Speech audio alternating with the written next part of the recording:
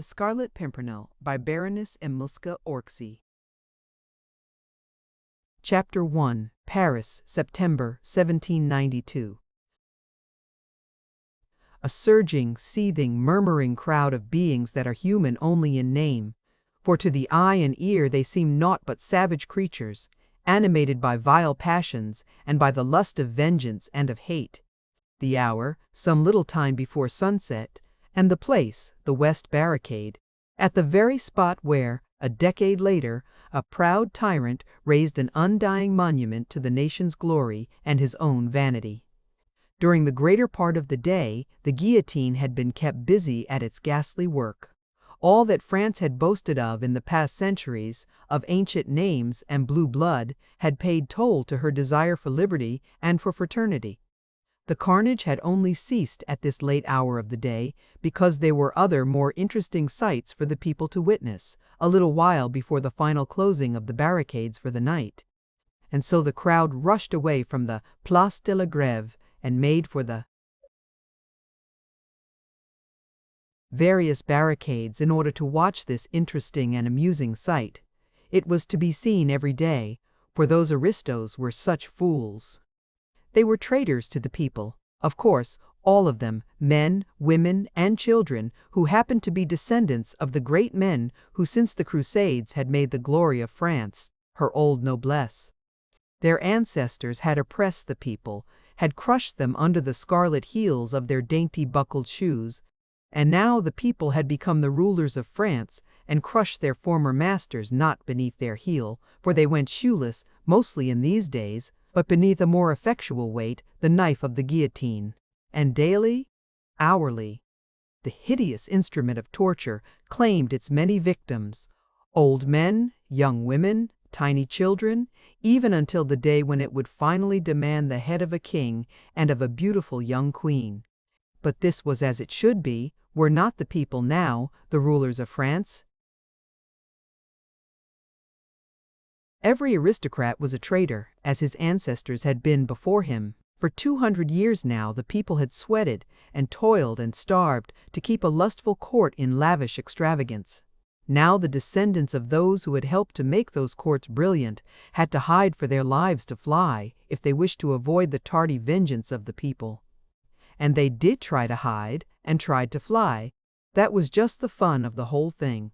Every afternoon before the gates closed and the market carts went out in procession by the various barricades, some fool of an aristo endeavored to evade the clutches of the Committee of Public Safety. In various disguises, under various pretexts, they tried to slip through the barriers which were so well guarded by citizen soldiers of the Republic. Men in women's clothes, women in male attire, children disguised in beggars' rags. There were some of all sorts, ci-devant counts, marquises, even dukes, who wanted to fly from France, reach England or some other equally accursed country, and there try to rouse foreign feeling against the glorious revolution, or to raise an army in order to liberate the wretched prisoners in the Temple, who had once called themselves sovereigns of France. But they were nearly always caught at the barricades. Sergeant Bibot, especially at the West Gate, had a wonderful nose for scenting an aristo in the most perfect disguise. Then, of course, the fun began. Bibot would look at his prey as a cat looks upon the mouse, play with him, sometimes for quite a quarter of an hour, pretend to be hoodwinked by the disguise, by the wigs and other bits of theatrical makeup which hid the identity of a ci-devant, noble marquise or count. Oh, Bibot had a keen sense of humor, and it was well worth hanging round that West Barricade in order to see him catch an aristo in the very act of trying to flee from the vengeance of the people.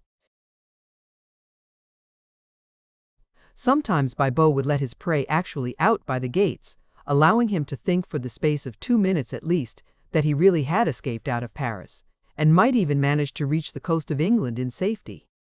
But Bibot would let the unfortunate wretch walk about 10 meters towards the open country. Then he would send 2 men after him and bring him back, stripped of his disguise. Oh, That was extremely funny, for as often as not the fugitive would prove to be a woman, some proud marchioness, who looked terribly comical when she found herself in Bibot's clutches after all, and knew that a summary trial would await her the next day, and after that, the fond embrace of Madame la Guillotine. No wonder that on this fine afternoon in September, the crowd round Bibot's gate was eager and excited. The lust of blood grows with its satisfaction. There is no satiety. The crowd had seen 100 noble heads fall beneath the guillotine. Today, it wanted to make sure that it would see another 100 fall on the morrow. Bibot was sitting on an overturned and empty cask, close by the gate of the barricade. A small detachment of citoyen soldiers was under his command. The work had been very hot lately. Those cursed aristos were becoming terrified, and tried their hardest to slip out of Paris, men, women, and children, whose ancestors, even in remote ages, had served those traitorous Bourbons, were all traitors themselves, and right food for the guillotine. Every day Bibot had had the satisfaction of unmasking some fugitive royalists and sending them back to be tried by the Committee of Public Safety, presided over by that good patriot, Citoyen Fouquier-Tinville. Robespierre and Danton both had commended Bibot for his zeal, and Bibot was proud of the fact that he on his own initiative had sent at least 50 aristos to the guillotine. But today, all the sergeants in command at the various barricades had had special orders. Recently, a very great number of aristos had succeeded in escaping out of France and in reaching England safely. There were curious rumors about these escapes. They had become very frequent and singularly daring. The people's minds were becoming strangely excited about it all. Sergeant Grospierre had been sent to the guillotine for allowing a whole family of aristos to slip out of the north gate under his very nose. It was asserted that these escapes were organized by a band of Englishmen, whose daring seemed to be unparalleled, and who, from sheer desire to meddle in what did not concern them, spent their spare time in snatching away lawful victims destined for Madame la Guillotine. These rumors soon grew in extravagance. There was no doubt that this band of meddlesome Englishmen did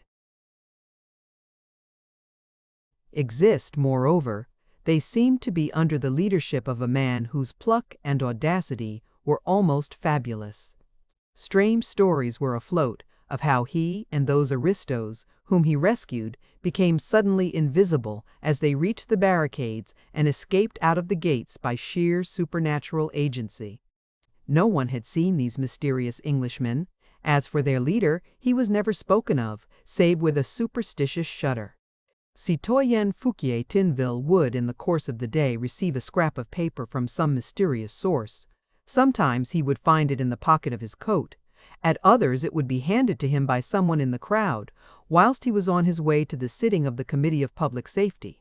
The paper always contained a brief notice that the band of meddlesome Englishmen were at work, and it was always signed with a device drawn in red, a little star-shaped flower, which we in England call the Scarlet Pimpernel. Within a few hours of the receipt of this impudent notice, the citoyens of the Committee of Public Safety would hear that so many royalists and aristocrats had succeeded in reaching the coast and were on their way to England and safety. The guards at the gates had been doubled. The sergeants in command had been threatened with death, whilst liberal rewards were offered for the capture of these daring and impudent Englishmen. There was a sum of 5,000 francs promised to the man who laid hands on the mysterious and elusive Scarlet Pimpernel. Everyone felt that Bibot would be that man, and Bibot allowed that belief to take firm root in everybody's mind, and so, day after day, people came to watch him at the West Gate, so as to be present when he laid hands on any fugitive aristo who perhaps might be accompanied by that mysterious Englishman. "Bah," he said to his trusted corporal, "Citoyen Grospierre was a fool. Had it been me now at that north gate last week?" Citoyen Bibot spat on the ground to express his contempt for his comrade's stupidity. How did it happen, citoyen? Asked the corporal. Grospierre was at the gate keeping good watch, began Bibot, pompously, as the crowd closed in round him, listening eagerly to his narrative. We've all heard of this meddlesome Englishman, this accursed Scarlet Pimpernel. He won't get through my gate, morbleu, unless he be the devil himself. But Grospierre was a fool. The market carts were going through the gates. There was one laden with casks and driven by an old man with a boy beside him. Grospierre was a bit drunk, but he thought himself very clever. He looked into the casks, most of them at least, and saw they were empty, and let the cart go through. A murmur of wrath and contempt went round the group of ill-clad wretches who crowded round citoyen Bibot. Half an hour later, continued the sergeant, up comes a captain of the guard with a squad of some dozen soldiers with him. Has a cart gone through? He asks of Grospierre breathlessly. Yes, says Grospierre, not half an hour ago. And you have let them escape, shouts the captain furiously. You'll go to the guillotine for this, citoyen sergeant. That cart held, concealed the ci-devant Duc de Chalice and all his family. What? Thunders Grospierre, aghast. Aye. And the driver was none other than that cursed Englishman, the Scarlet Pimpernel. A howl of execration greeted this tale. Citoyen Grospierre had paid for his blunder on the guillotine, but what a fool! Oh, what a fool! Bibot was laughing so much at his own tale that it was some time before he could continue. After them, my men, shouts the captain, he said after a while. Remember the reward. After them they cannot have gone far. And with that he rushes through the gate, followed by his dozen soldiers. But it was too late, shouted the crowd excitedly. They never got them. Curse that Grospierre for his folly. He deserved his fate. Fancy not examining those casks properly. But these sallies seemed to amuse citoyen Bibot exceedingly. He laughed until his sides ached, and the tears streamed down his cheeks. Nay, nay, he said at last. Those aristos weren't in the cart. The driver was not the Scarlet Pimpernel. What? No. The captain of the guard was that damned Englishman in disguise, and every one of his soldiers aristos. The crowd this time said nothing. The story certainly savored of the supernatural, and though the Republic had abolished God, it had not quite succeeded in killing the fear of the supernatural in the hearts of the people. Truly, that Englishman must be the devil himself. The sun was sinking low down in the west. Bibot prepared himself to close the gates. En avant the carts, he said. Some dozen covered carts were drawn up in a row, ready to leave town, in order to fetch the produce from the country close by, for market the next morning. They were mostly well known to Bibot, as they went through his gate twice every day on their way to and from the town. He spoke to one or two of their drivers, mostly women, and was at great pains to examine the inside of the carts. You never know, he would say, and I'm not going to be caught like that fool Grospierre. The women who drove the carts usually spent their day on the Place de la Grève, beneath the platform of the guillotine, knitting and gossiping, whilst they watched the rows of tumbrils arriving with the victims the reign of terror claimed every day. It was great fun to see the aristos arriving for the reception of Madame la Guillotine, and the places close by the platform were very much sought after. Bibot, during the day, had been on duty on the place. He recognized most of the old hags, tricoteuses as they were called, who sat there and knitted, whilst head after head fell beneath the knife, and they themselves got quite bespattered with the blood of those cursed aristos. Hey, la mère, said Bibot to one of these horrible hags, what have you got there? He had seen her earlier in the day, with her knitting in the whip of her cart close beside her. Now she had fastened a row of curly locks to the whip handle, all colors, from gold to silver, fair to dark, and she stroked them with her huge, bony fingers as she laughed at Bibot. I made friends with Madame Guillotine's lover, she said with a coarse laugh. He cut these off for me from the heads as they rolled down. He has promised me some more tomorrow, but I don't know if I shall be at my usual place. Ah, "How is that, La Mère?" asked Bibot, who, hardened soldier though he was, could not help shuddering at the awful loathsomeness of this semblance of a woman, with her ghastly trophy on the handle of her whip. "My grandson has got the smallpox," she said with a jerk of her thumb towards the inside of her cart. "Some say it's the plague. If it is, I shan't be allowed to come into Paris tomorrow." At the first mention of the word smallpox, Bibot had stepped hastily backwards, and when the old hag spoke of the plague, he retreated from her as fast as he could. "Curse you," he muttered, whilst the whole crowd hastily avoided the cart, leaving it standing all alone in the midst of the place. The old hag laughed. "Curse you, citoyenne, for being a coward," she said. "Bah! What a man to be afraid of sickness!" Morbleu! The plague! Everyone was awestruck and silent, filled with horror for the loathsome malady, the one thing which still had the power to arouse terror and disgust in these savage, brutalized creatures. "Get out with you, and with your plague-stricken brood," shouted Bibot hoarsely. And with another rough laugh and coarse jest, the old hag whipped up her lean nag and drove her cart out of the gate. This incident had spoilt the afternoon. The people were terrified of these two horrible curses, the two maladies which nothing could cure, and which were the precursors of an awful and lonely death. They hung about the barricades, silent and sullen for a while, eyeing one another suspiciously, avoiding each other as if by instinct, lest the plague lurked already in their midst. Presently, as in the case of Grospierre, a captain of the guard appeared suddenly. But he was known to Bibot, and there was no fear of his turning out to be a sly Englishman in disguise. "A cart!" he shouted breathlessly, even before he had reached the gates. "What cart?" asked Bibot roughly. "Driven by an old hag, tumbered cart. A covered cart. There were a dozen. An old hag who said her son had the plague." "Yes, you have not let them go?" "Morbleu," said Bibot, whose purple cheeks had suddenly become white with fear. "The cart contained the ci-devant Comtesse de Tournay and her 2 children, all of them traitors and condemned to death." "And their driver?" muttered Bibot, as a superstitious shudder ran down his spine. "Sacré tonnerre," said the captain, "but it is feared that it was that accursed Englishman himself, the Scarlet Pimpernel." Chapter 2. The Fisherman's Rest. In the kitchen, Sally was extremely busy. Saucepans and frying pans were standing in rows on the gigantic hearth. The huge stock-pot stood in a corner, and the jack turned with slow deliberation, and presented alternately to the glow every side of a noble sirloin of beef.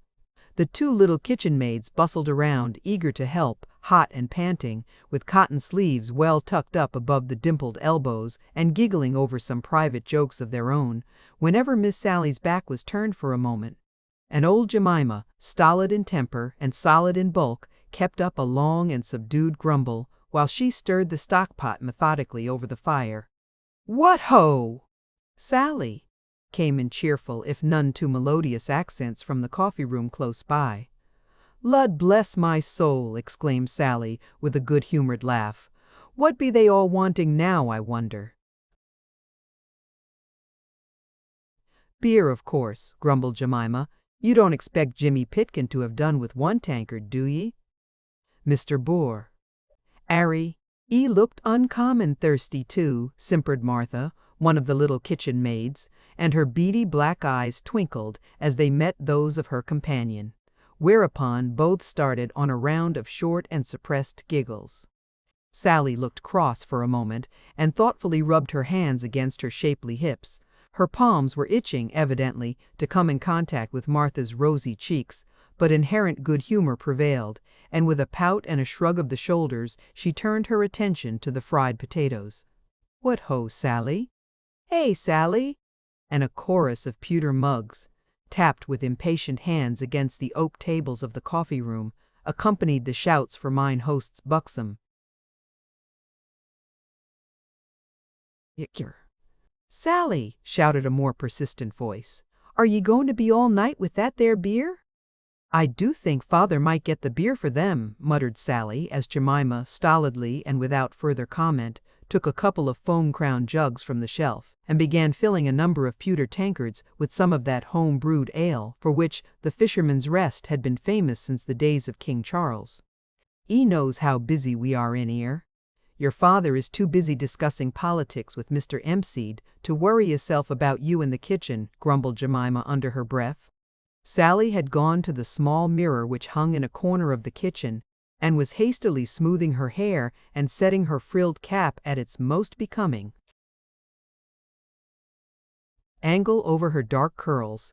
Then she took up the tankards by their handles, 3 in each strong brown hand, and laughing, grumbling, blushing, carried them through into the coffee-room. There was certainly no sign of that bustle and activity which kept 4 women busy and hot in the glowing kitchen beyond. The coffee-room of the Fisherman's Rest is a show place now at the beginning of the 20th century. At the end of the 18th, in the year of grace 1792, it had not yet gained that notoriety and importance which 100 additional years and the craze of the age have since bestowed upon it. Yet it was an old place even then, for the oak rafters and beams were already black with age, as were the paneled seats with their tall backs, and the long polished tables between, on which innumerable pewter tankards had left fantastic patterns of many-sized rings. In the leaded window, high up, a row of pots of scarlet geraniums and blue larkspur gave the bright note of color against the dull background of the oak. That Mr. Studmist, Jellyband, landlord of the Fisherman's Rest at Dover, was a prosperous man, was of course clear to the most casual observer. The pewter on the fine old dressers, the brass above the gigantic hearth, shone like silver and gold. The red-tiled floor was as brilliant as the scarlet geranium on the windowsill. This meant that his servants were good and plentiful, that the custom was constant, and of that order which necessitated the keeping up of the coffee-room to a high standard of elegance and order. As Sally came in, laughing through her frowns, and displaying a row of dazzling white teeth, she was greeted with shouts and chorus of applause. "Why, here's Sally!" "What ho, Sally!" "Hurrah for pretty Sally!" "I thought you'd grown deaf in that kitchen of yours," muttered Jimmy Pitkin, as he passed the back of his hand across his very dry lips. "All right." "All right," laughed Sally, as she deposited the freshly filled tankards upon the tables. "Why, what a 'urry to be sure! And is your grandmother a-dyin', and you wantin' to see the poor soul afore she'm gone? I never seed such a mighty Russian." A chorus of good-humored laughter greeted this witticism, which gave the company there present food for many jokes, for some considerable time. Sally now seemed in less of a hurry to get back to her pots and pans. A young man with fair curly hair and eager, bright blue eyes was engaging most of her attention and the whole of her time, whilst broad witticisms aimed at Jimmy Pitkin's fictitious grandmother flew from mouth to mouth, mixed with heavy puffs of pungent tobacco smoke. Facing the hearth, his legs wide apart, a long clay pipe in his mouth, stood mine host himself, worthy Mr. Prest. Jellyband, landlord of the Fisherman's Rest, as his father had been before him, aye, and his grandfather and great-grandfather too, for that matter, portly in build, jovial in countenance, and somewhat bald of pate, Mr. Bald of Pate. Jellyband was indeed a typical rural John Bull of those days. The days when our prejudiced insularity was at its height, when to an Englishman, be he lord, yeoman, or peasant, the whole of the continent of Europe was a den of immorality, and the rest of the world an unexploited land of savages and cannibals. There he stood, mine worthy host, firm and well set up on his limbs, smoking his long churchwarden and caring nothing for nobody at home, and despising everybody abroad. He wore the typical scarlet waistcoat, with shiny brass buttons, the corduroy breeches, the gray worsted stockings, and smart-buckled shoes that characterized every self-respecting innkeeper in Great Britain in these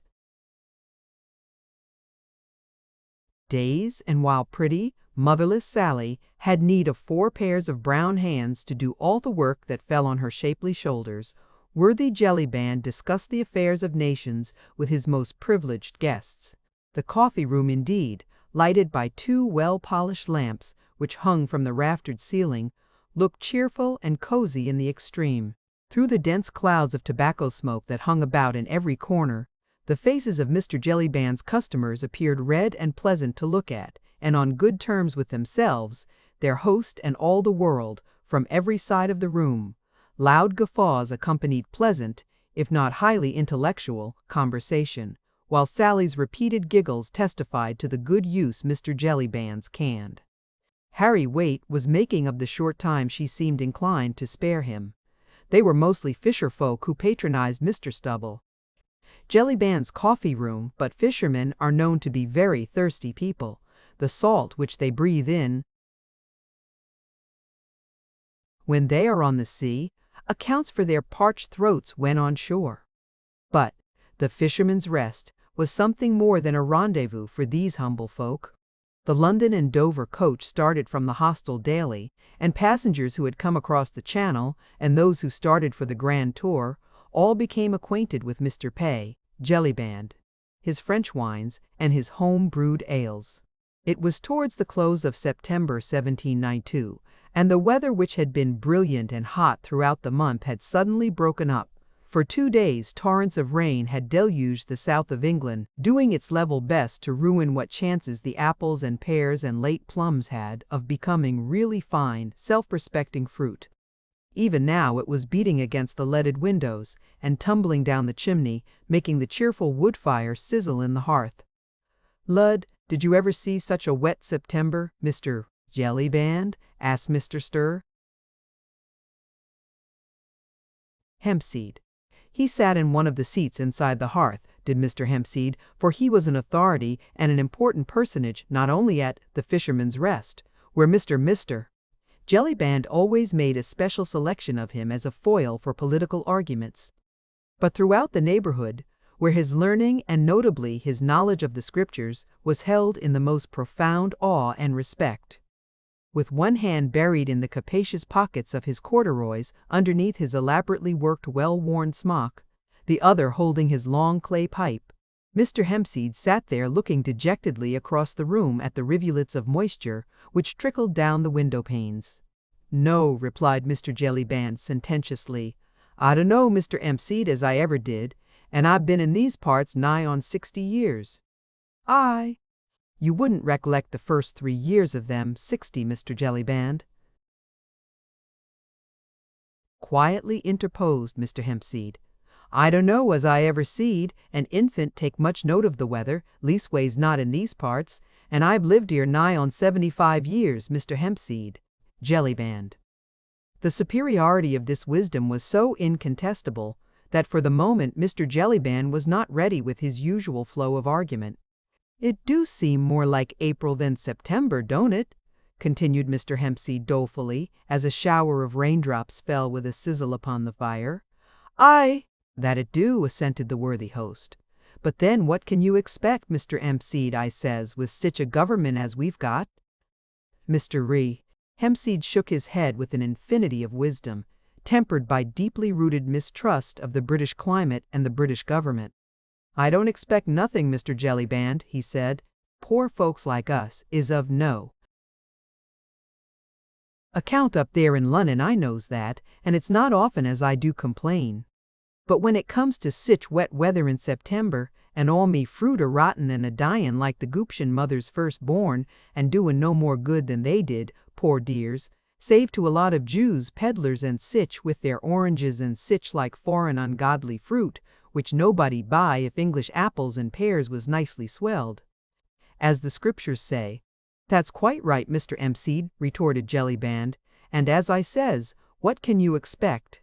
There's all them Frenchy devils over the Channel yonder, a murderin' their king and nobility, and Mr. Pitt and Mr. Fox and Mr. Fox Burke a-fightin' and a-wranglin' between them if we Englishmen should low them to go on in their ungodly way.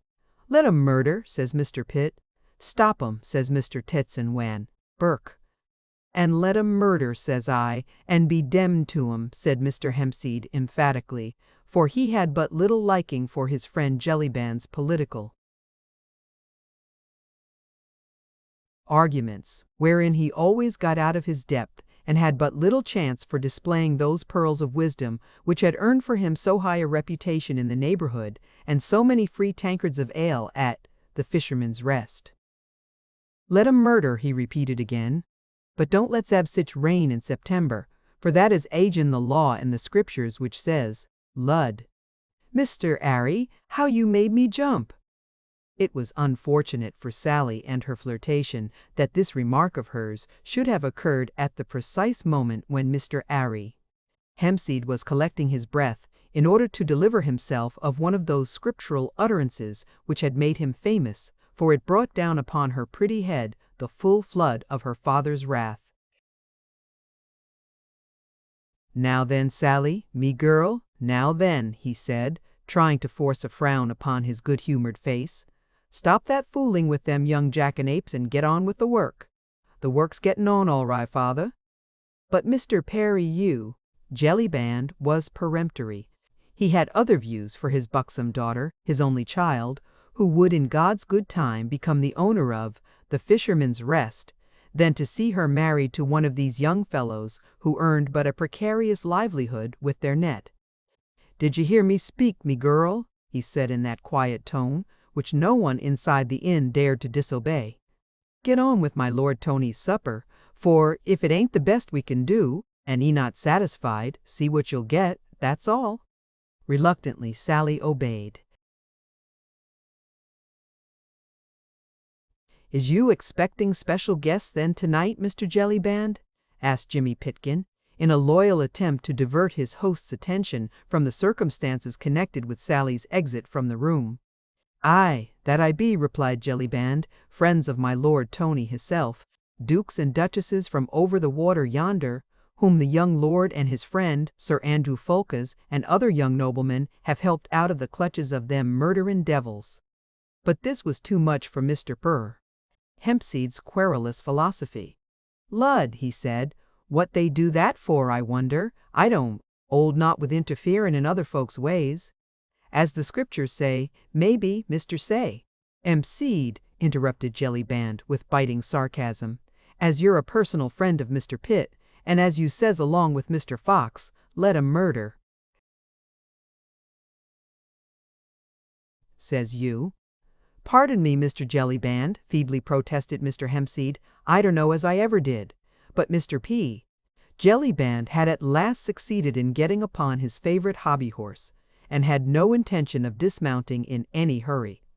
"Or maybe you've made friends with some of them French chaps they do say have come over here a purpose to make us Englishmen agree with their murderin' ways." "I don't know what you mean, Mr. Friends." "Who, Jellyband?" suggested Mr. Suver. "Hempseed, all I know is," loudly asserted mine host, "that there was my friend Peppercorn, owns the blue-faced boar, and as true and loyal an Englishman as you'd see in the land. And now look at 'em. Made friends with some of them frog-eaters, obnobbed with them just as if they was Englishmen, and not just a lot of immoral, God-forsaken furrin spies. Well, and what happened? Peppercorn now ups and talks of revolutions, and liberty, and down with the aristocrats, just like Mr. Hempseed over 'ere." "Pardon me, Mr. Jellyband," again interposed Mr. Jellyband. Hempseed, feebly, "I don't know as I ever did."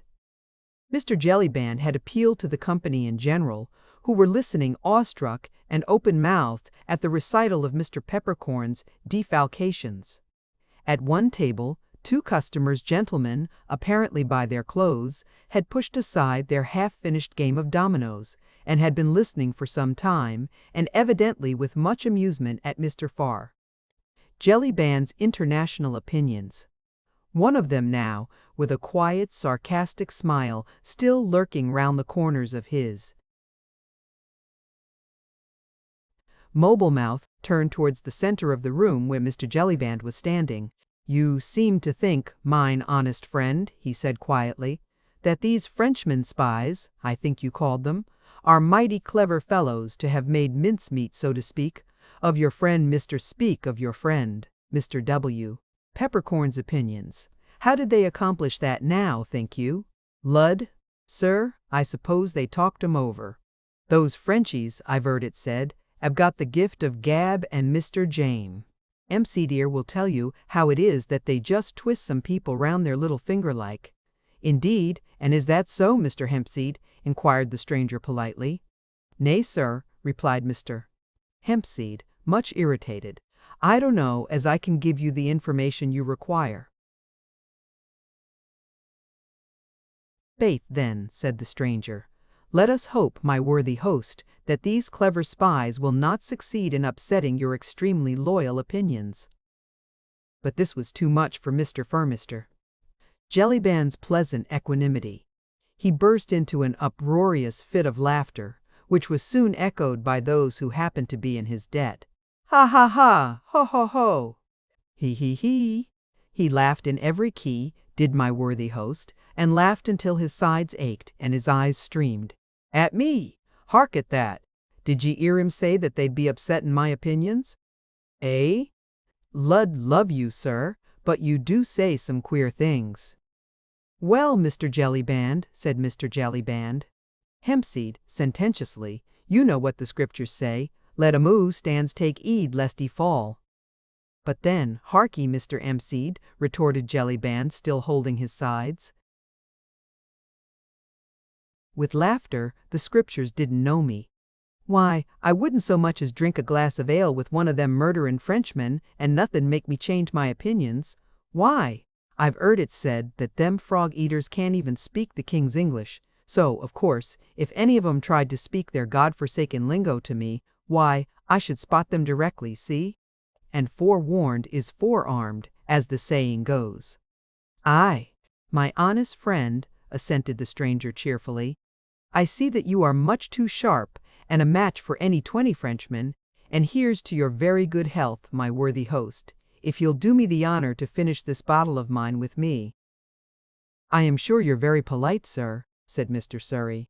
Jellyband, wiping his eyes, which were still streaming with the abundance of his laughter, "and I don't mind if I do." The stranger poured out a couple of tankards full of wine, and having offered one to mine host, he took the other himself. "Loyal Englishmen, as we all are," he said, whilst the same humorous smile played round the corners of his thin lips. "Loyal as we are, we must admit that this at least is one good thing which comes to us from France." "Aye, we'll none of us deny that, sir," assented mine host. "And here's to the best landlord in England, our worthy host, Mr. Jellyband," said the stranger in a loud tone of voice. "Hip, hip, hurrah!" retorted the whole company present. Then there was loud clapping of hands, and mugs and tankards made a rattling music upon the tables to the accompaniment of loud laughter at nothing in particular, and of Mr. Jellyband's muttered exclamations. "Just fancy me bein' talked over by any God-forsaken furriner. What? Lud love you, sir, but you do say some queer things." To which obvious fact the stranger heartily assented. It was certainly a preposterous suggestion that anyone could ever upset Mr. Jellyband's firmly rooted opinions anent the utter worthlessness of the inhabitants of the whole continent of Europe. Chapter 3. The Refugees. Feeling in every part of England certainly ran very high at this time against the French and their doings.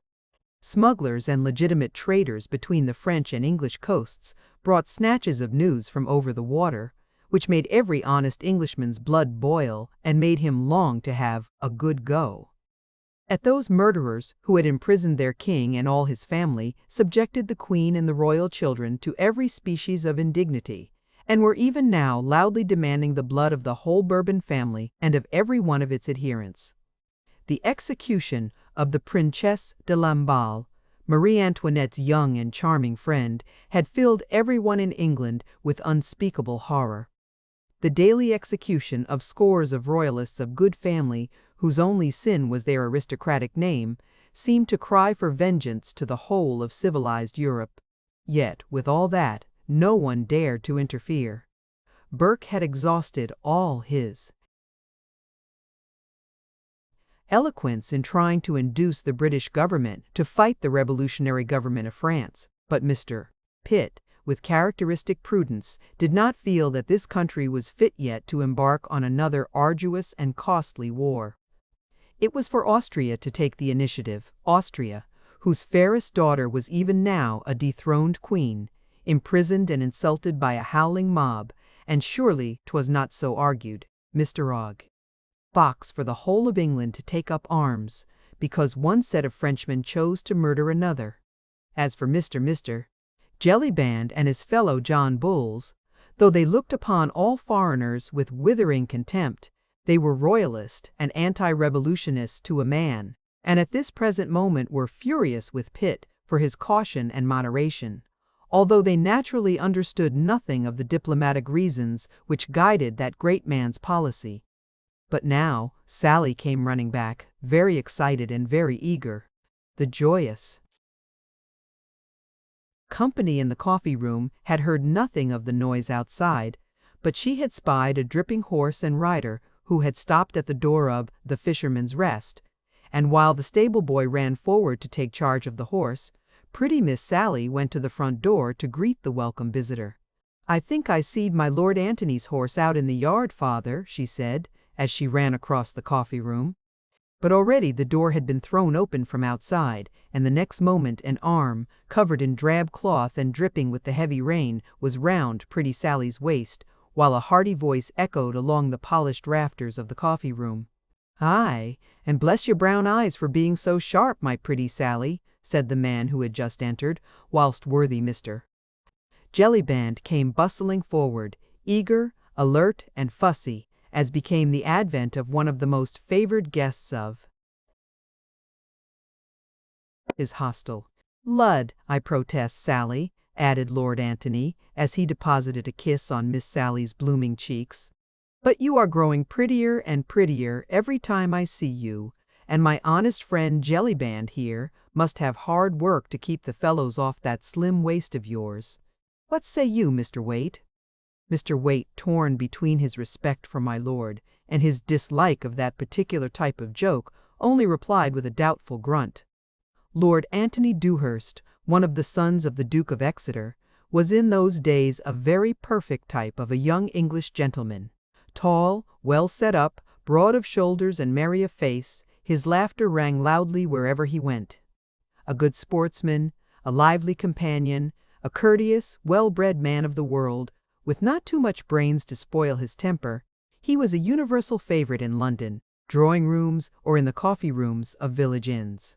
At the Fisherman's Rest, everyone knew him, for he was fond of a trip across to France, and always spent a night under worthy Mr. Jellyband's roof on his way there or back. He nodded to Waite, Pitkin, and the others as he at last released Sally's waist and crossed over to the hearth to warm and dry himself.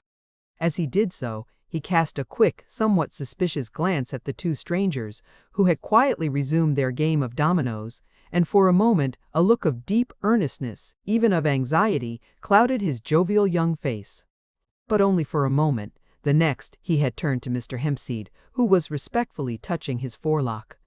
"Well, Mr. Hempseed, and how is the fruit?" "Badly, my lord, badly," replied Mr. Bowes. Hempseed, dolefully. "But what can you expect with this 'ere government favouring them rascals over in France who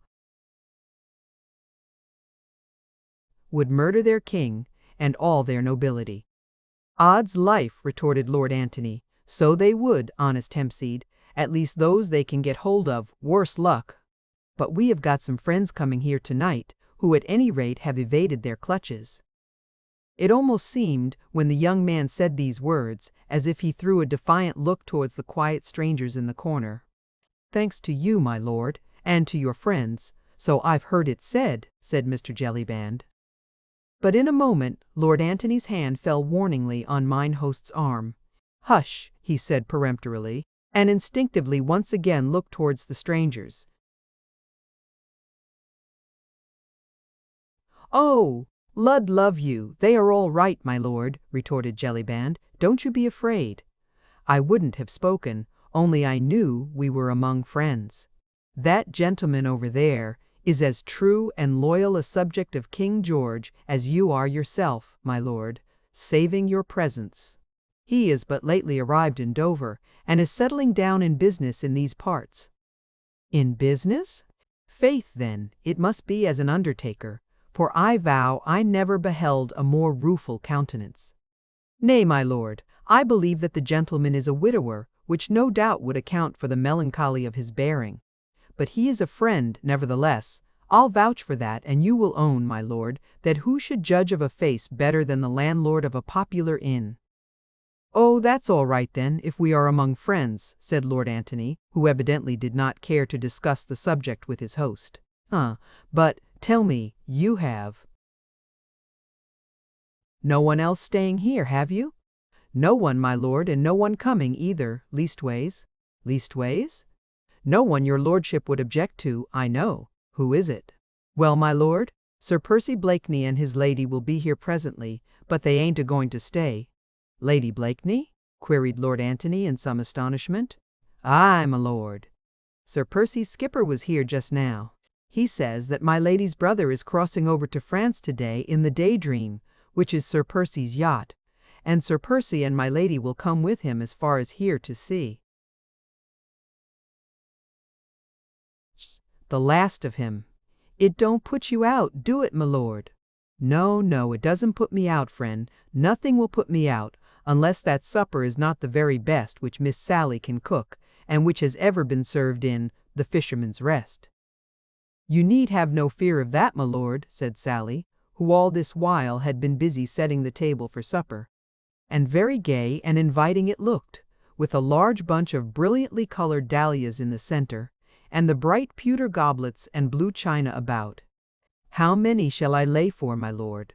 "5 places, pretty Sally, but let the supper be enough, for 10 at least. Our friends will be tired, and, I hope, hungry. As for me, I vow I could demolish a baron of beef tonight." "Here they are, I do believe," said Sally excitedly, as a distant clatter of horses and wheels could now be distinctly heard, drawing rapidly nearer. There was general commotion in the coffee-room. Everyone was curious to see my Lord Antony's swell friends from over the water. Miss Sally cast 1 or 2 quick glances at the little bit of mirror which hung on the wall, and worthy Mr. Jellyband bustled out in order to give the first welcome himself to his distinguished guests. Only the 2 strangers in the corner did not participate in the general excitement.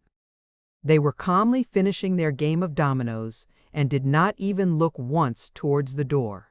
"Straight ahead, Comtesse, the door on your right," said a pleasant voice outside. "Aye." "There they are, all right enough," said Lord Antony joyfully. "Off with you, my pretty Sally, and see how quickly you can dish up the soup."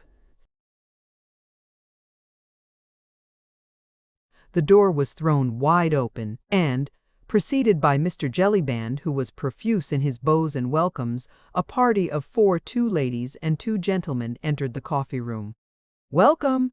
Welcome to Old England," said Lord Antony effusively, as he came eagerly forward with both hands outstretched towards the newcomers. "Ah, you are Lord Antony Dewhurst, I think," said one of the ladies, speaking with a strong foreign accent. "At your service, madam," he replied, as he ceremoniously kissed the hands of both the ladies, then turned to the men and shook them both warmly by the hand. Sally was already helping the ladies to take off their traveling cloaks, and both turned, with a shiver, towards the brightly blazing hearth. There was a general movement among the company in the coffee-room. Sally had bustled off to her kitchen, whilst Jellyband, still profuse with his respectful salutations, arranged 1 or 2 chairs around the fire. Mr. W. Hempseed, touching his forelock, was quietly vacating the seat in the hearth. Everyone was staring curiously, yet deferentially, at the foreigners. "Ah, messieurs! What can I say?" said the elder of the two ladies, as she stretched a pair of fine, aristocratic hands to the warmth of the blaze, and looked with unspeakable gratitude first at Lord Antony, then at one of the young men who had accompanied her party, and who was busy divesting himself of his heavy, caped coat. "Only that you are glad to be in England, Comtesse," replied Lord Antony, "and that you have not suffered too much from your trying voyage." "Indeed, indeed, we are glad to be in England," she said, while her eyes filled with tears, "and we have already forgotten all that we have suffered." Her voice was musical and low, and there was a great deal of calm dignity and of many sufferings nobly endured, marked in the handsome, aristocratic face, with its wealth of snow-white hair dressed high above the forehead after the fashion of the times. "I hope my friend, Sir Andrew Fulkus, proved an entertaining traveling companion, madam?" "Ah, indeed, Sir Andrew was kindness itself." "How could my children and I ever show enough gratitude to you all, messieurs?" Her companion, a dainty, girlish figure, childlike and pathetic in its look of fatigue and of sorrow, had said nothing as yet, but her eyes, large, brown, and full of tears, looked up from the fire and sought those of Sir Andrew Fulques, who had drawn near to the hearth and to her. Then, as they met his, which were fixed with unconcealed admiration upon the sweet face before him, a thought of warmer color rushed up to her pale cheeks. "So, this is England," she said, as she looked round with childlike curiosity at the great open hearth, the oak rafters, and the yokels with their elaborate smocks and jovial, rubicund, British countenances. "A bit of it, mademoiselle," replied Sir Andrew, smiling, "but all of it at your service." The young girl blushed again, but this time a bright smile, fleet and sweet, illumined her dainty face. She said nothing, and Sir Andrew too was silent, yet those two young people understood one another, as young people have a way of doing all the world over, and have done since the world began. "But, I say, supper!" here broke in Lord Antony's jovial voice. "Supper, honest Jellyband! Where is that pretty wench of yours and the dish of soup? Zooks, man, while you stand there gaping at the ladies, they will faint with hunger." "One moment, my lord," said Jellyband, as he threw open the door that led to the kitchen and shouted lustily, "Sally! Hey, Sally there, are ye ready, my girl?" Sally was ready, and the next moment she appeared in the doorway carrying a gigantic tureen, from which rose a cloud of steam and an abundance of savory odor. "Odds my life, supper at last!" ejaculated Lord Antony merrily, as he gallantly offered his arm to the Comtesse. "May I have the honor?" he added ceremoniously as he led her towards the supper table. There was general bustle in the coffee room. Mr. Hempseed and most of the yokels and fisherfolk had gone to make way for the quality and to finish smoking their pipes elsewhere. Only the two strangers stayed on, quietly and unconcernedly playing their game of dominoes and sipping their wine. Whilst at another table, Harry Waite, who was fast losing his temper, watched pretty Sally bustling round the table. She looked a very dainty picture of English rural life, and no wonder that the susceptible young Frenchman could scarce take his eyes off her pretty face. The Vicomte de Tournay was scarce 19, a beardless boy, on whom the terrible tragedies which were being enacted in his own country had made but little impression. He was elegantly and even foppishly dressed, and once safely landed in England, he was evidently ready to forget the horrors of the Revolution in the delights of English life. "Pardy, if this is England," he said as he continued to ogle Sally with marked satisfaction, "I am of it satisfied." It would be impossible at this point to record the exact exclamation which escaped through Mr. Stawn, Harry Waite's clenched teeth. Only respect for the quality, and notably for my Lord Antony, kept his marked disapproval of the young foreigner in check. "Nay, but this is England, you abandoned young reprobate," interposed Lord Antony with a laugh. And do not, I pray, bring your loose foreign ways into this most moral country." Lord Antony had already sat down at the head of the table with the Comtesse on his right. Jellyband was bustling round, filling glasses and putting chairs. Straight, Sally waited, ready to hand round the soup. Mr. Harry Waite's friends had at last succeeded in taking him out of the room, for his temper was growing more and more violent under the Vicomte's obvious admiration for Sally. Suzanne came in stern, commanding accents from the rigid Comtesse.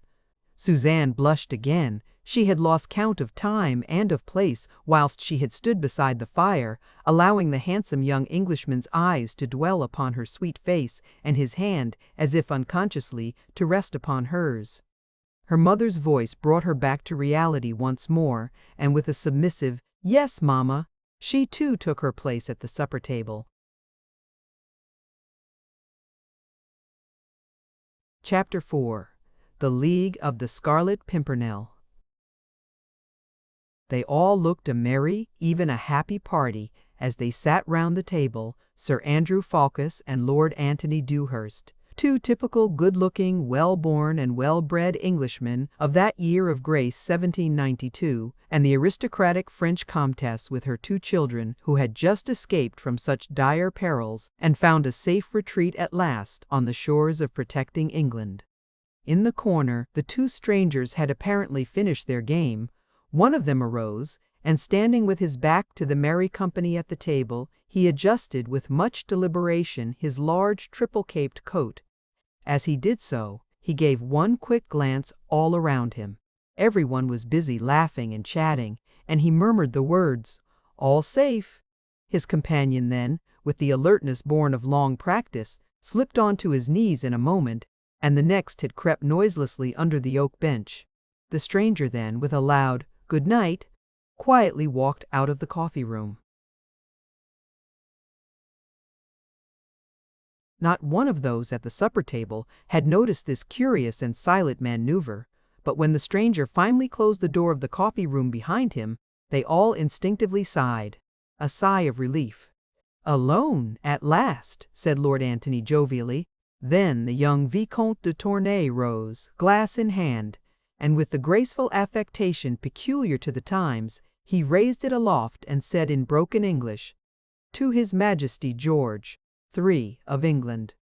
God bless him for his hospitality to us all, poor exiles from France." "His Majesty, the King," echoed Lord Antony and Sir Andrew, as they drank loyally to the toast.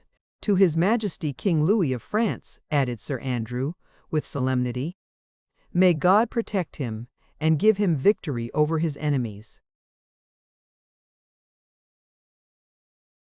Everyone rose and drank this toast in silence.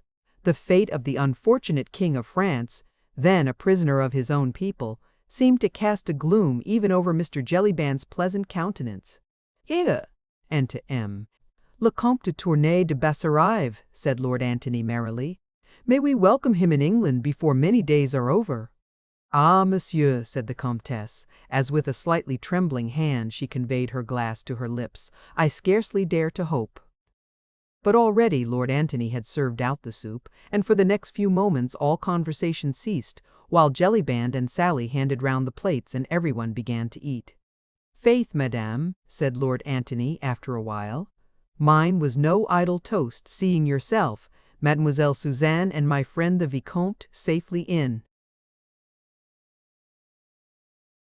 England now. Surely you must feel reassured as to the fate of Monsieur le Comte." "Ah, monsieur," replied the Comtesse with a heavy sigh, "I trust in God I can but pray and hope."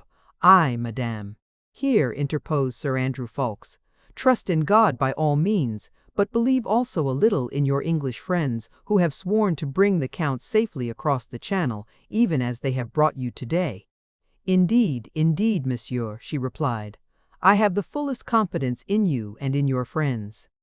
Your fame, I assure you, has spread throughout the whole of France. The way some of my own friends have escaped from the clutches of that awful revolutionary tribunal was nothing short of a miracle, and all done by you and your friends." We were but the hands, Madame la Comtesse, but my husband, monsieur, said the Comtesse, whilst unshed tears seemed to veil her voice.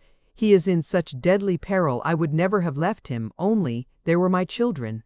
I was torn between my duty to him and to them. They refused to go without me, and you and your friends assured me so solemnly that my husband would be safe. But, oh! Now that I am here amongst you all in this beautiful free England, I think of him, flying for his life, hunted like a poor beast, in such peril. Ah! I should not have left him. I should not have left him. The poor woman had completely broken down. Fatigue, sorrow, and emotion had overmastered her rigid, aristocratic bearing. She was crying gently to herself, whilst Suzanne ran up to her and tried to kiss away her tears. Lord Antony and Sir Andrew had said nothing to interrupt the Comtesse. While she was speaking, there was no doubt that they felt deeply for her. Their very silence testified to that. But in every century, and ever since England has been what it is, an Englishman has always felt somewhat ashamed of his own emotion and of his own sympathy. And so the two young men said nothing, and busied themselves in trying to hide their feelings, only succeeding in looking immeasurably sheepish. As for me, monsieur, said Suzanne suddenly, as she looked through a wealth of brown curls across at Sir Andrew, I trust you absolutely, and I know that you will bring my dear father safely to England, just as you brought us today. This was said with so much confidence, such unuttered hope and belief, that it seemed as if by magic to dry the mother's eyes, and to bring a smile upon everybody's lips. Nay, you shame me, mademoiselle, replied Sir Andrew, though my life is at your service. I have been but a humble tool in the hands of our great leader, who organized and effected your escape. He had spoken with so much warmth and vehemence that Suzanne's eyes fastened upon him in undisguised wonder. Your leader, monsieur, said the Comtesse eagerly. Ah, of course, you must have a leader. And I did not think of that before. But tell me, where is he? I must go to him at once, and I and my children must throw ourselves at his feet and thank him for all that he has done for us. Alas, madam, said Lord Antony, that is impossible. Impossible? Why? Because the Scarlet Pimpernel works in the dark, and his identity is only known under a solemn oath of secrecy to his immediate followers. The Scarlet Pimpernel? Said Suzanne with a merry laugh. Why, what a droll name! What is the Scarlet Pimpernel, monsieur? She looked at Sir Andrew with eager curiosity. The young man's face had become almost transfigured. His eyes shone with enthusiasm, hero worship, love, admiration for his leader seemed literally to glow upon his face. The Scarlet Pimpernel, mademoiselle, he said at last, is the name of a humble English wayside flower, but it is also the name chosen to hide the identity of the best and bravest man in all the world, so that he may better succeed in accomplishing the noble task he has set himself to do. Ah yes, here, interposed the young Vicomte. I have heard speak of this Scarlet Pimpernel. A little flower red? Yes. They say in Paris that every time a royalist escapes to England, that devil, Fouquier Tinville, the public prosecutor, receives a paper with that little flower designated in red upon it. Yes? Yes, that is so, assented Lord Antony. Then he will have received one such paper today? Undoubtedly. Oh, I wonder what he will say, said Suzanne merrily. I have heard that the picture of that little red flower is the only thing that frightens him. Faith, then, said Sir Andrew, he will have many more opportunities of studying the shape of that small scarlet flower. Ah, monsieur, sighed the Comtesse, it all sounds like a romance, and I cannot understand it all. Why should you try, madame? But tell me, why should your leader, why should you all spend your money and risk your lives for it? Is your lives you risk, messieurs, when you set foot in France, and all for us, French men and women who are nothing to you? Sport, Madame la Comtesse, sport, asserted Lord Antony, with his jovial, loud and pleasant voice. We are a nation of sportsmen, you know, and just now it is the fashion to pull the hair from between the teeth of the hound. Ah, no, no, not sport only, monsieur. You have a more noble motive, I am sure, for the good work you do. Faith, madam, I would like you to find it then. As for me, I vow, I love the game, for this is the finest sport I have yet encountered. Hairbreadth escapes, the devil's own risks. Tally-ho. And away we go. But the Comtesse shook her head, still incredulously. To her it seemed preposterous that these young men and their great leader, all of them rich, probably well-born and young, should for no other motive than sport run the terrible risks which she knew they were constantly doing. Their nationality, once they had set foot in France, would be no safeguard to them. Anyone found harboring or assisting suspected royalists would be ruthlessly condemned and summarily executed, whatever his nationality might be.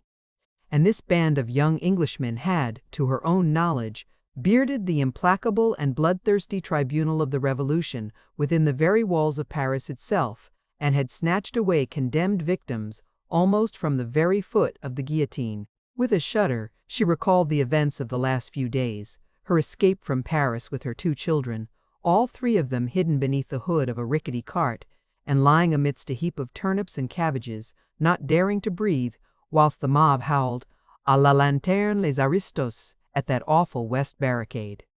It had all occurred in such a miraculous way. She and her husband had understood that they had been placed on the list of suspected persons, which meant that their trial and death were but a matter of days, of hours, perhaps. Then came the hope of salvation, the mysterious epistle, signed with the enigmatical scarlet device, the clear peremptory directions, the parting from the Comte de Tournay, which had torn the poor wife's heart in 2. The hope of reunion, the flight with her 2 children, the covered cart, that awful hag driving it, who looked like some horrible evil demon, with the ghastly trophy on her whip-handle,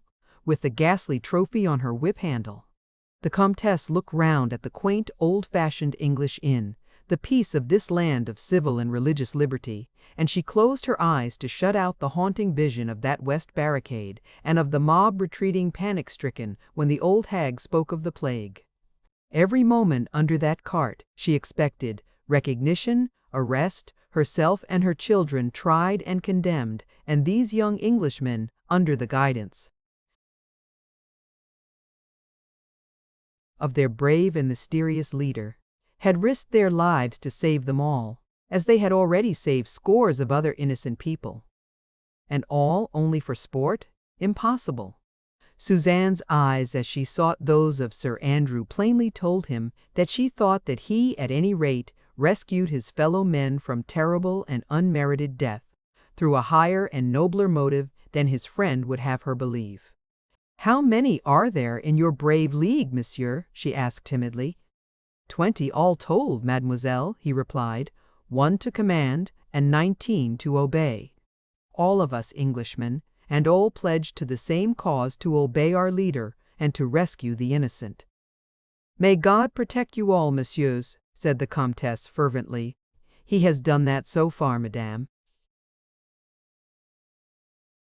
It is wonderful to me, wonderful, that you should all be so brave, so devoted to your fellow men, yet you are English. And in France treachery is rife, all in the name of liberty and fraternity. The women even, in France, have been more bitter against us aristocrats than the men," said the Vicomte, with a sigh. "Ah, yes," added the Comtesse, whilst a look of haughty disdain and intense bitterness shot through her melancholy eyes. "There was that woman, Marguerite St-Just, for instance. She denounced the Marquis de Saint-Cyr and all his family to the awful tribunal of the Terror." "Marguerite St-Just?" said Lord Antony, as he shot a quick and apprehensive glance across at Sir Andrew.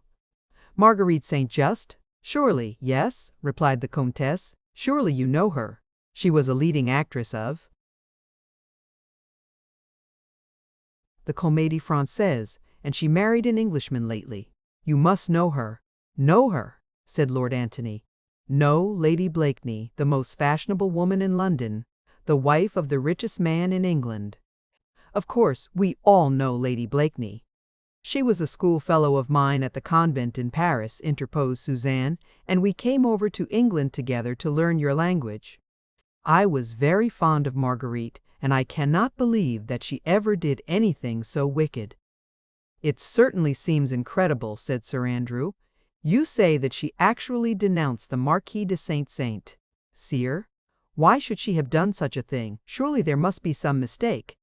No mistake is possible, monsieur, rejoined the Comtesse coldly. Marguerite. Saint-Just's brother is a noted Republican. There was some talk of a family feud between him and my cousin, the Marquis de Saint-Cyr, the Saint-Just's brother. Justs are quite plebeian, and the Republican government employs many spies. I assure you, there is no mistake. You had not heard this story? Faith, madam, I did hear some vague rumors of it, but in England no one would credit it. Sir Percy Blakeney, her husband, is a very wealthy man, of high social position, the intimate friend of the Prince of Wales, and Lady Blakeney leads both fashion and society in London. That may be, monsieur, and we shall, of course, lead a very quiet life in England, but I pray God that while I remain in this beautiful country, I may never meet Marguerite Saint-Saint. Just. The proverbial wet blanket seemed to have fallen over the merry little company gathered round the table. Suzanne looked sad and silent. Sir Andrew fidgeted uneasily with his fork, whilst the Comtesse, encased in the plate armor of her aristocratic prejudices, sat, rigid and unbending, in her straight-backed chair. As for Lord Antony, he looked extremely uncomfortable, and glanced once or twice apprehensively towards Jellyband, who looked just as uncomfortable as himself. "At what time do you expect Sir Percy and Lady Blakeney?" he contrived to whisper unobserved to mine host. "Any moment, my lord," whispered Jellyband in reply. Even as he spoke, a distant clatter was heard of an approaching coach. Louder and louder it grew. One or two shouts became distinguishable. Then the rattle of horses' hoofs on the uneven cobblestones, and the next moment a stable boy had thrown open the coffee-room door and rushed in excitedly. "Sir Percy Blakeney and my lady," he shouted at the top of his voice. "There? Just arriving." And with more shouting, jingling of harness, and iron hooves upon the stones, a magnificent coach, drawn by 4 superb bays, had halted outside the porch of the Fisherman's Rest. Chapter 5. Marguerite. In a moment, the pleasant oak-raftered coffee-room of the inn became the scene of hopeless confusion and discomfort. At the first announcement made by the stable-boy, Lord Antony, with a fashionable oath, had jumped up from his seat, and was now giving many and confused directions to poor bewildered Jellyband, who seemed at his wits' end what to do. "For goodness' sake, man," admonished his lordship, "try to keep Lady Blakeney talking outside for a moment, while the ladies withdraw. Zounds," he added, with another more emphatic oath, "this is most unfortunate. Quick, Sally!" "The candles!" shouted Jellyband, as hopping about from one leg to another, he ran hither and thither, adding to the general discomfort of everybody. The Comtesse, too, had risen to her feet, rigid and erect, trying to hide her excitement beneath more becoming sang-froid. She repeated mechanically, "I will not see her. I will not see her." Outside, the excitement attendant upon the arrival of very important guests grew apace. "Good day, Sir Percy. Good day to your ladyship. Your servant, Sir Percy," was heard in one long continued chorus, with alternate more feeble tones of "Remember the poor blind man," "Of your charity, lady and gentlemen." Then suddenly a singularly sweet voice was heard through all the din. "Let the poor man be, and give him some supper at my expense." The voice was low and musical, with a slight sing-song in it, and a faint soupçon of foreign intonation in the pronunciation of the consonants. Everyone in the coffee-room heard it and paused, instinctively listening to it, for A moment. Sally was holding the candles by the opposite door, which led to the bedrooms upstairs, and the Comtesse was in the act of beating a hasty retreat before that enemy who owned such a sweet musical voice.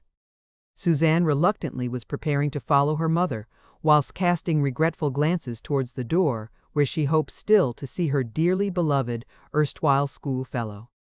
Then Jellyband threw open the door, still stupidly and blindly hoping to avert the catastrophe which he felt was in the air. And the same low musical voice said, with a merry laugh and mock consternation, "B-R-R-R-R. I am as wet as a herring. Dieu, has anyone ever seen such a contemptible climate?" "Suzanne, come with me at once, I wish it," said the Comtesse peremptorily. "Oh, mamma," pleaded Suzanne. "My lady, my lady," came in feeble accents from Jellyband, who stood clumsily trying to bar the way. "Pardieu, my good man," said Lady Blakeney with some impatience. "What are you standing in my way for, dancing about like a turkey with a sore foot? Let me get to the fire. I am perished with the cold." And the next moment Lady Blakeney, gently pushing mine host on one side, had swept into the coffee-room. There are many portraits and miniatures extant of Marguerite St. Just Lady Blakeney as she was then, but it is doubtful if any of these really do her singular beauty justice. Tall, above the average, with magnificent presence and regal figure, it is small wonder that even the Comtesse paused for a moment in involuntary admiration before turning her back on so fascinating an apparition. Marguerite Blakeney was then scarcely 25, and her beauty was at its most dazzling stage. The large hat, with its undulating and waving plumes, threw a soft shadow across the classic brow with the aureole of auburn hair. Free at the moment from any powder, the sweet, almost childlike mouth, the straight chiseled nose, round chin, and delicate throat, all seemed set off by the picturesque costume of the period. The rich blue velvet robe molded in its every line, the graceful contour of the figure, whilst one tiny hand held, with a dignity all its own, the tall stick adorned with a large bunch of ribbons, which fashionable ladies of the period had taken to carrying recently. With a quick glance all around the room, Marguerite Blakeney had taken stock of everyone there. She nodded pleasantly to Sir Andrew Ffoulkes, whilst extending a hand to Lord Antony. "Hello, my Lord Tony. Why, what are you doing here in Dover?" she said merrily. Then, without waiting for a reply, she turned and faced the Comtesse and Suzanne. Her whole face lighted up with additional brightness as she stretched out both arms towards the young girl. "Why, if that isn't my little Suzanne over there! Pardieu, little citizeness, how came you to be in England? And Madame too!" She went up effusively to them both, with not a single touch of embarrassment in her manner or in her smile. Lord Tony and Sir Andrew watched the little scene with eager apprehension. English though they were, they had often been in France and had mixed sufficiently with the French to realize the unbending hauteur, the bitter hatred with which the old noblesse of France viewed all those who had helped to contribute to their downfall. Armand St. Just, the brother of beautiful Lady Blakeney, though known to hold moderate and conciliatory views, was an ardent Republican, his feud with the ancient family of St. Semely. Sire, the rights and wrongs of which no outsider ever knew had culminated in the downfall, the almost total extinction of the latter. In France, St. Just and his party had triumphed. And here in England, face to face with these three refugees driven from their country, flying for their lives, bereft of all which centuries of luxury had given them, there stood a fair scion of those same republican families which had hurled down a throne and uprooted an aristocracy whose origin was lost in the dim and distant vista of bygone centuries. She stood there before them, in all the unconscious insolence of beauty, and stretched out her dainty hand to them, as if she would, by that one act, bridge over the conflict and bloodshed of the past decade. "Suzanne, "I forbid you to speak to that woman," said the Comtesse sternly, as she placed a restraining hand upon her daughter's arm. She had spoken in English, so that all might hear and understand, the two young English gentlemen, as well as the common innkeeper and his daughter. The latter literally gasped with horror at this foreign insolence, this impudence before her ladyship, who was English, now that she was Sir Percy's wife, and a friend of the Princess of Wales to boot. As for Lord Antony and Sir Andrew Fulkes, their very hearts seemed to stand still with horror at this gratuitous insult. One of them uttered an exclamation of appeal, the other one of warning, and instinctively both glanced hurriedly towards the door, whence a slow, drawly, not unpleasant voice had already been heard. Alone among those present, Marguerite Blakeney and the Comtesse de Tournay had remained seemingly unmoved. The latter, rigid, erect, and defiant, with one hand still upon her daughter's arm, seemed the very personification of unbending pride. For the moment, Marguerite's sweet face had become as white as the soft fichu which swathed her throat, and a very keen observer might have noted that the hand which held the tall beribboned stick was clenched and trembled somewhat. But this was only momentary. The next instant the delicate eyebrows were raised slightly, the lips curved sarcastically upwards, the clear blue eyes looked straight at the rigid Comtesse, and with a slight shrug of the shoulders, "Hoity-toity, citizeness," she said gaily. "What fly stings you, pray?"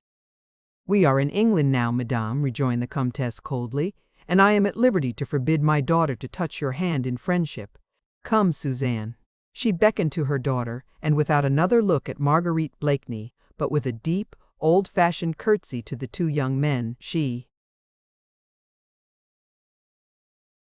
sailed majestically out of the room. There was silence in the old inn parlor for a moment, as the rustle of the Comtesse's skirts died away down the passage. Marguerite, rigid as a statue, followed with hard, set eyes the upright figure as it disappeared through the doorway. But as little Suzanne, humble and obedient, was about to follow her mother, the hard, set expression suddenly vanished, and a wistful, almost pathetic and childlike look stole into Lady Blakeney's eyes. Little Suzanne caught that look. The child's sweet nature went out to the beautiful woman, scarce older than herself. Filial obedience vanished before girlish sympathy. At the door she turned, ran back to Marguerite, and putting her arms round her, kissed her effusively. Then only did she follow her mother, Sally bringing up the rear, with a pleasant smile on her dimpled face, and with a final curtsy to my lady. Suzanne's sweet and dainty impulse had relieved the unpleasant tension. Sir Andrew's eyes followed the pretty little figure, until it had quite disappeared. Then they met Lady Blakeney's with unassumed merriment. Marguerite, with dainty affectation, had kissed her hand to the ladies as they disappeared through the door. Then a humorous smile began hovering round the corners of her mouth. "So that's it, is it?" she said gaily. "La, Sir Andrew, did you ever see such an unpleasant person? I hope when I grow old I shan't look like that." She gathered up her skirts, and assuming a majestic gait, stalked towards the fireplace. "Suzanne," she said, mimicking the Comtesse's voice, "I forbid you to speak to that woman." The laugh which accompanied this sally sounded perhaps a trifle forced and hard, but neither Sir Andrew nor Lord Tony were very keen observers. The mimicry was so perfect, the tone of the voice so accurately reproduced, that both the young men joined in a hearty, cheerful "Bravo!" "Ah, Lady Blakeney," added Lord Tony, "how they must miss you at the Comédie Française, and how the Parisians must hate Sir Percy for having taken you away." "Lud, man," rejoined Marguerite, with a shrug of her graceful shoulders, "'tis impossible to hate Sir Percy for anything. His witty sallies would disarm even Madame la Comtesse herself." The young Vicomte, who had not elected to follow his mother in her dignified exit, now made a step forward, ready to champion the Comtesse should Lady Blakeney aim any further shafts at her. But before he could utter a preliminary word of protest, a pleasant, though distinctly inane laugh, was heard from outside, and the next moment an unusually tall and very richly dressed figure appeared in the doorway. Chapter 6. An Exquisite of 92. Sir Percy Blakeney, as the chronicles of the time inform us, was in this year of grace 1792, still a year or two on the right side of 30, tall above the average, even for an Englishman, broad-shouldered and massively built. He would have been called unusually good-looking, but for a certain lazy expression in his deep-set blue eyes, and that perpetual inane laugh which seemed to disfigure his strong, clearly-cut mouth.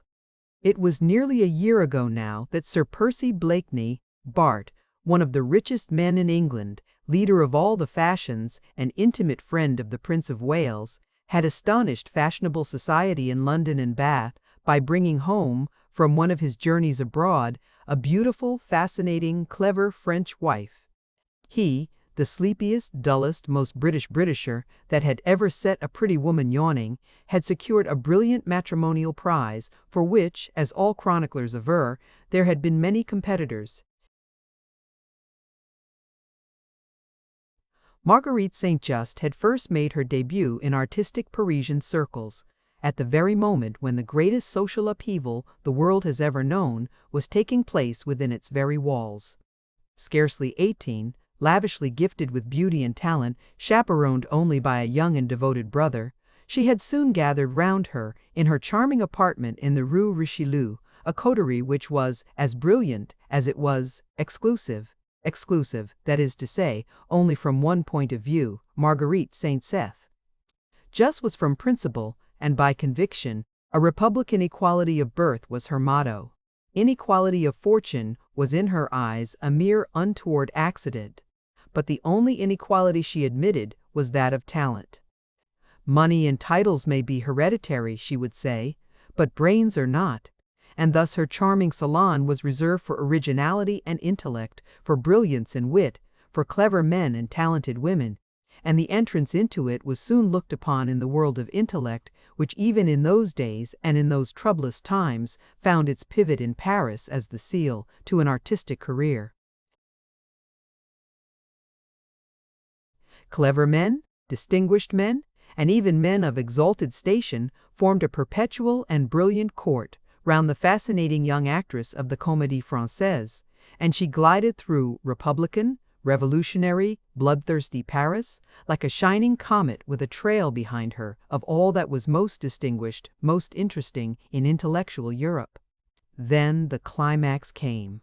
Some smiled indulgently and called it an artistic eccentricity.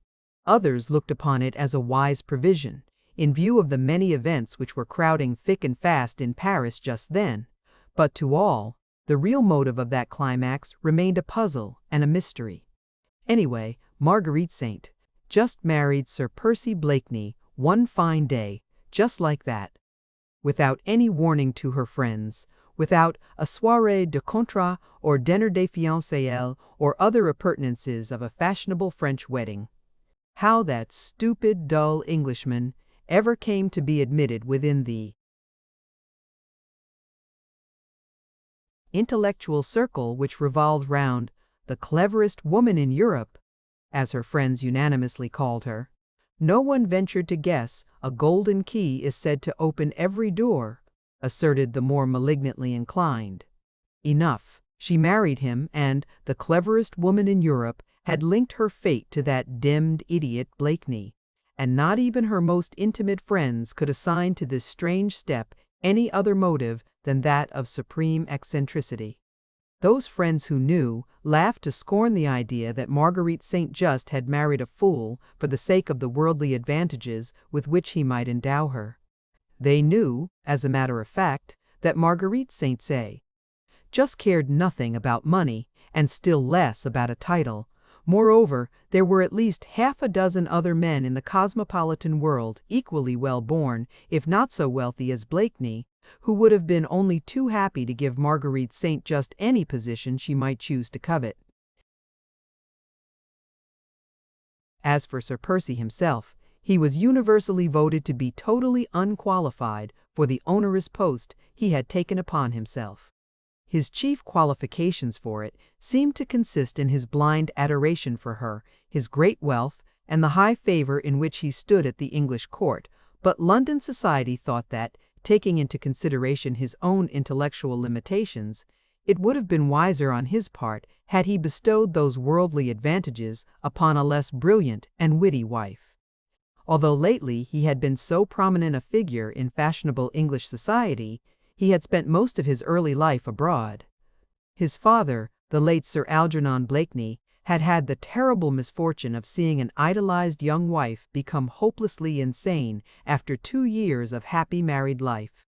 Percy had just been born when the late Lady Blakeney fell a prey to the terrible malady, which in those days was looked upon as hopelessly incurable and nothing short of a curse of God upon the entire family. Sir Algernon took his afflicted young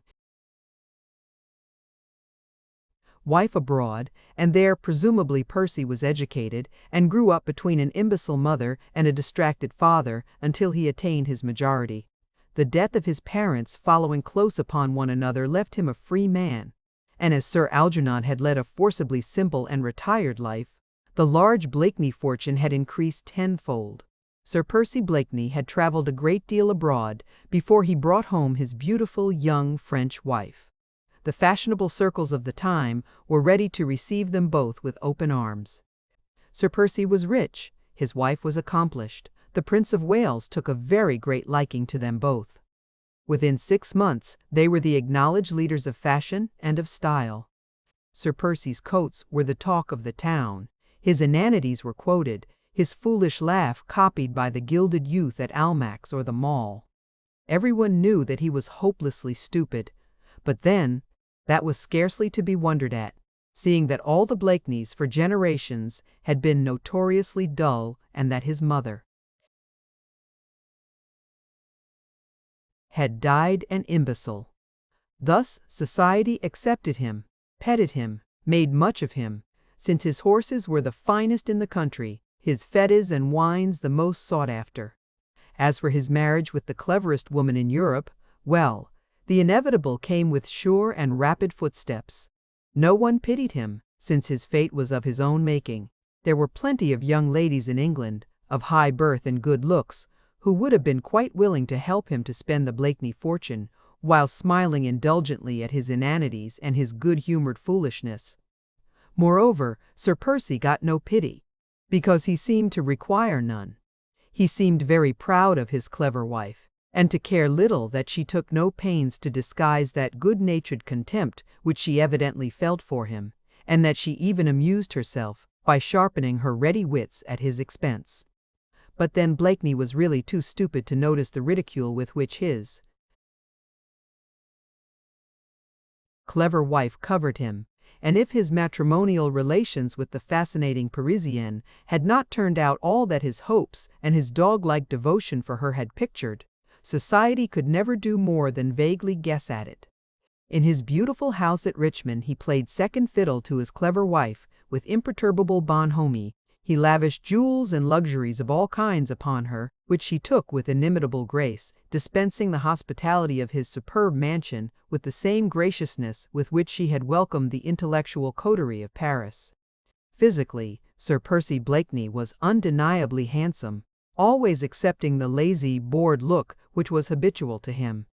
He was always irreproachably dressed, and wore the exaggerated, incroyable fashions which had just crept across from Paris to England, with the perfect good taste innate in an English gentleman. On this special afternoon in September, in spite of the long journey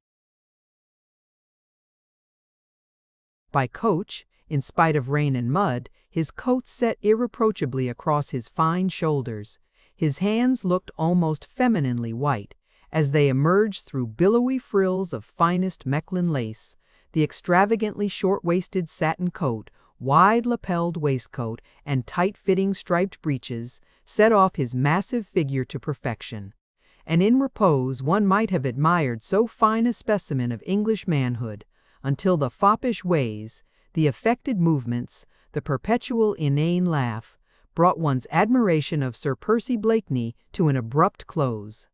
He had lolled into the old-fashioned inn parlor, shaking the wet off his fine overcoat. Then putting up a gold-rimmed eyeglass to his lazy blue eye, he surveyed the company, upon whom an embarrassed silence had suddenly fallen. "How do, Tony? How do, Fox?" he said, recognizing the two young men and shaking them by the hand. "Zounds, my dear fellow," he added, smothering a slight yawn. "Did you ever see such a beastly day? Demmed climate this." With a quaint little laugh, half of embarrassment and half of sarcasm, Marguerite had turned towards her husband and was surveying him from head to foot, with an amused little twinkle in her merry blue eyes. "La," said Sir Percy, after a moment or two's silence, as no one offered any comment, "how sheepish you all look." "What's up?" "Oh, nothing, Sir Percy," replied Marguerite, with a certain amount of gaiety which, however, sounded somewhat forced. "Nothing to disturb your equanimity, only an insult to your wife." The laugh which accompanied this remark was evidently intended to reassure Sir Percy as to the gravity of the incident. It apparently succeeded in that, for, echoing the laugh, he rejoined placidly, "La, my dear, you don't say so. Begad, who was the bold man who dared to tackle?" "You, eh?" Lord Tony tried to interpose, but had no time to do so, for the young Vicomte had already quickly stepped forward. "Monsieur," he said, prefixing his little speech with an elaborate bow, and speaking in broken English, "my mother, the Comtesse de Tournay de Basserive, has offensed Madame, who, I see, is your wife. I cannot ask your pardon for my mother. What she does is right in my eyes. But I am ready to offer you the usual reparation between men of honor." The young man drew up his slim stature to its full height and looked very enthusiastic, very proud, and very hot as he gazed at 6 foot odd of gorgeousness, as represented by Sir Percy Blakeney, Bart. "Lud, Sir Andrew," said Marguerite, with one of her merry, infectious laughs. "Look on that pretty picture, the English turkey and the French bantam." The simile was quite perfect, and the English turkey looked down with complete bewilderment upon the dainty little French bantam, which hovered quite threateningly around him. "Sir," said Sir Percy at last, putting up his eyeglass and surveying the young Frenchman with undisguised wonderment, "where, in the cuckoo's name, did you learn to speak English?" "Monsieur," protested the Vicomte, somewhat abashed at the way his warlike attitude had been taken by the ponderous-looking Englishman. "I protest, 'tis marvelous," continued Sir Percy imperturbably. "Demmed marvelous. Don't you think so, Tony, eh? I vow I can't speak the French lingo like that." "What?" "Nay, I'll vouch for that," rejoined Marguerite. "Sir Percy has a British accent you could cut with a knife." "Monsieur," interposed the Vicomte earnestly, and in still more broken English, "I fear you have not understand. I offer you the only possible reparation among gentlemen." "What the devil is that?" asked Sir Percy blandly. "My sword, monsieur," replied the Vicomte, who, though still bewildered, was beginning to lose his temper. "You are a sportsman, Lord Tony," said Marguerite merrily, 10 to 1 on the little bantam. But Sir Percy was staring sleepily at the Vicomte for a moment or two through his partly closed heavy lids. Then he smothered another yawn, stretched his long limbs, and turned leisurely away. "Lud love you, sir," he muttered good-humoredly. "Demn it, young man, what's the good of your sword to me?" What the Vicomte thought and felt at that moment, when that long-limbed Englishman treated him with such marked insolence, might fill volumes of sound reflections. What he said resolved itself into a single articulate word, for all the others were choked in his throat by his surging wrath. "A duel, monsieur," he stammered. Once more, Blakeney turned, and from his high altitude looked down on the choleric little man before him, but not even for a second did he seem to lose his own imperturbable good humor. He laughed his own pleasant and inane laugh, and burying his slender, long hands into the capacious pockets of his overcoat, he said leisurely, "A duel? La? Is that what he meant? Odds fish, you are a bloodthirsty young ruffian. Do you want to make a hole in a law-abiding man? As for me, sir, I never fight duels," he added, as he placidly sat down and stretched his long, lazy legs out before him. "Demmed uncomfortable things, duels, ain't they, Tony?" Now the Viscount had no doubt vaguely heard that in England the fashion of dueling amongst gentlemen had been suppressed by the law with a very stern hand. Still, to him, a Frenchman, whose notions of bravery and honor were based upon a code that had centuries of tradition to back it, the spectacle of a gentleman actually refusing to fight a duel was little short of an enormity. In his mind, he vaguely pondered whether he should strike that long-legged Englishman in the face and call him a coward, or whether such conduct in a lady's presence might be deemed ungentlemanly, when Marguerite happily interposed. "I pray you, Lord Tony," she said in that gentle, sweet, musical voice of hers, "I pray you play the peacemaker. The child is bursting with rage and," she added with a soupçon of dry sarcasm, "might do Sir Percy an injury." She laughed a mocking little laugh, which, however, did not in the least disturb her husband's placid equanimity. "The British turkey has had the day," she said. "Sir Percy would provoke all the saints in the calendar and keep his temper the while." But already Blakeney, good-humored as ever, had joined in the laugh against himself. "Demmed smart that now, wasn't it?" he said, turning pleasantly to the Viscount. "Clever woman, my wife, sir. You will find that out if you live long enough in England." "Sir Percy is in the right, Viscount," here interposed Lord Antony, laying a friendly hand on the young Frenchman's shoulder. "It would hardly be fitting that you should commence your career in England by provoking him to a duel." For a moment longer, the Viscount hesitated. Then, with a slight shrug of the shoulders directed against the extraordinary code of honor prevailing in this fog-ridden island, he said with becoming dignity, "Ah, well, if monsieur is satisfied, I have no griefs. You, milord, are our protector. If I have done wrong, I withdraw myself." "I do," rejoined Blakeney, with a long sigh of satisfaction. "Withdraw yourself over there. Demmed excitable little puppy," he added under his breath. "Faith, Fawkes, if that's a specimen of the goods you and your friends bring over from France, my advice to you is, drop 'em mid-channel, my friend, or I shall have to see old Pitt about it, get him to clap on a prohibitive tariff, and put you in the stocks and you smuggle." "La, Sir Percy, your chivalry misguides you," said Marguerite coquettishly. "You forget that you yourself have imported one bundle of goods from France." Blakeney slowly rose to his feet, and, making a deep and elaborate bow before his wife, he said with consummate gallantry, "I had the pick of the market, madame, and my taste is unerring."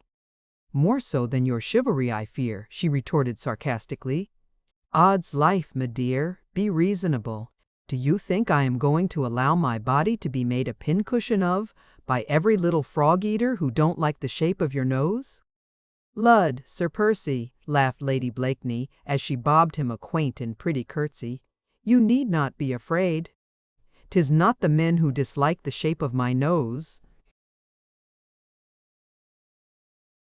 "Afraid be demmed. Do you impugn my bravery, madame?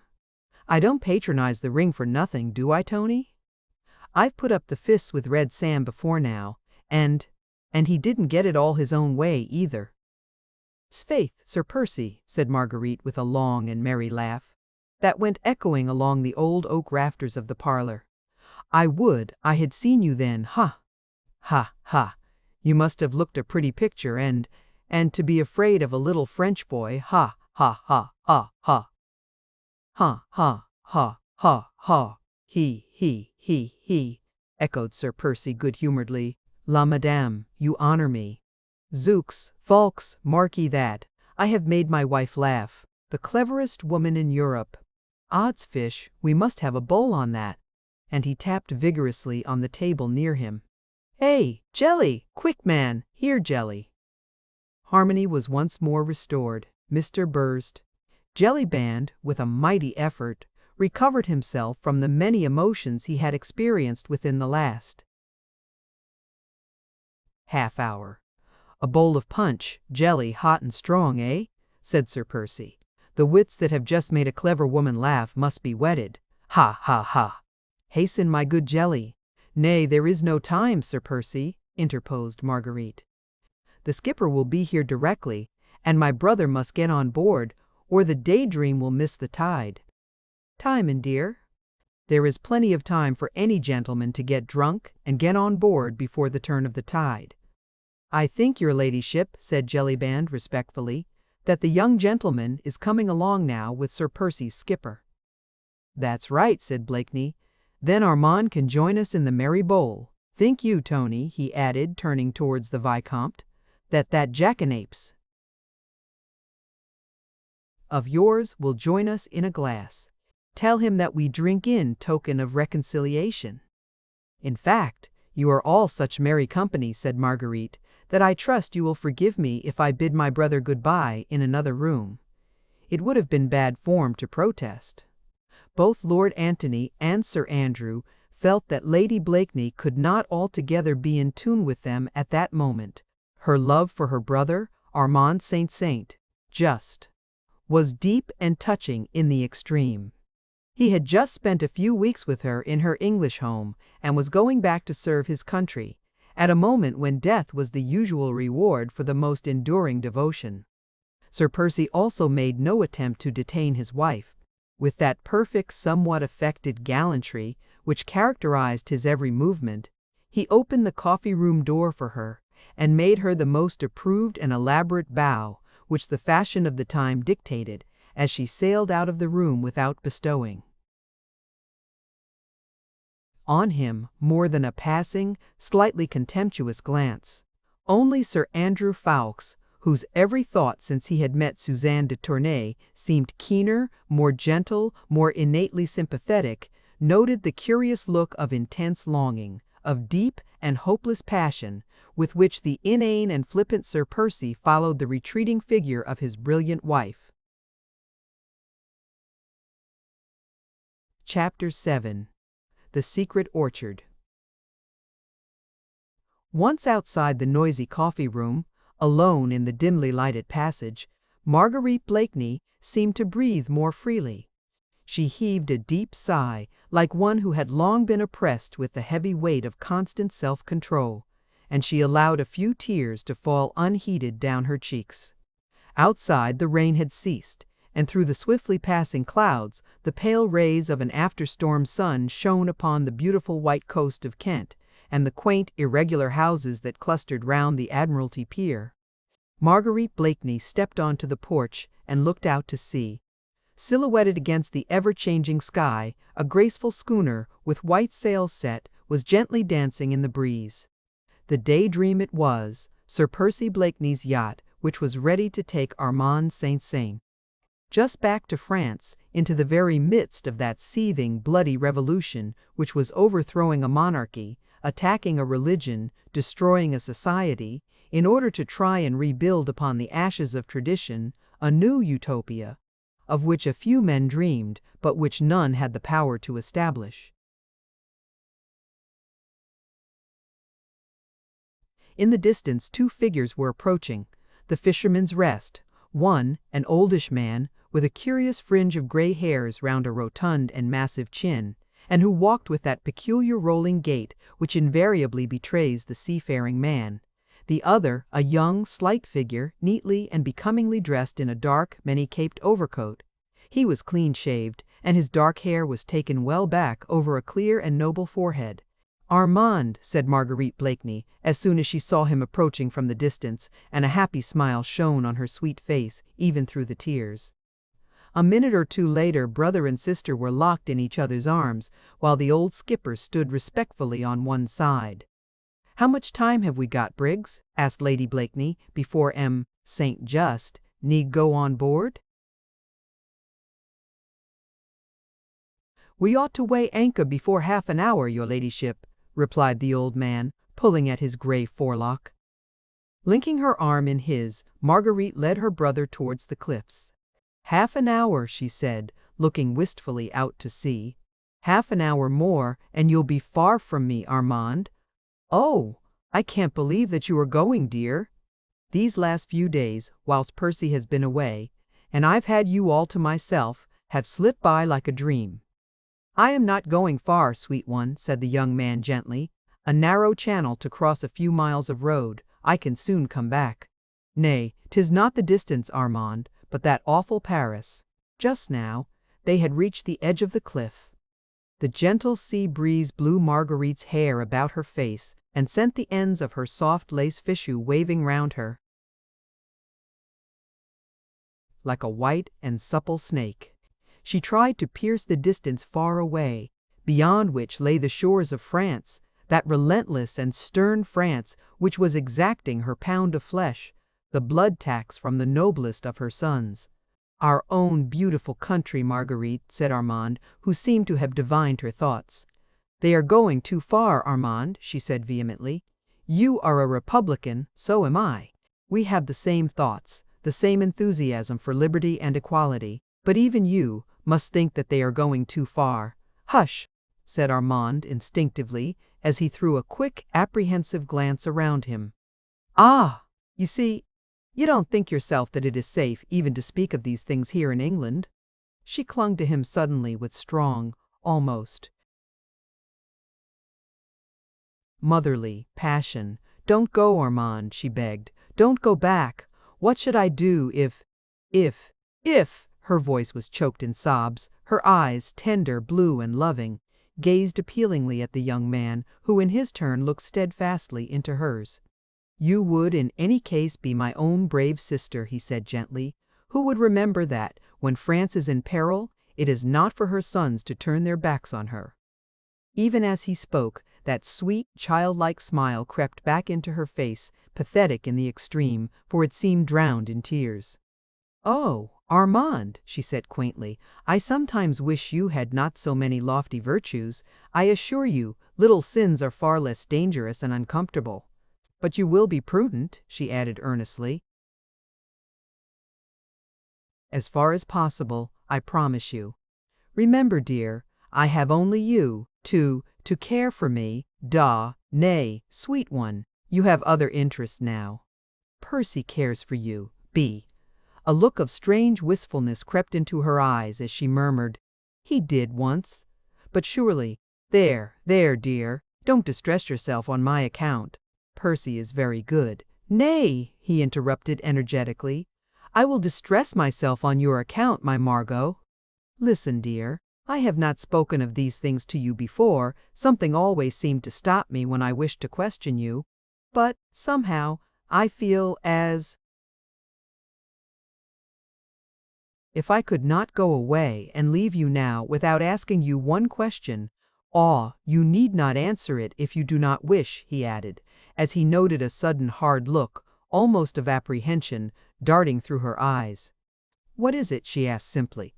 "Does Sir Percy Blakeney know does he know the part you played in the arrest of the Marquis de Saint-Saëns?" "Sire," she laughed, a mirthless, bitter, contemptuous laugh, which was like a jarring chord in the music of her voice. "That I denounced the Marquis de Saint-Saëns." "Sire, you mean, to the tribunal that ultimately sent him and all his family to the guillotine?" "Yes, he does know. I told him after I married him."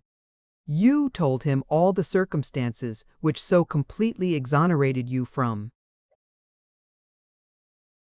any blame?" It was too late to talk of circumstances. He heard the story from other sources.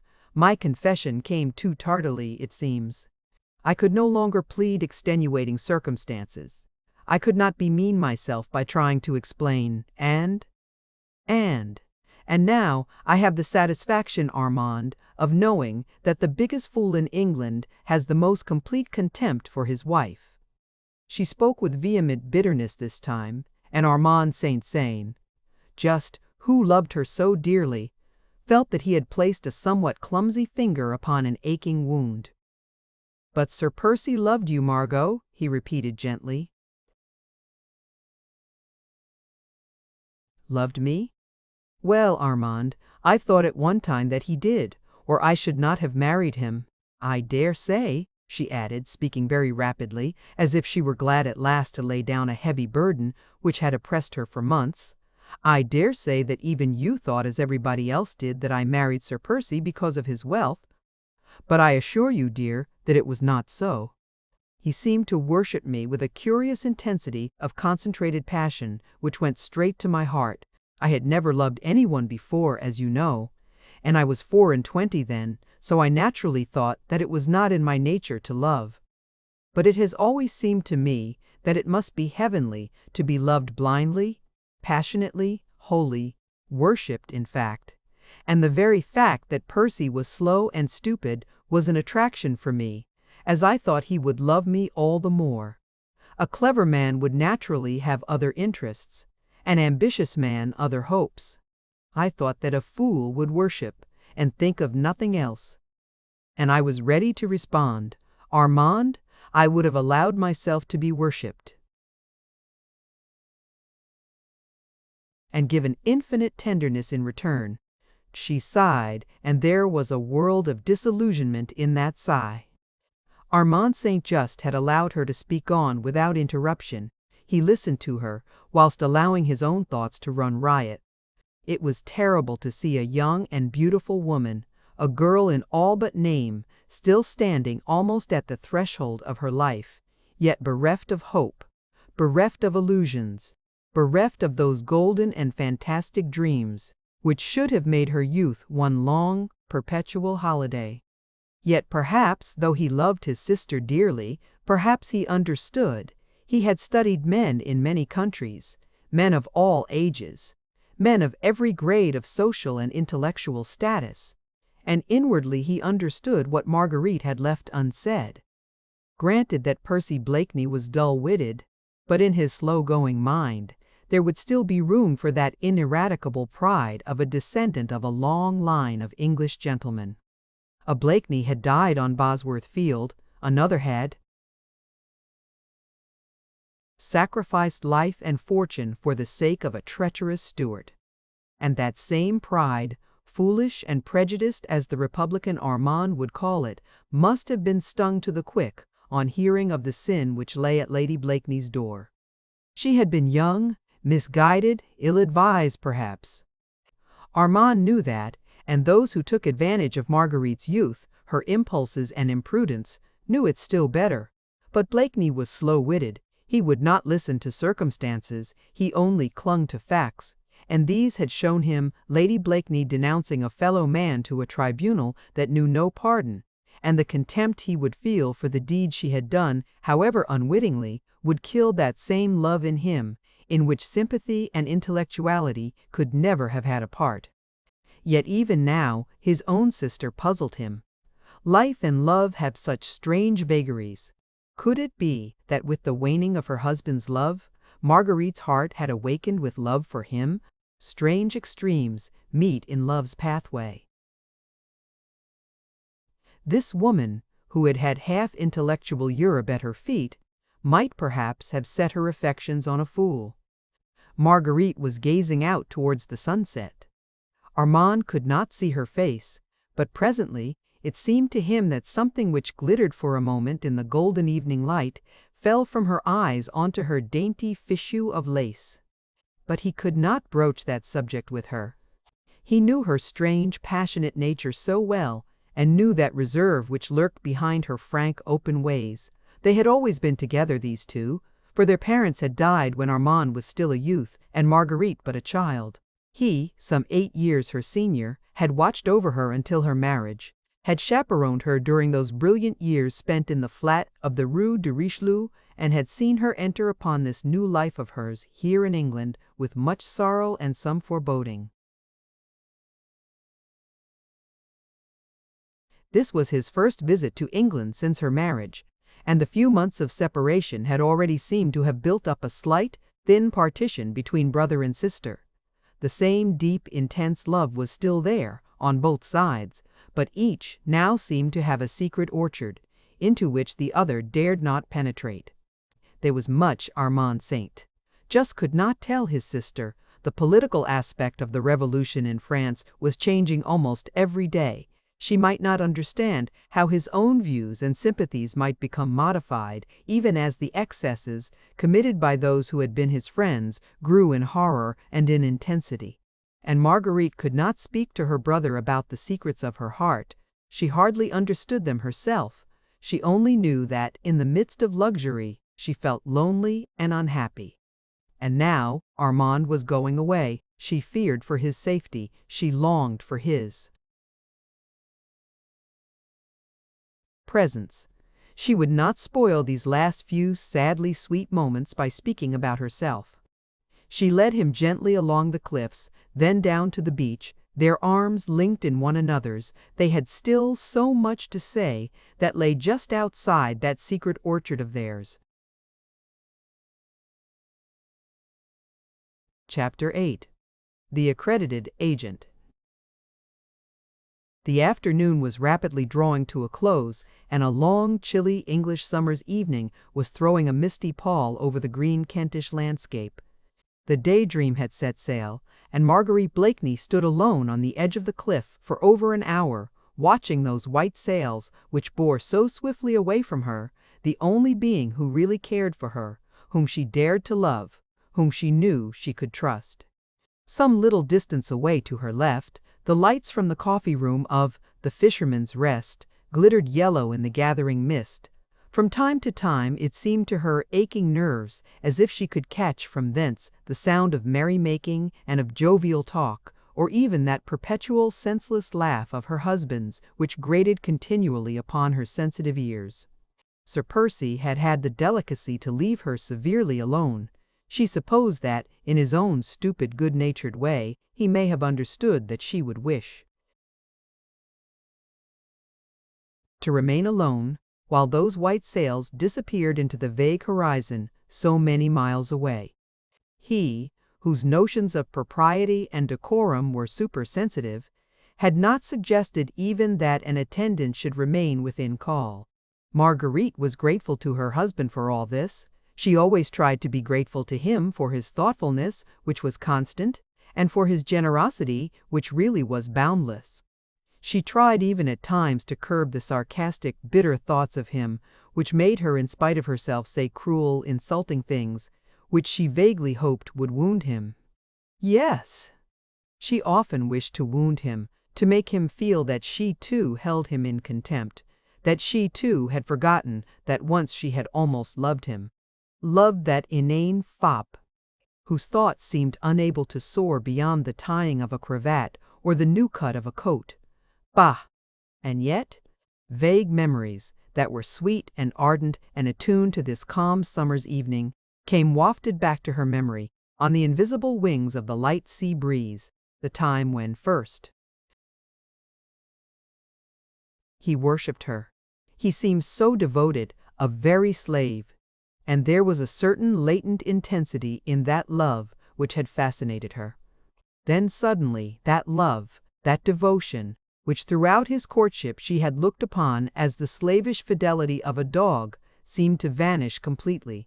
24 hours after the simple little ceremony at Old Saint Sarin, Roche, she had told him the story of how, inadvertently, she had spoken of certain matters connected with the Marquis de Saint Cyr before some men, her friends who had used this information against the unfortunate Marquis, and sent him and his family to the guillotine. She hated the Marquis. Years ago, Armand, her dear brother, had loved Angela de Saint Cyr, but Saint Just was a plebeian, and the Marquis full of the pride and arrogant prejudices of his caste. One day Armand, the respectful, timid lover, ventured on sending a small poem enthusiastic, ardent, passionate to the idol of his dreams. The next night he was waylaid just outside Paris by the valets of the Marquis de Saint Cyr, and ignominiously thrashed like a dog within an inch of his life because he had dared to raise his eyes to the daughter of the aristocrat. The incident was one which, in those days, some 2 years before the Great Revolution, was of almost daily occurrence in France. Incidents of that type, in fact, led to the bloody reprisals which a few years later sent most of those haughty heads to the guillotine. Marguerite remembered it all, what her brother must have suffered in his manhood, and his pride must have been appalling, what she suffered through him, and with him she never attempted even to analyze. Then the day of retribution came. Saint Cyr and his kind had found their masters, in those same plebeians whom they had despised. Armand and Marguerite, both intellectual thinking beings, adopted with the enthusiasm of their years the utopian doctrines of the Revolution, while the Marquis de Saint Cyr and his family fought inch by inch for the retention of those privileges which had placed them socially above their fellow men. Marguerite, impulsive, thoughtless, not calculating the purport of her words, still smarting under the terrible insult her brother had suffered at the Marquis's hands, happened to hear amongst her own coterie that the Saint-Saintius Cyrus were in treasonable correspondence with Austria, hoping to obtain the emperor's support to quell the growing revolution in their own country. In those days one denunciation was sufficient. Marguerite's few thoughtless words anent the Marquis de Saint Cyr bore fruit within 24 hours. He was arrested. His papers were searched. Letters from the Austrian emperor, promising to send troops against the Paris populace, were found in his desk. He was arraigned for treason against the nation, and sent to the guillotine, whilst his family, his wife, and his sons shared this awful fate. Marguerite, horrified at the terrible consequences of her own thoughtlessness, was powerless to save the Marquis. Her own coterie, the leaders of the revolutionary movement, all proclaimed her as a heroine, and when she married Sir Percy Blakeney, she did not perhaps altogether realize how severely he would look upon the sin which she had so inadvertently committed and which still lay heavily upon her soul.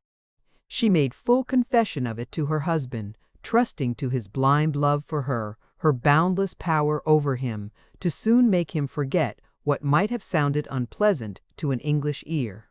Certainly at the moment he seemed to take it very quietly, hardly, in fact, did he appear to understand the meaning of all she said, but what was more certain still was that never after that could she detect the slightest sign of that love, which she once believed had been wholly hers. Now they had drifted quite apart, and Sir Percy seemed to have laid aside his love for her as he would an ill-fitting glove. She tried to rouse him by sharpening her ready wit against his dull intellect, endeavored to excite his jealousy, if she could not rouse his love, tried to goad him to self-assertion, but all in vain. He remained the same, always passive, drawling, sleepy, always courteous, invariably a gentleman. She had all that the world and a wealthy husband can give to a pretty woman, yet on this beautiful summer's evening, with the white sails of the daydream finally hidden by the evening shadows, she felt more lonely than that poor tramp who plodded his way wearily along the rugged cliffs. With another heavy sigh, Marguerite Blakeney turned her back upon the sea and cliffs, and walked slowly back towards the Fisherman's Rest. As she drew near, the sound of revelry, of gay, jovial laughter, grew louder and more distinct.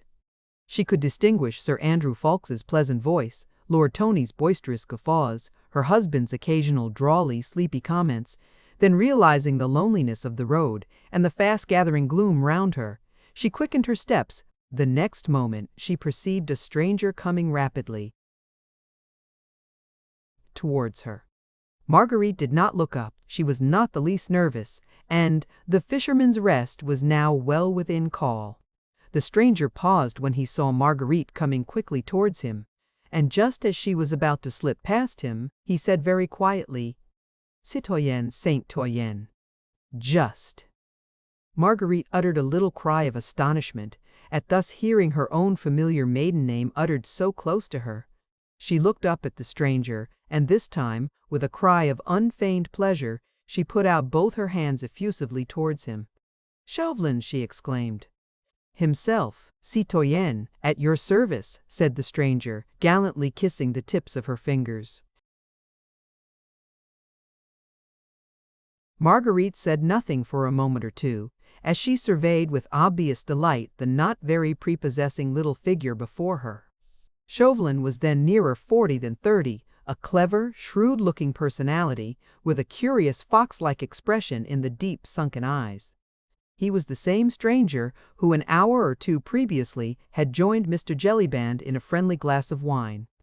"Chauvelin, my friend," said Marguerite, with a pretty little sigh of satisfaction, "I am mightily pleased to see you." No doubt poor Marguerite St. Cyr, just lonely in the midst of her grandeur and of her starchy friends, was happy to see a face that brought back memories of that happy time in Paris, when she reigned a queen over the intellectual coterie of the Rue de Richelieu. She did not notice the sarcastic little smile, however, that hovered round the thin lips of Chauvelin. "But tell me," she added merrily, "what in the world, or whom in the world are you doing here in England?" She had resumed her walk towards the inn, and Chauvelin turned and walked beside her. "I might return the subtle compliment, fair lady," he said. "What of yourself?" "Oh, I," she said with a shrug of the shoulders, "je m'ennuie, mon ami, that is all." They had reached the porch of the Fisherman's Rest, but Marguerite seemed loth to go within. The evening air was lovely after the storm, and she had found a friend who exhaled the breath of Paris, who knew Armand well, who could talk of all the merry, brilliant friends whom she had left behind. So she lingered on under the pretty porch, while through the gaily lighted dormer window of the coffee-room came sounds of laughter, of calls for Sally and for beer, of tapping of mugs and clinking of dice, mingled with Sir Percy Blakeney's inane and mirthless laugh. Chauvelin stood beside her, his shrewd, pale, yellow eyes fixed on the pretty face, which looked so sweet and childlike in this soft English summer twilight. "You surprise me, citoyenne," he said quietly, as he took a pinch of snuff. "Do I now?" she retorted gaily. "Faith, my little Chauvelin, I should have thought that, with your penetration, you would have guessed that an atmosphere composed of fogs and virtues would never suit Marguerite St. Just." "Dear me! Is it as bad as that?" he asked in mock consternation. "Quite," she retorted, "and worse. Strange! Now, I thought that a pretty woman would have found English country life peculiarly attractive." "Yes, so did I," she said with a sigh. "Pretty women," she added meditatively, "ought to have a good time in England, since all the pleasant things are forbidden them, the very things they do every day." "Quite so. You'll hardly believe it, my little Chauvelin," she said earnestly, "but I often pass a whole day without encountering a single temptation." "No wonder," retorted Chauvelin gallantly, "that the cleverest woman in Europe is troubled with ennui." She laughed one of her melodious, rippling, childlike laughs. "It must be pretty bad, mustn't it?" she said archly, "or I should not have been so pleased to see you. And this within a year of a romantic love match." "Yes, a year of a romantic love match, that's just the difficulty." "Ah, that idyllic folly," said Chauvelin with quiet sarcasm, "did not then survive the lapse of weeks?" "Idyllic follies never last, my little Chauvelin. They come upon us like the measles, and are as easily cured." Chauvelin took another pinch of snuff. He seemed very much addicted to that pernicious habit, so prevalent in those days. Perhaps, too, he found the taking of snuff a convenient veil for disguising the quick, shrewd glances with which he strove to read the very souls of those with whom he came in contact. "No wonder," he repeated with the same gallantry, "that the most active brain in Europe is troubled with ennui. I was in hopes that you had a prescription against the malady, my little Chauvelin. How can I hope to succeed in that which Sir Percy Blakeney has failed to accomplish?" "Shall we leave Sir Percy out of the question for the present, my dear friend?" she said dryly. "Ah, my dear lady, pardon me, but that is just what we cannot very well do," said Chauvelin, whilst once again his eyes, keen as those of a fox on the alert, darted a quick glance at Marguerite. "I have a most perfect prescription against the worst form of ennui, which I would have been happy to submit to you, but what?" "There is Sir Percy." What has he to do with it? Quite a good deal, I am afraid. The prescription I would offer, fair lady, is called by a very plebeian name, work. Work. Chauvelin looked at Marguerite long and scrutinizingly. It seemed as if those keen, pale eyes of his were reading every one of her thoughts. They were alone together. The evening air was quite still, and their soft whispers were drowned in the noise which came from the coffee-room. Still, Chauvelin took a step or two from under the porch, looked quickly and keenly all round him, then, seeing that indeed no one was within earshot, he once more came back close to Marguerite. "Will you render France a small service, citoyenne?" he asked with a sudden change of manner, which lent his thin, fox-like face singular earnestness. "La, man," she replied flippantly, "how serious you look all of a sudden. Indeed, I do not know if I would render France a small service at any rate. It depends upon the kind of service she or you want. Have you ever heard of the Scarlet Pimpernel, citoyenne Saint? Just?" asked Chauvelin abruptly. "Heard of the Scarlet Pimpernel?" she retorted with a long and merry laugh. "Faith, man, we talk of nothing else. We have hats à la Scarlet Pimpernel. Our horses are called Scarlet Pimpernel. At the Prince of Wales's supper party the other night, we had a oufflé à la Scarlet Pimpernel. Lud," she added gaily, "the other day I ordered at my milliner's a blue dress trimmed with green, and bless me, if she did not call that à la Scarlet Pimpernel." Chauvelin had not moved while she prattled merrily along. He did not even attempt to stop her when her musical voice and her childlike laugh went echoing through the still evening air. But he remained serious and earnest whilst she laughed, and his voice, clear, incisive, and hard, was not raised above his breath as he said, "Then, as you have heard of that enigmatical personage, citoyenne, you must also have guessed and known that the man who hides his identity under that strange pseudonym is the most bitter enemy of our Republic, of France, of men like Armand Saint-Just." "La," she said with a quaint little sigh, "I dare swear he is. France has many bitter enemies these days. But you, citoyenne, are a daughter of France, and should be ready to help her in a moment of deadly peril." "My brother Armand devotes his life to France," she retorted proudly. "As for me, I can do nothing here in England." "Yes, you," he urged still more earnestly, whilst his thin, fox-like face seemed suddenly to have grown impressive and full of dignity. "Here, in England, citoyenne, you alone can help us. Listen, I have been sent over here by the Republican government as its representative. I present my credentials to Mr. Pitt in London tomorrow.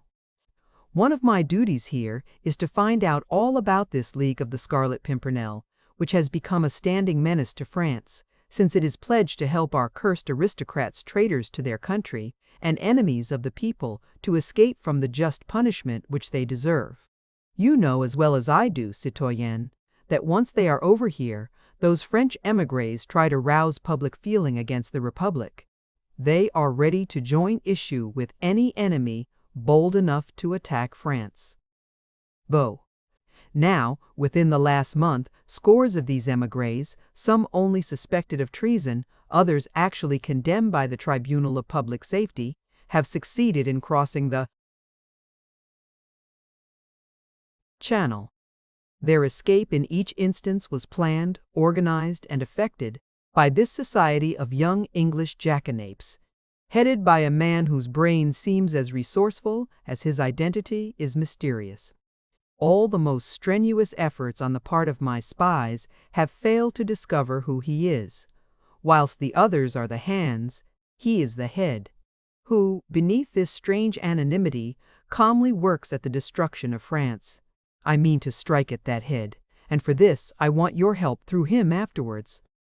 I can reach the rest of the gang. He is a young buck in English society, of that I feel sure. Find that man for me, citoyenne, he urged. Find him for France."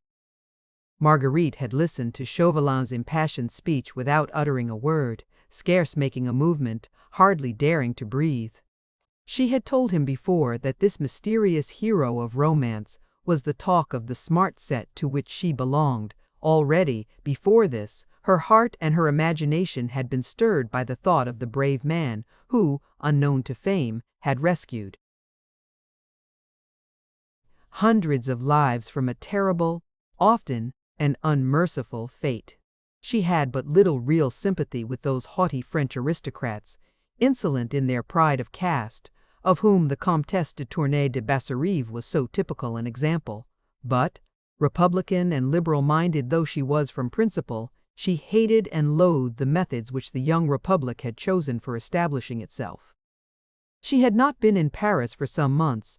The horrors and bloodshed of the Reign of Terror, culminating in the September massacres, had only come across the Channel to her as a faint echo. Robespierre, Danton, Marat, she had not known in their new guise of bloody justiciaries, merciless wielders of the guillotine. Her very soul recoiled in horror from these excesses, to which she feared her brother Armand, moderate republican as he was, might become one day the Holocaust. Then, when first she heard of this band of young English enthusiasts who, for sheer love of their fellow men, dragged women and children, old and young men, from a horrible death, her heart had glowed with pride for them, and now, as Chauvelin spoke, her very soul went out to the gallant and mysterious leader of the reckless little band who risked his life daily, who gave it freely and without ostentation for the sake of humanity. Her eyes were moist when Chauvelin had finished speaking. The lace at her bosom rose and fell with her quick, excited breathing. She no longer heard the noise of drinking from the inn. She did not heed her husband's voice or his inane laugh. Her thoughts had gone wandering in search of the mysterious hero. Ah! There was a man she might have loved had he come her way. Everything in him appealed to her romantic imagination. His personality, his strength, his bravery, the loyalty of those who served under him in the same noble cause, and, above all, that anonymity which crowned him, as if with a halo of romantic glory. Find him for France, citoyenne. Chauvelin's voice close to her ear roused her from her dreams. The mysterious hero had vanished, and, not 20 yards away from her, a man was drinking and laughing, to whom she had sworn faith and loyalty. "La, man," she said with a return of her assumed flippancy, "you are astonishing. Where in the world am I to look for him?" "You go everywhere, citoyenne," whispered Chauvelin insinuatingly. "Lady Blakeney is the pivot of social London, so I am told. You see everything, you hear everything." "Easy, my friend," retorted Marguerite, drawing herself up to her full height and looking down, with a slight thought of contempt on the small, thin figure before her. "Easy, you seem to forget that there are 6 feet of Sir Percy Blakeney, and a long line of ancestors to stand between Lady Blakeney and such a thing as you propose." "For the sake of France, citoyenne," reiterated Chauvelin earnestly. "Tush, man, you talk nonsense anyway, for even if you did know who this Scarlet Pimpernel is, you could do nothing to him, an Englishman." "I'd take my chance of that," said Chauvelin, with a dry, rasping little laugh. "At any rate, we could send him to the guillotine first to cool his ardor. Then, when there is a diplomatic fuss about it, we can apologize humbly to the British government and, if necessary, pay compensation to the bereaved family."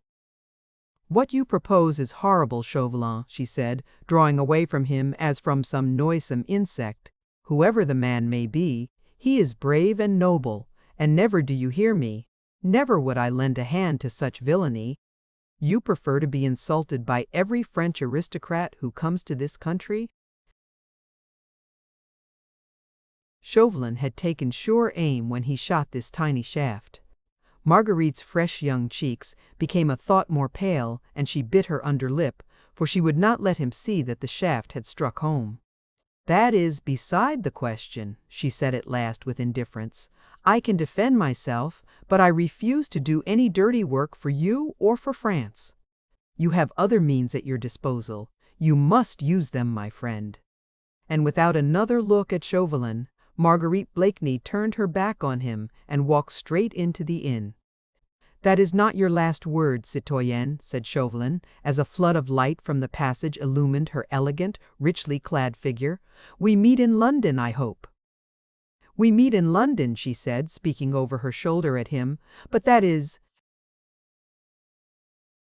my last word." She threw open the coffee-room door and disappeared from his view, but he remained under the porch for a moment or two, taking a pinch of snuff. He had received a rebuke and a snub, but his shrewd, fox-like face looked neither abashed nor disappointed. On the contrary, a curious smile, half sarcastic and wholly satisfied, played around the corners of his thin lips.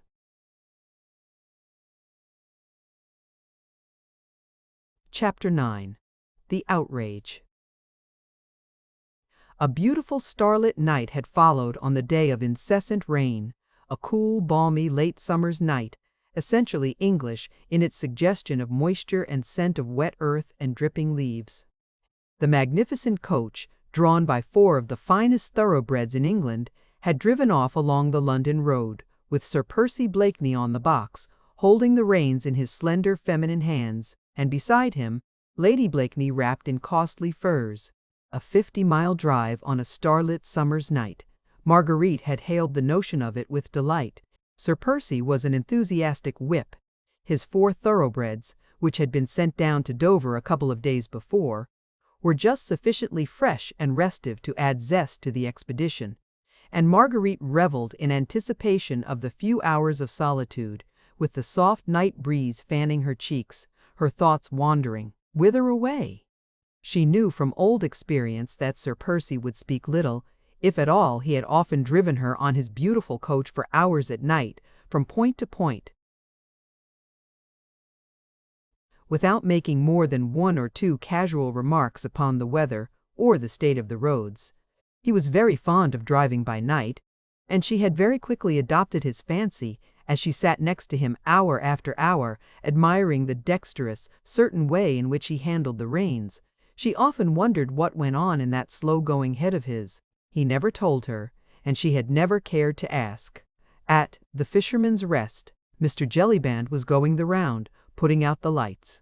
His bar customers had all gone, but upstairs in the snug little bedrooms, Mr. Farr. Jellyband had quite a few important guests, the Comtesse de Tournay with Suzanne and the Vicomte, and there were 2 more bedrooms ready for Sir Andrew Ffoulkes and Lord Antony Dewhurst, if the 2 young men should elect to honor the ancient hostelry and stay the night. For the moment these 2 young gallants were comfortably installed in the coffee-room before the huge log fire, which, in spite of the mildness of the evening, had been allowed to burn merrily. "I say, Jelly, has everyone gone?" asked Lord Tony, as the worthy landlord still busied himself clearing away glasses and mugs. "Everyone, as you see, my lord." "And all your servants gone to bed?" "All except the boy on duty in the bar, and," added Mr. Stir, Jellyband with a laugh, "I expect he'll be asleep before long, the rascal. Then we can talk here undisturbed for half an hour." "At your service, my lord. I'll leave your candles on the dresser. And your rooms are quite ready. I sleep at the top of the house myself, but if your lordship'll only call loudly enough, I dare say I shall hear." "All right, Jelly, and, I say, put the lamp out. The fire'll give us all the light we need, and we don't want to attract the passer-by." "All right, my lord." Mr. 9, Mr. Jellyband did as he was bid. He turned out the quaint old lamp that hung from the raftered ceiling and blew out all the candles. "Let's have a bottle of wine, Jelly," suggested Sir Andrew. "All right, sir." Jellyband went off to fetch the wine. The room now was quite dark, save for the circle of ruddy and fitful light formed by the brightly blazing logs in the hearth. "Is that all, gentlemen?" asked Jellyband, as he returned with a bottle of wine and a couple of glasses, which he placed on the table. "That'll do nicely, thanks, Jelly," said Lord Tony. "Good night, my lord. Good night, sir. Good night, Jelly." The 2 young men listened, whilst the heavy tread of Mr. Jellyband was heard echoing along the passage and staircase. Presently even that sound died out, and the whole of the Fisherman's Rest seemed wrapped in sleep, save the two young men drinking in silence beside the hearth. For a while no sound was heard, even in the coffee-room, save the ticking of the old grandfather's clock and the crackling of the burning wood. "All right again this time, Folkus?" asked Lord Antony at last. Sir Andrew had been dreaming evidently, gazing into the fire and seeing therein, no doubt, a pretty, piquant face, with large brown eyes and a wealth of dark curls round a childish forehead. "Yes," he said, still musing, "all right. No hitch, none." Lord Antony laughed pleasantly as he poured himself out another glass of wine. "I need not ask, I suppose, whether you found the journey pleasant this time?" "No, friend, you need not ask," replied Sir Andrew gaily. "It was all right." "Then here's to her very good health," said jovial Lord Tony. "She's a bonny lass, though she is a French one. And here's to your courtship. May it flourish and prosper exceedingly." He drained his glass to the last drop, then joined his friend beside the hearth. "Well, you'll be doing the journey next, Tony, I expect," said Sir Andrew, rousing himself from his meditations. "You and Hastings, certainly, and I hope you may have as pleasant a task as I had, and as charming a traveling companion. You have no idea, Tony." "No, I haven't," interrupted his friend pleasantly, "but I'll take your word for it. And now," he added, whilst a sudden earnestness crept over his jovial young face, "how about business?" The two young men drew their chairs closer together, and instinctively, though they were alone, their voices sank to a whisper. "I saw the Scarlet Pimpernel alone for a few moments in Calais," said Sir Andrew, "a day or two ago. He crossed over to England 2 days before we did. He had escorted the party all the way from Paris, dressed, you'll never credit it, as an old market woman, and driving until they were safely out of the city, the covered cart under which the Comtesse de Tournay, Mel, Suzanne, and the Vicomte lay concealed among the turnips and cabbages. They, themselves, of course, never suspected who their driver was. He drove them right through a line of soldiery and a yelling mob who were screaming, 'A bas les aristos!' But the market cart got through along with some others, and the Scarlet Pimpernel, in shawl, petticoat, and hood, yelled, 'A bas les aristos!' louder than anybody. Faith," added the young man, as his eyes glowed with enthusiasm for the beloved leader, "that man's a marvel. His cheek is preposterous, I vow. And that's what carries him through." Lord Antony, whose vocabulary was more limited than that of his friend, could only find an oath or two with which to show his admiration for his leader. "He wants you and Hastings to meet him at Calais," said Sir Andrew more quietly, "on the 2nd of next month. Let me see, that will be next Wednesday." Yes. It is, of course, the case of the Comte de Tournay, this time, a dangerous task, for the Comte, whose escape from his chateau, after he had been declared a suspect by the Committee of Public Safety, was a masterpiece of the Scarlet Pimpernel's ingenuity, is now under sentence of death. It will be rare sport to get him out of France, and you will have a narrow escape if you get through at all. Saint Just has actually gone to meet him, of course. No one suspects Saint just as yet. But after that, to get them both out of the country, I faith, 'twill be a tough job, and tax even the ingenuity of our chief. I hope I may yet have orders to be of the party. Have you any special instructions for me?" "Yes, rather more precise ones than usual. It appears that the Republican government have sent an accredited agent over to England, a man named Chauvelin, who is said to be terribly bitter against our league, and determined to discover the identity of our leader so that he may have him kidnapped the next time he attempts to set foot in France. This Chauvelin has brought a whole army of spies with him, and until the chief has sampled the lot, he thinks we should meet as seldom as possible on the business of the league, and on no account should talk to each other in public places for a time. When he wants to speak to us, he will contrive to let us know."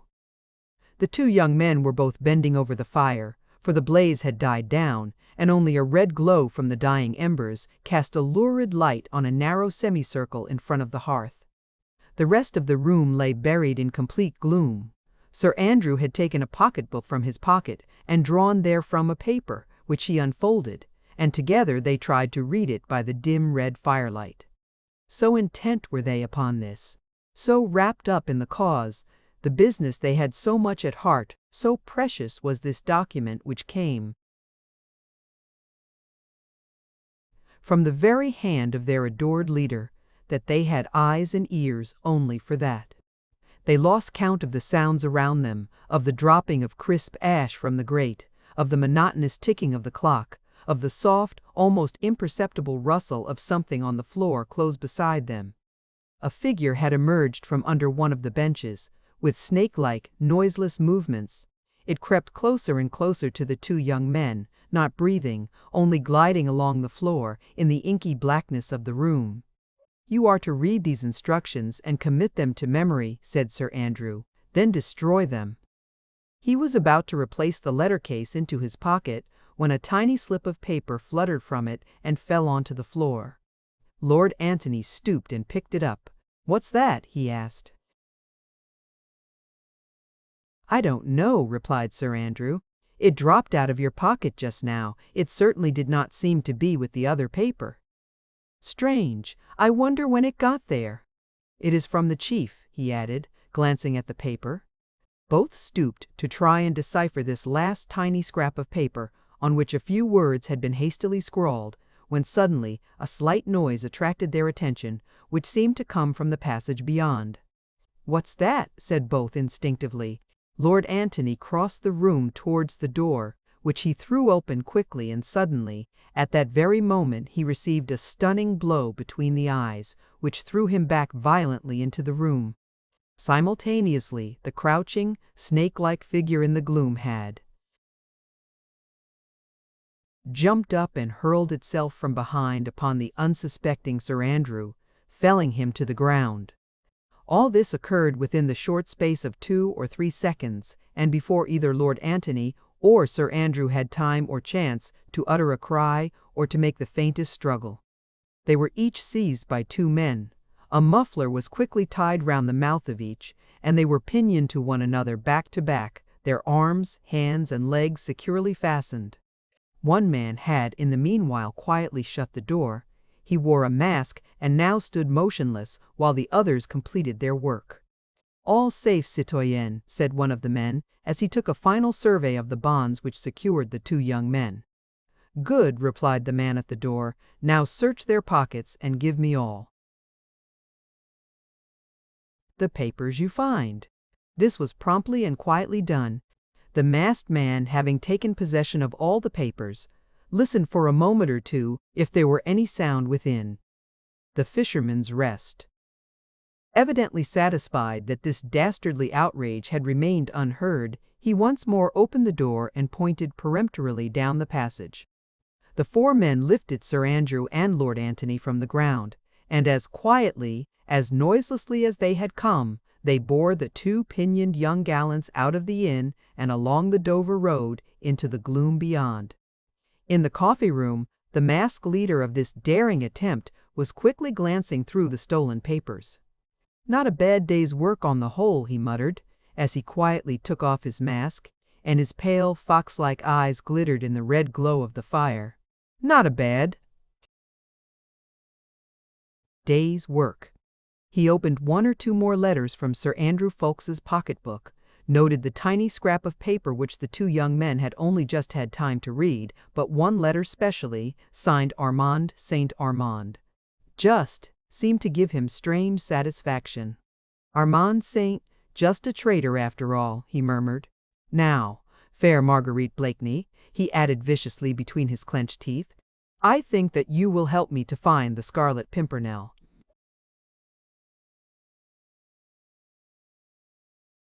Chapter 10. In the Opera Box. It was one of the gala nights at Covent Garden Theatre, the first of the autumn season in this memorable year of grace, 1792. The house was packed, both in the smart orchestra boxes and the pit, as well as in the more plebeian balconies and galleries above.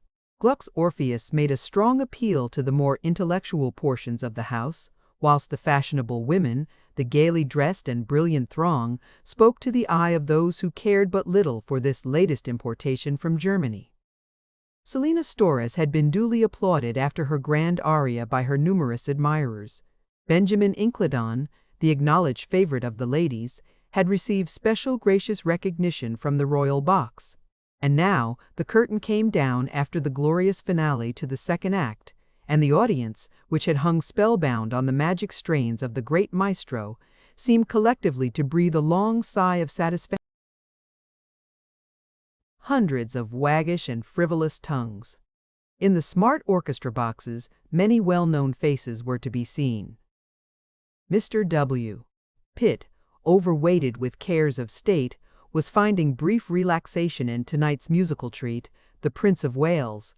Jovial, rotund, somewhat coarse and commonplace in appearance, moved about from box to box, spending brief quarters of an hour with those of his more intimate friends. In Lord Grenville's box, too, a curious, interesting personality attracted everyone's attention, a thin, small figure with shrewd, sarcastic face and deep-set eyes, attentive to the music, keenly critical of the audience, dressed in immaculate black, with dark hair free from any powder. Lord Grenville, Foreign Secretary of State, paid him marked, though frigid, deference. Here and there, dotted about among distinctly English types of beauty, one or two foreign faces stood out in marked contrast, the haughty aristocratic cast of countenance of the many French royalist émigrés who, persecuted by the relentless, revolutionary faction of their country, had found a peaceful refuge in England. On these faces sorrow and care were deeply writ. The women especially paid but little heed, either to the music or to the brilliant audience. No doubt their thoughts were far away, with husband, brother, son maybe, still in peril, or lately succumbed to a cruel fate. Among these the Comtesse de Tournay de Basserive, but lately arrived from France, was a most conspicuous figure, dressed in deep, heavy black silk, with only a white lace kerchief to relieve the aspect of mourning about her person. She sat beside Lady Portarles, who was vainly trying by witty sallies and somewhat broad jokes to bring a smile to the Comtesse's sad mouth. Behind her sat little Suzanne and the Vicomte, both silent and somewhat shy among so many strangers. Suzanne's eyes seemed wistful. When she first entered the crowded house, she had looked eagerly all around, scanned every face, scrutinized every is. Evidently the one face she wished to see was not there, for she settled herself down quietly behind her mother, listened apathetically to the music, and took no further interest in the audience itself. "Ah, Lord Grenville," said Lady Portarles, as following a discreet knock, the clever, interesting head of the Secretary of State appeared in the doorway of the box. "You could not arrive more à propos. Here is Madame la Comtesse de Tournay, positively dying to hear the latest news from France." The distinguished diplomatist had come forward and was shaking hands with the ladies. "Alas," he said sadly, "it is of the very worst. The massacres continue. Paris literally reeks with blood, and the guillotine claims 100 victims a day." Pale and tearful, the Comtesse was leaning back in her chair, listening horror struck to this brief and graphic account of what went on in her own misguided country. "Ah, monsieur," she said in broken English, "it is dreadful to hear all that, and my poor husband still in that awful country. It is terrible for me to be sitting here, in a theatre, all safe and in peace, whilst he is in such peril." "Lud, madam," said honest, bluff Lady Portarles, "your sitting in a convent won't make your husband safe, and you have your children to consider. They are too young to be dosed with anxiety and premature mourning." The Comtesse smiled through her tears at the vehemence of her friend. Lady Portarles, whose voice and manner would not have misfitted a jockey, had a heart of gold, and hid the most genuine sympathy and most gentle kindliness beneath the somewhat coarse manners affected by some ladies at that time. Besides which, madame, added Lord Grenville, did you not tell me yesterday that the League of the Scarlet Pimpernel had pledged their honor to bring M. le Comte safely across the Channel? Ah, yes, replied the Comtesse, and that is my only hope. I saw Lord Hastings yesterday, he reassured me again. Then I am sure you need have no fear. What the League have sworn, that they surely will accomplish. Ah, added the old diplomatist with a sigh, if I were but a few years younger. La, man, interrupted honest Lady Portarles, you are still young enough to turn your back on that French scarecrow that sits enthroned in your box tonight. I wish I could, but your ladyship must remember that in serving our country we must put prejudices aside. M. Chauvelin is the accredited agent of his government. Odds fish, man, she retorted, you don't call those bloodthirsty ruffians over there a government, do you? It has not been thought advisable as yet, said the minister guardedly, for England to break off diplomatic relations with France, and we cannot therefore refuse to receive with courtesy the agent she wishes to send to us. Diplomatic relations be damned, my lord. That sly little fox over there is nothing but a spy, I'll warrant, and you'll find I'm much mistaken, that he'll concern himself little with diplomacy, beyond trying to do mischief to royalist refugees, to our heroic Scarlet Pimpernel, and to the members of that brave little league. I am sure, said the Comtesse, pursing up her thin lips, that if this Chauvelin wishes to do us mischief, he will find a faithful ally in Lady Blakeney. Bless the woman, ejaculated Lady Portarles. Did ever anyone see such perversity? My Lord Grenville, you have the gift of the gab. Will you please explain to Madame la Comtesse that she is acting like a fool? In your position here in England, madame, she added, turning a wrathful and resolute face towards the Comtesse, you cannot afford to put on the hoity-toity airs you French aristocrats are so fond of. Lady Blakeney may or may not be in sympathy with those ruffians in France. She may or may not have had anything to do with the arrest and condemnation of Saint Saintention, of Saint Point, Cyr, or whatever the man's name is, but she is the leader of fashion in this country. Sir Percy Blakeney has more money than any half-dozen other men put together. He is hand in glove with royalty, and your trying to snub Lady Blakeney will not harm her, but will make you look a fool. Isn't that so, my lord? But what Lord Grenville thought of this matter, or to what reflections this homely tirade of Lady Portarles led the Comtesse de Tournay, remained unspoken, for the curtain had just risen on the third act of Orpheus, and admonishments to silence came from every part of the house. Lord Grenville took a hasty farewell of the ladies and slipped back into his box, where M. Chauvelin had sat all through this entr'acte, with his eternal snuff-box in his hand, and with his keen pale eyes intently fixed upon a box opposite to him, where, with much frou of silken skirts, much laughter and general stir of curiosity amongst the audience, Marguerite Blakeney had just entered, accompanied by her husband, and looking divinely pretty beneath the wealth of her golden, reddish curls, slightly besprinkled with powder, and tied back at the nape of her graceful neck with a gigantic black bow. Always dressed in the very latest vagary of fashion, Marguerite alone among the ladies that night had discarded the cross over fichu and broad lapelled over dress which had been in fashion for the last 2 or 3 years. She wore the short-waisted classical-shaped gown which so soon was to become the approved mode in every country in Europe. It suited her graceful, regal figure to perfection, composed as it was of shimmering stuff which seemed a mass of rich gold embroidery. As she entered, she leant for a moment out of the box, taking stock of all those present whom she knew. Many bowed to her as she did so, and from the royal box there came also a quick and gracious salute.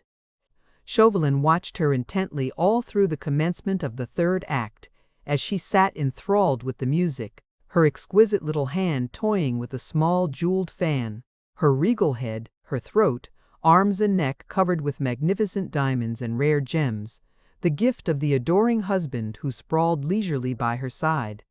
Marguerite was passionately fond of music. Orpheus charmed her tonight. The very joy of living was writ plainly upon the sweet young face. It sparkled out of the merry blue eyes and lit up the smile that lurked around the lips. She was, after all, but 25, in the heyday of youth, the darling of a brilliant throng, adored, feted, petted, cherished. 2 days ago the Daydream had returned from Calais, bringing her news that her idolized brother had safely landed, that he thought of her and would be prudent for her sake. What wonder for the moment, and listening to Gluck's impassioned strains, that she forgot her disillusionments, forgot her vanished love dreams, forgot even the lazy, good-humored non-entity who had made up for his lack of spiritual attainments by lavishing worldly advantages upon her. He had stayed beside her in the box, just as long as convention demanded, making way for His Royal Highness, and for the host of admirers who in a continued procession came to pay homage to the Queen of Fashion. Versi had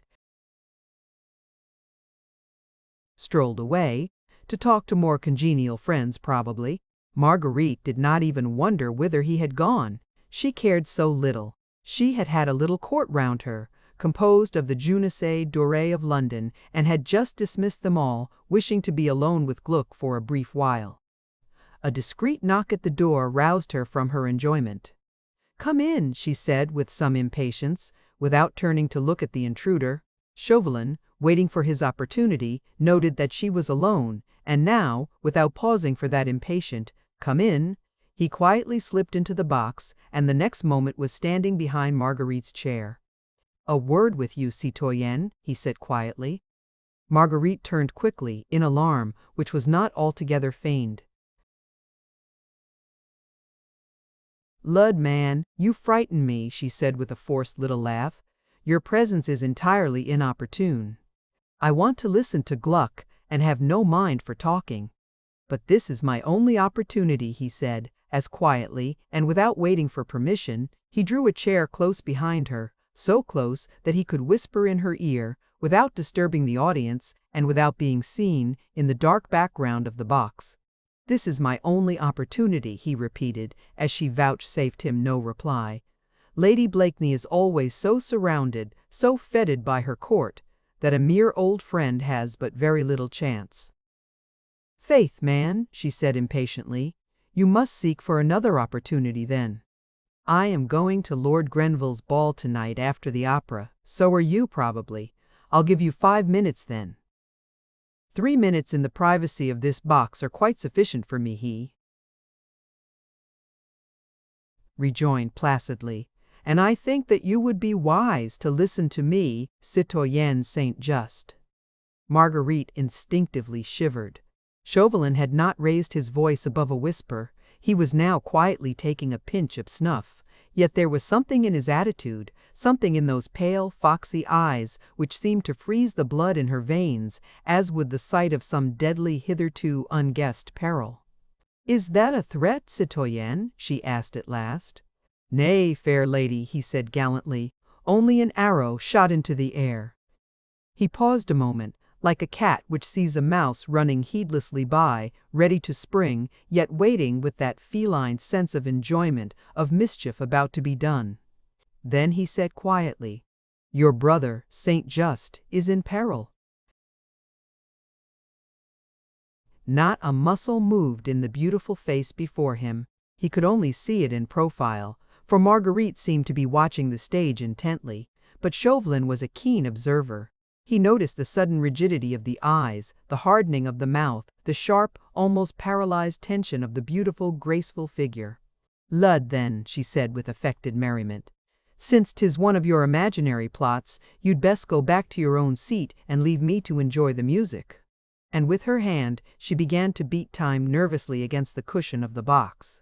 Selina Storace was singing the Ci Faro to an audience that hung spellbound upon the prima donna's lips. Chauvelin did not move from his seat. He quietly watched that tiny nervous hand, the only indication that his shaft had indeed struck home. "Well," she said suddenly and irrelevantly, and with the same feigned unconcern. "Well, citoyenne," he rejoined placidly, "about my brother? I have news of him for you which I think will interest you, but first let me explain. May I?" The question was unnecessary. He felt, though Marguerite still held her head steadily averted from him, that her every nerve was strained to hear what he had to say.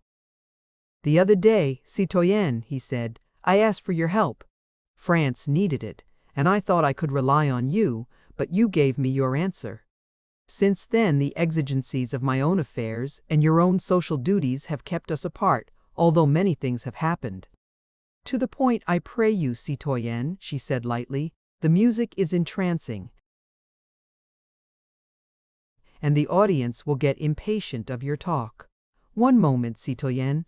The day on which I had the honor of meeting you at Dover, and less than an hour after I had your final answer, I obtained possession of some papers, which revealed another of those subtle schemes for the escape of a batch of French aristocrats, the traitor de Tournay amongst others, all organized by that arch-meddler, the Scarlet Pimpernel.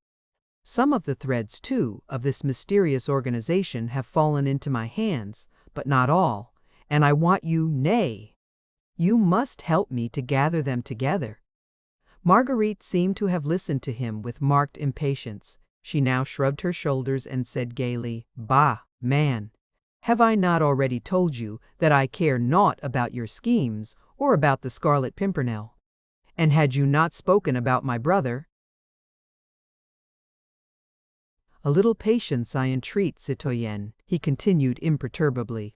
"Two gentlemen, Lord Antony Dewhurst and Sir Andrew Ffoulkes, were at the Fisherman's Rest at Dover that same night. I know. I saw them there. They were already known to my spies as members of that accursed league. It was Sir Andrew Ffoulkes who escorted the Comtesse de Tournay and her children across the Channel. When the two young men were alone, my spies forced their way into the coffee-room of the inn, gagged and pinioned the two gallants, seized their papers, and brought them to me. In a moment she had guessed the danger. Papers? Had Armand been imprudent? The very thought struck her with nameless terror. Still, she would not let this man see that she feared. She laughed gaily and lightly. "Faith, and your impudence passes belief," she said merrily. "Robbery and violence, in England, in a crowded inn. Your men might have been caught in the act. What if they had? They are children of France, and have been trained by your humble servant. Had they been caught, they would have gone to jail, or even to the gallows, without a word of protest or indiscretion. At any rate, it was well worth the risk. A crowded inn is safer for these little operations than you think, and my men have experience." "Well, and those papers?" she asked carelessly. "Unfortunately, though they have given me cognizance of certain names, certain movements, enough, I think, to thwart their projected coup for the moment. It would only be for the moment, and still leaves me in ignorance of the identity of the Scarlet Pimpernel." "La, my friend," she said, with the same assumed flippancy of manner, "then you are where you were before, aren't you? And you can let me enjoy the last strophe of the aria. Faith," she added, ostentatiously smothering an imaginary yawn, "had you not spoken about my brother? I am coming to him now, citoyenne. Among the papers there was a letter to Sir Andrew Ffoulkes, written by your brother, Saint Just." "Well, and?" "That letter shows him to be not only in sympathy with the enemies of France, but actually a helper, if not a member, of the League of the Scarlet Pimpernel." The blow had been struck at last. All along Marguerite had been expecting it. She would not show fear. She was determined to seem unconcerned, flippant even. She wished, when the shock came, to be prepared for it, to have all her wits about her, those wits which had been nicknamed the keenest in Europe. Even now, she did not flinch. She knew that Chauvelin had spoken the truth. The man was too earnest, too blindly devoted to the misguided cause he had at heart, too proud of his countrymen, of those makers of revolutions, to stoop to low, purposeless falsehoods. That letter of Armand's, foolish, imprudent Armand, was in Chauvelin's hands. Marguerite knew that as if she had seen the letter with her own eyes, and Chauvelin would hold that letter for purposes of his own until it suited him to destroy it or to make use of it against Armand. All that she knew, and yet she continued to laugh more gaily, more loudly than she had done before. "La, man," she said, speaking over her shoulder and looking him full and squarely in the face. "Did I not say it was some imaginary plot? Armand in league with that enigmatic Scarlet Pimpernel? Armand busy helping those French aristocrats whom he despises. Faith, the tale does infinite credit to your imagination." "Let me make my point clear, citoyenne," said Chauvelin, with the same unruffled calm. "I must assure you that Saint Sinfirely just is compromised beyond the slightest hope of pardon." Inside the orchestra box, all was silent for a moment or two. Marguerite sat straight upright, rigid and inert, trying to think, trying to face the situation, to realize what had best be done. In the house, Storace had finished the aria, and was even now bowing in her classic garb, but in approved 18th century fashion, to the enthusiastic audience, who cheered her to the echo. "Chauvelin," said Marguerite Blakeney at last, quietly, and without that touch of bravado which had characterized her attitude all along. "Chauvelin, my friend, shall we try to understand one another? It seems that my wits have become rusty by contact with this damp climate. Now, tell me, you are very anxious to discover the identity of the Scarlet Pimpernel, isn't that so? France's most bitter enemy, citoyenne. All the more dangerous, as he works in the dark. All the more noble, you mean? Well, and you would now force me to do some spying work for you in exchange for my brother Armand's safety? Is that it?" "Fie! Two very ugly words, fair lady," protested Chauvelin urbanely. "There can be no question of force, and the service which I would ask of you in the name of France could never be called by the shocking name of spying." "At any rate, that is what it is called over here," she said dryly. "That is your intention, is it not? My intention is that you yourself win a free pardon for Armand Saint-Cyr. Just by doing me a small service." "What is it?" "Only watch for me tonight, citoyenne Saint-Just," he said eagerly.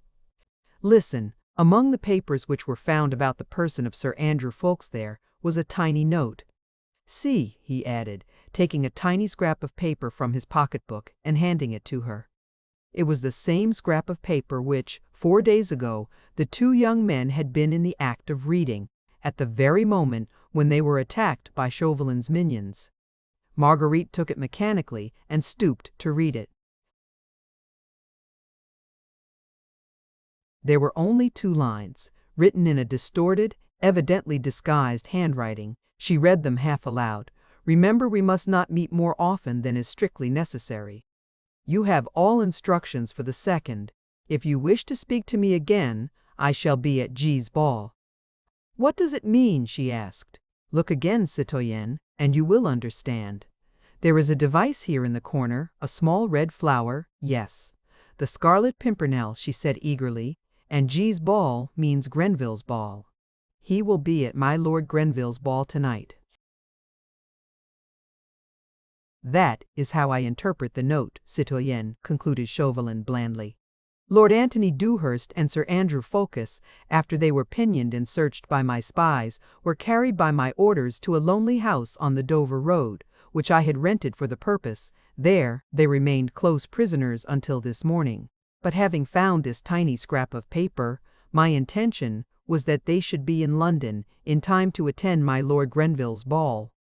You see, do you not, that they must have a great deal to say to their chief, and thus they will have an opportunity of speaking to him tonight, just as he directed them to do. Therefore, this morning, those 2 young gallants found every bar and bolt open in that lonely house on the Dover Road. Their jailers disappeared, and 2 good horses standing ready, saddled and tethered in the yard. I have not seen them yet, but I think we may safely conclude that they did not draw rein until they reached London. Now you see how simple it all is, citoyenne. It does seem simple, doesn't it? She said with a final bitter attempt at flippancy. When you want to kill a chicken, you take hold of it, then you wring its neck. It's only the chicken who does not find it quite so simple.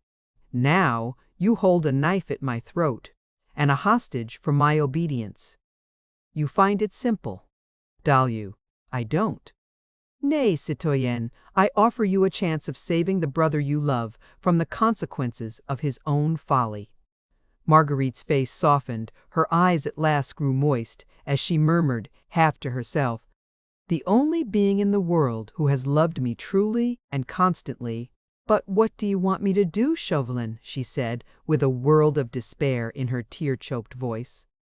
"In my present position, it is well nigh impossible."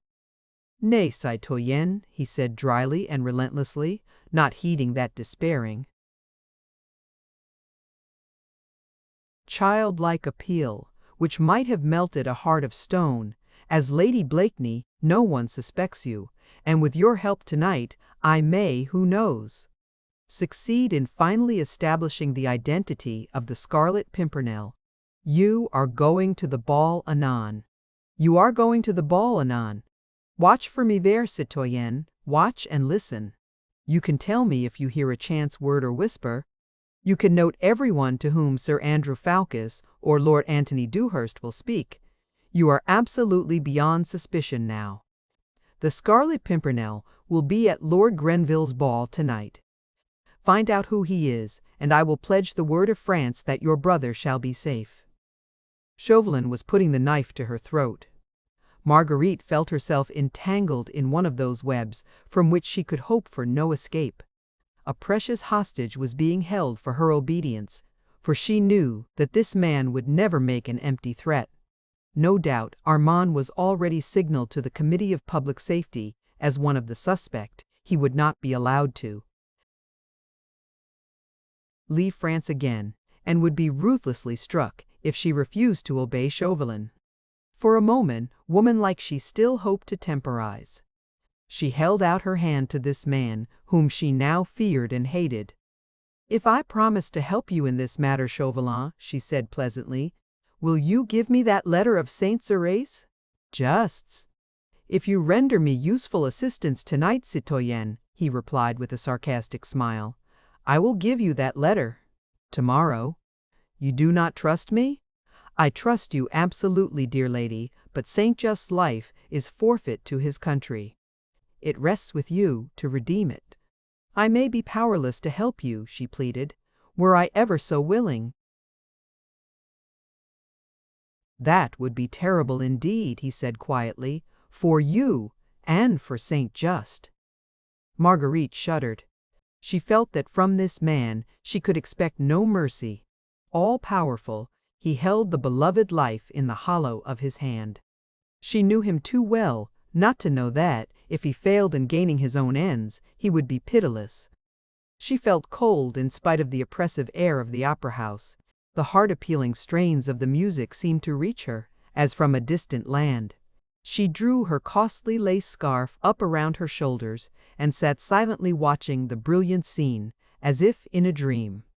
For a moment her thoughts wandered away from the loved one who was in danger to that other man who also had a claim on her confidence and her affection. She felt lonely, frightened for Armand's sake. She longed to seek comfort and advice from someone who would know how to help and console. Sir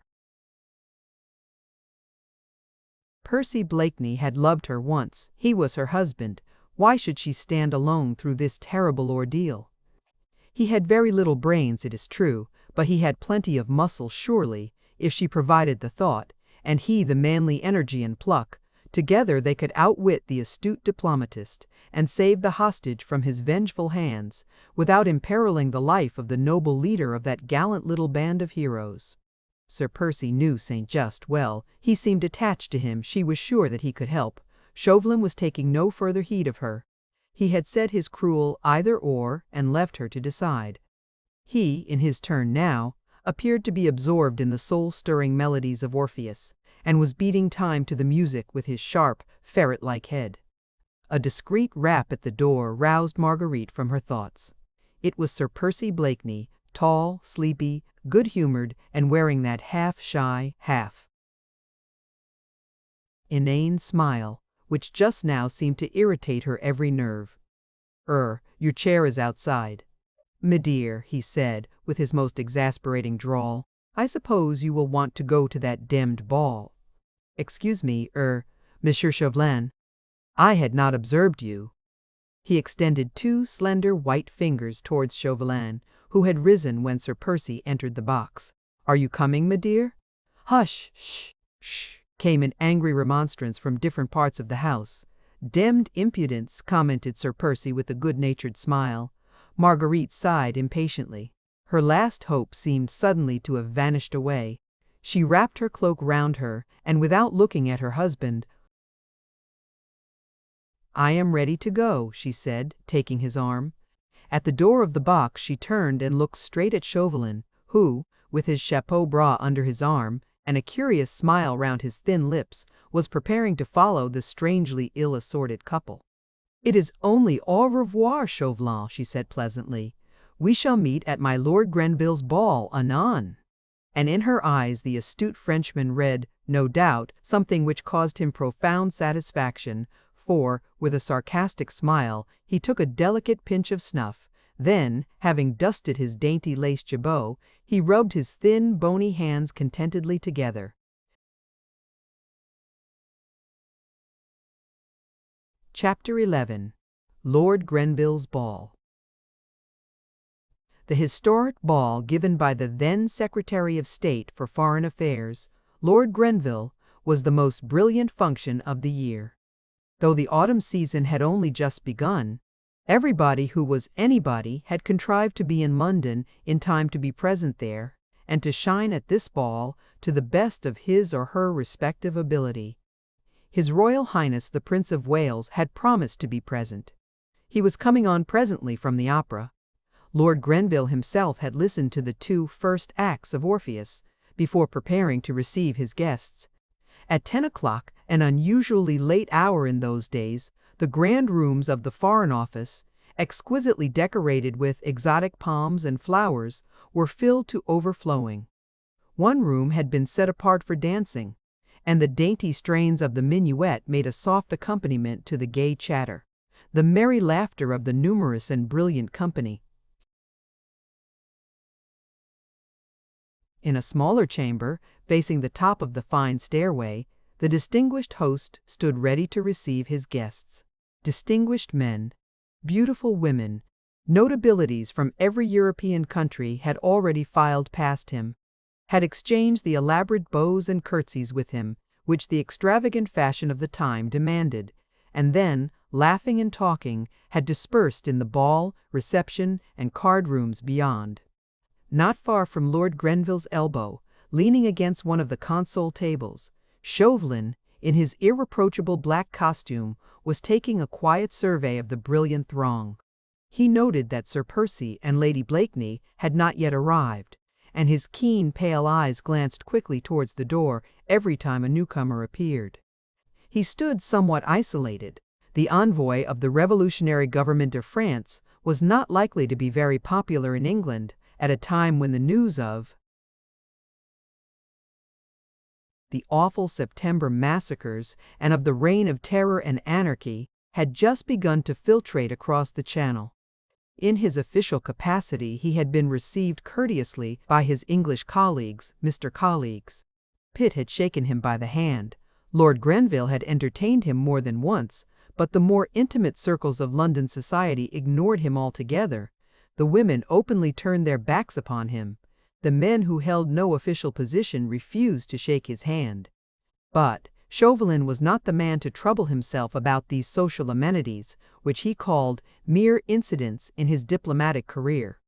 He was blindly enthusiastic for the revolutionary cause, he despised all social inequalities, and he had a burning love for his own country. These three sentiments made him supremely indifferent to the snubs he received in this fog-ridden, loyalist, old-fashioned England. But, above all, Chauvelin had a purpose at heart. He firmly believed that the French aristocrat was the most bitter enemy of France. He would have wished to see every one of them annihilated.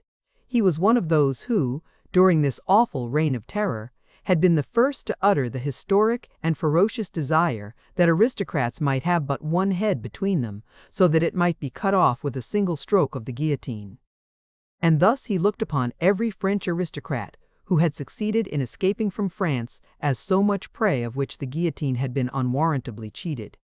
There is no doubt that those royalist émigrés, once they had managed to cross the frontier, did their very best to stir up foreign indignation against France.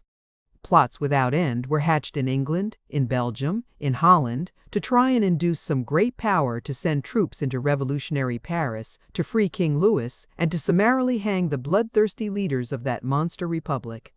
Small wonder, therefore, that the romantic and mysterious personality of the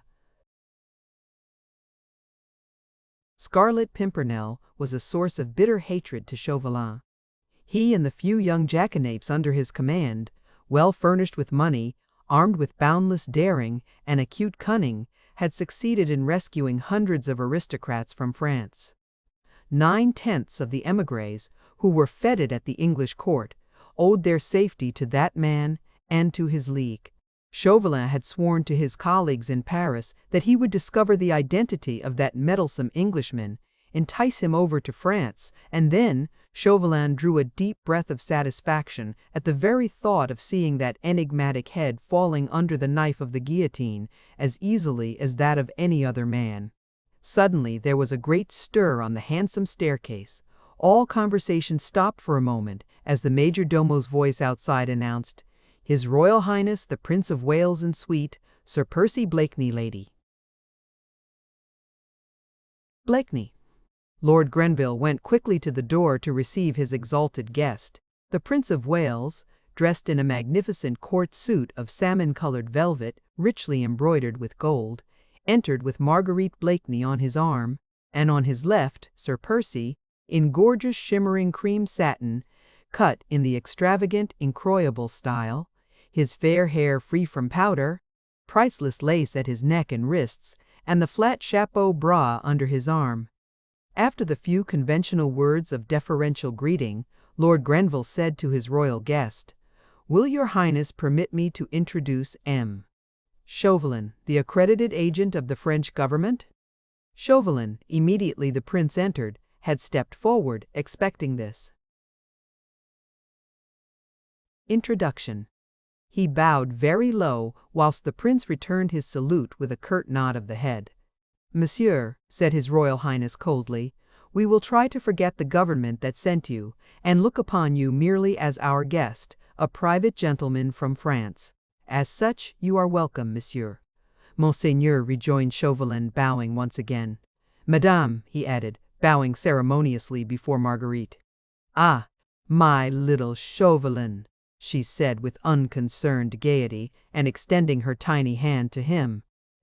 "Monsieur and I are old friends, your Royal Highness." "Ah, then," said the prince, this time very graciously, "you are doubly welcome, monsieur. There is someone else I would crave permission to present to your Royal Highness," here interposed Lord Grenville. "Ah, who is it?" asked the prince. "Madame la Comtesse de Tournay de Basserive and her family, who have but recently come from France." "By all means." "They are among the lucky ones, then." Lord Grenville turned in search of the Comtesse, who sat at the further end of the room. "Lud love me," whispered His Royal Highness to Marguerite, as soon as he had caught sight of the rigid figure of the old lady. "Lud love me. She looks very virtuous and very melancholy." "Faith, your Royal Highness," she rejoined with a smile, "virtue is like precious odors, most fragrant when it is crushed." "Virtue, alas," sighed the prince, "is mostly unbecoming to your charming sex, madame." Madame la Comtesse de Tournay de Basserive, said Lord Grenville, introducing the lady. This is a pleasure, madame. My royal father, as you know, is ever glad to welcome those of your compatriots whom France has driven from her shores. Your Royal Highness is ever gracious, replied the Comtesse with becoming dignity. Then, indicating her daughter, who stood timidly by her side, "My daughter Suzanne, monseigneur," she said. "Ah, charming, charming," said the prince. "And now allow me, Comtesse, to introduce to you Lady Blakeney, who honors us with her friendship. You and she will have much to say to one another, I vow. Every compatriot of Lady Blakeney's is doubly welcome for her sake. Her friends are our friends. Her enemies, the enemies of England." Marguerite's blue eyes had twinkled with merriment at this gracious speech from her exalted friend. The Comtesse de Tournay, who lately had so flagrantly insulted her, was here receiving a public lesson, at which Marguerite could not help but rejoice. But the Comtesse, for whom respect of royalty amounted almost to a religion, was too well schooled in courtly etiquette to show the slightest sign of embarrassment, as the two ladies curtsied ceremoniously to one another. "His Royal Highness is ever gracious, madame," said Marguerite demurely, and with a wealth of mischief in her twinkling blue eyes. "But here there is no need for his kind mediation. Your amiable reception of me at our last meeting still dwells pleasantly in my memory." "We poor exiles, madame," rejoined the Comtesse frigidly, "show our gratitude to England by devotion to the wishes of Monseigneur." "Madame," said Marguerite with another ceremonious curtsy. "Madame," responded the Comtesse with equal dignity. The prince in the meanwhile was saying a few gracious words to the young Vicomte. "I am happy to know you, Monsieur le Vicomte," he said. "I knew your father well when he was ambassador in London." "Ah, Monseigneur," replied the Vicomte, "I was a little boy then, and now I owe the honor of this meeting to our protector, the Scarlet Pimpernel." "Hush!" said the prince earnestly and quickly, as he indicated Chauvelin, who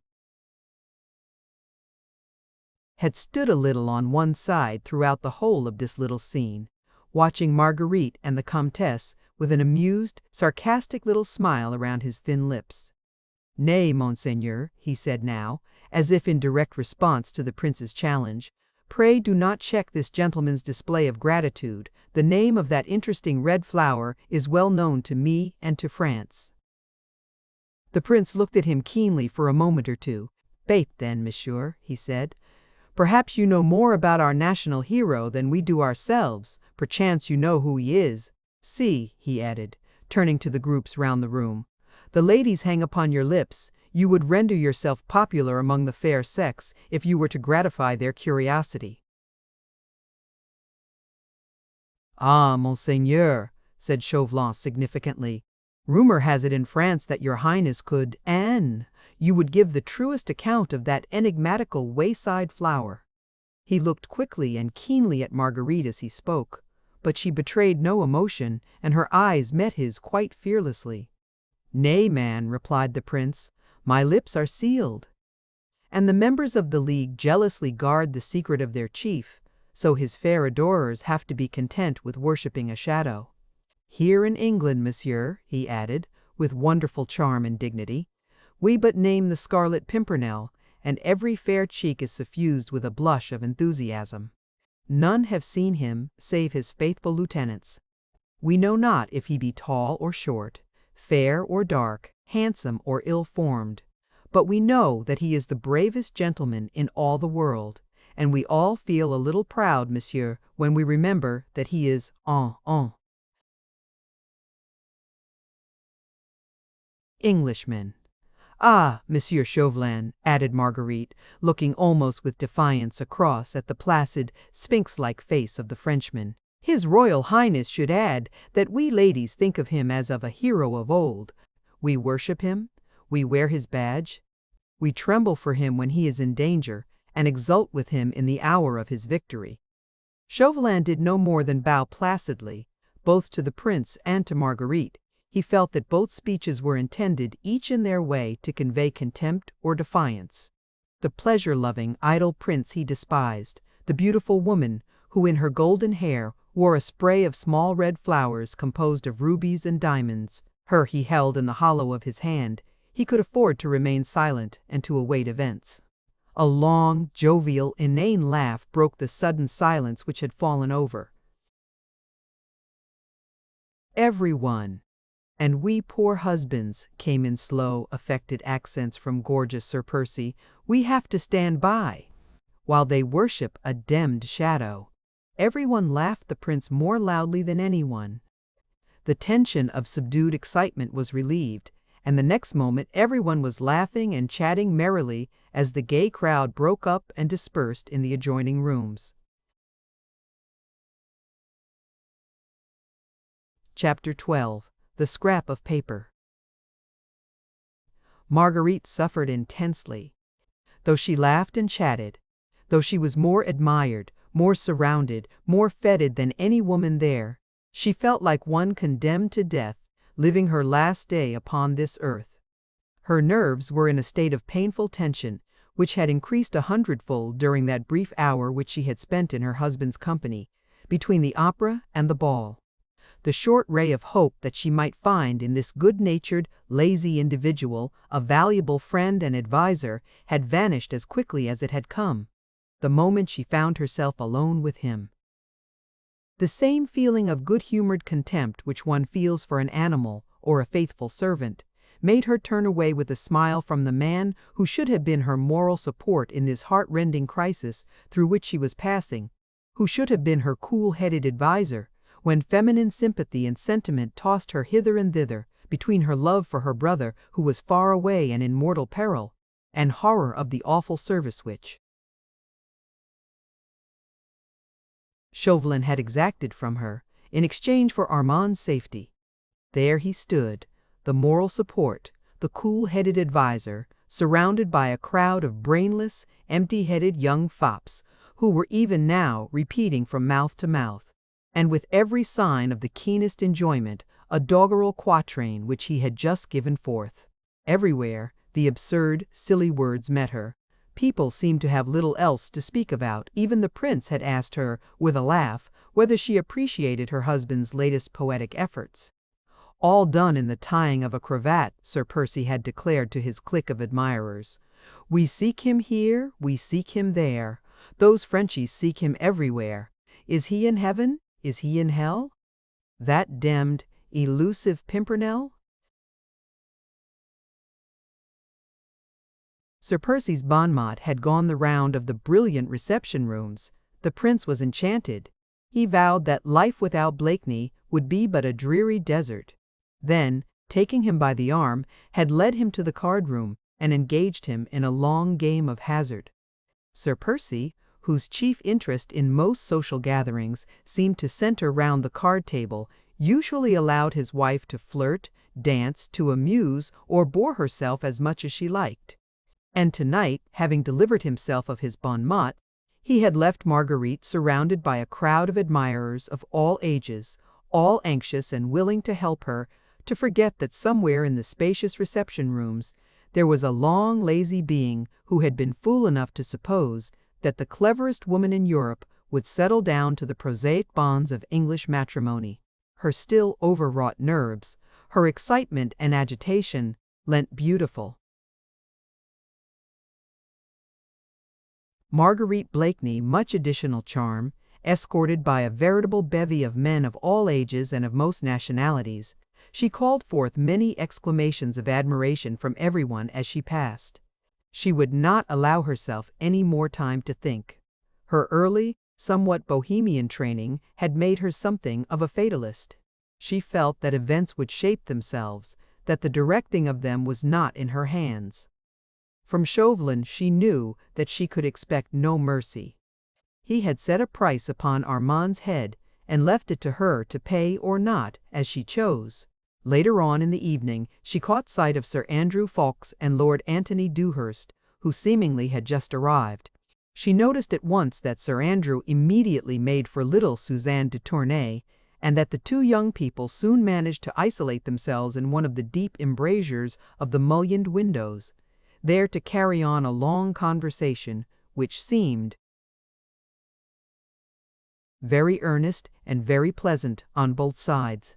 Both the young men looked a little haggard and anxious, but otherwise they were irreproachably dressed, and there was not the slightest sign about their courtly demeanor of the terrible catastrophe which they must have felt hovering round them and round their chief. That the League of the Scarlet Pimpernel had no intention of abandoning its cause, she had gathered through little Suzanne herself, who spoke openly of the assurance she and her mother had had that the Comte de Tournay would be rescued from France by the League within the next few days. Vaguely she began to wonder, as she looked at the brilliant and fashionable crowd in the gaily lighted ballroom, which of these worldly men round her was the mysterious Scarlet Pimpernel, who held the threads of such daring plots and the fate of valuable lives in his hands. A burning curiosity seized her to know him, although for months she had heard of him and had accepted his anonymity, as everyone else in society had done. But now she longed to know quite impersonally, quite apart from Armand, and, oh, quite apart from Chauvelin, only for her own sake, for the sake of the enthusiastic admiration she had always bestowed on his bravery and cunning. He was at the ball, of course, somewhere, since Sir Andrew Ffoulkes and Lord Antony Dewhurst were here, evidently expecting to meet their chief, and perhaps to get a fresh mot d'ordre from him. Marguerite looked round at everyone, at the aristocratic high-typed Norman faces, the squarely built, fair-haired Saxon, the more gentle, humorous cast of the Celt, wondering which of these betrayed the power, the energy, the cunning which had imposed its will and its leadership upon a number of high-born English gentlemen, among whom rumor asserted was His Royal Highness himself. Sir Andrew Ffoulkes? Surely not, with his gentle blue eyes, which were looking so tenderly and longingly after little Suzanne, who was being led away from the pleasant tete-a-tete by her stern mother. Marguerite watched him across the room, as he finally turned away with a sigh, and seemed to stand, aimless and lonely, now that Suzanne's dainty little figure had disappeared in the crowd. She watched him as he strolled towards the doorway, which led to a small boudoir beyond, then paused, and leaned against the framework of it, looking still anxiously all round him. Marguerite contrived for the moment to evade her present attentive cavalier, and she skirted the fashionable crowd, drawing nearer to the doorway, against which Sir Andrew was leaning. Why she wished to get closer to him, she could not have said. Perhaps she was impelled by an all-powerful fatality, which so often seems to rule the destinies of men. Suddenly she stopped. Her very heart seemed to stand still. Her eyes, large and excited, flashed for a moment towards that doorway, then as quickly were turned away again. Sir Andrew Ffoulkes was still in the same listless position by the door, but Marguerite had distinctly seen that Lord Hastings, a young buck, a friend of her husband's and one of the prince's set, had, as he quickly brushed past him, slipped something into his hand. For one moment longer, it was the merest flash. Marguerite paused. The next she had, with admirably played unconcern, resumed her walk across the room, but this time more quickly towards that doorway whence Sir Andrew had now disappeared. All this, from the moment that Marguerite had caught sight of Sir Andrew leaning against the doorway, until she followed him into the little boudoir beyond, had occurred in less than a minute. Fate is usually swift when she deals a blow. Now Lady Blakeney had suddenly ceased to exist. It was Marguerite St. Just who was there only, Marguerite St. Just who had passed her childhood, her early youth, in the protecting arms of her brother Armand. She had forgotten everything else, her rank, her dignity, her secret enthusiasms, everything save that Armand stood in peril of his life, and that there, not 20 feet away from her, in the small boudoir which was quite deserted, in the very hands of Sir Andrew Ffoulkes, might be the talisman which would save her brother's life. Barely another 30 seconds had elapsed between the moment when Lord Hastings slipped the mysterious something into Sir Andrew's hand, and the one when she, in her turn, reached the deserted boudoir. Sir Andrew was standing with his back to her, and close to a table upon which stood a massive Silver candelabra. A slip of paper was in his hand, and he was in the very act of perusing its contents. Unperceived, her soft clinging robe making not the slightest sound upon the heavy carpet, not daring to breathe until she had accomplished her purpose, Marguerite slipped close behind him. At that moment he looked round and saw her. She uttered a groan, passed her hand across her forehead, and murmured faintly, "The heat in the room was terrible. I felt so faint." Ah! She tottered almost as if she would fall, and Sir Andrew, quickly recovering himself, and crumpling in his hand the tiny note he had been reading, was only, apparently, just in time to support her. "You are ill, Lady Blakeney?" he asked with much concern. "Let me—" "No, no, nothing," she interrupted quickly. "A chair, quick." She sank into a chair close to the table, and throwing back her head, closed her eyes. "There," she murmured, still faintly. "The giddiness is passing off. Do not heed me, Sir Andrew. I assure you, I already feel better." At moments like these there is no doubt, and psychologists actually assert it, that there is in us a sense which has absolutely nothing to do with the other five. It is not that we see, it is not that we hear or touch, yet we seem to do all three at once. Marguerite sat there with her eyes apparently closed. Sir Andrew was immediately behind her, and on her right was the table with the 5-armed candelabra upon it. Before her mental vision, there was absolutely nothing but Armand's face. Armand, whose life was in the most imminent danger, and who seemed to be looking at her from a background upon which were dimly painted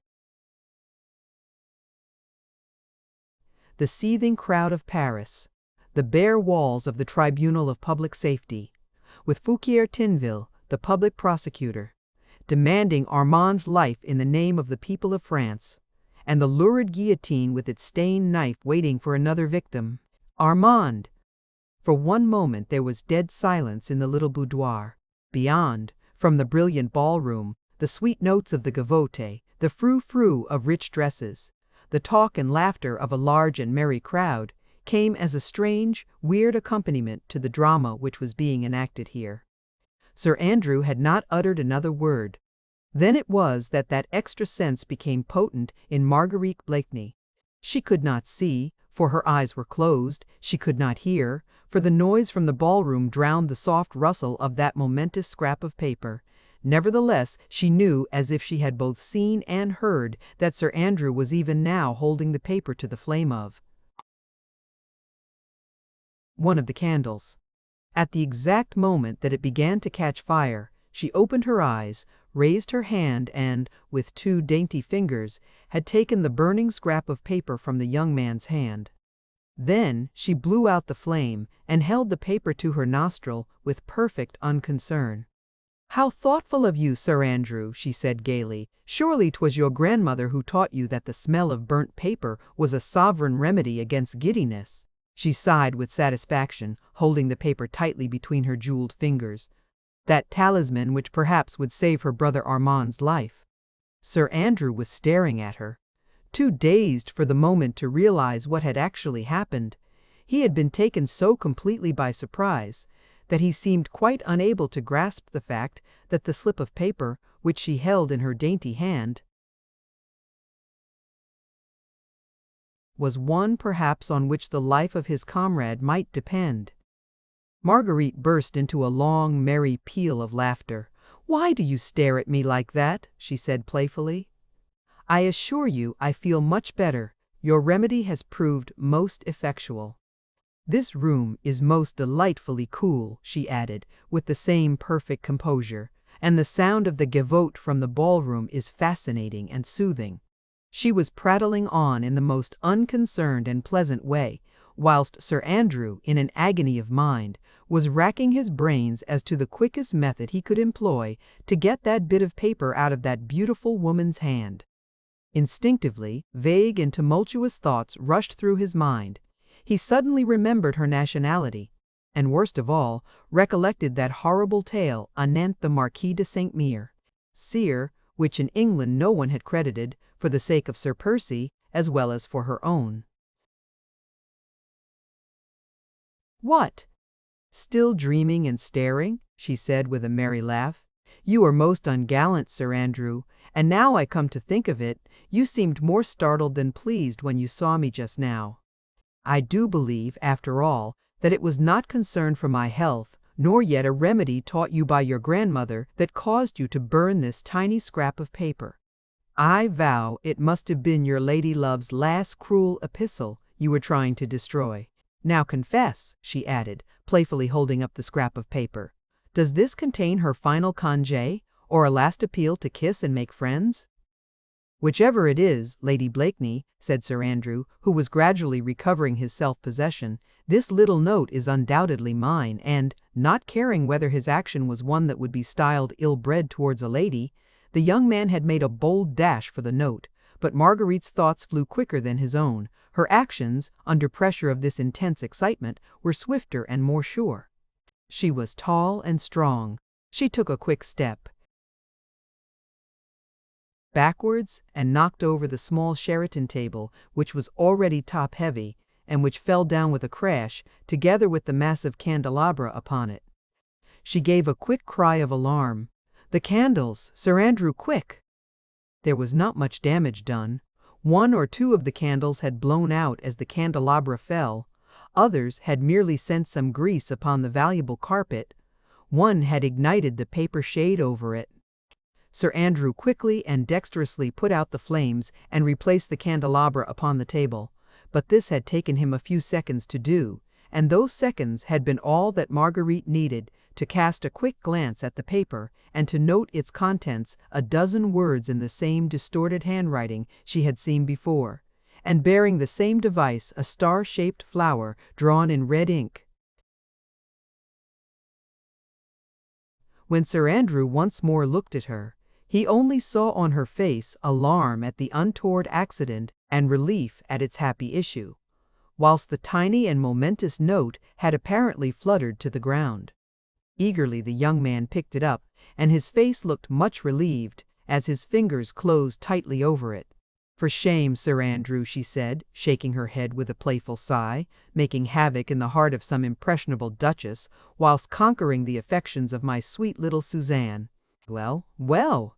I do believe it was Cupid himself who stood by you, and threatened the entire Foreign Office with destruction by fire, just on purpose to make me drop love's message, before it had been polluted by my indiscreet eyes. To think that, a moment longer, and I might have known the secrets of an erring duchess." "You will forgive me, Lady Blakeney," said Sir Andrew, now as calm as she was herself, "if I resume the interesting occupation which you had interrupted." "By all means, Sir Andrew.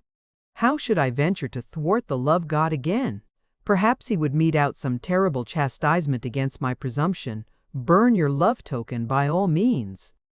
Sir Andrew had already twisted the paper into a long spill, and was once again holding it to the flame of the candle, which had remained alight. He did not notice the strange smile on the face of his fair vis-à-vis. So intent was he on the work of destruction, perhaps, had he done so, the look of relief would have faded from his face. He watched the fateful note as it curled under the flame. Soon the last fragment fell on the floor, and he placed his heel upon the ashes. "And now, Sir Andrew," said Marguerite Blakeney, with the pretty nonchalance peculiar to herself, and with the most winning of smiles, "will you venture to excite the jealousy of your fair lady by asking me to dance the minuet?"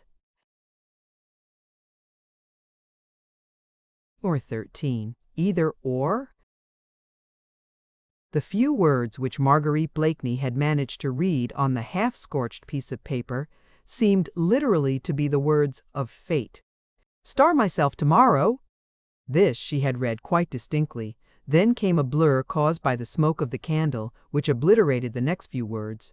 But, right at the bottom, there was another sentence, which was now standing clearly and distinctly, like letters of fire, before her mental vision. "If you wish to speak to me again, I shall be in the supper-room at 1 o'clock precisely." The whole was signed with a hastily scrawled little device, a tiny star-shaped flower, which had become so familiar to her. 1 o'clock precisely. It was now close upon 11. The last minuet was being danced, with Sir Andrew Falkis and beautiful Lady Blakeney leading the couples through its delicate and intricate figures. Close upon 11, the hands of the handsome Louis XV clock upon its ormolu. Bracket seemed to move along with maddening rapidity. 2 hours more, and her fate and that of Armand would be sealed. In 2 hours, she must make up her mind whether she will keep the knowledge so cunningly gained to herself and leave her brother to his fate, or whether she will willfully betray a brave man whose life was devoted to his fellow men, who was noble, generous, and above all, unsuspecting. It seemed a horrible thing to do. But then there was Armand. Armand too was noble and brave. Armand too was unsuspecting. And Armand loved her, would have willingly trusted his life in her hands, and now, when she could save him from death, she hesitated. Oh! It was monstrous. Her brother's kind, gentle face, so full of love for her, seemed to be looking reproachfully at her. "You might have saved me, Margot," he seemed to say to her, "and you chose the life of a stranger, a man you do not know, whom you have never seen, and preferred that he should be safe whilst you sent me to the guillotine." All these conflicting thoughts raged through Marguerite's brain, while, with a smile upon her lips, she glided through the graceful mazes of the minuet. She noted with that acute sense of hers that she had succeeded in completely allaying Sir Andrew's fears. Her self-control had been absolutely perfect. She was a finer actress at this moment, and throughout the whole of this minuet, than she had ever been upon the boards of the Comédie Française. But then, a beloved brother's life had not depended upon her histrionic powers. She was too clever to overdo her part, and made no further allusions to the supposed billet doux, which had caused Sir Andrew Falkis such an agonizing 5 minutes. She watched his anxiety melting away under her sunny smile, and soon perceived that, whatever doubt may have crossed his mind at the moment, she had, by the time the last bars of the minuet had been played, succeeded in completely dispelling it. He never realized in what a fever of excitement she was, what effort it cost her to keep up a constant ripple of banal conversation. When the minuet was over, she asked Sir Andrew to take her into the next room. "I have promised to go down to supper with His Royal Highness," she said, "but before we part, tell me, am I forgiven?" "Forgiven?" "Yes. Confess I gave you a fright just now. But remember, I am not an Englishwoman, and I do not look upon the exchanging of billet doux as a crime, and I vow I'll not tell my little Suzanne. But now, tell me, shall I welcome you at my water party on Wednesday?" "I am not sure, Lady Blakeney," he replied evasively. "I may have to leave London tomorrow." "I would not do that if I were you," she said earnestly. Then, seeing the anxious look once more reappearing in his eyes, she added gaily, "No one can throw a ball better than you can, Sir Andrew. We should so miss you on the bowling green." He had led her across the room to one beyond, where already His Royal Highness was waiting for the beautiful Lady Blakeney. "Madam, supper awaits us," said the prince, offering his arm to Marguerite, "and I am full of hope. The goddess Fortune has frowned so persistently on me at hazard that I look with confidence for the smiles of the goddess of beauty." "Your Highness has been unfortunate at the card tables?" asked Marguerite, as she took the prince's arm. "Aye, most unfortunate. Blakeney, not content with being the richest among my father's subjects, has also the most outrageous luck. By the way, where is that inimitable wit? I vow, madam, that this life would be but a dreary desert without your smiles and his sallies." Chapter 14. 1 o'clock precisely. Supper had been extremely gay. All those present declared that never had Lady Blakeney been more adorable, nor that demmed idiot, Sir Percy, more amusing. His Royal Highness had laughed until the tears streamed down his cheeks at Blakeney's foolish yet funny repartees. His doggerel verse, "We seek him here, we seek him there," etc., was sung to the tune of "Ho, merry Britons!" and to the accompaniment of glasses knocked loudly against the table. Lord Grenville, moreover, had a most perfect cook. Some wags asserted that he was a scion of the old French noblesse, who, having lost his fortune, had come to seek it in the cuisine of the Foreign Office.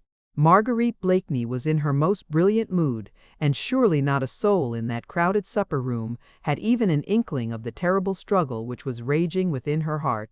The clock was ticking so mercilessly on. It was long past midnight, and even the Prince of Wales was thinking of leaving the supper table. Within the next half-hour, the destinies of two brave men would be pitted against one another, the dearly beloved brother and he, the unknown hero. Marguerite had not even tried to see Chauvelin during this last hour. She knew that his keen, fox-like eyes would terrify her at once and incline the balance of her decision towards Armand. While she did not see him, there still lingered in her heart of hearts a vague, undefined hope that something would occur. Something big, enormous, epoch-making, which would shift from her young, weak shoulders this terrible burden of responsibility, of having to choose between two such cruel alternatives. But the minutes ticked on with that dull monotony which they invariably seem to assume when our very nerves ache with their incessant ticking. After supper, dancing was resumed. His Royal Highness had left, and there was general talk of departing among the older guests. The young ones were indefatigable and had started on a new gavotte, which would fill the next quarter of an hour. Marguerite did not feel equal to another dance. There is a limit to the most enduring self-control. Escorted by a cabinet minister, she had once more found her way to the tiny boudoir, still the most deserted among all the rooms. She knew that Chauvelin must be lying in wait for her somewhere, ready to seize the first possible opportunity for a tete-a-tete. His eyes had met hers for a moment after the four-supper minuet, and she knew that the keen diplomatist, with those searching pale eyes of his, had divined that her work was accomplished. Fate had willed it so. Marguerite, torn by the most terrible conflict heart of woman can ever know, had resigned herself to its decrees. But Armand must be saved at any cost. He, first of all, for he was her brother, had been mother, father, friend to her, ever since she, a tiny babe, had lost both her parents. To think of Armand dying a traitor's death on the guillotine was too horrible even to dwell upon, impossible in fact. That could never be, never be. As for the stranger, the hero, well, there, let fate decide. Marguerite would redeem her brother's life at the hands of the relentless enemy, then let that cunning Scarlet Pimpernel extricate himself after that. Perhaps vaguely Marguerite hoped that the daring plotter, who for so many months had baffled an army of spies, would still manage to evade Chauvelin and remain immune to the end. She thought of all this as she sat listening to the witty discourse of the cabinet minister, who, no doubt, felt that he had found in Lady Blakeney a most perfect listener. Suddenly she saw the keen, fox-like face of Chauvelin peeping through the curtained doorway. "Lord Fancourt," she said to the minister, "will you do me a service?" "I am entirely at your ladyship's service," he replied gallantly. "Will you see if my husband is still in the card-room? And if he is, will you tell him that I am very tired and would be glad to go home soon?" The commands of a beautiful woman are binding on all mankind, even on cabinet ministers. Lord Fancourt prepared to obey instantly. "I do not like to leave your ladyship alone," he said. "Never fear. I shall be quite safe here and, I think, undisturbed, but I am really tired. You know Sir Percy will drive back to Richmond. It is a long way, and we shall not, and we do not hurry, get home before daybreak." Lord Fancourt had perforce to go. The moment he had disappeared, Chauvelin slipped into the room, and the next instant stood calm and impassive by her side. "You have news for me?" he said. An icy mantle seemed to have suddenly settled round Marguerite's shoulders. Though her cheeks glowed with fire, She felt chilled and numbed. Oh, Armand, will you ever know the terrible sacrifice of pride, of dignity, of womanliness a devoted sister is making for your sake? Nothing of importance, she said, staring mechanically before her, but it might prove a clue. I contrived, no matter how, to detect Sir Andrew Ffoulkes in the very act of burning a paper at one of these candles, in this very room. That paper I succeeded in holding between my fingers for the space of 2 minutes, and to cast my eye on it for that of 10 seconds. Time enough to learn its contents? Asked Chauvelin quietly. She nodded. Then she continued in the same even, mechanical tone of voice. In the corner of the paper there was the usual rough device of a small star-shaped flower. Above it I read 2 lines. Everything else was scorched and blackened by the flame. And what were these 2 lines? Her throat seemed suddenly to have contracted. For an instant she felt that she could not speak the words, which might send a brave man to his death. It is lucky that the whole paper was not burned, added Chauvelin, with dry sarcasm, for it might have fared ill with Armand St. Just. What were the 2 lines, citoyenne? One was, I start myself tomorrow, she said quietly. The other, if you wish to speak to me, I shall be in the supper room at 1 o'clock precisely. Chauvelin looked up at the clock just above the mantelpiece. Then I have plenty of time, he said placidly. What are you going to do? She asked. She was pale as a statue. Her hands were icy cold. Her head and heart throbbed with the awful strain upon her nerves. Oh, this was cruel, cruel! What had she done to have deserved all this? Her choice was made. Had she done a vile action or one that was sublime? The recording angel who writes in the Book of Gold alone could give an answer. What are you going to do? She repeated mechanically. Oh, nothing for the present. After that it will depend. On what? On whom I shall see in the supper room at 1 o'clock precisely. You will see the Scarlet Pimpernel, of course. But you do not know him. No, but I shall presently. Sir Andrew will have warned him. I think not.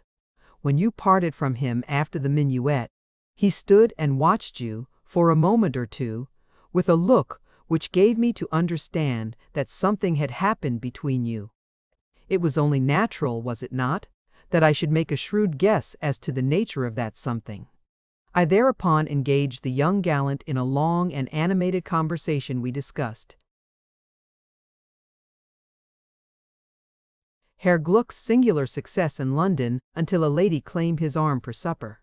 Since then, I did not lose sight of him through supper. When we all came upstairs again, Lady Portarles buttonholed him and started on the subject of pretty Mill Suzanne de Tournay. I knew he would not move until Lady Portarles had exhausted the subject, which will not be for another quarter of an hour at least, and it is 5 minutes to 1 now. He was preparing to go, and went up to the doorway, where, drawing aside the curtain, he stood for a moment pointing out to Marguerite the distant figure of Sir Andrew Ffoulkes in close conversation with Lady Portarles. I think, he said, with a triumphant smile, that I may safely expect to find the person I seek in the dining-room, fair lady. There may be more than one. Whoever is there, as the clock strikes 1, will be shadowed by one of my men. Of these, 1, or perhaps 2, or even 3, will leave for France tomorrow. One of these will be the Scarlet Pimpernel. Yes? And? I also, fair lady, will leave for France tomorrow. The papers found at Dover, upon the person of Sir Andrew Ffoulkes, speak of the neighborhood of Calais, of an inn which I know well, called Le Chat Gris, of a lonely place somewhere on the coast, the Père Blanchard's hut, which I must endeavor to find. All these places are given as the point where this meddlesome Englishman has bidden the traitor de Tournay and others to meet his emissaries. But it seems that he has decided not to send his emissaries, that he will start himself tomorrow. Now, one of those persons whom I shall see anon in the supper-room will be journeying to Calais, and I shall follow that person until I have tracked him to where those fugitive aristocrats await him. For that person, fair lady, will be the man whom I have sought for nearly a year, the man whose energy has outdone me, whose ingenuity has baffled me, whose audacity has set me wondering, yes, me, who have seen a trick or two in my time, the mysterious and elusive Scarlet Pimpernel. And Armand, she pleaded, have I ever broken my word? I promise you that the day the Scarlet Pimpernel and I start for France, I will send you that imprudent letter of his by special courier. More than that, I will pledge you the word of France that the day I lay hands on that meddlesome Englishman, Saint, just will be here in England, safe in the arms of his charming sister. And with a deep and elaborate bow and another look at the clock, Chauvelin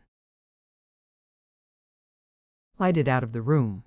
It seemed to Marguerite that through all the noise, all the din of music, dancing, and laughter, she could hear his cat-like tread gliding through the vast reception rooms, that she could hear him go down the massive staircase, reach the dining room, and open the door. Fate had decided, had made her speak, had made her do a vile and abominable thing for the sake of the brother she loved. She lay back in her chair, passive and still, seeing the figure of her relentless enemy ever present before her aching eyes. When Chauvelin reached the supper room, it was quite deserted. It had that woebegone, forsaken, tawdry appearance which reminds one so much of a ball dress the morning after. Half-empty glasses littered the table, unfolded napkins lay about, the chairs turned towards one another, in groups of twos and threes, seemed like the seats of ghosts, in close conversation with one another. There were sets of 2 chairs very close to one another in the far corners of the room, which spoke of recent whispered flirtations over cold game pie and champagne. There were sets of 3 and 4 chairs that recalled pleasant, animated discussions over the latest scandals. There were chairs straight up in a row that still looked starchy, critical, acid, like antiquated dowagers. There were a few isolated single chairs, close to the table, that spoke of gourmands intent on the most recherché dishes, and others overturned on the floor, that spoke volumes on the subject of my Lord Grenville's cellars. It was a ghost-like replica, in fact, of that fashionable gathering upstairs. A ghost that haunts every house where balls and good suppers are given. A picture drawn with white chalk on gray cardboard, dull and colorless, now that the bright silk dresses and gorgeously embroidered coats were no longer there to fill in the foreground, and now that the candles flickered sleepily in their sockets. Chauvelin smiled benignly, and rubbing his long, thin hands together, he looked round the deserted supper room, whence even the last flunky had retired in order to join his friends in the hall below. All was silence in the dimly lighted room, whilst the sound of the gavotte, the hum of distant talk and laughter, and the rumble of an occasional coach outside, only seemed to reach this palace of the sleeping beauty as the murmur of some flitting spooks far away. It all looked so peaceful, so luxurious, and so still, that the keenest observer a veritable prophet could never have guessed that, at this present moment, that deserted supper room was nothing but a trap laid for the capture of the most cunning and audacious plotter those stirring times had ever seen. Chauvelin pondered and tried to peer into the immediate future. What would this man be like, whom he and the leaders of a whole revolution had sworn to bring to his death? Everything about him was weird and mysterious. His personality, which he had so cunningly concealed, the power he wielded over 19 English gentlemen who seemed to obey his every command blindly and enthusiastically, the passionate love and submission he had roused in his little trained band, and, above all, his marvelous audacity, the boundless impudence which had caused him to beard his most implacable enemies within the very walls of Paris. No wonder that in France the sobriquet of the mysterious Englishman roused in the people a superstitious shudder. Chauvelin himself, as he gazed round the deserted room, where presently the weird hero would appear, felt a strange feeling of awe creeping all down his spine. But his plans were well laid.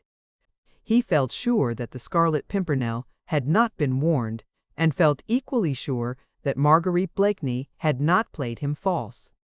If she had, a cruel look, that would have made her shudder, gleamed in Chauvelin's keen pale eyes. If she had played him a trick, Armand St. Just would suffer the extreme penalty. But no, no! Of course she had not played him false. Fortunately, the supper room was deserted. This would make Chauvelin's task all the easier, when presently that unsuspecting enigma would enter it alone. No one was here now, save Chauvelin himself.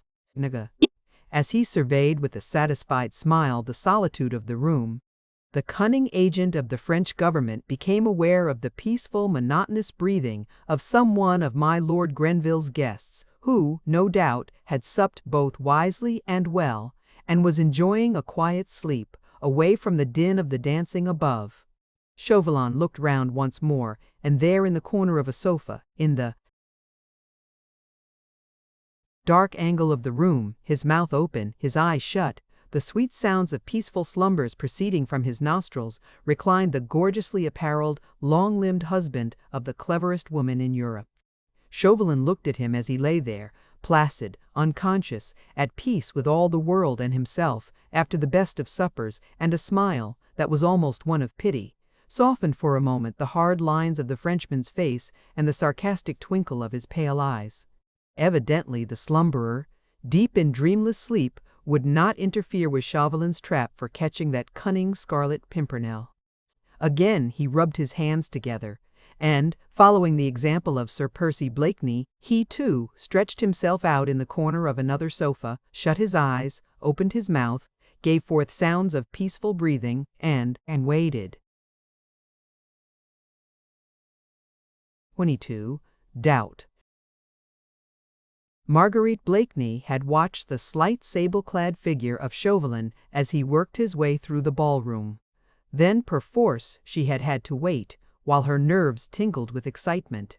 Listlessly she sat in the small, still deserted boudoir, looking out through the curtained doorway on the dancing couples beyond, looking at them, yet seeing nothing, hearing the music, yet conscious of naught save a feeling of expectancy, of anxious, weary waiting. Her mind conjured up before her the vision of what was, perhaps, at this very moment passing downstairs. The half-deserted dining room, the fateful hour, Chauvelin on the watch. Then, precise to the moment, the entrance of a man, he, the Scarlet Pimpernel, the mysterious leader, who to Marguerite had become almost unreal, so strange, so weird was this hidden identity. She wished she were in the supper-room too, at this moment, watching him as he entered. She knew that her woman's penetration would at once recognize in the stranger's face, whoever he might be, that strong individuality which belongs to a leader of men, to a hero, to the mighty, high-soaring eagle, whose daring wings were becoming entangled in the ferret's trap. Womanlike, she thought of him with unmixed sadness. The irony of that fate seemed so cruel, which allowed the fearless lion to succumb to the gnawing of a rat. Ah! Had Armand's life not been at stake? Faith, your ladyship must have thought me very remiss, said a voice suddenly close to her elbow. I had a deal of difficulty in delivering your message, for I could not find Blakeney anywhere at first. Marguerite had forgotten all about her husband, and her message to him, his very name, as spoken by Lord Fancourt, sounded strange and unfamiliar to her.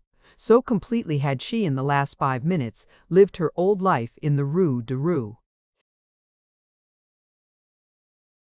Richelieu again, with Armand always near her to love and protect her, to guard her from the many subtle intrigues which were forever raging in Paris in those days.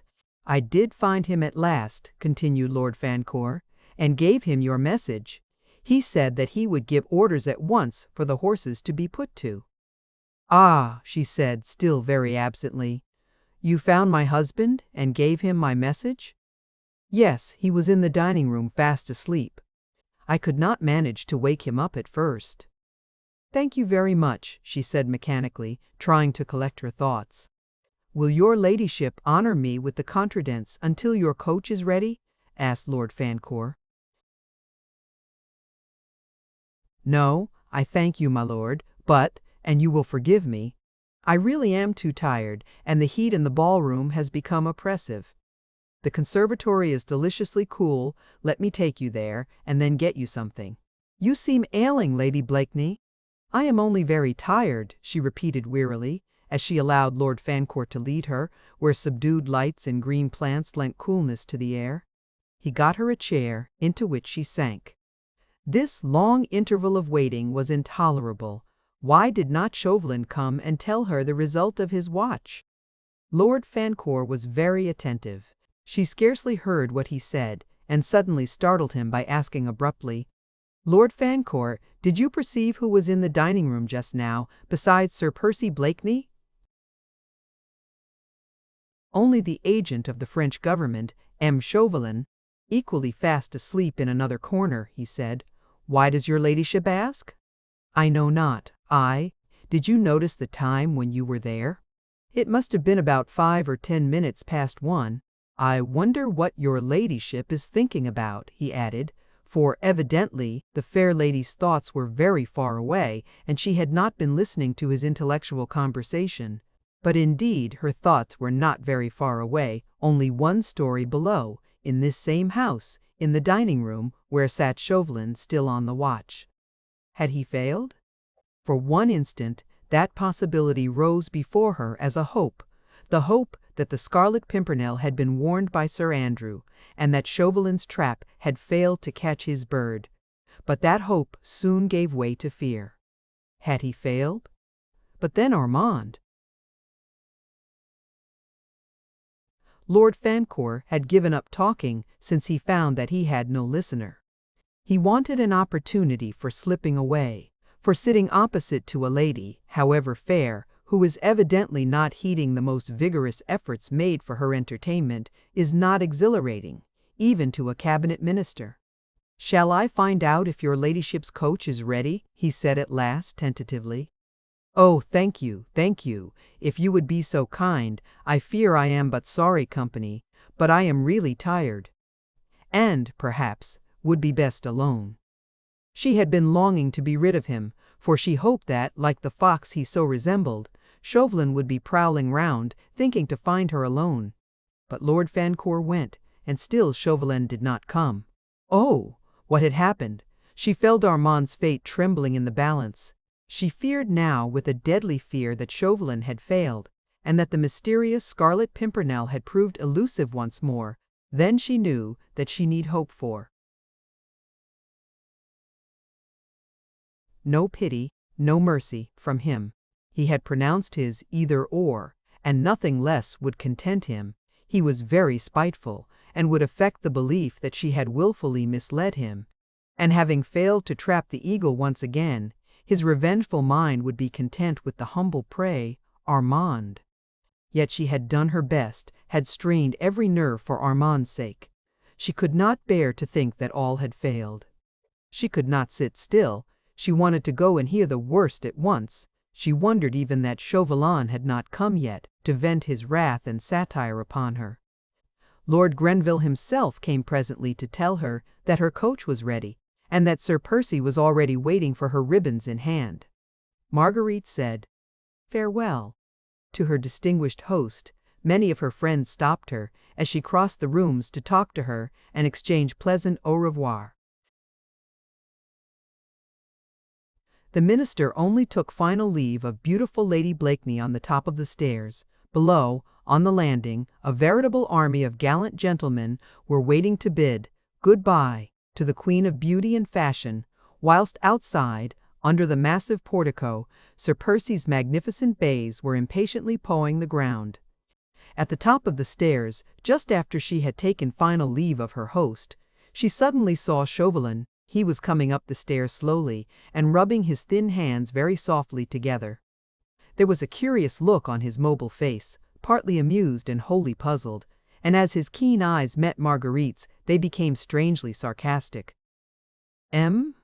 Chauvelin," she said, as he stopped on the top of the stairs, bowing elaborately before her. My coach is outside. May I claim your arm?" As gallant as ever, he offered her his arm and led her downstairs. The crowd was very great. Some of the minister's guests were departing, others were leaning against the banisters watching the throng as it filed up and down the wide staircase. "Chauvelin," she said at last desperately, "I must know what has happened." "What has happened, dear lady?" he said with affected surprise. "Where? When? You are torturing me, Chauvelin. I have helped you tonight, surely I have the right to know. What happened in the dining room at 1 o'clock just now?" She spoke in a whisper, trusting that in the general hubbub of the crowd her words would remain unheeded by all save the man at her side. "Quiet and peace reigned supreme, fair lady. At that hour I was asleep in the corner of one sofa and Sir Percy Blakeney in another. Nobody came into the room at all? Nobody. Then we have failed, you and I? Yes, we have failed perhaps, but Armand?" she pleaded. "Ah, Armand St. Just's chances hang on a thread. Pray heaven, dear lady, that that thread may not snap. Chauvelin, I work for you sincerely, earnestly, earnestly. Remember, Polish." "I remember my promise," he said quietly, "the day that the Scarlet Pimpernel and I meet on French soil, St. Just will be in the arms of his charming sister." "Which means that a brave man's blood will be on my hands," she said with a shudder. "His blood, or that of your brother? Surely at the present moment you must hope, as I do, that the enigmatical Scarlet Pimpernel will start for Calais today." "I am only conscious of one hope, citoyen." "And that is?" "That Satan, your master, will have need of you elsewhere before the sun rises today." "You flatter me, citoyen." She had detained him for a while, midway down the stairs, trying to get at the thoughts which lay beyond that thin, fox-like mask. But Chauvelin remained urbane, sarcastic, mysterious, not a line betrayed to the poor, anxious woman whether she need fear or whether she dare to hope. Downstairs on the landing she was soon surrounded. Lady Blakeney never stepped from any house into her coach without an escort of fluttering human moths around the dazzling light of her beauty. But before she finally turned away from Chauvelin, she held out a tiny hand to him, with that pretty gesture of childish appeal which was so essentially her own. "Give me some hope, my little Chauvelin," she pleaded. With perfect gallantry he bowed over that tiny hand, which looked so dainty and white through the delicately transparent black lace mitten, and kissing the tips of the rosy fingers. "Pray heaven that the thread may not snap," he repeated with his enigmatic smile. And stepping aside, he allowed the moths to flutter more closely round the candle, and the brilliant throng of the jeunesse dorée, eagerly attentive to Lady Blakeney's every movement, hid the keen, fox-like face from her view. 1000, Chapter 16, Richmond. A few minutes later she was sitting, wrapped in costly furs, near Sir Percy Blakeney, on the box seat of his magnificent coach, and the 4 splendid bays had thundered down the quiet street. The night was warm, in spite of the gentle breeze which fanned Marguerite's burning cheeks. Soon London houses were left behind, and rattling over old Hammersmith Bridge, Sir Percy was driving his bays rapidly towards Richmond. The river wound in and out in its pretty delicate curves, looking like a silver serpent beneath the glittering rays of the moon. Long shadows from overhanging trees spread occasional deep palls right across the road. The bays were rushing along at breakneck speed, held but slightly back by Sir Percy's strong, unerring hands. These nightly drives after balls and suppers in London were a source of perpetual delight to Marguerite, and she appreciated her husband's eccentricity keenly, which caused him to adopt this mode of taking her home every night, to their beautiful home by the river, instead of living in a stuffy London house. He loved driving his spirited horses along the lonely moonlit roads, and she loved to sit on the box seat, with the soft air of an English late summer's night fanning her face after the hot atmosphere of a ball or supper party. The drive was not a long one, less than an hour, sometimes, when the bays were very fresh, and Sir Percy gave them full rein. Tonight he seemed to have a very devil in his fingers, and the coach seemed to fly along the road, beside the river. As usual, he did not speak to her, but stared straight in front of him, the ribbons seeming to lie quite loosely in his slender, white hands. Marguerite looked at him tentatively once or twice. She could see his handsome profile, and one lazy eye, with its straight fine brow and drooping heavy lid. The face in the moonlight looked singularly earnest, and recalled to Marguerite's aching heart those happy days of courtship, before he had become the lazy nincompoop, the effete fop, whose life seemed spent in card and supper rooms. But now, in the moonlight, she could not catch the expression of the lazy blue eyes. She could only see the outline of the firm chin, the corner of the strong mouth, the well-cut massive shape of the forehead. Truly, nature had meant well by Sir Percy. His faults must all be laid at the door of that poor half-crazy mother, and of the distracted, heartbroken father, neither of whom had cared for the young life which was sprouting up between them, and which perhaps their very carelessness was already beginning to wreck. Marguerite suddenly felt intense sympathy for her husband. The moral crisis she had just gone through made her feel indulgent towards the faults, the delinquencies of others. How thoroughly a human being can be buffeted and overmastered by fate had been borne in upon her with appalling force. Had anyone told her a week ago that she would stoop to spy upon her friends, that she would betray a brave and unsuspecting man into the hands of a relentless enemy, she would have laughed the idea to scorn. Yet she had done these things. Anon, perhaps the death of that brave man would be at her door, just as 2 years ago the Marquis de Saint-Saint Cyr had perished through a thoughtless word of hers, but in that case she was morally innocent. She had meant no serious harm. Fate merely had stepped in. But this time she had done a thing that obviously was base, had done it deliberately, for a motive which, perhaps, high moralists would not even appreciate. And, as she felt her husband's strong arm beside her, she also felt how much more he would dislike and despise her if he knew of this night's work. Thus human beings judge of one another, superficially, casually, throwing contempt on one another with but little reason and no charity. She despised her husband for his inanities and vulgar, unintellectual occupations, and he, she felt, would despise her still worse, because she had not been strong enough to do right for right's sake, and to sacrifice her brother to the dictates of her conscience. Buried in her thoughts, Marguerite had found this hour in the breezy summer night all too brief, and it was with a feeling of keen disappointment that she suddenly realized that the bays had turned into the massive gates of her beautiful English home. Sir Percy Blakeney's house on the river has become a historic one, palatial in its dimensions. It stands in the midst of exquisitely laid-out gardens, with a picturesque terrace and frontage to the river. Built in Tudor days, the old red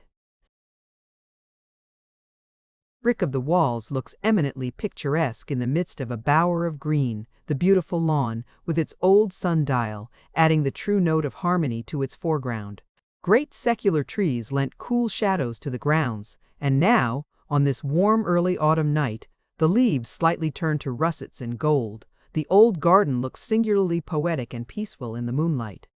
With unerring precision, Sir Percy had brought the 4 bays to a standstill immediately in front of the fine Elizabethan entrance hall.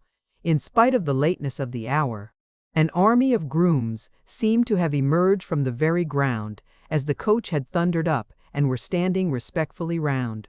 Sir Percy jumped down quickly, then helped Marguerite to alight. She lingered outside for a moment whilst he gave a few orders to one of his men. She skirted the house and stepped onto the lawn, looking out dreamily into the silvery landscape. Nature seemed exquisitely at peace in comparison with the tumultuous emotions she had gone through. She could faintly hear the ripple of the river and the occasional soft and ghost-like fall of a dead leaf from a tree. All else was quiet round her. She had heard the horses prancing as they were being led away to their distant stables, the hurrying of servants' feet as they had all gone within to rest. The house also was quite still. In two separate suites of apartments, just above the magnificent reception rooms, lights were still burning. They were her rooms, and his, well divided from each other by the whole width of the house, as far apart as their own lives had become. Involuntarily, she sighed at that moment. She could really not have told why. She was suffering from unconquerable heartache. Deeply and achingly, she was sorry for herself. Never had she felt so pitiably lonely, so bitterly in want of comfort and of sympathy. With another sigh, she turned away from the river towards the house, vaguely wondering if, after such a night, she could ever find rest and sleep.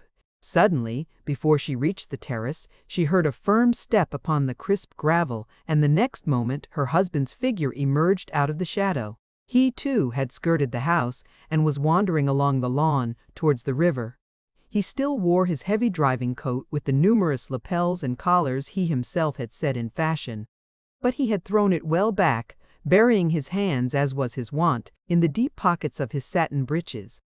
The gorgeous white costume he had worn at Lord Grenville's ball, with its jabot of priceless lace, looked strangely ghostly against the dark background of the house. He apparently did not notice her, for, after a few moments' pause, he presently turned back towards the house and walked straight up to the terrace. "Sir Percy."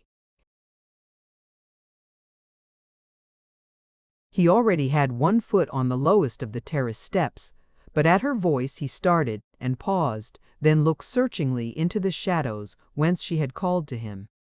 She came forward quickly into the moonlight, and, as soon as he saw her, he said, with that air of consummate gallantry he always wore when speaking to her, "At your service, madame?" But his foot was still on the step, and in his whole attitude there was a remote suggestion, distinctly visible to her, that he wished to go and had no desire for a midnight interview. "The air is deliciously cool," she said, "the moonlight peaceful and poetic, and the garden inviting. Will you not stay in it a while? The hour is not yet late, or is my company so distasteful to you that you are in a hurry to rid yourself of it?" "Nay, madam," he rejoined placidly, "but 'tis on the other foot the shoe happens to be, and I'll warrant you'll find the midnight air more poetic without my company. No doubt the sooner I remove the obstruction, the better your ladyship will like it."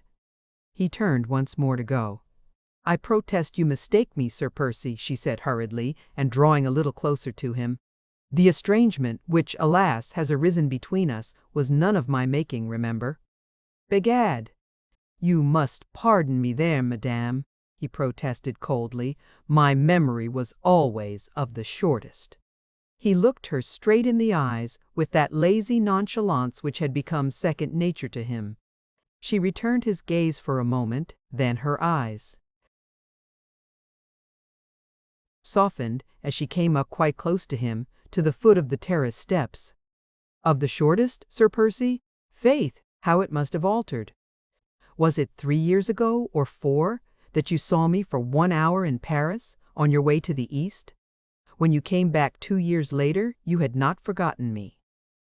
She looked divinely pretty as she stood there in the moonlight, with the fur cloak sliding off her beautiful shoulders, the gold embroidery on her dress shimmering around her, her childlike blue eyes turned up fully at him. He stood for a moment, rigid and still, but for the clenching of his hand against the stone balustrade of the terrace. "You desired my presence, madame," he said frigidly. "I take it that it was not with a view to indulging in tender reminiscences." His voice certainly was cold and uncompromising, his attitude before her stiff and unbending. Womanly decorum would have suggested that Marguerite should return coldness for coldness, and should sweep past him without another word, only with a curt nod of the head, but womanly instinct suggested that she should remain that keen instinct which makes a beautiful woman conscious of her powers long to bring to her knees the one man who pays her no homage. She stretched out her hand to him. Nay, Sir Percy, why not? The present is not so glorious, but that I should not wish to dwell a little in the past. He bent his tall figure, and taking hold of the extreme tip of the fingers which she still held out to him, he kissed them ceremoniously. "Ay, faith, madame," he said, "then you will pardon me, if my dull wits cannot accompany you there." Once again he attempted to go. Once more her voice, sweet, childlike, almost tender, called him back. "Sir Percy." "Your servant, madame." "Is it possible that love can die?" she said with sudden, unreasoning vehemence. "Methought that the passion which you once felt for me would outlast the span of human life. Is there nothing left of that love, Percy, which might help you to bridge over that sad estrangement?" His massive figure seemed, while she spoke thus to him, to stiffen still more, the strong mouth hardened, a look of relentless obstinacy crept into the habitually lazy blue eyes. "With what object, I pray you, madam?" he asked coldly. "I do not understand you." "Yet 'tis simple enough," he said with sudden bitterness, which seemed literally to surge through his words, though he was making visible efforts to suppress it. "I humbly put the question to you, for my slow wits are unable to grasp the cause of this, your ladyship's sudden new mood. Is it that you have the taste to renew the devilish sport which you played so successfully last year? Do you wish to see me once more a lovesick suppliant at your feet, so that you might again have the pleasure of kicking me aside like a troublesome lapdog?" She had succeeded in rousing him for the moment, and again she looked straight at him, for it was thus she remembered him a year ago. "Percy, I entreat you," she whispered, "can we not bury the past?" "Pardon me, madame, but I understood you to say that your desire was to dwell in it." "Nay, I spoke not of that past, Percy," she said, while a tone of tenderness crept into her voice. "Rather did I speak of the time when you loved me still, and I was vain and frivolous. Your wealth and position allured me. I married you, hoping in my heart that your great love for me would beget in me a love for you. But, alas! The moon had sunk low down behind a bank of clouds. In the east a soft gray light was beginning to chase away the heavy mantle of the night. He could only see her graceful outline now, the small queenly head, with its wealth of reddish golden curls, and the glittering gems forming the small, star-shaped red flower which she wore as a diadem in her hair. 24 hours after our marriage, madame, the Marquis de St. Cyr and all his family perished on the guillotine, and the popular rumor reached me that it was the wife of Sir Percy Blakeney who helped to send them there. Nay, I myself told you the truth of that odious tale. Not till after it had been recounted to me by strangers, with all its horrible details." "And you believed them then and there," she said with great vehemence. "Without a proof or question, you believed that I, whom you vowed you loved more than life, whom you professed you worshipped, that I could do a thing so base as these strangers chose to recount. You thought I meant to deceive you about it, all that I ought to have spoken before I married you. Yet, had you listened, I would have told you that up to the very morning on which St. Cyr went to the guillotine, I was straining every nerve, using every influence I possessed to save him and his family. But my pride sealed my lips, when your love seemed to perish as if under the knife of that same guillotine. Yet I would have told you how I was duped. I, whom that same popular rumor had endowed with the sharpest wits in France. I was tricked into doing this thing, by men who knew how to play upon my love for an only brother and my desire for revenge. Was it unnatural?" Her voice became choked with tears. She paused for a moment or two, trying to regain some sort of composure. She looked appealingly at him, almost as if he were her judge. He had allowed her to speak on in her own vehement, impassioned way, offering no comment, no word of sympathy, and now, while she paused, trying to swallow down the hot tears that gushed to her eyes, he waited, impassive and still. The dim gray light of early dawn seemed to make his tall form look taller and more rigid. The lazy, good-natured face looked strangely altered. Marguerite, excited as she was, could see that the eyes were no longer languid, the mouth no longer good-humored and inane. A curious look of intense passion seemed to glow from beneath his drooping lids. The mouth was tightly closed, the lips compressed, as if the will alone held that surging passion in check. Marguerite Blakeney was, above all, a woman, with all a woman's fascinating foibles, all a woman's most lovable sins. She knew in a moment that for the past few months she had been mistaken, that this man who stood here before her, cold as a statue, when her musical voice struck upon his ear, loved her, as he had loved her a year ago, that his passion might have been dormant, but that it was there, as strong, as intense, as overwhelming, as when first her lips met his in one long, maddening kiss. Pride had kept him from her, and, woman-like, she meant to win back that conquest which had been hers before.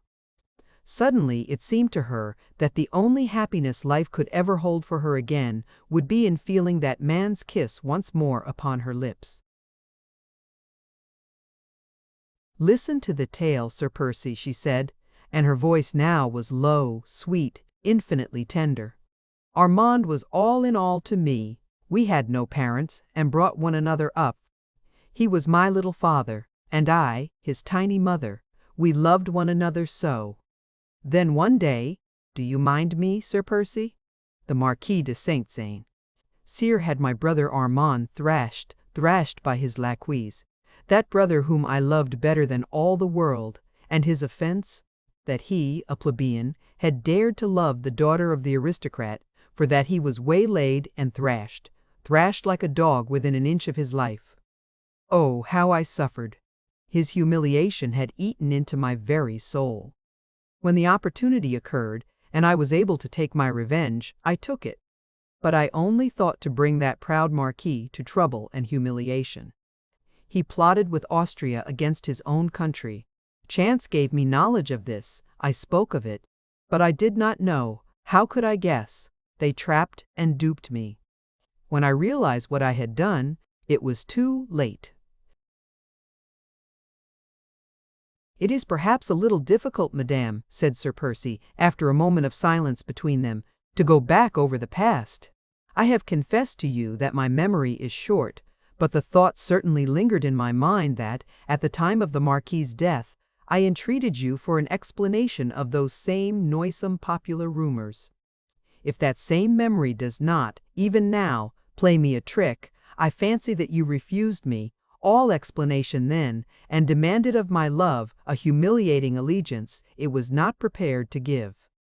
I wished to test your love for me, and it did not bear the test.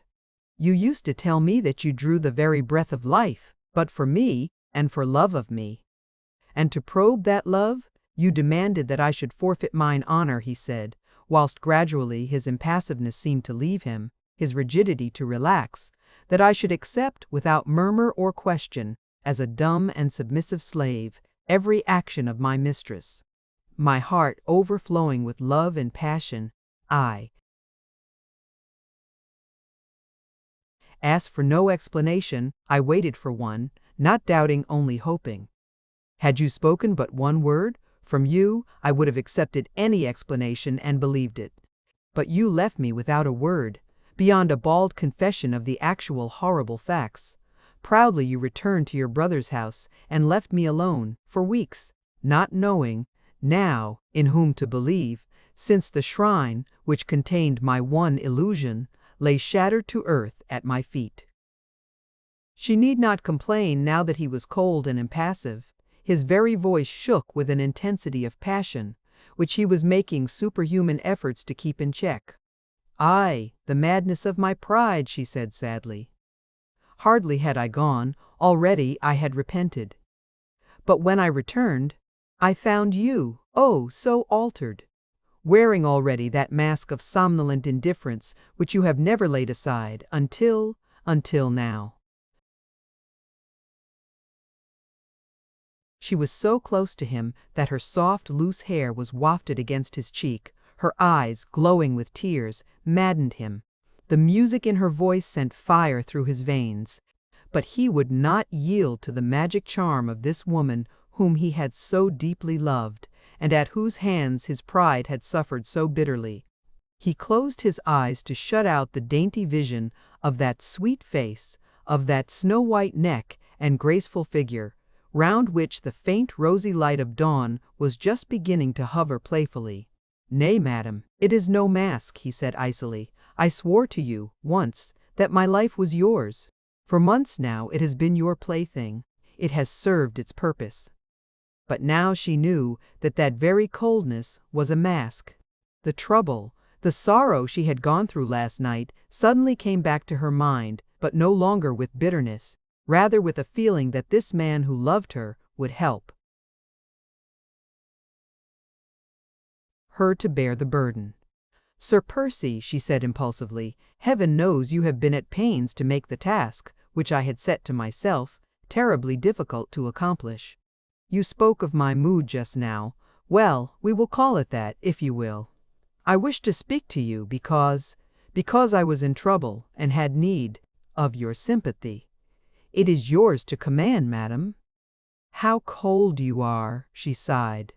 "Faith, I can scarce believe that, but a few months ago one tear in my eye had set you well nigh crazy. Now I come to you with a half-broken heart, and I pray you, madam," he said, whilst his voice shook almost as much as hers, "in what way can I serve you?" "Percy, Armand is in deadly danger. A letter of his, rash, impetuous as were all his actions, and written to Sir Andrew Ffoulkes, has fallen into the hands of a fanatic. Armand is hopelessly compromised. Tomorrow, perhaps he will be arrested. After that, the guillotine. Unless, oh, it is horrible," she said, with a sudden wail of anguish, as all the events of the past night came rushing back to her mind. "Horrible! And you do not understand. You cannot. And I have no one to whom I can turn for help or even for sympathy." Pia. Tears now refused to be held back. All her trouble, her struggles, the awful uncertainty of Armand's fate overwhelmed her. She tottered, ready to fall, and leaning against the stone balustrade, she buried her face in her hands and sobbed bitterly. At first mention of Armand Sainting, Just's name, and of the peril in which he stood, Sir Percy's face had become a shade more pale, and the look of determination and obstinacy appeared more marked than ever between his eyes. However, he said nothing for the moment, but watched her, as her delicate frame was shaken with sobs, watched her until unconsciously his face softened, and what looked almost like tears seemed to glisten in his eyes. "And so," he said with bitter sarcasm, "the murderous dog of the Revolution is turning upon the very hands that fed it. Begad, madam," he added very gently, as Marguerite continued to sob hysterically, "will you dry your tears? I never could bear to see a pretty woman cry, and I," instinctively, with sudden overmastering passion, at sight of her helplessness and of her grief, he stretched out his arms, and the next would have seized her and held her to him, protected from every evil with his very life, his very heart's blood.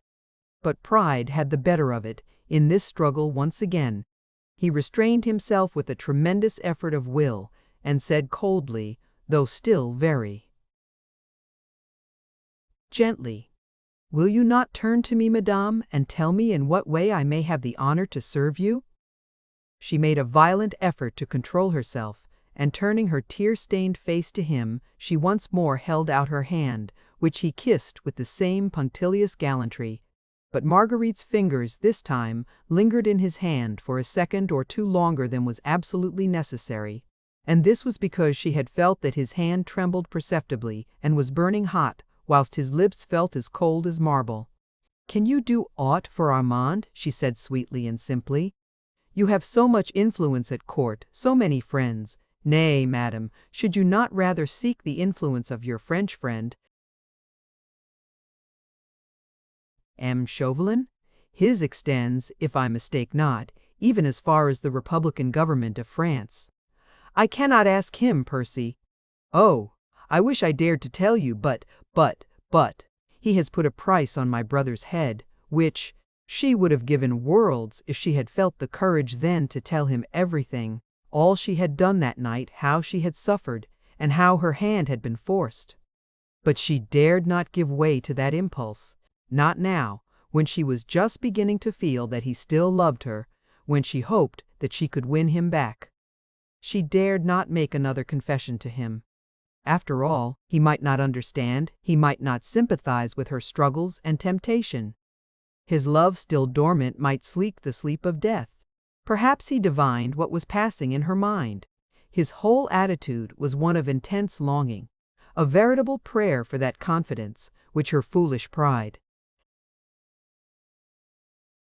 withheld from him. When she remained silent, he sighed and said with marked coldness, "Faith, madame, since it distresses you, we will not speak of it. As for Armand, I pray you have no fear. I pledge you my word that he shall be safe. Now, have I your permission to go? The hour is getting late, and you will at least accept my gratitude?" she said, as she drew quite close to him, and speaking with real tenderness. With a quick, almost involuntary effort he would have taken her then in his arms, for her eyes were swimming in tears, which he longed to kiss away. But she had lured him once just like this, then cast him aside like an ill-fitting glove. He thought this was but a mood, a caprice, and he was too proud to lend himself to it once again. "It is too soon, madame," he said quietly. "I have done nothing as yet. The hour is late, and you must be fatigued. Your women will be waiting for you upstairs." He stood aside to allow her to pass. She sighed, a quick sigh of disappointment. His pride and her beauty had been in direct conflict, and his pride had remained the conqueror. Perhaps, after all, she had been deceived just now. What she took to be the light of love in his eyes might only have been the passion of pride or, who knows, of hatred instead of love. She stood looking at him for a moment or two longer. He was again as rigid, as impassive, as before. Pride had conquered, and he cared naught for her. The gray of dawn was gradually yielding to the rosy light of the rising sun. Birds began to twitter, nature awakened, smiling in happy response to the warmth of this glorious October morning. Only between these two hearts there lay a strong, impassable barrier, built up of pride on both sides, which neither of them cared to be the first to demolish. He had bent his tall figure in a low, ceremonious bow, as she finally, with another bitter little sigh, began to mount the terrace steps. The long train of her gold-embroidered gown swept the dead leaves off the steps, making a faint harmonious she as she glided up, with one hand resting on the balustrade. The rosy light of dawn making an aureole of gold round her hair and causing the rubies on her head and arms to sparkle. She reached the tall glass doors which led into the house. Before entering, she paused once again to look at him, hoping against hope to see his arms stretched out to her and to hear his voice calling her back. But he had not moved. His massive figure looked the very personification of unbending pride, of fierce obstinacy. Hot tears again surged to her eyes, and as she would not let him see them, she turned quickly within and ran as fast as she could up to her own rooms. Had she but turned back then and looked out once more onto the rose-lit garden, she would have seen that which would have made her own suffering seem but light and easy to bear, a strong man, overwhelmed with his own passion and his own despair. Pride had given way at last, obstinacy was gone, the will was powerless. He was but a man madly, blindly, passionately in love, and as soon as her light footsteps had died away within the house, he knelt down upon the terrace steps, and in the very madness of his love, he kissed one by one the places where her small foot had trodden, and the stone balustrade there, where her tiny hand had rested last. White Pete, Chapter 17, Farewell. When Marguerite reached her room, she found her maid terribly anxious about her. "Your ladyship will be so tired," said the poor woman, whose own eyes were half closed with sleep. "It is past 5 o'clock." "Ah, yes, Louise, I dare say I shall be tired presently," said Marguerite kindly. "But you are very tired now, so go to bed at once. I'll get into bed alone." "But, my lady—" "Now, don't argue, Louise, but go to bed, give me a wrap, and leave me alone." Louise was only too glad to obey. She took off her mistress's gorgeous ball dress and wrapped her up in a soft, billowy gown. "Does your ladyship wish for anything else?" she asked when that was done. "No, nothing more. Put out the lights as you go out." "Yes, my lady. Good night, my lady. Good night, Louise." When the maid was gone, Marguerite drew aside the curtains and threw open the windows. The garden and the river beyond were flooded with rosy light. Far away to the east, the rays of the rising sun had changed the rose into vivid gold. The lawn was deserted now, and Marguerite looked down upon the terrace where she had stood a few moments ago, trying vainly to win back a man's love, which once had been so wholly hers. It was strange that, through all her troubles, all her anxiety for Armand, she was mostly conscious at the present moment of a keen and bitter heartache. Her very limbs seemed to ache with longing for the love of a man who had spurned her, who had resisted her tenderness, remained cold to her appeals, and had not responded to the glow of passion, which had caused her to feel and hope that those happy olden days in Paris were not all dead and forgotten. How strange it all was! She loved him still. And now that she looked back upon the last few months of misunderstandings and of loneliness, she realized that she had never ceased to love him, that deep down in her heart she had always vaguely felt that his foolish inanities, his empty laugh, his lazy nonchalance were nothing but a mask, that the real man, strong, passionate, willful, was there still, the man she had loved, whose intensity had fascinated her, whose personality attracted her, since she always felt that behind his apparently slow wits there was a certain something which he kept hidden from all the world, and most especially from her. A woman's heart is such a complex problem, the owner thereof is often most incompetent to find the solution of this puzzle. Did Marguerite Blakeney, the cleverest woman in Europe, really love a fool? Was it love that she had felt for him a year ago when she married him? Was it love she felt for him now that she realized that he still loved her, but that he would not become her slave, her passionate, ardent lover once again? Nay, Marguerite herself could not have told that, not at this moment at any rate. Perhaps her pride had sealed her mind against a better understanding of her own heart. But this she did know, that she meant to capture that obstinate heart back again, that she would conquer once more, and then that she would never lose him. Oh, she would keep him, keep his love, deserve it and cherish it, for this much was certain, that there was no longer any happiness possible for her without that one man's love. Thus, the most contradictory thoughts and emotions rushed madly through her. Absorbed in them, she had allowed time to slip by. Perhaps, tired out with long excitement, she had actually closed her eyes and sunk into a troubled sleep, wherein quickly fleeting dreams seemed but the continuation of her anxious thoughts, when suddenly she was roused, from dream or meditation, by the noise of footsteps outside her door. Nervously, she jumped up and listened. The house itself was as still as ever. The footsteps had retreated. Through her wide-open windows, the brilliant rays of the morning sun were flooding her room with light. She looked up at the clock.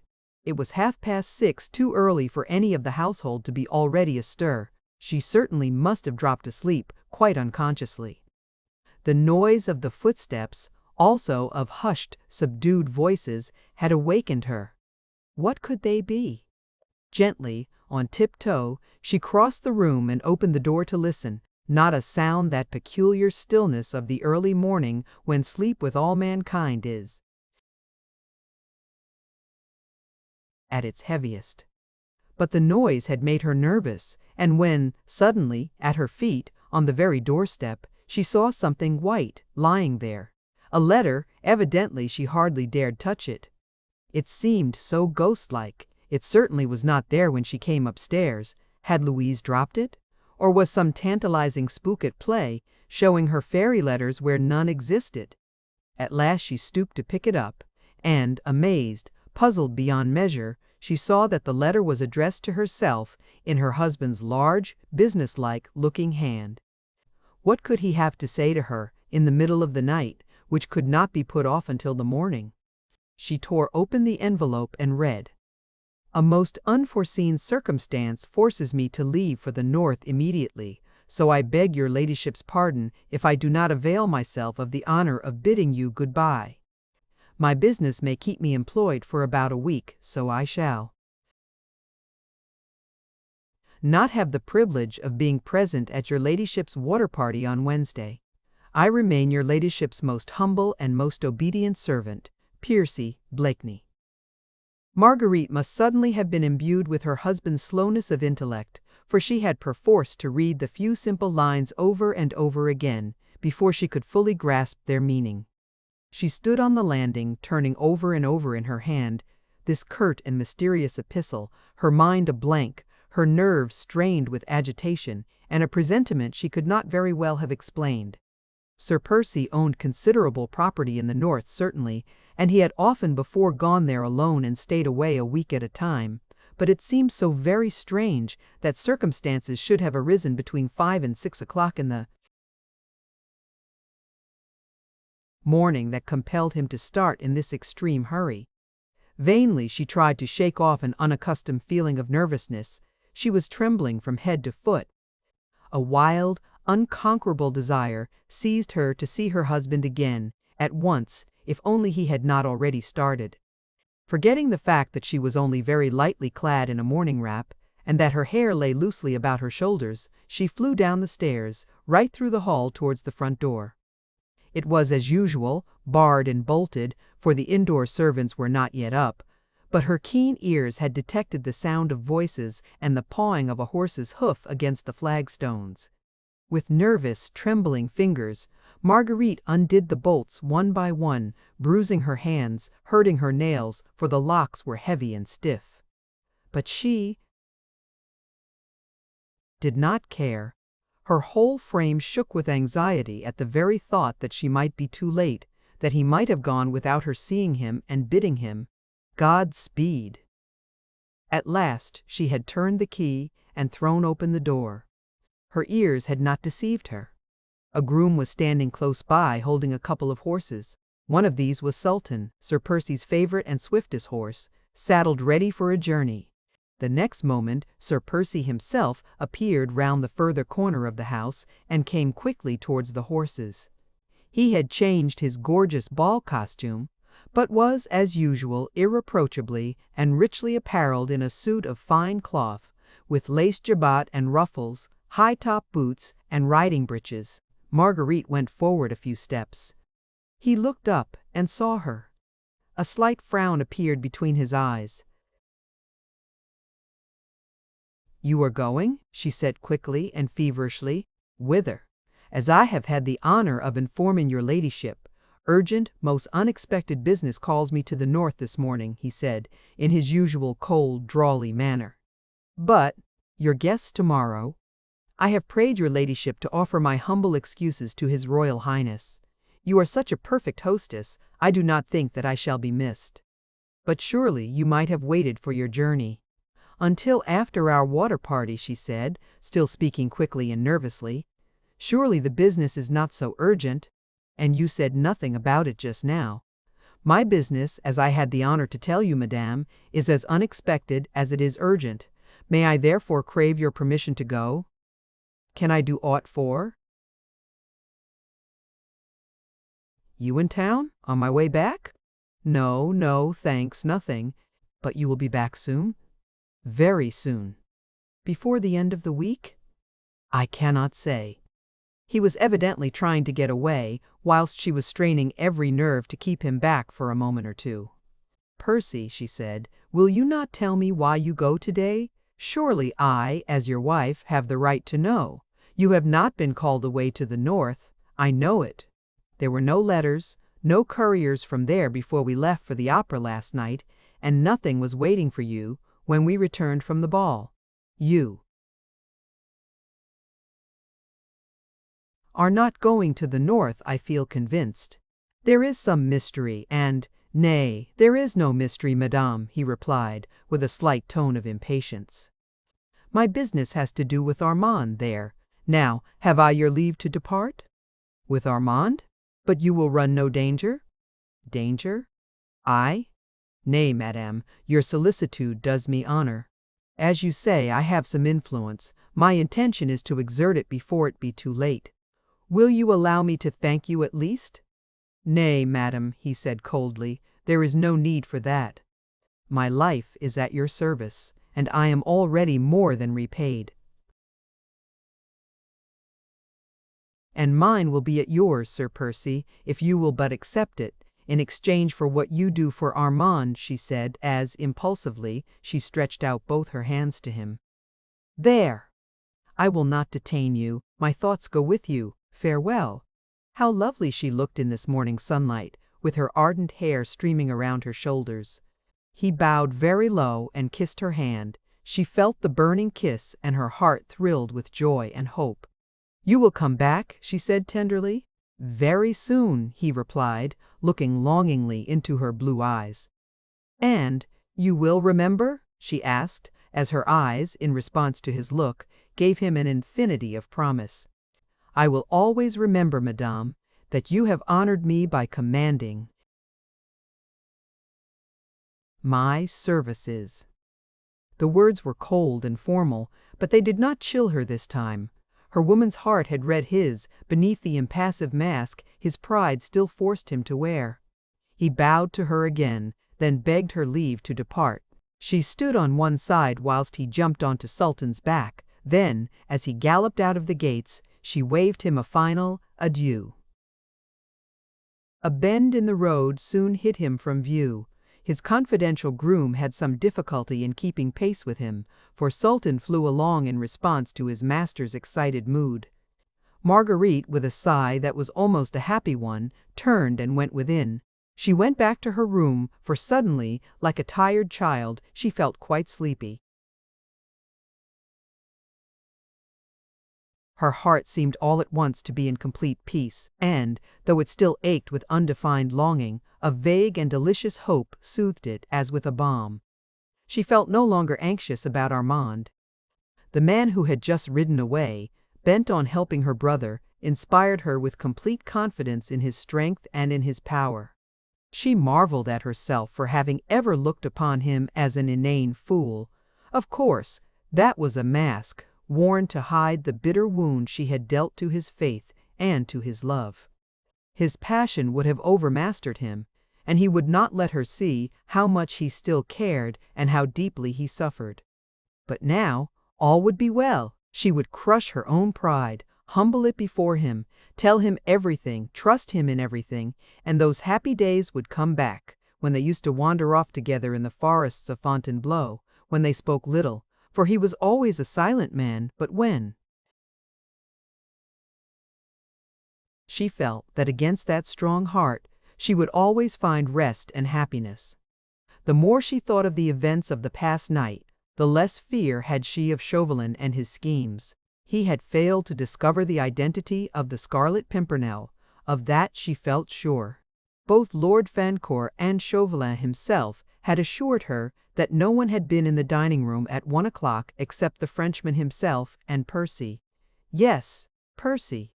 She might have asked him, had she thought of it. Anyway, she had no fears that the unknown and brave hero would fall in Chauvelin's trap. His death, at any rate, would not be at her door. Armand certainly was still in danger, but Percy had pledged his word that Armand would be safe. And somehow, as Marguerite had seen him riding away, the possibility that he could fail in whatever he undertook never even remotely crossed her mind. When Armand was safely over in England, she would not allow him to go back to France. She felt almost happy now, and, Drawing the curtains closely together again to shut out the piercing sun, she went to bed at last, laid her head upon the pillow, and, like a wearied child, soon fell into a peaceful and dreamless sleep. Chapter 18. The Mysterious Device. The day was well advanced when Marguerite woke, refreshed by her long sleep. Louise had brought her some fresh milk and a dish of fruit, and she partook of this frugal breakfast with hearty appetite. Thoughts crowded thick and fast in her mind as she munched her grapes. Most of them went galloping away after the tall, erect figure of her husband, whom she had watched riding out of sight more than 5 hours ago. In answer to her eager inquiries, Louise brought back the news that the groom had come home with Sultan, having left Sir Percy in London. The groom thought that his master was about to get on board his schooner, which was lying off just below London Bridge. Sir Percy had ridden thus far, had then met Briggs, the skipper of the Daydream, and had sent the groom back to Richmond with Sultan and the empty saddle. This news puzzled Marguerite more than ever. Where could Sir Percy be going? Just now in the Daydream? On Armand's behalf, he had said. Well, Sir Percy had influential friends everywhere. Perhaps he was going to Greenwich, but Marguerite ceased to conjecture. All would be explained. Anon, he said that he would come back, and that he would remember. A long, idle day lay before Marguerite. She was expecting the visit of her old schoolfellow, little Suzanne de Tournay. With all the merry mischief at her command, she had tendered her request for Suzanne's company to the Comtesse in the presence of the Prince of Wales last night. His Royal Highness had loudly applauded the notion, and declared that he would give himself the pleasure of calling on the two ladies in the course of the afternoon. The Comtesse had not dared to refuse, and then and there was entrapped into a promise to send little Suzanne to spend a long and happy day at Richmond with her friend. Marguerite expected her eagerly. She longed for a chat about old school days with the child. She felt that she would prefer Suzanne's company to that of anyone else, and together they would roam through the fine old garden and rich deer park, or stroll along the river. But Suzanne had not come yet, and Marguerite, being dressed, prepared to go downstairs. She looked quite a girl this morning in her simple muslin frock, with a broad blue sash round her slim waist, and the dainty cross over fichu, into which, at her bosom, she had fastened a few late crimson roses. She crossed the landing outside her own suite of apartments, and stood still for a moment at the head of the fine oak staircase which led to the lower floor. On her left were her husband's apartments, a suite of rooms which she practically never entered. They consisted of bedroom, dressing and reception room, and, at the extreme end of the landing, of a small study, which, when Sir Percy did not use it, was always kept locked. His own special and confidential valet, Frank, had charge of this room. No one was ever allowed to go inside. My lady had never cared to do so, and the other servants had, of course, not dared to break this hard and fast rule. Marguerite had often, with that good-natured contempt which she had recently adopted towards her husband, chaffed him about this secrecy which surrounded his private study. Laughingly, she had always declared that he strictly excluded all prying eyes from his sanctum, for fear they should detect how very little study went on within its four walls. A comfortable armchair for Sir Percy's sweet slumbers was, no doubt, its most conspicuous piece of furniture. Marguerite thought of all this on this bright October morning as she glanced along the corridor. Frank was evidently busy with his master's rooms, for most of the doors stood open, that of the study amongst the others. A sudden, burning, childish curiosity seized her to have a peep at Sir Percy's sanctum. The restriction, of course, did not apply to her, and Frank would, of course, not dare to oppose her. Still, she hoped that the valet would be busy in one of the other rooms, that she might have that one quick peep in secret and unmolested. Gently, on tiptoe, she crossed the landing and, like Bluebeard's wife, trembling half with excitement and wonder, she paused a moment on the threshold, strangely perturbed and irresolute. The door was ajar, and she could not see anything within. She pushed it open tentatively. There was no sound. Frank was evidently not there, and she walked boldly in. At once she was struck by the severe simplicity of everything around her. The dark and heavy hangings, the massive oak furniture, the one or two maps on the wall, in no way recalled to her mind the lazy man about town, the lover of race courses, the dandified leader of fashion. That was the outward representation of Sir Percy Blakeney. There was no sign here, at any rate, of hurried departure. Everything was in its place. Not a scrap of paper littered the floor. Not a cupboard or drawer was left open. The curtains were drawn aside, and through the open window the fresh morning air was streaming in. Facing the window, and well into the center of the room, stood a ponderous business-like desk which looked as if it had seen much service. On the wall to the left of the desk, reaching almost from floor to ceiling, was a large, full-length portrait of a woman, magnificently framed, exquisitely painted, and signed with the name of Boucher. It was Percy's mother. Marguerite knew very little about her, except that she had died abroad, ailing in body as well as in mind, when Percy was still a lad. She must have been a very beautiful woman once, when Boucher painted her, and as Marguerite looked at the portrait, she could not but be struck by the extraordinary resemblance which must have existed between mother and son. There was the same low, square forehead, crowned with thick, fair hair, smooth and heavy, the same deep-set, somewhat lazy blue eyes beneath firmly marked, straight brows, and in those eyes there was the same intensity behind that apparent laziness. The same latent passion which used to light up Percy's face in the olden days before his marriage, and which Marguerite had again noted, last night at dawn, when she had come quite close to him, and had allowed a note of tenderness to creep into her voice. Marguerite studied the portrait, for it interested her. After that she turned and looked again at the ponderous desk.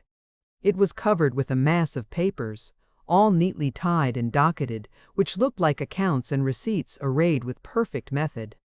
It had never before struck Marguerite, nor had she, alas, found it worth while to inquire as to how Sir Percy, whom all the world had credited with a total lack of brains, administered the vast fortune which his father had left him. Since she had entered this neat, orderly room, she had been taken so much by surprise that this obvious proof of her husband's strong business capacities did not cause her more than a passing thought of wonder. But it also strengthened her in the now certain knowledge that, with his worldly inanities, his foppish ways, and foolish talk, he was not only wearing a mask, but was playing a deliberate and studied part. Marguerite wondered again. Why should he take all this trouble? Why should he, who was obviously a serious, earnest man, wish to appear before his fellow men as an empty-headed nincompoop? He may have wished to hide his love for a wife who held him in contempt, but surely such an object could have been gained at less sacrifice and with far less trouble than constant, incessant acting of an unnatural part. She looked round her quite aimlessly now. She was horribly puzzled, and a nameless dread, before all this strange, unaccountable mystery had begun to seize upon her. She felt cold and uncomfortable suddenly, in this severe and dark room. There were no pictures on the wall, save the fine Boucher portrait, only a couple of maps, both of parts of France, one of the north coast and the other of the environs of Paris. What did Sir Percy want with those, she wondered. Her head began to ache. She turned away from this strange Bluebeard's chamber, which she had entered, and which she did not understand.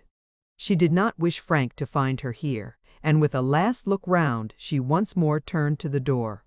As she did so, her foot knocked against a small object, which had apparently been lying close to the desk, on the carpet, and which now went rolling right across the room. She stooped to pick it up. It was a solid gold ring, with a flat shield, on which was engraved a small device. Marguerite turned it over in her fingers and then studied the engraving on the shield.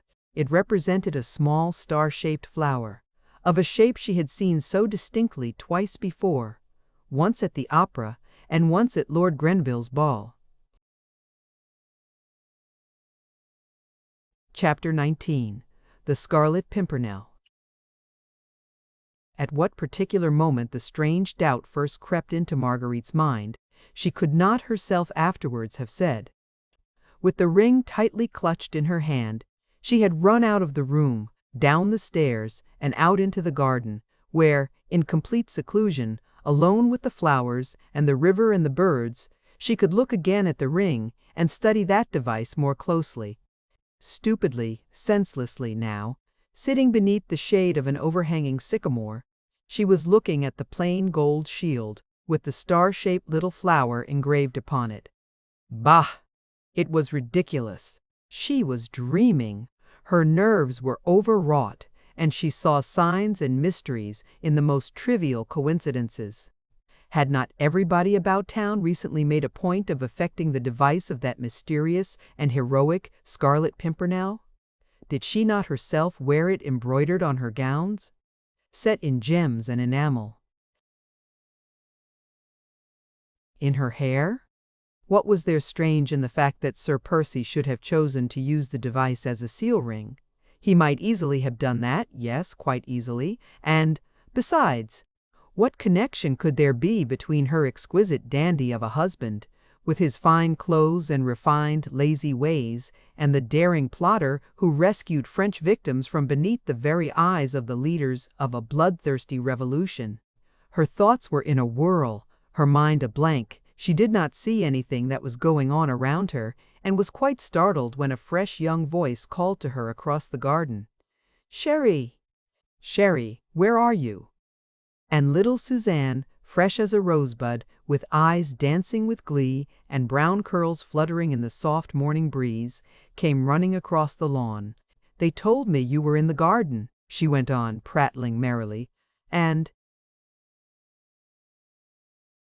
throwing herself with pretty, girlish impulse into Marguerite's arms. "So I ran out to give you a surprise. You did not expect me quite so soon, did you, my darling little Margot chérie?" Marguerite, who had hastily concealed the ring in the folds of her kerchief, tried to respond gaily and unconcernedly to the young girl's impulsiveness. "Indeed, sweet one," she said with a smile, "it is delightful to have you all to myself, and for a nice whole long day. You won't be bored?" "Oh, bored! Margot, how can you say such a wicked thing? And why? When we were in the dear old convent together, we were always happy when we were allowed to be alone together, and to talk secrets." The two young girls had linked their arms in one another's and began wandering round the garden. "Oh, how lovely your home is, Margot darling," said little Suzanne enthusiastically, "and how happy you must be." "Aye, indeed. I ought to be happy, oughtn't I, sweet one?" said Marguerite with a wistful little sigh. "How sadly you say it, chérie. Ah, well, I suppose now that you are a married woman, you won't care to talk secrets with me any longer." "Oh, what lots and lots of secrets we used to have at school, do you remember? Some we did not even confide to Sister Teresa of the Holy Angels, though she was such a dear. And now you have one all-important secret, eh, little one?" said Marguerite merrily, "which you are forthwith going to confide to me. Nay, you need not blush, chérie," she added, as she saw Suzanne's pretty little face crimson with blushes. "Faith, there's naught to be ashamed of. He is a noble and true man, and one to be proud of as a lover, and as a husband." "Indeed, chérie, I am not ashamed," rejoined Suzanne softly, "and it makes me very, very proud to hear you speak so well of him.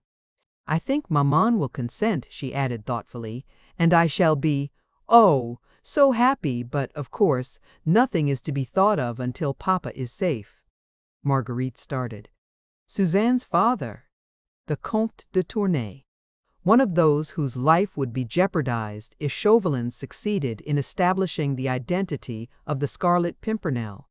She had understood all along from the Comtesse and also from one or two of the members of the League that their mysterious leader had pledged his honor to bring the fugitive Comte de Tournay safely out of France.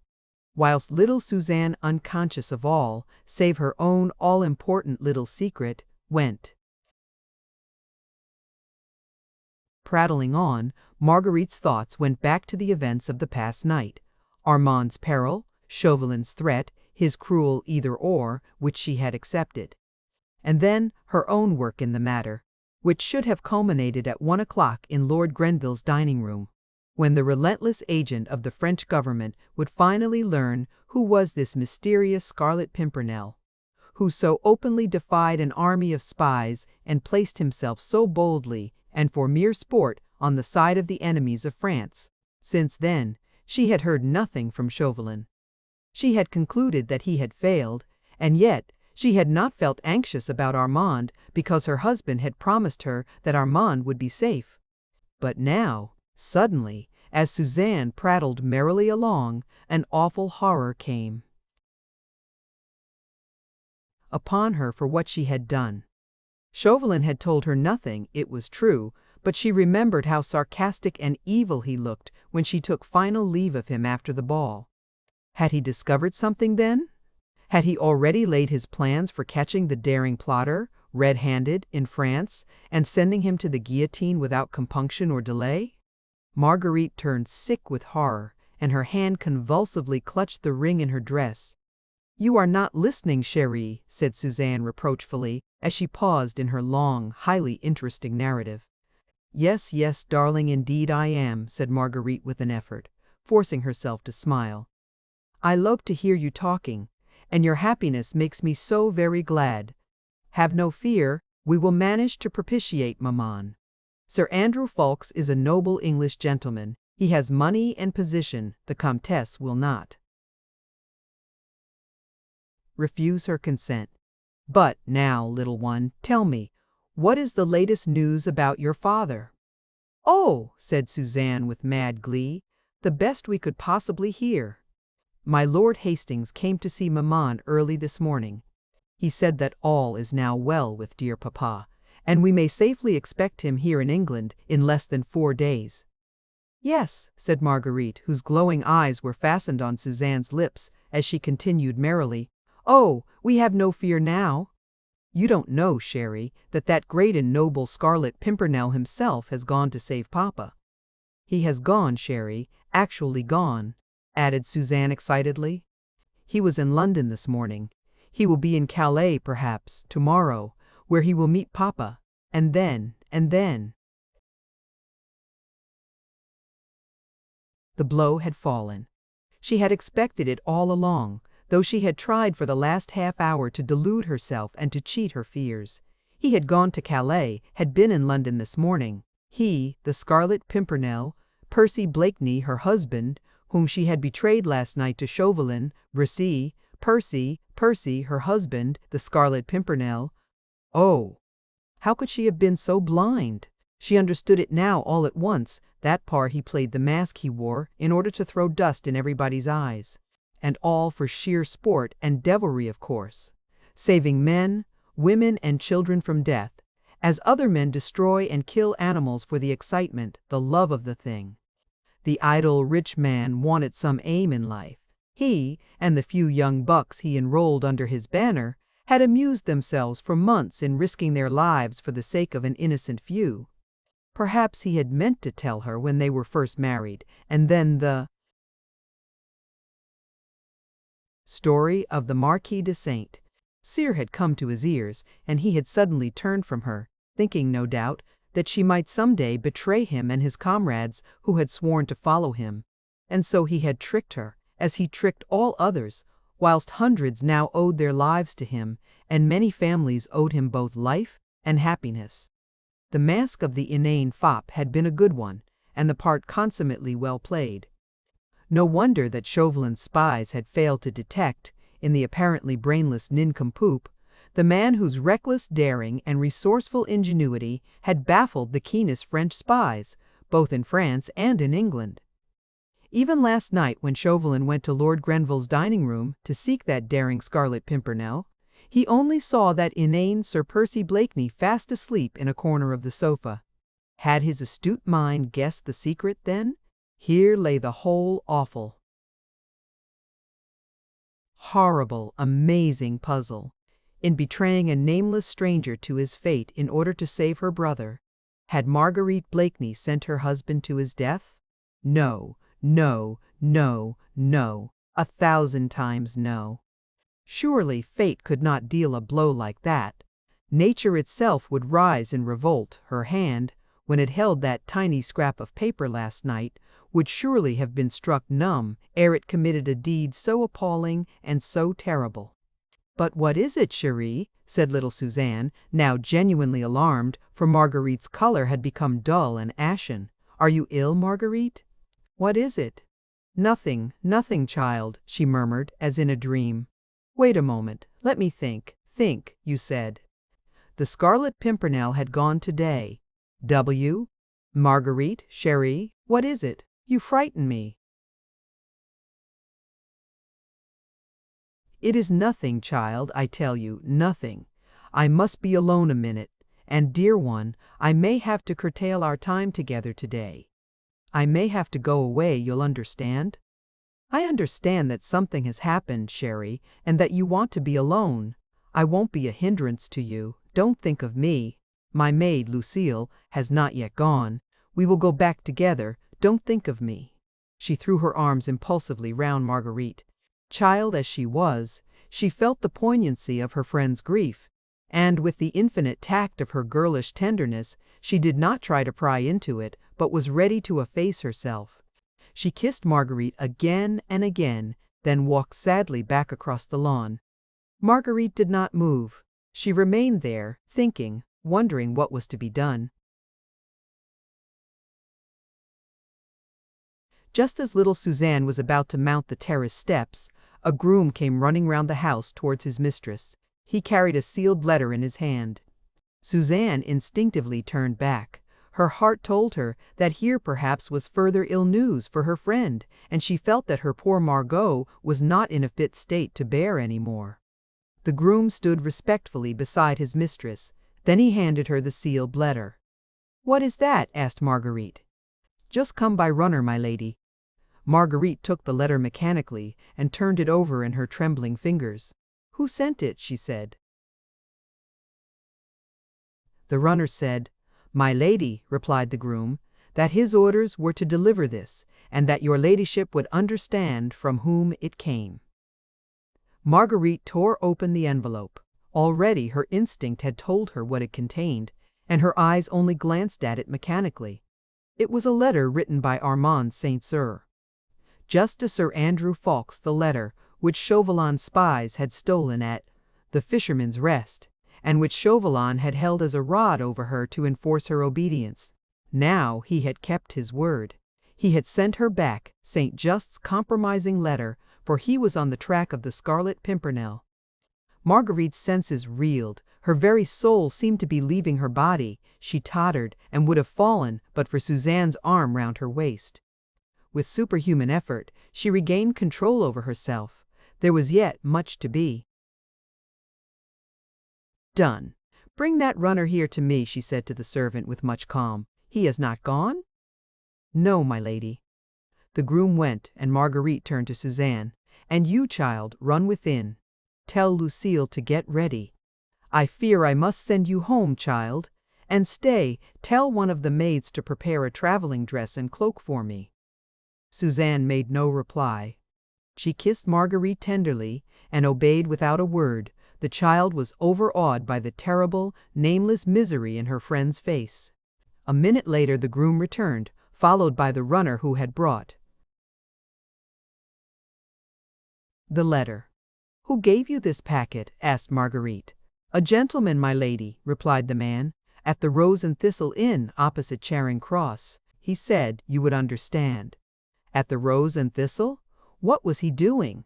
"He was waiting for the coach, your ladyship, which he had ordered." "The coach?" "Yes, my lady, a special coach he had ordered." I understood from his man that he was posting straight to Dover. That's enough. You may go." Then she turned to the groom, "My coach, and the 4 swiftest horses in the stables, to be ready at once." The groom and runner both went quickly off to obey. Marguerite remained standing for a moment on the lawn quite alone. Her graceful figure was as rigid as a statue, her eyes were fixed, her hands were tightly clasped across her breast, her lips moved as they murmured with pathetic heartbreaking persistence, "What's to be done? What's to be done? Where to find him? Oh God, grant me light." But this was not the moment for remorse and despair. She had done unwittingly an awful and terrible thing, the very worst crime, in her eyes, that woman ever committed. She saw it in all its horror. Her very blindness in not having guessed her husband's secret seemed now to her another deadly sin. She ought to have known. She ought to have known. How could she imagine that a man who could love with so much intensity as Percy Blakeney had loved her from the first, how could such a man be the brainless idiot he chose to appear? She, at least, ought to have known that he was wearing a mask, and having found that out, she should have torn it from his face whenever they were alone together. Her love for him had been paltry and weak, easily crushed by her own pride, and she, too, had worn a mask in assuming a contempt for him, whilst, as a matter of fact, she completely misunderstood him.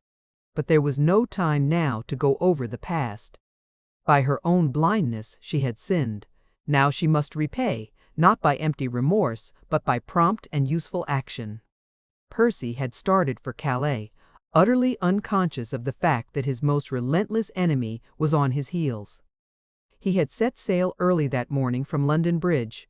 Provided he had a favorable wind, he would no doubt be in France within 24 hours. No doubt he had reckoned on the wind and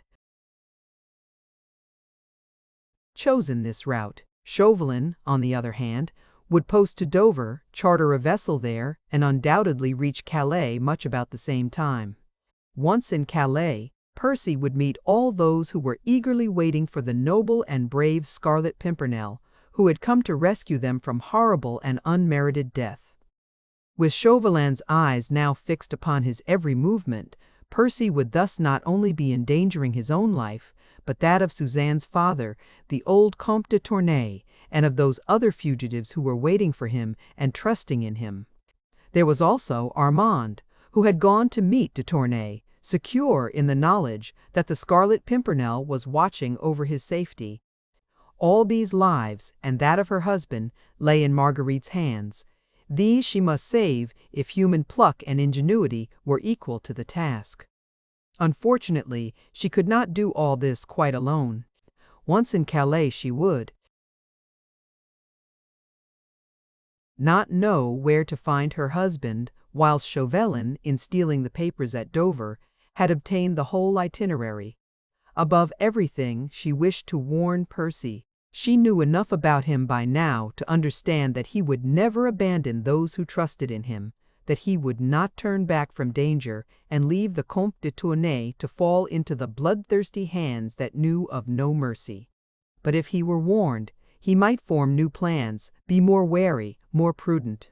Unconsciously, he might fall into a cunning trap, but once warned he might yet succeed. And if he failed, if indeed fate and Chauvelin, with all the resources at his command, proved too strong for the daring plotter after all, then at least she would be there by his side, to comfort, love, and cherish, to cheat death. Perhaps at the last by making it seem sweet, if they died both together, locked in each other's arms, with the supreme happiness of knowing that passion had responded to passion, and that all misunderstandings were at an end. Her whole body stiffened as with a great and firm resolution. This she meant to do, if God gave her wits and strength. Her eyes lost their fixed look. They glowed with inward fire at the thought of meeting him again so soon, in the very midst of most deadly perils. They sparkled with the joy of sharing these dangers with him, of helping him perhaps, of being with him at the last if she failed. The childlike sweet face had become hard and set. The curved mouth was closed tightly over her clenched teeth. She meant to do or die with him and for his sake. A frown, which spoke of an iron will and unbending resolution, appeared between the two straight brows. Already her plans were formed. She would go and find Sir Andrew Ffoulkes first. He was Percy's best friend, and Marguerite remembered with a thrill with what blind enthusiasm the young man always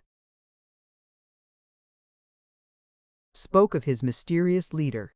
He would help her where she needed help. Her coach was ready, a change of raiment, and a farewell to little Suzanne, and she could be on her way. Without haste, but without hesitation, she walked quietly into the house. Chapter 20. The Friend. Less than half an hour later, Marguerite, buried in thoughts, sat inside her coach, which was bearing her swiftly to London. She had taken an affectionate farewell of little Suzanne, and seen the child safely started with her maid, and in her own coach, back to town. She had sent one courier with a respectful letter of excuse to His Royal Highness, begging for a postponement of the August visit on account of pressing and urgent business, and another on ahead to bespeak a fresh relay of horses at Faversham. Then she had changed her muslin frock for a dark travelling costume and mantle, had provided herself with money which her husband's lavishness always placed fully at her disposal, and had started on her way. She did not attempt to delude herself with any vain and futile hopes. The safety of her brother Armand was to have been conditional on the imminent capture of the Scarlet Pimpernel. As Chauvelin had sent her back Armand's compromising letter, there was no doubt that he was quite satisfied in his own mind that Percy Blakeney was the man whose death he had sworn to bring about.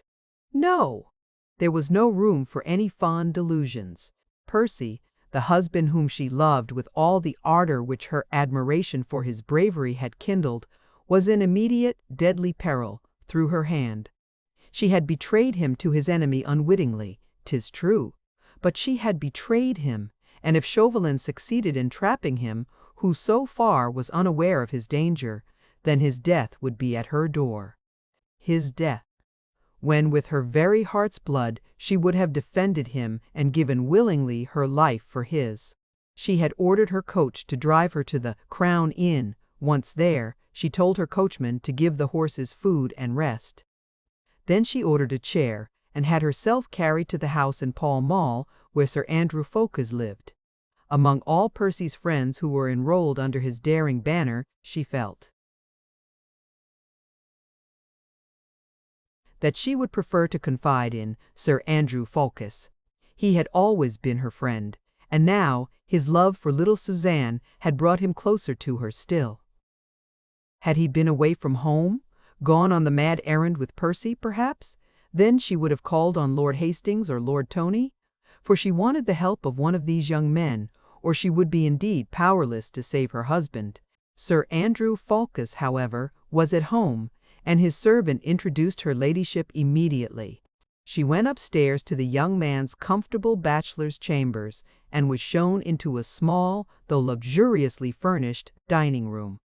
A moment or two later, Sir Andrew himself appeared. He had evidently been much startled when he heard who his lady visitor was, for he looked anxiously, even suspiciously, at Marguerite, whilst performing the elaborate bows before her, which the rigid etiquette of the time demanded.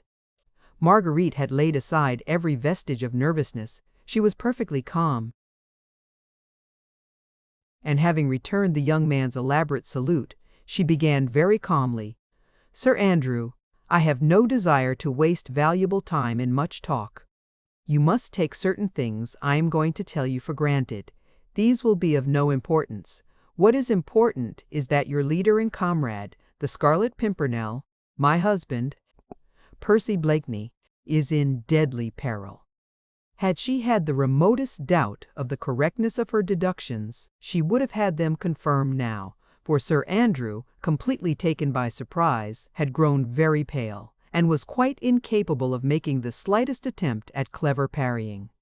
"No matter how I know this, Sir Andrew," she continued quietly, "thank God that I do, and that perhaps it is not too late to save him. Unfortunately, I cannot do this quite alone, and therefore have come to you for help.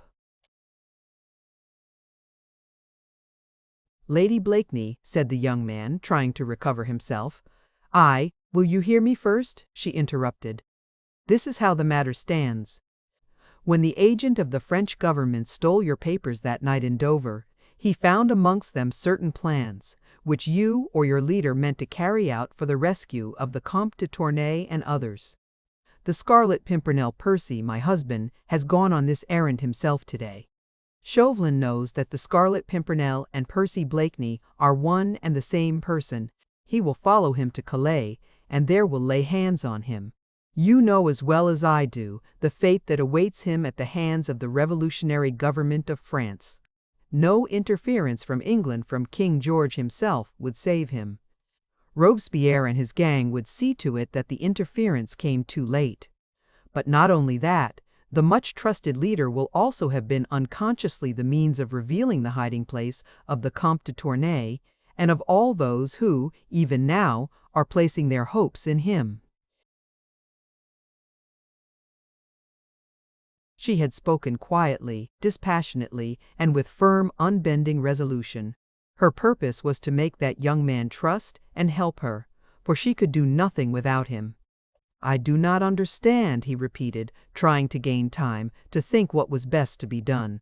But I think you do, Sir Andrew. You must know that I am speaking the truth. Look these facts straight in the face. Percy has sailed for Calais, I presume, for some lonely part of the coast, and Chauvelin is on his track. He has posted for Dover, and will cross the Channel probably tonight. What do you think will happen? The young man was silent. Percy will arrive at his destination, unconscious of being followed. He will seek out de Tournay and the others. Among these is Armand Saint-Circus. Just, my brother. He will seek them out, one after another probably, not knowing that the sharpest eyes in the world are watching his every movement. When he has thus unconsciously betrayed those who blindly trust in him, when nothing can be gained from him, and he is ready to come back to England with those whom he has gone so bravely to save, the doors of the trap will close upon him, and he will be sent to end his noble life upon the guillotine. Still, Sir Andrew was silent. You do not trust me, she said passionately. Oh God, cannot you see that I am in deadly earnest? Man, she added, while, with her tiny hands she seized the young man suddenly by the shoulders, forcing him to look straight at her. Tell me, do I look like that vilest thing on earth, a woman who would betray her own husband? God forbid, Lady Blakeney, said the young man at last, that I should attribute such evil motives to you, but what? Tell me. Quick, man. The very seconds are precious. Will you tell me? He asked resolutely, and looking searchingly into her blue eyes, whose hand helped to guide Chauvelin to the knowledge which you say he possesses? Mine, she said quietly. I own it. I will not lie to you, for I wish you to trust me absolutely. But I had no idea, how could I have, of the identity of the Scarlet Pimpernel, and my brother's safety was to be my prize if I succeeded. In helping Chauvelin to track the Scarlet Pimpernel? She nodded. It is no use telling you how he forced my hand. Armand is more than a brother to me, and how could I guess? But we waste time, Sir Andrew. Every second is precious. In the name of God, my husband is in peril, your friend, your comrade. Help me to save him. Sir Andrew felt his position to be a very awkward one. The oath he had taken before his leader and comrade was one of obedience and secrecy, and yet the beautiful woman who was asking him to trust her was undoubtedly in earnest. His friend and leader was equally undoubtedly in imminent danger, and Lady Blakeney, he said at last, God knows you have perplexed me, so that I do not know which way my duty lies. Tell me what you wish me to do. There are 19 of us ready to lay down our lives for the Scarlet Pimpernel if he is in danger.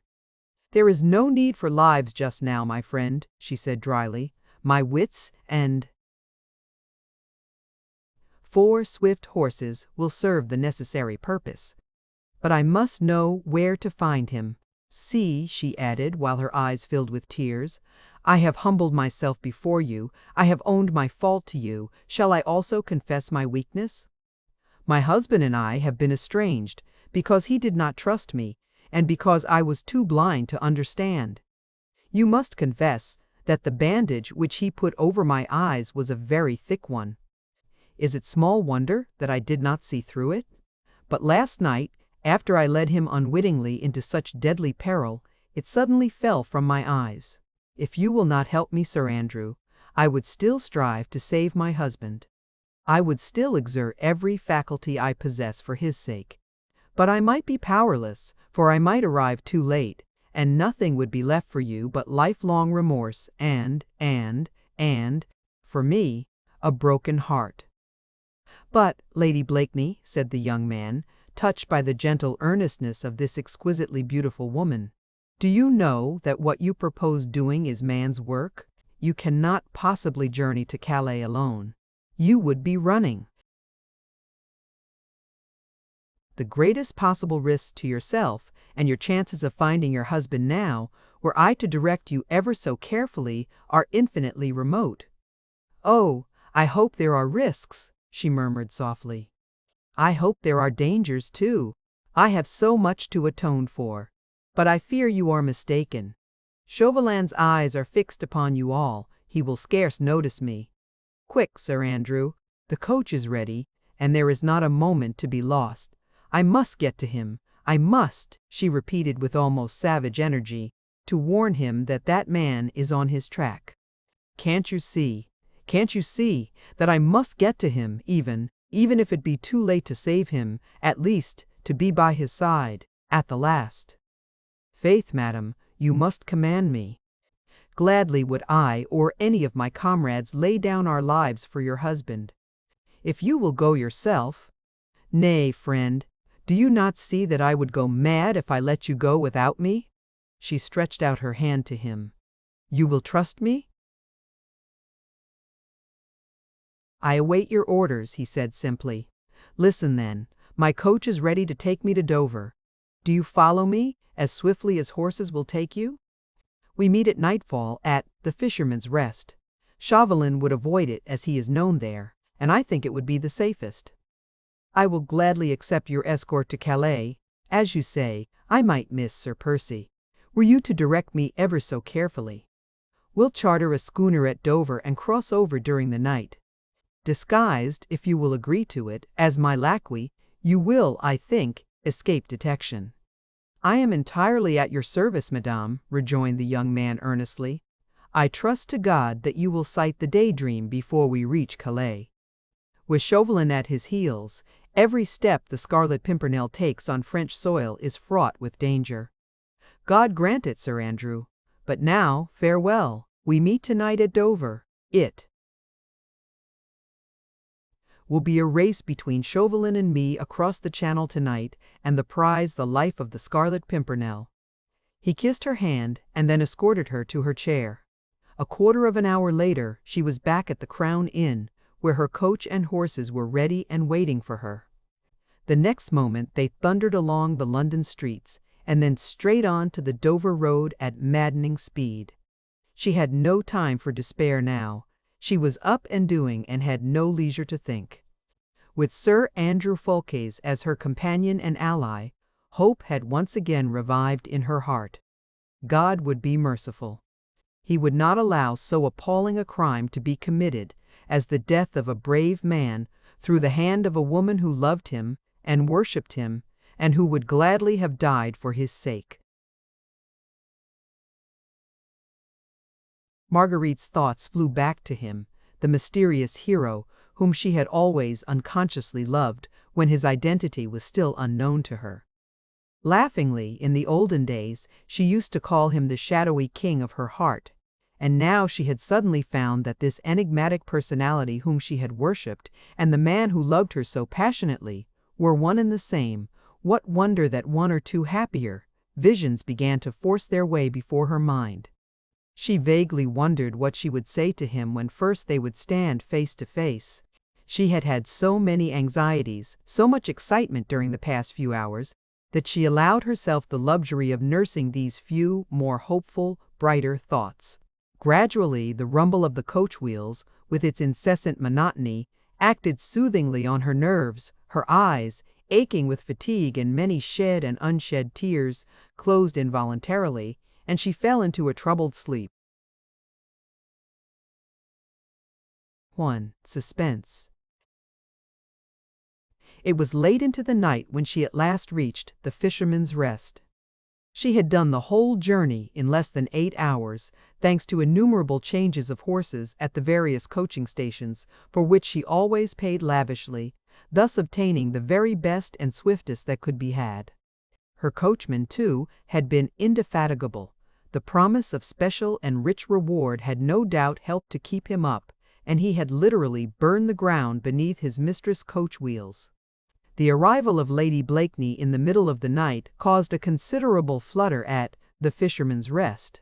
Sally jumped hastily out of bed, and Mr. Jellyband was at great pains how to make his important guest comfortable. Both these good folk were far too well drilled in the manners appertaining to innkeepers to exhibit the slightest surprise at Lady Blakeney's arrival, alone, at this extraordinary hour. No doubt they thought all the more, but Marguerite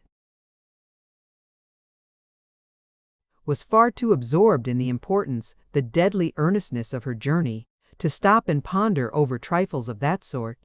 The coffee room, the scene lately of the dastardly outrage on 2 English gentlemen, was quite deserted. Mr. K. Jellyband hastily relit the lamp, rekindled a cheerful bit of fire in the great hearth, and then wheeled a comfortable chair by it, into which Marguerite gratefully sank. "Will your ladyship stay the night?"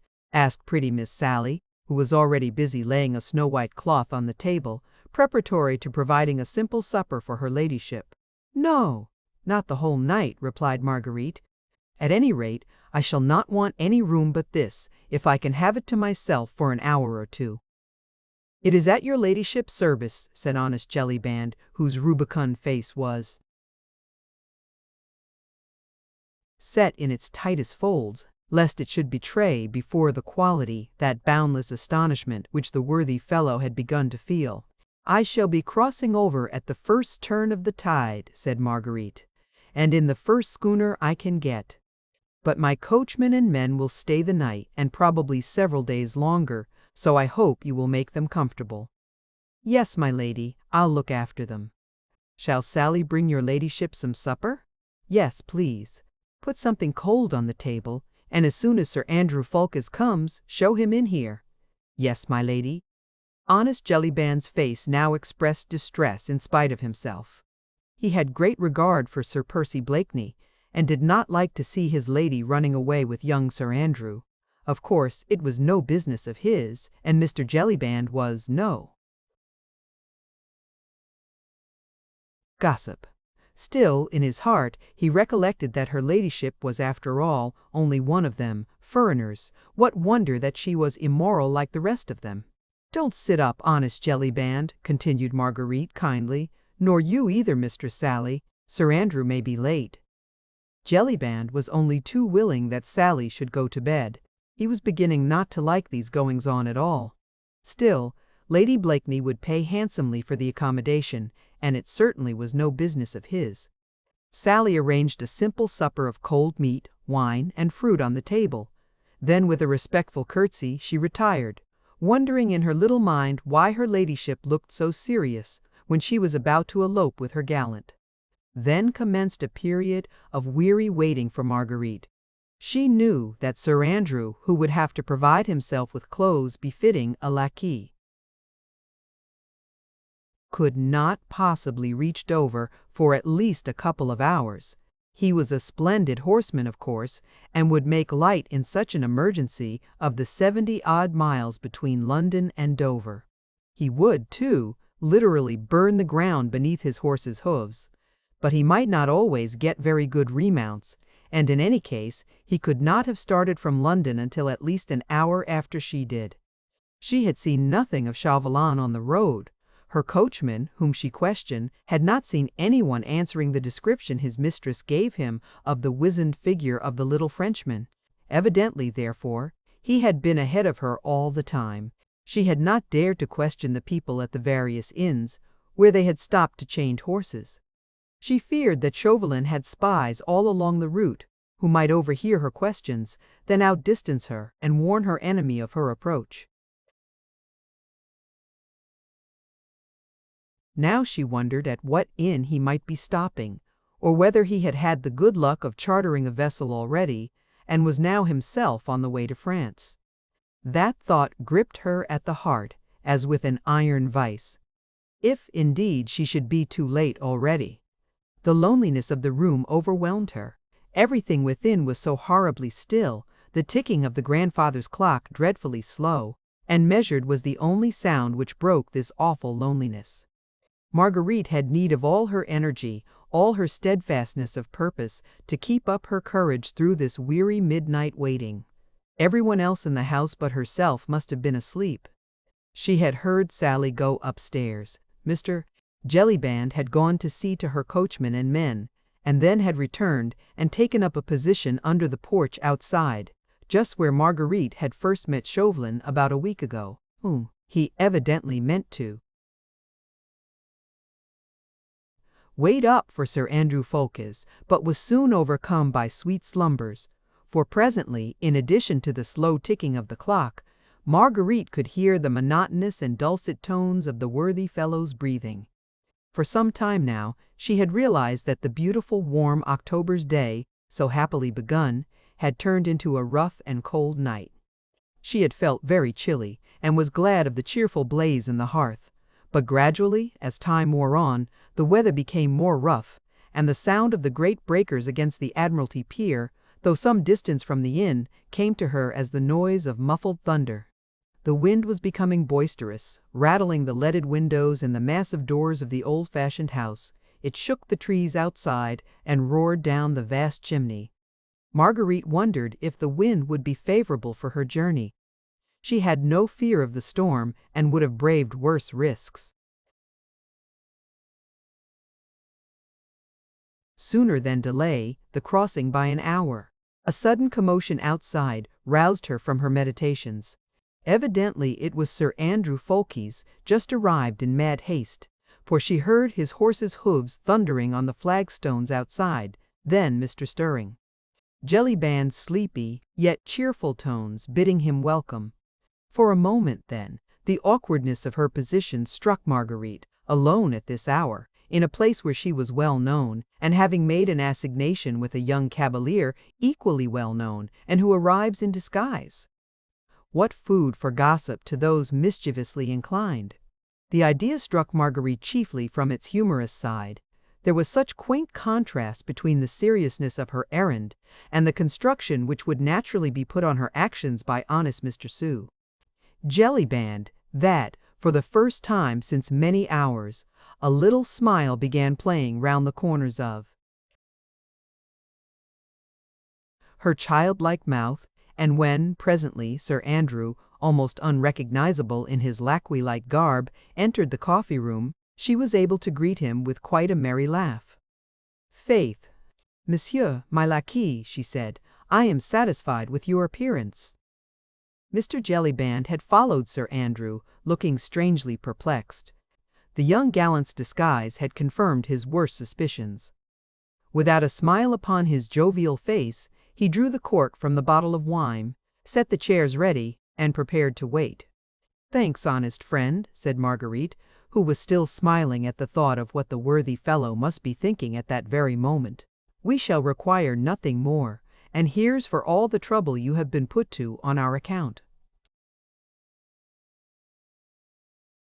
She handed 2 or 3 gold pieces to Jellyband, who took them respectfully, and with becoming gratitude. "Stay, Lady Blakeney," interposed Sir Andrew as Jellyband was about to retire. "I am afraid we shall require something more of my friend Jelly's hospitality. I am sorry to say we cannot cross over tonight." "Not cross over tonight?" she repeated in amazement. "But we must, Sir Andrew, we must." There can be no question of cannot, and whatever it may cost, we must get a vessel tonight." But the young man shook his head sadly. "I am afraid it is not a question of cost, Lady Blakeney. There is a nasty storm blowing from France.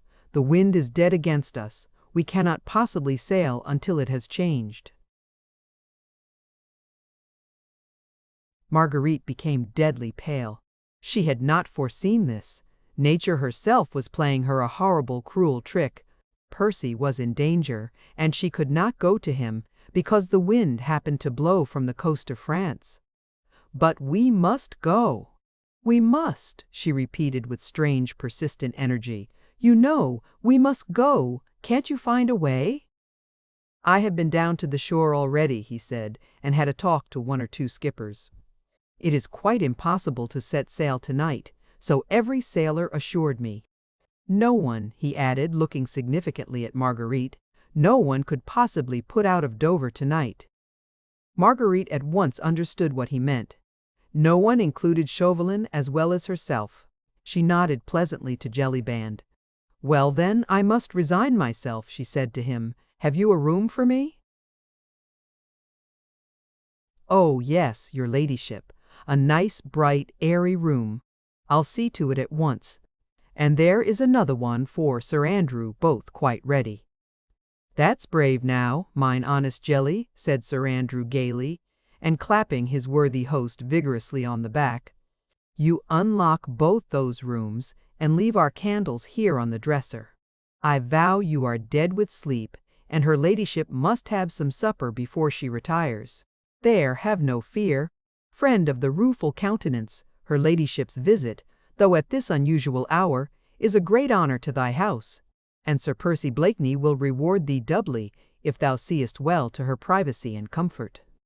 Sir Andrew had no doubt guessed the many conflicting doubts and fears which raged in honest Jellyband's head, and, as he was a gallant gentleman, he tried by this brave hint to allay some of the worthy innkeeper's suspicions.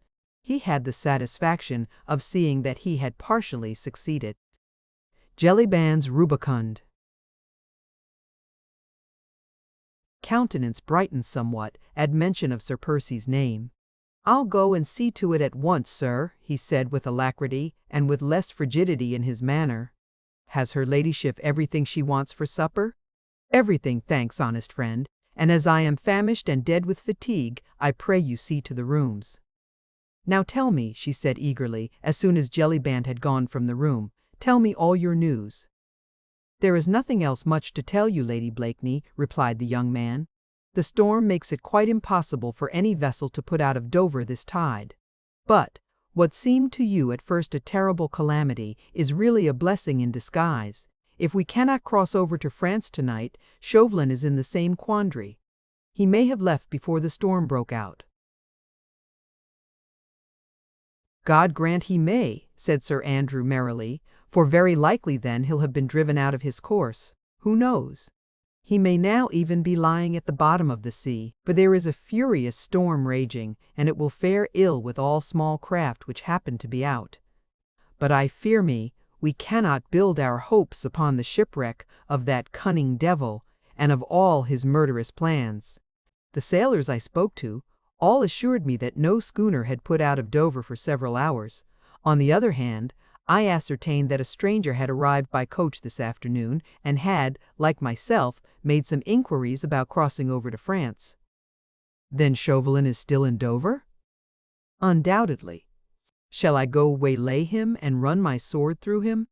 That were indeed the quickest way out of the difficulty. Nay, Sir Andrew, do not jest. Alas, I have often since last night caught myself wishing for that fiend's death. But what you suggest is impossible. The laws of this country do not permit of murder. It is only in our beautiful France that wholesale slaughter is done lawfully, in the name of liberty and of brotherly love." Sir Andrew had persuaded her to sit down to the table, to partake of some supper, and to drink a little wine. This enforced rest of at least 12 hours, until the next tide, was sure to be terribly difficult to bear in the state of intense excitement in which she was. Obedient in these small matters like a child, Marguerite tried to eat and drink.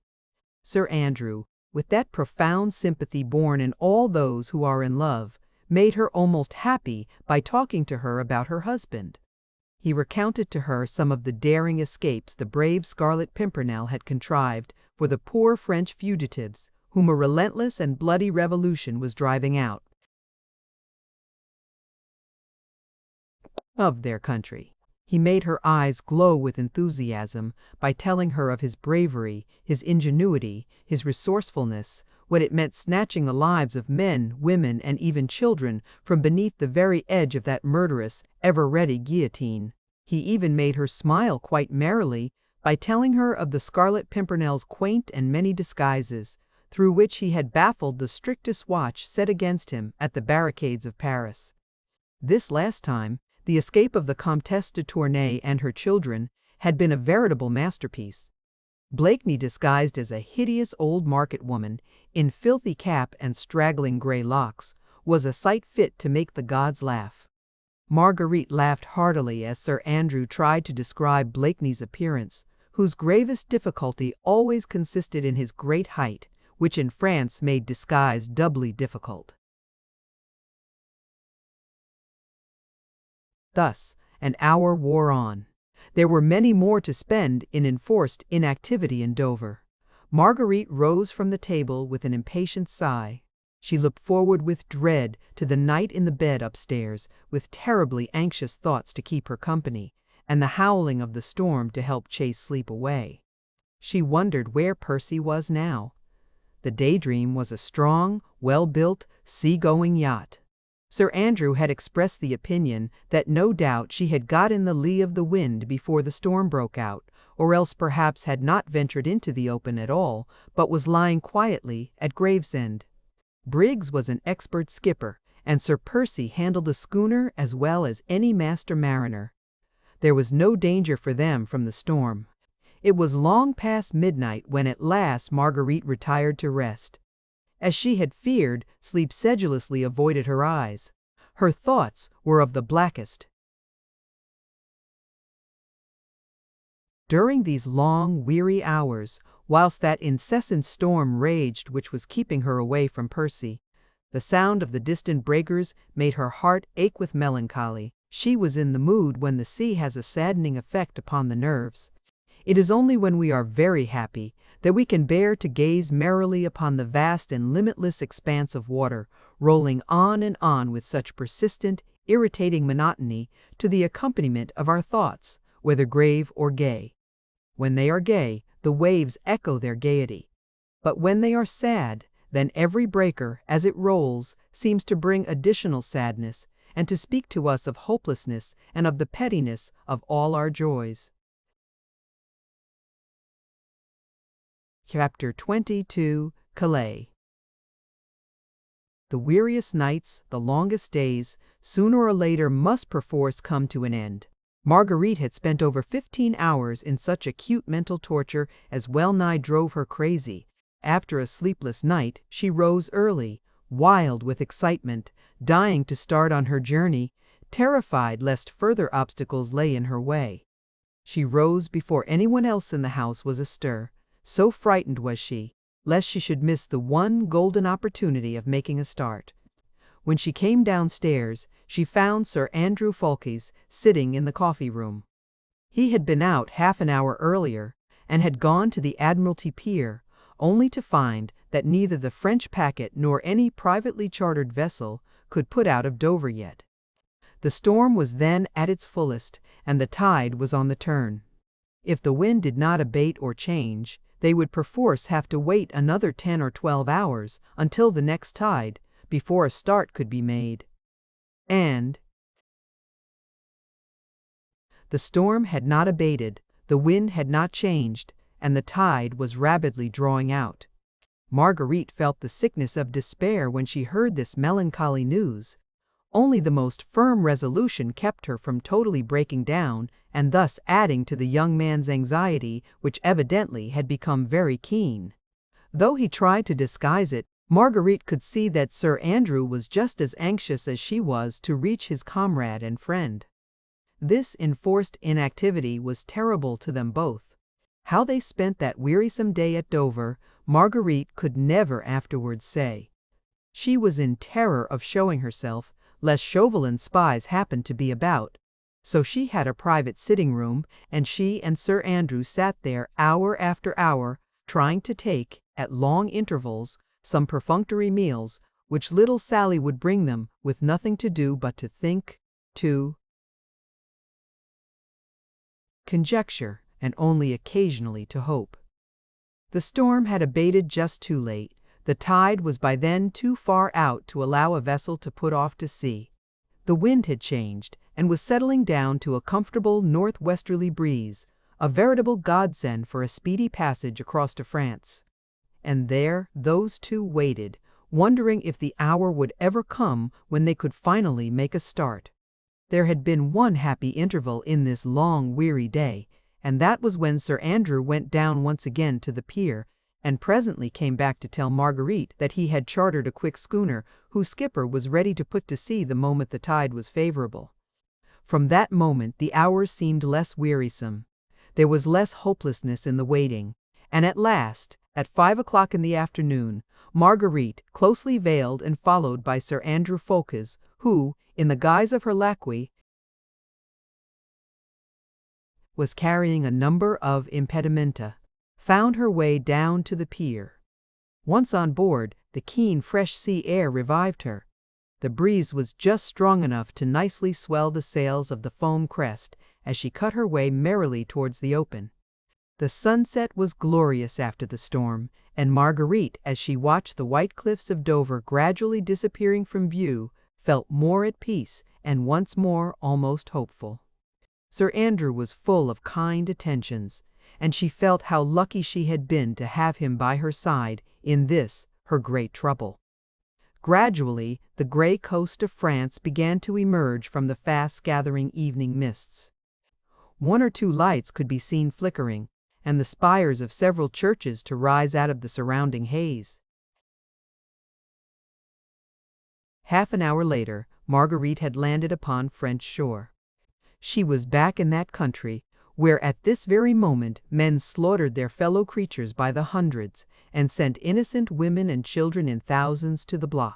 The very aspect of the country and its people, even in this remote seacoast town, spoke of that seething revolution, 300 miles away, in beautiful Paris, now rendered hideous by the constant flow of the blood of her noblest sons, by the wailing of the widows, and the cries of fatherless children. The men all wore red caps in various stages of cleanliness, but all with the tricolor cockade pinned on the left-hand side. Marguerite noticed with a shudder that, instead of the laughing, merry countenance habitual to her own countrymen, their faces now invariably wore a look of sly distrust. Every man nowadays was a spy upon his fellows, the most innocent word uttered in jest might at any time be brought up as a proof of aristocratic tendencies or of treachery against the people. Even the women went about with a curious look of fear and of hate lurking in their brown eyes, and all watched Marguerite as she stepped on shore, followed by Sir Andrew, and murmured as she passed along, "Sacrés aristos," or else "Sacrés Anglais." Otherwise their presence excited no further comment. Calais, even in those days, was in constant business communication with England, and English merchants were often to be seen on this coast. It was well known that in view of the heavy duties in England, a vast deal of French wines and brandies were smuggled across. This pleased the French bourgeois immensely. He liked to see the English government and the English king, both of whom he hated, cheated out of their revenues, and an English smuggler was always a welcome guest at the tumble-down taverns of Calais and Boulogne. So, perhaps, as Sir Andrew gradually directed Marguerite through the tortuous streets of Calais, many of the population, who turned with an oath to look at the strangers clad in the English fashion, thought that they were bent on purchasing dutiable articles for their own fog-ridden country, and gave them no more than a passing thought. Marguerite, however, wondered how her husband's tall, massive figure could have passed through Calais.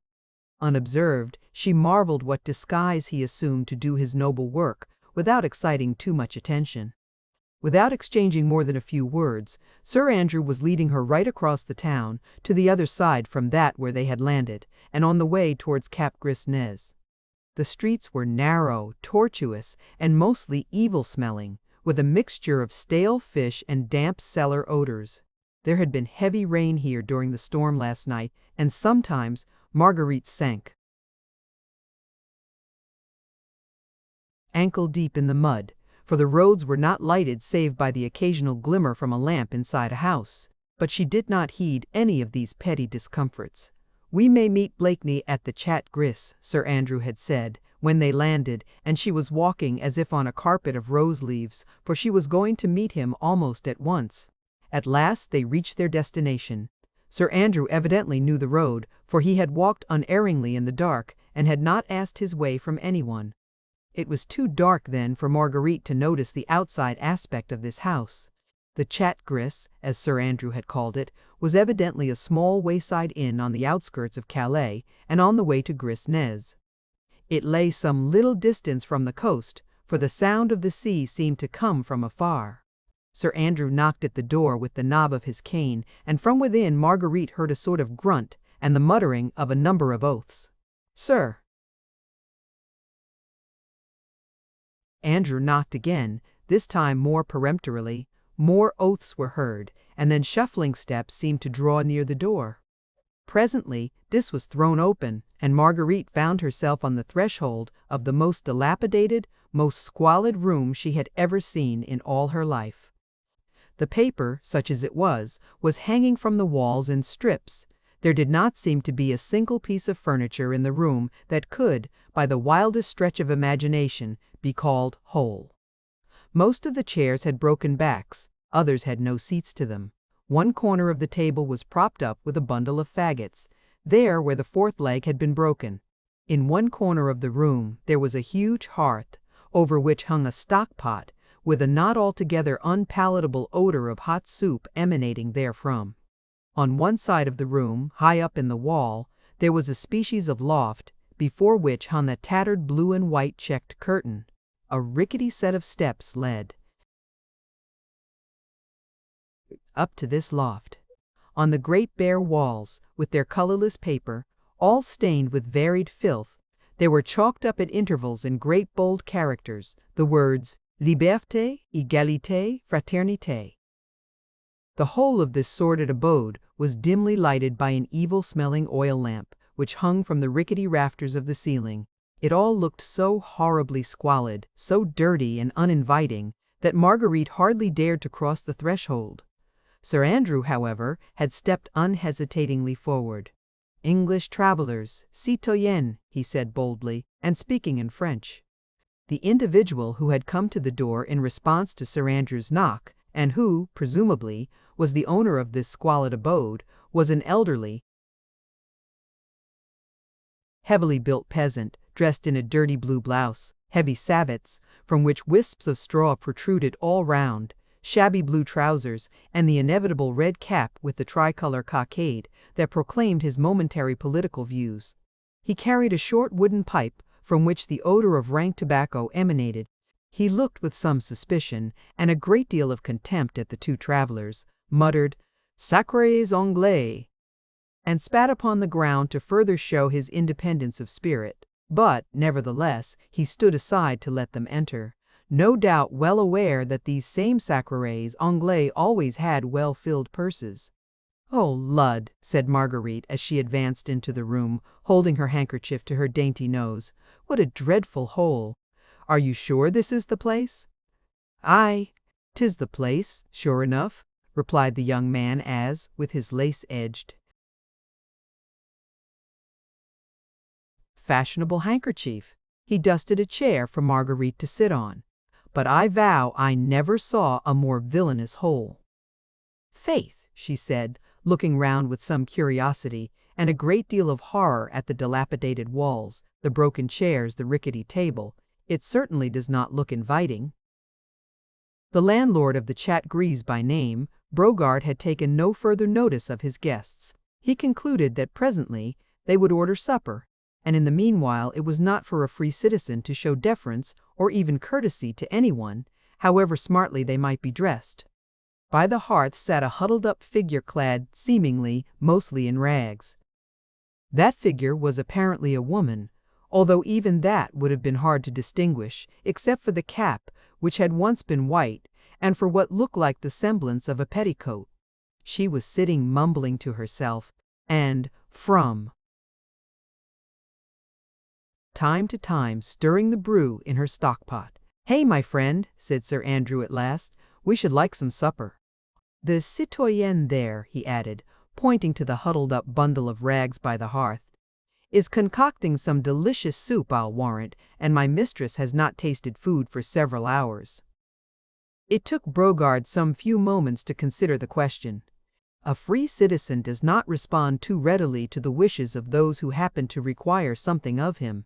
"Sacres aristos," he murmured, and once more spat upon the ground. Then he went very slowly up to a dresser which stood in a corner of the room. From this he took an old pewter soup tureen, and slowly, and without a word, he handed it to his better half, who, in the same silence, began filling the tureen with the soup out of her stockpot. Marguerite had watched all these preparations with absolute horror. Were it not for the earnestness of her purpose, she would incontinently have fled from this abode of dirt and evil smells. "Faith, our host and hostess are not cheerful people," said Sir Andrew, seeing the look of horror on Marguerite's face. I could offer you a more hearty and more appetizing meal, but I think you will find the soup eatable and the wine good. These people wallow in dirt, but live well as a rule." "Nay, I pray you, Sir Andrew," she said gently, "be not anxious about me. My mind is scarce inclined to dwell on thoughts of supper." Brogard was slowly pursuing his gruesome preparations. He had placed a couple of spoons, also 2 glasses on the table, both of which Sir Andrew took the precaution of wiping carefully. Brogard had also produced a bottle of wine and some bread, and Marguerite made an effort to draw her chair to the table and to make some pretense at eating. Sir Andrew, as befitting his rule of laquey, stood behind her chair. "Nay, madame, I pray you," he said, seeing that Marguerite seemed quite unable to eat. "I beg of you to try and swallow some food. Remember you have need of all your strength."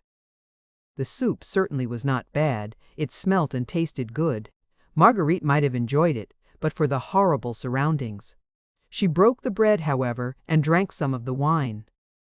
"Nay, Sir Andrew," she said, "I do not like to see you standing.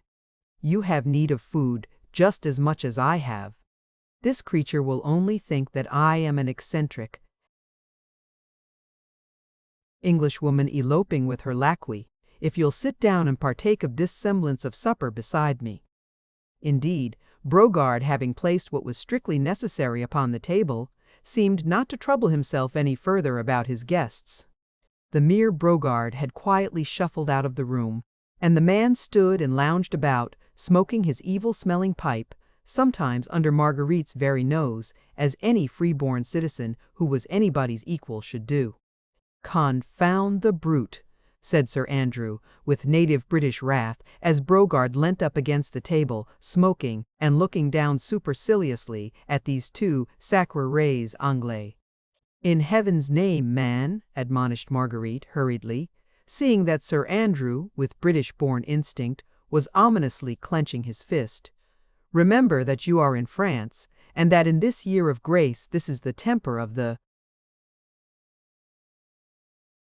people." "I'd like to scrag the brute," muttered Sir Andrew savagely. He had taken Marguerite's advice and sat next to her at table, and they were both making noble efforts to deceive one another by pretending to eat and drink. "I pray you," said Marguerite, "keep the creature in a good temper, so that he may answer the questions we must put to him." "I'll do my best, but, begad, I'd sooner scrag him than question him." "Hey, my friend," he said pleasantly in French, and tapping Brogard lightly on the shoulder, "do you see many of our quality along these parts? Many English travelers, I mean." Brogard looked round at him over his near shoulder, puffed away at his pipe for a moment or two, as he was in no hurry, then muttered, "Hugh, sometimes." "Ah," said Sir Andrew carelessly, English travelers always know where they can get good wine, eh? My friend. Now, tell me, my lady was desiring to know if by any chance you happen to have seen a great friend of hers, an English gentleman who often comes to Calais on business. He is tall and recently was on his way to Paris. My lady hoped to have met him in Calais. Marguerite tried not to look at Brogard, lest she should betray before him the burning anxiety with which she waited for his reply.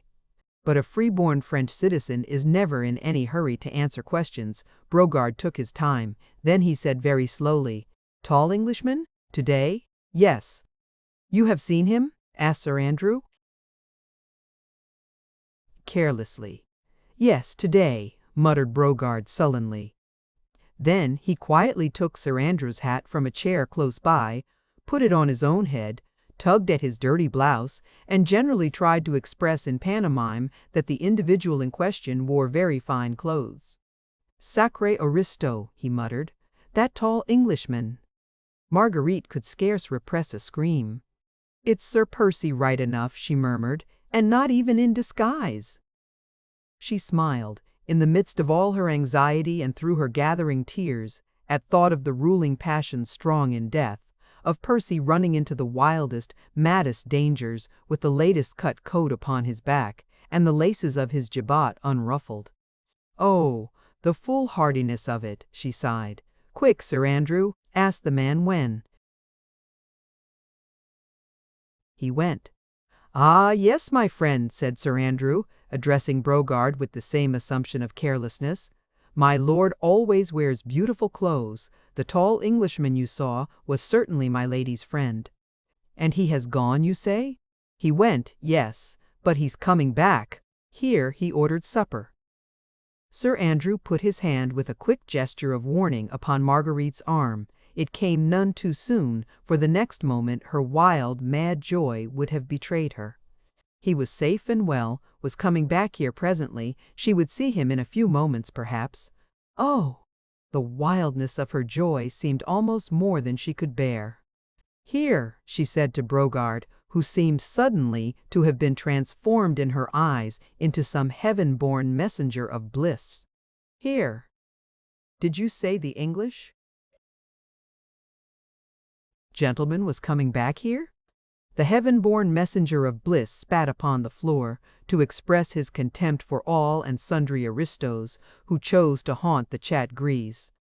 "Who?" he muttered. "He ordered supper. He will come back. Sacré Anglais," he added, by way of protest against all this fuss for a mere Englishman. "But where is he now?"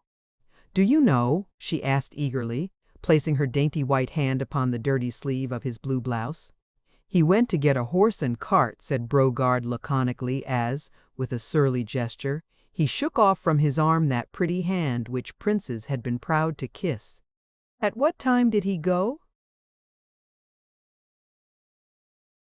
But Brogard had evidently had enough of these questionings. He did not think that it was fitting for a citizen who was the equal of anybody to be thus catechized by these sacrés aristos, even though they were rich English ones. It was distinctly more fitting to his newborn dignity to be as rude as possible. It was a sure sign of servility to meekly reply to civil questions. "I don't know," he said surlily. "I have said enough, voyons, les aristos. He came today, he ordered supper, he went out, he'll come back. Voila." And with this parting assertion of his rights as a citizen and a free man, to be as rude as he well pleased, Brogard shuffled out of the room, banging the door after him. Chapter 23. Hope. "Faith, madame," said Sir Andrew, seeing that Marguerite seemed desirous to call her surly host back again, "I think we'd better leave him alone. We shall not get anything more out of him, and we might arouse his suspicions. One never knows what spies may be lurking around these God-forsaken places." "What care I?" she replied lightly. "Now I know that my husband is safe, and that I shall see him almost directly." "Hush," he said in genuine alarm, for she had talked quite loudly in the fullness of her glee. "The very walls have ears in France these days." He rose quickly from the table, and walked round the bare, squalid room, listening attentively at the door, through which Brogard had just disappeared, and whence only muttered oaths and shuffling footsteps could be heard. He also ran up the rickety steps that led to the attic, to assure himself that there were no spies of Chauvelin's about the place. "Are we alone, monsieur my laquais?" said Marguerite gaily, as the young man once more sat down beside her. "May we talk?" As cautiously as possible, he entreated. "Faith, man, but you wear a glum face. As for me, I could dance with joy. Surely there is no longer any cause for fear. Our boat is on the beach, the foam crests not, 2 miles out at sea, and my husband will be here, under this very roof, within the next half-hour perhaps. Sure, there is naught to hinder us. Chauvelin and his gang have not yet arrived." "Nay, madam, that I fear we do not know." "What do you mean?" "He was at Dover at the same time that we were." "Held up by the same storm, which kept us from starting." "Exactly. But I did not speak of it before, for I feared to alarm you. I saw him on the beach not 5 minutes before we embarked. At least, I swore to myself at the time that it was himself. He was disguised as a curé, so that Satan, his own guardian, would scarce have known him. But I heard him then, bargaining for a vessel to take him swiftly to Calais, and he must have set sail less than an hour after we did." Marguerite's face had quickly lost its look of joy. The terrible danger in which Percy stood, now that he was actually on French soil, became suddenly and horribly clear to her. Chauvelin was close upon his heels. Here in Calais, the astute diplomatist was all-powerful. A word from him and Percy could be tracked and arrested, and every drop of blood seemed to freeze in her veins, not even during the moments of her wildest anguish in England had she so completely realized the imminence of the peril in which her husband stood. Chauvelin had sworn to bring the Scarlet Pimpernel to the guillotine, and now the daring plotter, whose anonymity hitherto had been his safeguard, stood revealed through her own hand to his most bitter, most relentless enemy. Chauvelin, when he waylaid Lord Tony and Sir Andrew Falkes in the coffee-room of the Fisherman's Rest, had obtained possession of all the plans of this latest expedition. Armand St. Cyro's fear, Just, the Comte de Tournay, and other fugitive royalists were to have met the Scarlet Pimpernel, or rather, as it had been originally arranged, 2 of his emissaries on this day, the 2nd of October, at a place evidently known to the League, and vaguely alluded to as the Père Blanchard's hut. Armand, whose connection with the Scarlet Pimpernel and disavowal of the brutal policy of the Reign of Terror was still unknown to his countrymen, had left England a little more than a week ago, carrying with him the necessary instructions which would enable him to meet the other fugitives and to convey them to this place of safety. This much Marguerite had fully understood from the first, and Sir Andrew Ffoulkes had confirmed her surmises. She knew, too, that when Sir Percy realized that his own plans and his directions to his lieutenants had been stolen by Chauvelin, it was too late to communicate with Armand or to send fresh instructions to the fugitives. They would, of necessity, be at the appointed time and place, not knowing how grave was the danger which now awaited their brave rescuer. Blakeney, who as usual had planned and organized the whole expedition, would not allow any of his younger comrades to run the risk of almost certain capture. Hence his hurried note to them at Lord Grenville's ball, "Start myself tomorrow alone." And now, with his identity known to his most bitter enemy, his every step would be dogged the moment he set foot in France. He would be tracked by Chauvelin's emissaries, followed until he reached that mysterious hut where the fugitives were waiting for him, and there the trap would be closed on him and on them. There was but 1 hour, the hour's start, which Marguerite and Sir Andrew had of their enemy, in which to warn Percy of the imminence of his danger, and to persuade him to give up the foolhardy expedition, which could only end in his own death. But there was that 1 hour. Chauvelin knows of this inn from the papers he stole, said Sir Andrew earnestly, and on landing will make straight for it. He has not landed yet, she said. We have an hour's start on him, and Percy will be here directly. We shall be mid-channel ere Chauvelin has realized that we have slipped through his fingers.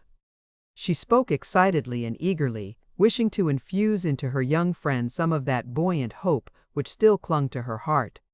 But he shook his head sadly. "Silent again, Sir Andrew?" she said with some impatience. "Why do you shake your head and look so glum?"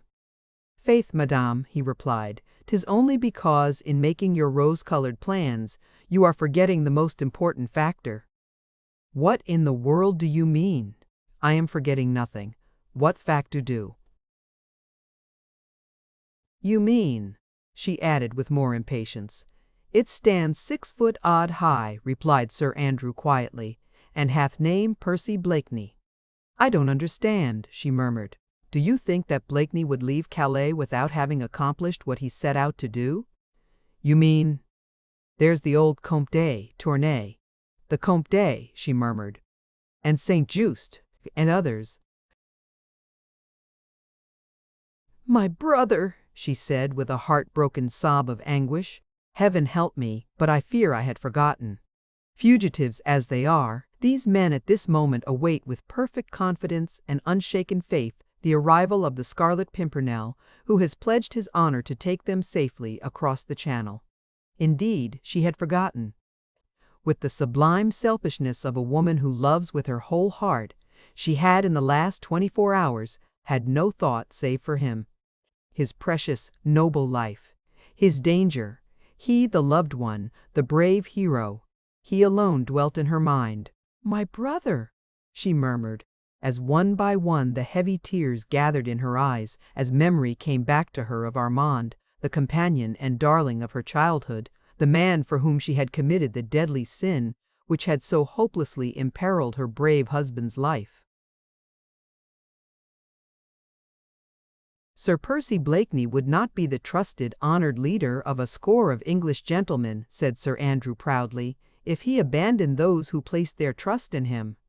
As for breaking his word, the very thought is preposterous. There was silence for a moment or two.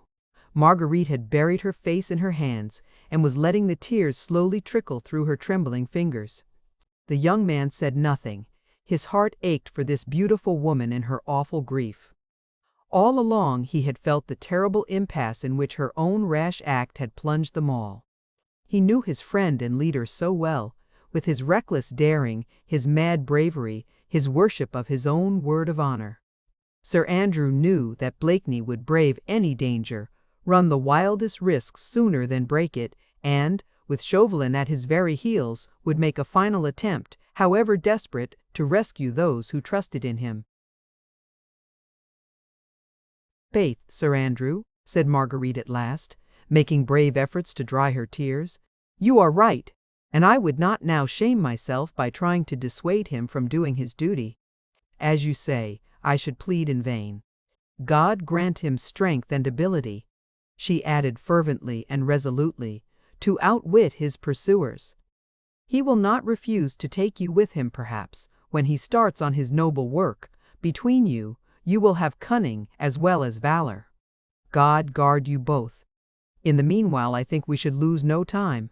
I still believe that his safety depends upon his knowing that Chauvelin is on his track. Undoubtedly, he has wonderful resources at his command. As soon as he is aware of his danger, he will exercise more caution. His ingenuity is a veritable miracle. Then, what say you to a voyage of reconnaissance in the village whilst I wait here against his coming? You might come across Percy's track and thus save valuable time. If you find him, tell him to beware, his bitterest enemy is on his heels. But this is such a villainous hole for you to wait in." "Nay, that I do not mind. But you might ask our surly host if he could let me wait in another room, where I could be safer from the prying eyes of any chance traveler. Offer him some ready money, so that he should not fail to give me word the moment the tall Englishman returns." She spoke quite calmly, even cheerfully now, thinking out her plans, Ready for the worst if need be, she would show no more weakness. She would prove herself worthy of him, who was about to give his life for the sake of his fellow men. Sir Andrew obeyed her without further comment. Instinctively, he felt that hers now was the stronger mind. He was willing to give himself over to her guidance, to become the hand, whilst she was the directing head. He went to the door of the inner room, through which Brogard and his wife had disappeared before, and knocked, as usual. He was answered by a salvo of muttered oaths. "Hey, friend Brogard," said the young man peremptorily. "My lady would wish to rest here a while. Could you give her the use of another room? She would wish to be alone." He took some money out of his pocket, and allowed it to jingle significantly in his hand. Brogard had opened the door, and listened, with his usual surly apathy, to the young man's request. At sight of the gold, however, his lazy attitude relaxed slightly. He took his pipe from his mouth and shuffled into the room. He then pointed over his shoulder at the attic up in the wall. "She can wait up there," he said with a grunt. "It's comfortable, and I have no other room." "Nothing could be better," said Marguerite in English. She at once realized the advantages such a position hidden from view would give her. "Give him the money, Sir Andrew. I shall be quite happy up there, and can see everything without being seen." She nodded to Brogard, who condescended to go up to the attic, and to shake up the straw that lay on the floor. "May I entreat you, madam, to do nothing rash," said Sir Andrew, as Marguerite prepared in her turn to ascend the rickety flight of steps. "Remember, this place is infested with spies. Do not, I beg of you, reveal yourself to Sir Percy, unless you are absolutely certain that you are alone with him." Even as he spoke, he felt how unnecessary was this caution. Marguerite was as calm, as clear-headed as any man. There was no fear of her doing anything that was rash. "Nay," she said with a slight attempt at cheerfulness, "that can I faithfully promise you. I would not jeopardize my husband's life, nor yet his plans, by speaking to him before strangers. Have no fear. I will watch my opportunity, and serve him in the manner I think he needs it most." Brogard had come down the steps again, and Marguerite was ready to go up to her safe retreat.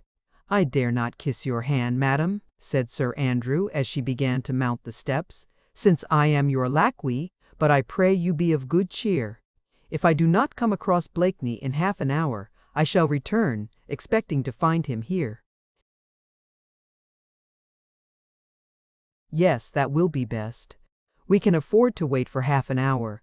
Chauvelin cannot possibly be here before that.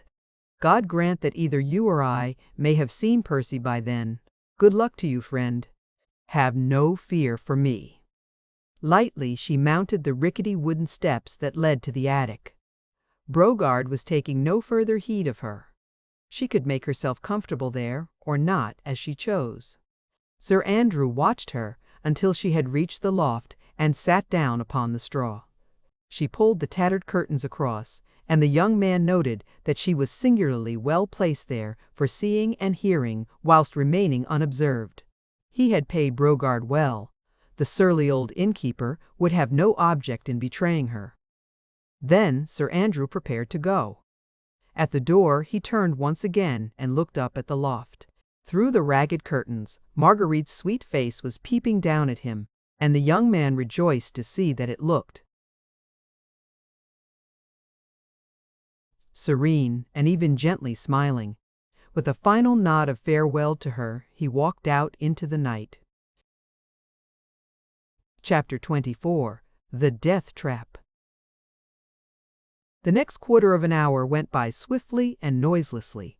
In the room downstairs, Brogard had for a while busied himself with clearing the table and rearranging it for another guest. It was because she watched these preparations that Marguerite found the time slipping by more pleasantly. It was for Percy that this semblance of supper was being got ready. Evidently Brogard had a certain amount of respect for the tall Englishman, as he seemed to take some trouble in making the place look a trifle less uninviting than it had done before. He even produced, from some hidden recess in the old dresser, what actually looked like a tablecloth, and when he spread it out and saw it was full of holes, he shook his head dubiously for a while, then was at much pains so to spread it over the table as to hide most of its blemishes. Then he got out a serviette, also old and ragged, but possessing some measure of cleanliness, and with this he carefully wiped the glasses, spoons, and plates which he put on the table. Marguerite could not help smiling to herself as she watched all these preparations, which Brogard accomplished to an accompaniment of muttered oaths. Clearly the great height and bulk of the Englishman, or perhaps the weight of his fist, had overawed this free-born citizen of France, or he would never have been at such trouble for any sacré aristo. When the table was set such as it was, Brogard surveyed it with evident satisfaction. He then dusted one of the chairs with the corner of his blouse, gave a stir to the stock-pot, threw a fresh bundle of faggots onto the fire, and slouched out of the room. Marguerite was left alone with her reflections. She had spread her traveling cloak over the straw, and was sitting fairly comfortably, as the straw was fresh, and the evil odors from below came up to her only in a modified form. But, momentarily, she was almost happy. Happy because, when she peeped through the tattered curtains, she could see a rickety chair, a torn tablecloth, a glass, a plate, and a spoon. That was all. But those mute and ugly things seemed to say to her that they were waiting for Percy, that soon, very soon, he would be here, that the squalid room being still empty, they would be alone together. That thought was so heavenly that Marguerite closed her eyes in order to shut out everything but that. In a few minutes she would be alone with him. She would run down the ladder and let him see her. Then he would take her in his arms, and she would let him see that, after that, she would gladly die for him, and with him, for earth could hold no greater happiness than that. And then what would happen? She could not even remotely conjecture. She knew, of course, that Sir Andrew was right, that Percy would do everything he had set out to accomplish, that now she was here could do nothing, beyond warning him to be cautious, since Chauvelin himself was on his track. After having cautioned him, she would perforce have to see him go off upon his terrible and daring mission. She could not even with a word or look attempt to keep him back. She would have to obey whatever he told her to do, even perhaps have to efface herself and wait in indescribable agony whilst he, perhaps, went to his death. But even that seemed less terrible to bear than the thought that he should never know how much she loved him. That at any rate would be spared her. The squalid room itself, which seemed to be waiting for him, told her that he would be here soon. Suddenly her oversensitive ears caught the sound of distant footsteps drawing near. Her heart gave a wild leap of joy. Was it Percy at last? No, the step did not seem quite as long, nor quite as firm as his. She also thought that she could hear two distinct sets of footsteps. Yes, that was it. Two men were coming this way. Two strangers, perhaps, to get a drink, but she had not time to conjecture, for presently there was a peremptory call at the door, and the next moment it was violently thrown open from the outside, whilst a rough, commanding voice shouted, "Hey! Citoyen Brogard! Hola!" Marguerite could not see the newcomers, but, through a hole in one of the curtains, she could observe one portion of the room below. She heard Brogard's shuffling footsteps as he came out of the inner room, muttering his usual string of oaths. On seeing the strangers, however, he paused in the middle of the room, well within range of Marguerite's vision, looked at them with even more withering contempt than he had bestowed upon his former guests, and muttered, "Sacré Sautain!" Marguerite's heart seemed all at once to stop beating. Her eyes, large and dilated, had fastened on one of the newcomers, who, at this point, had taken a quick step forward towards Brogard. He was dressed in the soutane, broad-brimmed hat and buckled shoes habitual to the French curé, but as he stood opposite the innkeeper, He threw open his soutane for a moment, displaying the tricolor scarf of officialism, which sight immediately had the effect of transforming Brogard's attitude of contempt into one of cringing obsequiousness. It was the sight of this French curé which seemed to freeze the very blood in Marguerite's veins. She could not see his face, which was shaded by his broad-brimmed hat, but she recognized the thin, bony hands, the slight stoop, the whole gait of the man. It was Chauvelin. The horror of the situation struck her as, with a physical blow, the awful disappointment, the dread of what was to come, made her very senses reel, and she needed almost superhuman effort not to fall senseless beneath it all. "A plate of soup and a bottle of wine," said Chauvelin imperiously to Brogard. "Then clear out of here, understand? I want to be alone." Silently, and without any muttering this time, Brogard obeyed. Chauvelin sat down at the table, which had been prepared for the tall Englishman, and the innkeeper busied himself obsequiously round him, dishing up the soup and pouring out the wine. The man who had entered with Chauvelin, and whom Marguerite could not see, stood waiting close by the door. At a brusque sign from Chauvelin, Brogard had hurried back to the inner room, and the former now beckoned to the man who had accompanied him. In him Marguerite at once recognized Desgas, Chauvelin's secretary and confidential factotum, whom she had often seen in Paris in the days gone by. He crossed the room, and for a moment or two listened attentively at the Brogard's door. "Not listening?" asked Chauvelin curtly. "No, citoyenne." For a second, Marguerite dreaded lest Chauvelin should order Desgas to search the place. What would happen if she were to be discovered, she hardly dared to imagine. Fortunately, however, Chauvelin seemed more impatient to talk to his secretary than afraid of spies, for he called Desgas quickly back to his side. "The English schooner?" he asked. "She was lost sight of at sundown, citoyenne," replied Desgas, "but was then making west towards Cap Gris-Nez."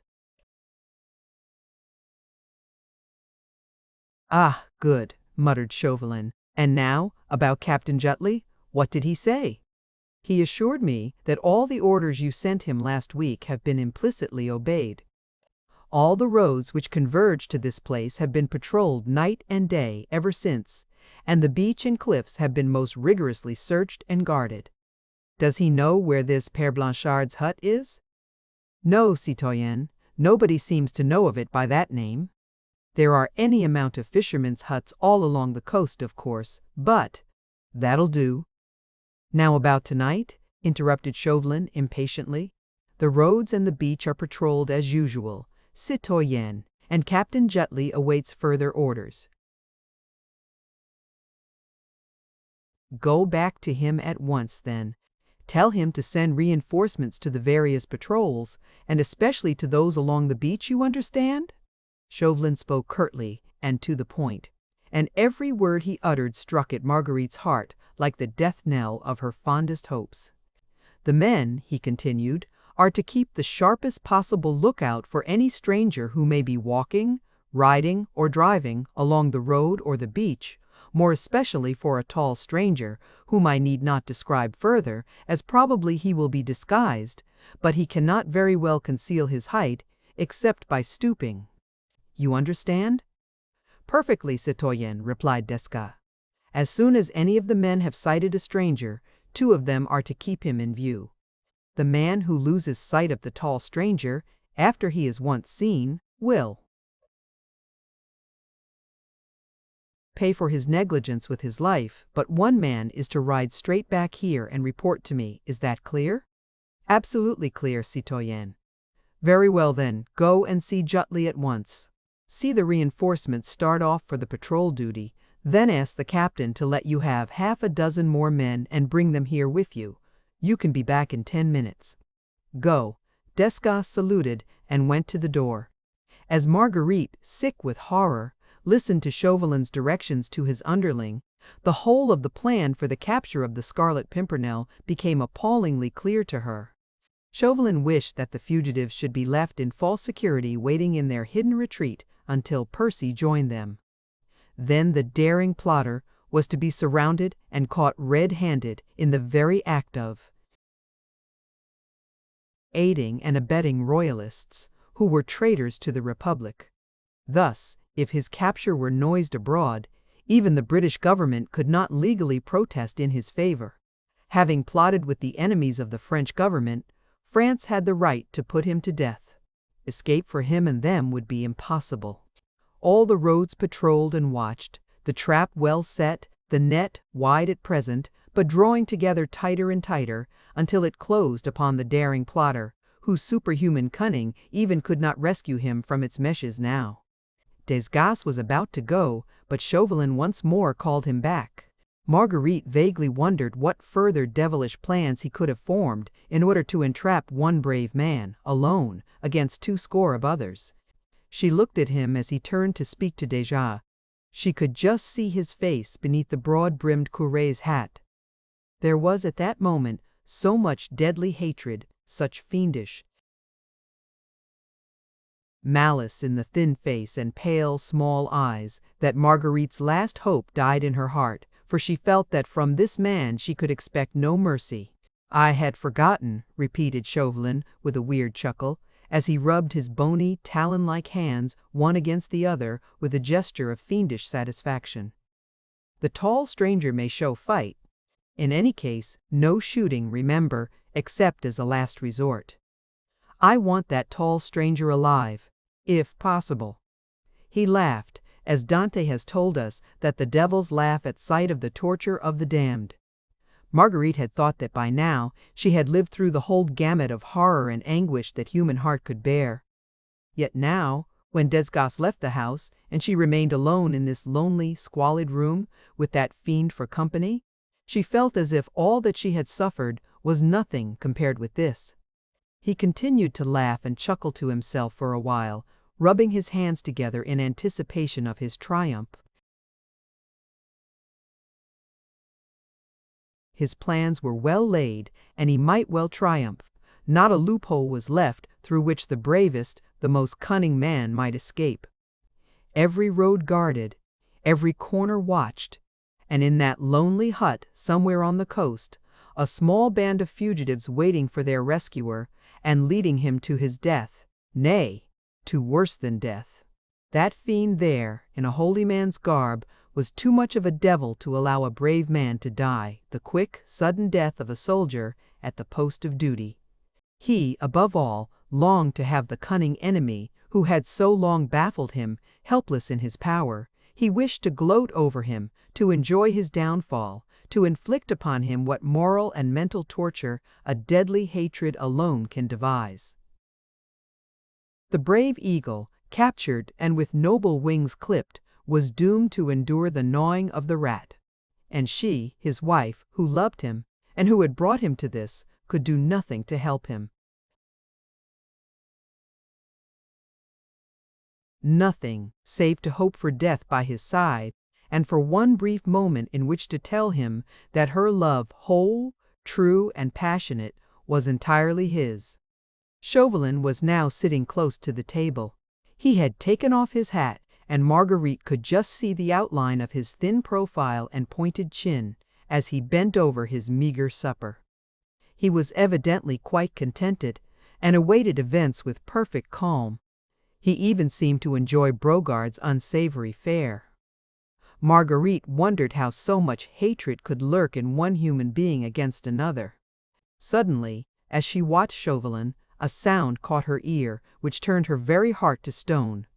And yet that sound was not calculated to inspire anyone with horror, for it was merely the cheerful sound of a gay, fresh voice singing lustily, "God Save the King." Chapter 25. The Eagle and the Fox. Marguerite's breath stopped short. She seemed to feel her very life standing still momentarily whilst she listened to that voice and to that song. In the singer she had recognized her husband. Chauvelin, too, had heard it, for he darted a quick glance towards the door, then hurriedly took up his broad-brimmed hat and clapped it over his head. The voice drew nearer. For one brief second the wild desire seized Marguerite to rush down the steps and fly across the room, to stop that song at any cost, to beg the cheerful singer to fly for his life, before it be too late. She checked the impulse just in time. Chauvelin would stop her before she reached the door, and, moreover, she had no idea if he had any soldiers posted within his call. Her impetuous act might prove the death signal of the man she would have died to save. Long to reign over us, God save the king, sang the voice more lustily than ever. The next moment the door was thrown open and there was dead silence for a second or so. Marguerite could not see the door. She held her breath, trying to imagine what was happening. Percy Blakeney, on entering, had, of course, at once caught sight of the curé at the table. His hesitation lasted less than 5 seconds. The next moment Marguerite saw his tall figure crossing the room, whilst he called in a loud, cheerful voice, "Hello, there! No one about? Where's that fool Brogard?" He wore the magnificent coat and riding suit which he had on when Marguerite last saw him at Richmond so many hours ago. As usual, his get-up was absolutely irreproachable. The fine Mechlin lace at his neck and wrists was immaculate in its gossamer daintiness. His hands looked slender and white. His fair hair was carefully brushed, and he carried his eyeglass with his usual affected gesture. In fact, at this moment, Sir Percy Blakeney, Bart., might have been on his way to a garden party at the Prince of Wales's, instead of deliberately, cold-bloodedly running his head in a trap set for him by his deadliest enemy. He stood for a moment in the middle of the room, whilst Marguerite, absolutely paralyzed with horror, seemed unable even to breathe. Every moment she expected that Chauvelin would give a signal, that the place would fill with soldiers, that she would rush down and help Percy to sell his life dearly. As he stood there, suavely unconscious, she very nearly screamed out to him, "Fly, Percy! 'Tis your deadly enemy! Fly before it be too late!" But she had not time even to do that, for the next moment Blakeney quietly walked to the table and, jovially clapping the curé on the back, said in his own drawly affected way, "Odds fish, Chauvelin, I vow I never thought of meeting you here." Chauvelin, who had been in the very act of conveying soup to his mouth, fairly choked. His thin face became absolutely purple, and a violent fit of coughing saved this cunning representative of France from betraying the most boundless surprise he had ever experienced. There was no doubt that this bold move on the part of the enemy had been wholly unexpected, as far as he was concerned, and the daring impudence of it completely nonplussed him for the moment. Obviously, he had not taken the precaution of having the inn surrounded with soldiers. Blakeney had evidently guessed that much, and no doubt his resourceful brain had already formed some plan by which he could turn this unexpected interview to account. Marguerite up in the loft had not moved. She had made a solemn promise to Sir Andrew not to speak to her husband before strangers, and she had sufficient self-control not to throw herself unreasoningly and impulsively across his plans. To sit still and watch these two men together was a terrible trial of fortitude. Marguerite had heard Chauvelin give the orders for the patrolling of all the roads.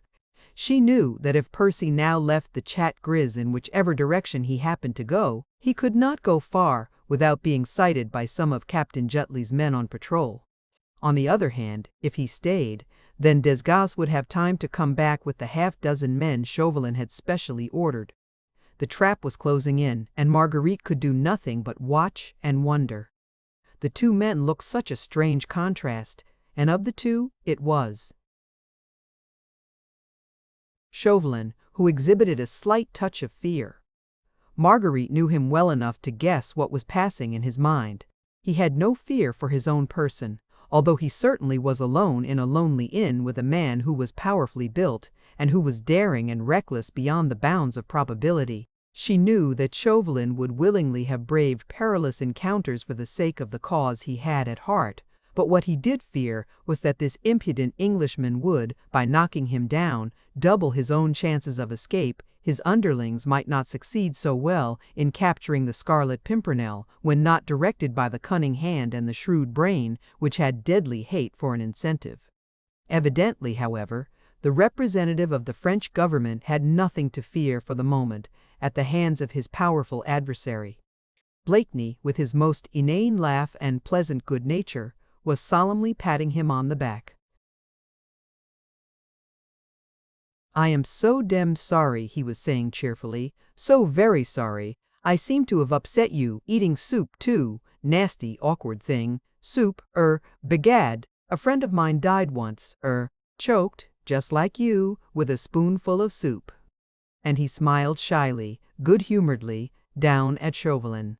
"Odds life," he continued, as soon as the latter had somewhat recovered himself. "Beastly hole this, ain't it now? La, you don't mind?"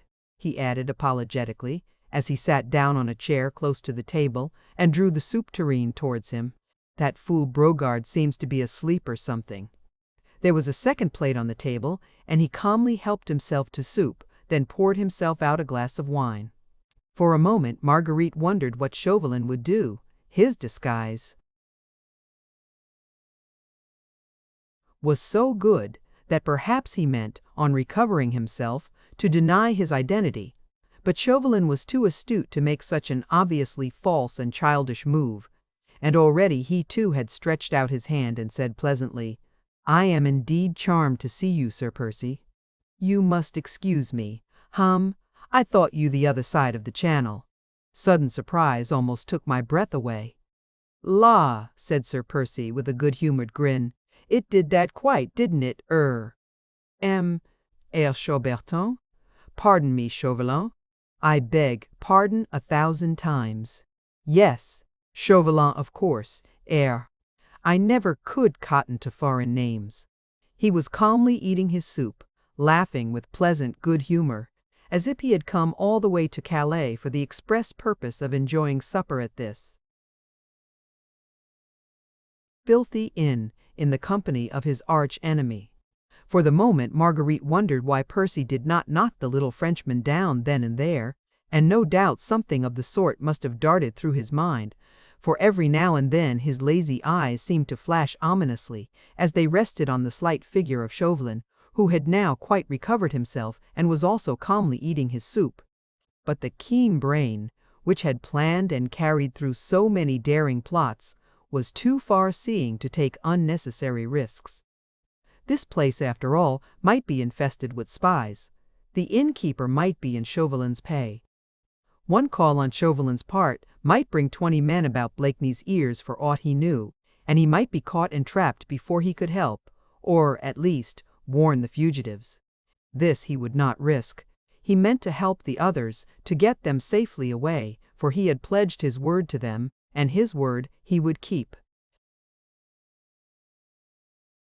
And whilst he ate and chatted, he thought and planned, whilst, up in the loft, the poor anxious woman racked her brain as to what she should do, and endured agonies of longing to rush down to him, yet not daring to move for fear of upsetting his plans.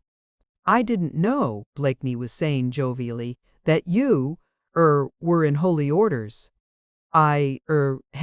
Stammered Chauvelin. The calm impudence of his antagonist had evidently thrown him off his usual balance. "But, I should have known you anywhere," continued Sir Percy placidly, as he poured himself out another glass of wine, "although the wig and hat have changed you a bit." "Do you think so?" "Lud, they alter a man so, but, begad, I hope you don't mind my having made the remark." "Demmed bad form making remarks. I hope you don't mind." "No, not at all, "I hope Lady Blakeney is well," said Chauvelin, hurriedly changing the topic of conversation. Blakeney, with much deliberation, finished his plate of soup, drank his glass of wine, and, momentarily, it seemed to Marguerite as if he glanced quickly all round the room. "Quite well, thank you," he said at last, dryly. There was a pause, during which Marguerite could watch these two antagonists who, evidently in their minds, were measuring themselves against one another. She could see Percy almost full face where he sat at the table, not 10 yards from where she herself was crouching, puzzled, not knowing what to do, or what she should think. She had quite controlled her impulse by now of rushing down and disclosing herself to her husband. A man capable of acting a part in the way he was doing at the present moment did not need a woman's word to warn him to be cautious. Marguerite indulged in the luxury, dear to every tender woman's heart, of looking at the man she loved. She looked through the tattered curtain, across at the handsome face of her husband, in whose lazy blue eyes, and behind whose inane smile, she could now so plainly see the strength, energy, and resourcefulness which had caused the Scarlet Pimpernel to be reverenced and trusted by his followers. "There are 19 of us ready to lay down our lives for your husband, Lady Blakeney," Sir Andrew had said to her. And as she looked at the forehead, low but square and broad, the eyes, blue yet deep-set and intense, the whole aspect of the man, of indomitable energy, hiding, behind a perfectly acted comedy, his almost superhuman strength of will and marvelous ingenuity, she understood the fascination which he exercised over his followers. For had he not also cast his spells over her heart and her imagination? Chauvelin, who was trying to conceal his impatience beneath his usual urbane manner, took a quick look at his watch. Desgas should not be long, another 2 or 3 minutes, and this impudent Englishman would be secure in the keeping of half a dozen of Captain Jutley's most trusted men. "You are on your way to Paris, Sir Percy?" he asked carelessly.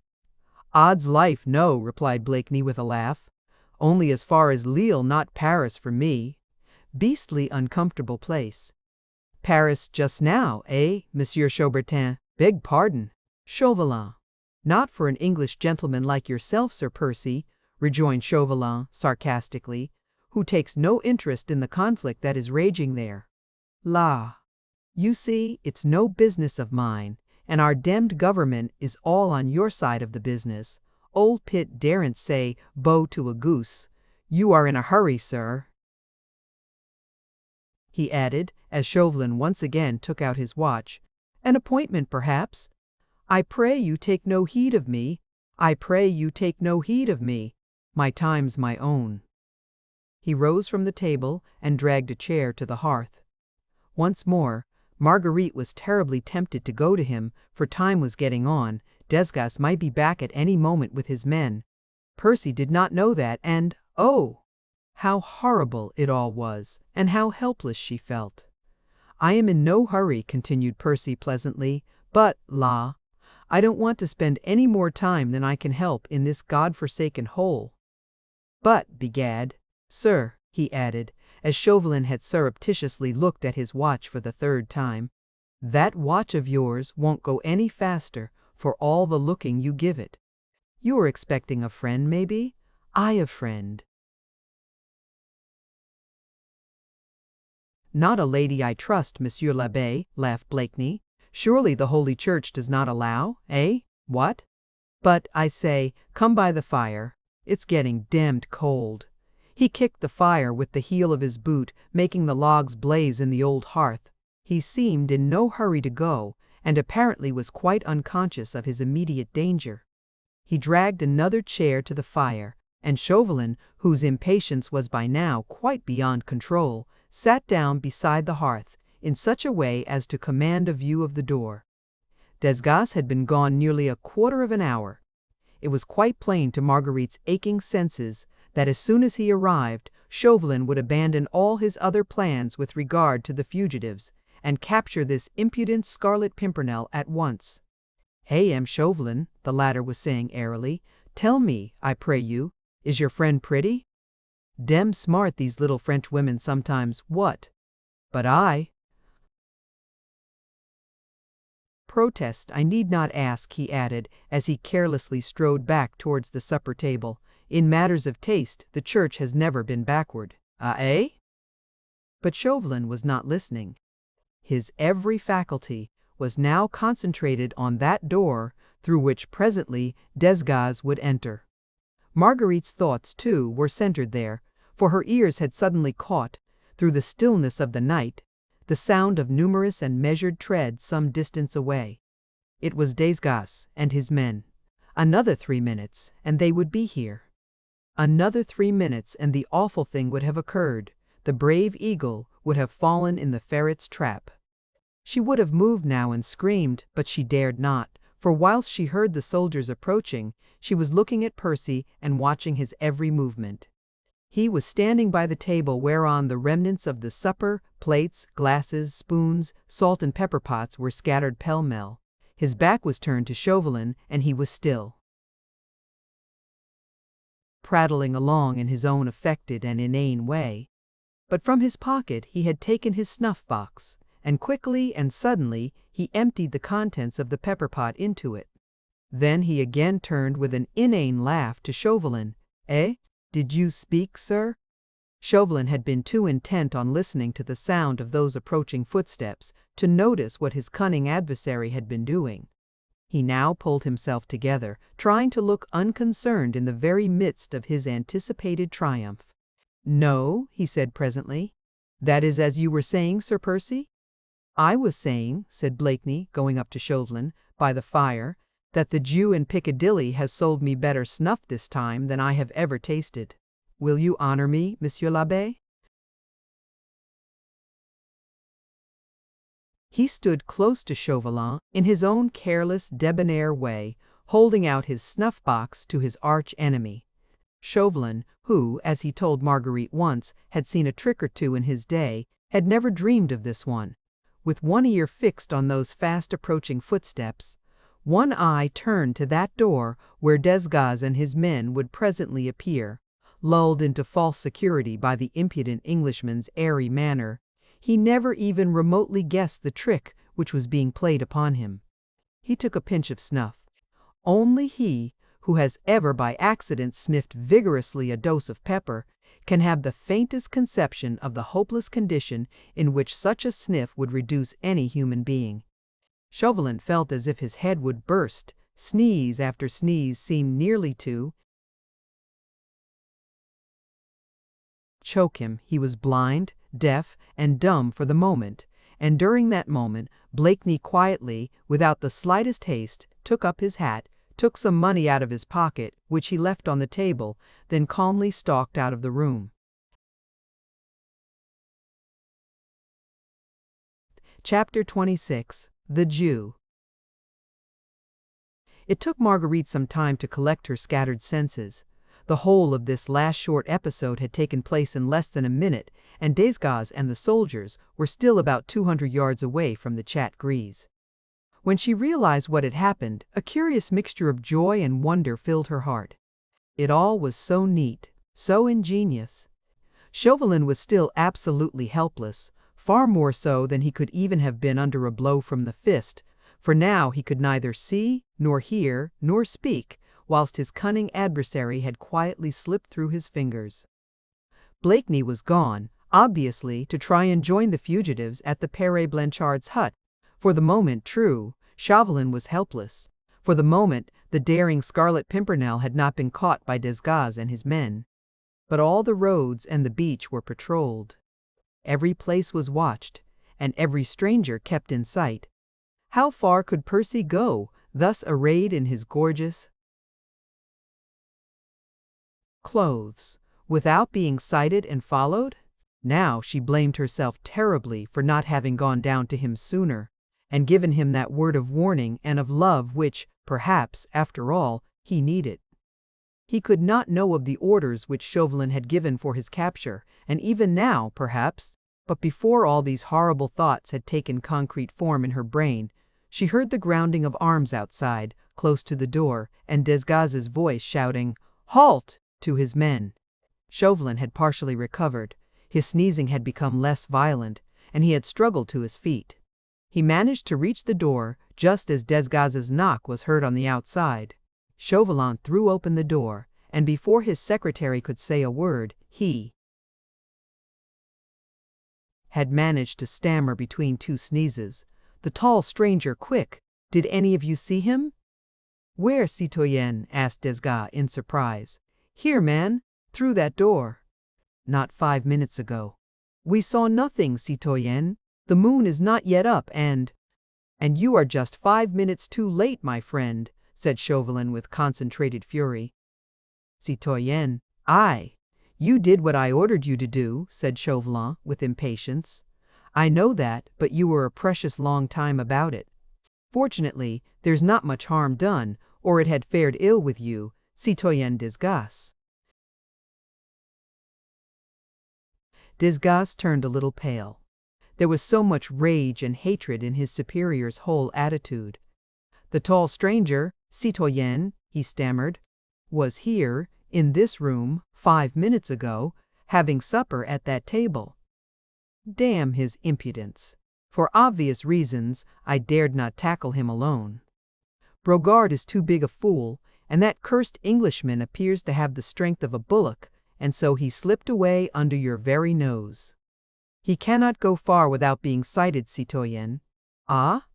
Captain Jutley sent 40 men as reinforcements for the patrol duty, 20 went down to the beach.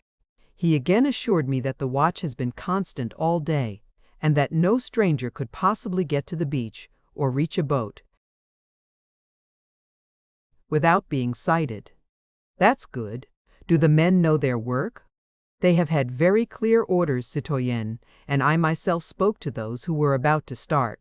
They are to shadow as secretly as possible any stranger they may see, especially if he be tall, or stoop, as if he would disguise his height.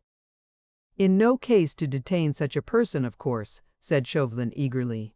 That impudent Scarlet Pimpernel would slip through clumsy fingers. We must let him get to the Père Blanchard's hut now, there surround and capture him. The men understand that, citoyenne, and also that, as soon as a tall stranger has been sighted, he must be shadowed, whilst one man is to turn straight back and report to you. That is right, said Chauvelin, rubbing his hands, well pleased. I have further news for you, citoyenne. What is it? A tall Englishman had a long conversation about 3/4 of an hour ago with a Jew, Reuben by name, who lives not 10 paces from here. Yes, and? Queried Chauvelin impatiently. The conversation was all about a horse and cart, which the tall Englishman wished to hire, and which was to have been ready for him by 11 o'clock. It is past that now. Where does that Reuben live? A few minutes' walk from this door. Send one of the men to find out if the stranger has driven off in Reuben's cart. Yes, citoyenne. Desgas went to give the necessary orders to one of the men. Not a word of this conversation between him and Chauvelin had escaped Marguerite, and every word they had spoken seemed to strike at her heart with terrible hopelessness and dark foreboding. She had come all this way, and with such high hopes and firm determination to help her husband, and so far she had been able to do nothing but to watch, with a heart breaking with anguish, the meshes of the deadly net closing round the daring Scarlet Pimpernel. He could not now advance many steps without spying eyes to track and denounce him. Her own helplessness struck her with a terrible sense of utter disappointment. The possibility of being of the slightest use to her husband had become almost nil, and her only hope rested in being allowed to share his fate, whatever it might ultimately be. For the moment, even her chance of ever seeing the man she loved again had become a remote one.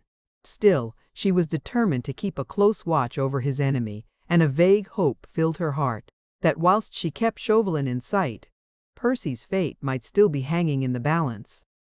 Desgas had left Chauvelin moodily pacing up and down the room, whilst he himself waited outside for the return of the man whom he had sent in search of Reuben.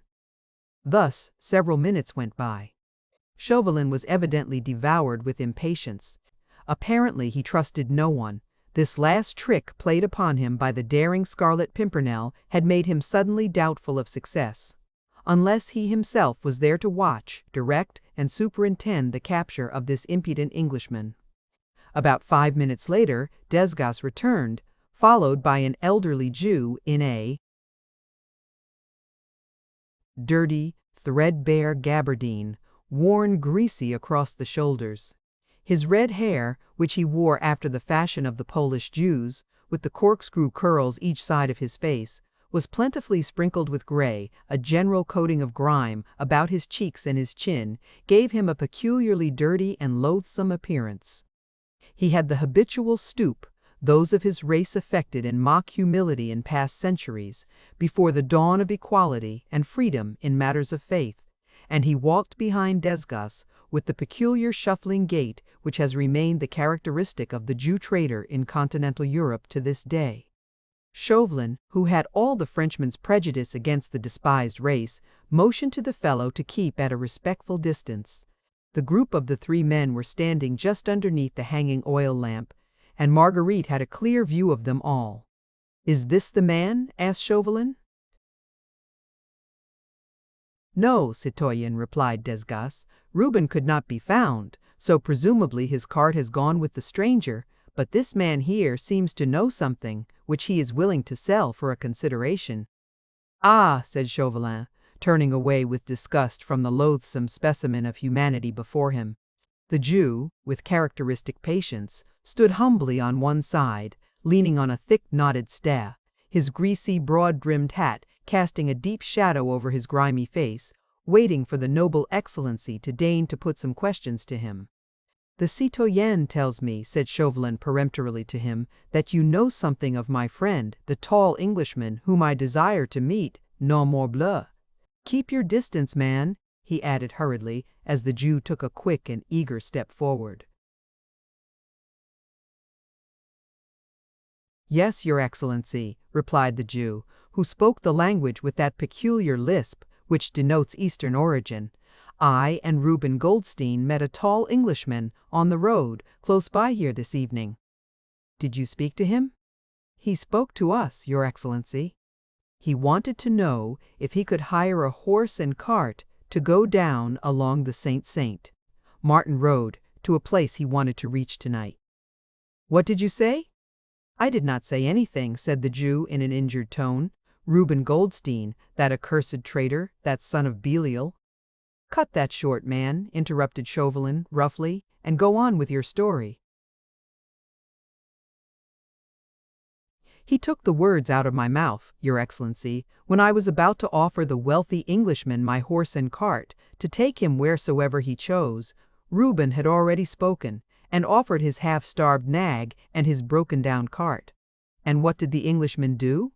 He listened to Reuben Goldstein, your excellency, and put his hand in his pocket then and there, and took out a handful of gold, which he showed to that descendant of Beelzebub, telling him that all that would be his, if the horse and cart were ready for him by 11 o'clock.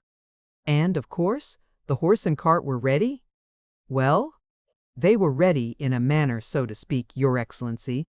Reuben's nag was lame as usual. She refused to budge at first. It was only after a time, and with plenty of kicks, that she at last could be made to move," said the Jew with a malicious chuckle. "Then they started?" "Yes, they started about 5 minutes ago. I was disgusted with that stranger's folly. An Englishman, too. He ought to have known Reuben's nag was not fit to drive." "But if he had no choice?" "No choice, your excellency," protested the Jew in a rasping voice. "Did I not repeat to him a dozen times that my horse and cart would take him quicker and more comfortably than Reuben's bag of bones? He would not listen. Reuben is such a liar, and has such insinuating ways. The stranger was deceived. If he was in a hurry, he would have had better value for his money by taking my cart." "You have a horse and cart too, then?" asked Chauvelin peremptorily. "Aye, that I have, your excellency, and if your excellency wants to drive, do you happen to know which way my friend went in Reuben Goldstein's cart?" Thoughtfully the Jew rubbed his dirty chin. Marguerite's heart was beating well nigh to bursting. She had heard the peremptory question. She looked anxiously at the Jew, but could not read his face beneath the shadow of his broad-brimmed hat. Vaguely she felt somehow as if he held Percy's fate in his long, dirty hands. There was a long pause, whilst Chauvelin frowned impatiently at the stooping figure before him, At last the Jew slowly put his hand in his breast pocket and drew out from its capacious depths a number of silver coins. He gazed at them thoughtfully, then remarked, in a quiet tone of voice, "This is what the tall stranger gave me when he drove away with Reuben for holding my tongue about him and his doings." Chauvelin shrugged his shoulders impatiently. "How much is there?" he asked. 20 francs, Your Excellency," replied the Jew, "and I have been an honest man all my life." Chauvelin, without further comment, took a few pieces of gold out of his own pocket, and leaving them in the palm of his hand, he allowed them to jingle as he held them out towards the Jew. "How many gold pieces are there in the palm of my hand?" he asked quietly. Evidently he had no desire to terrorize the man, but to conciliate him, for his own purposes, for his manner was pleasant and suave.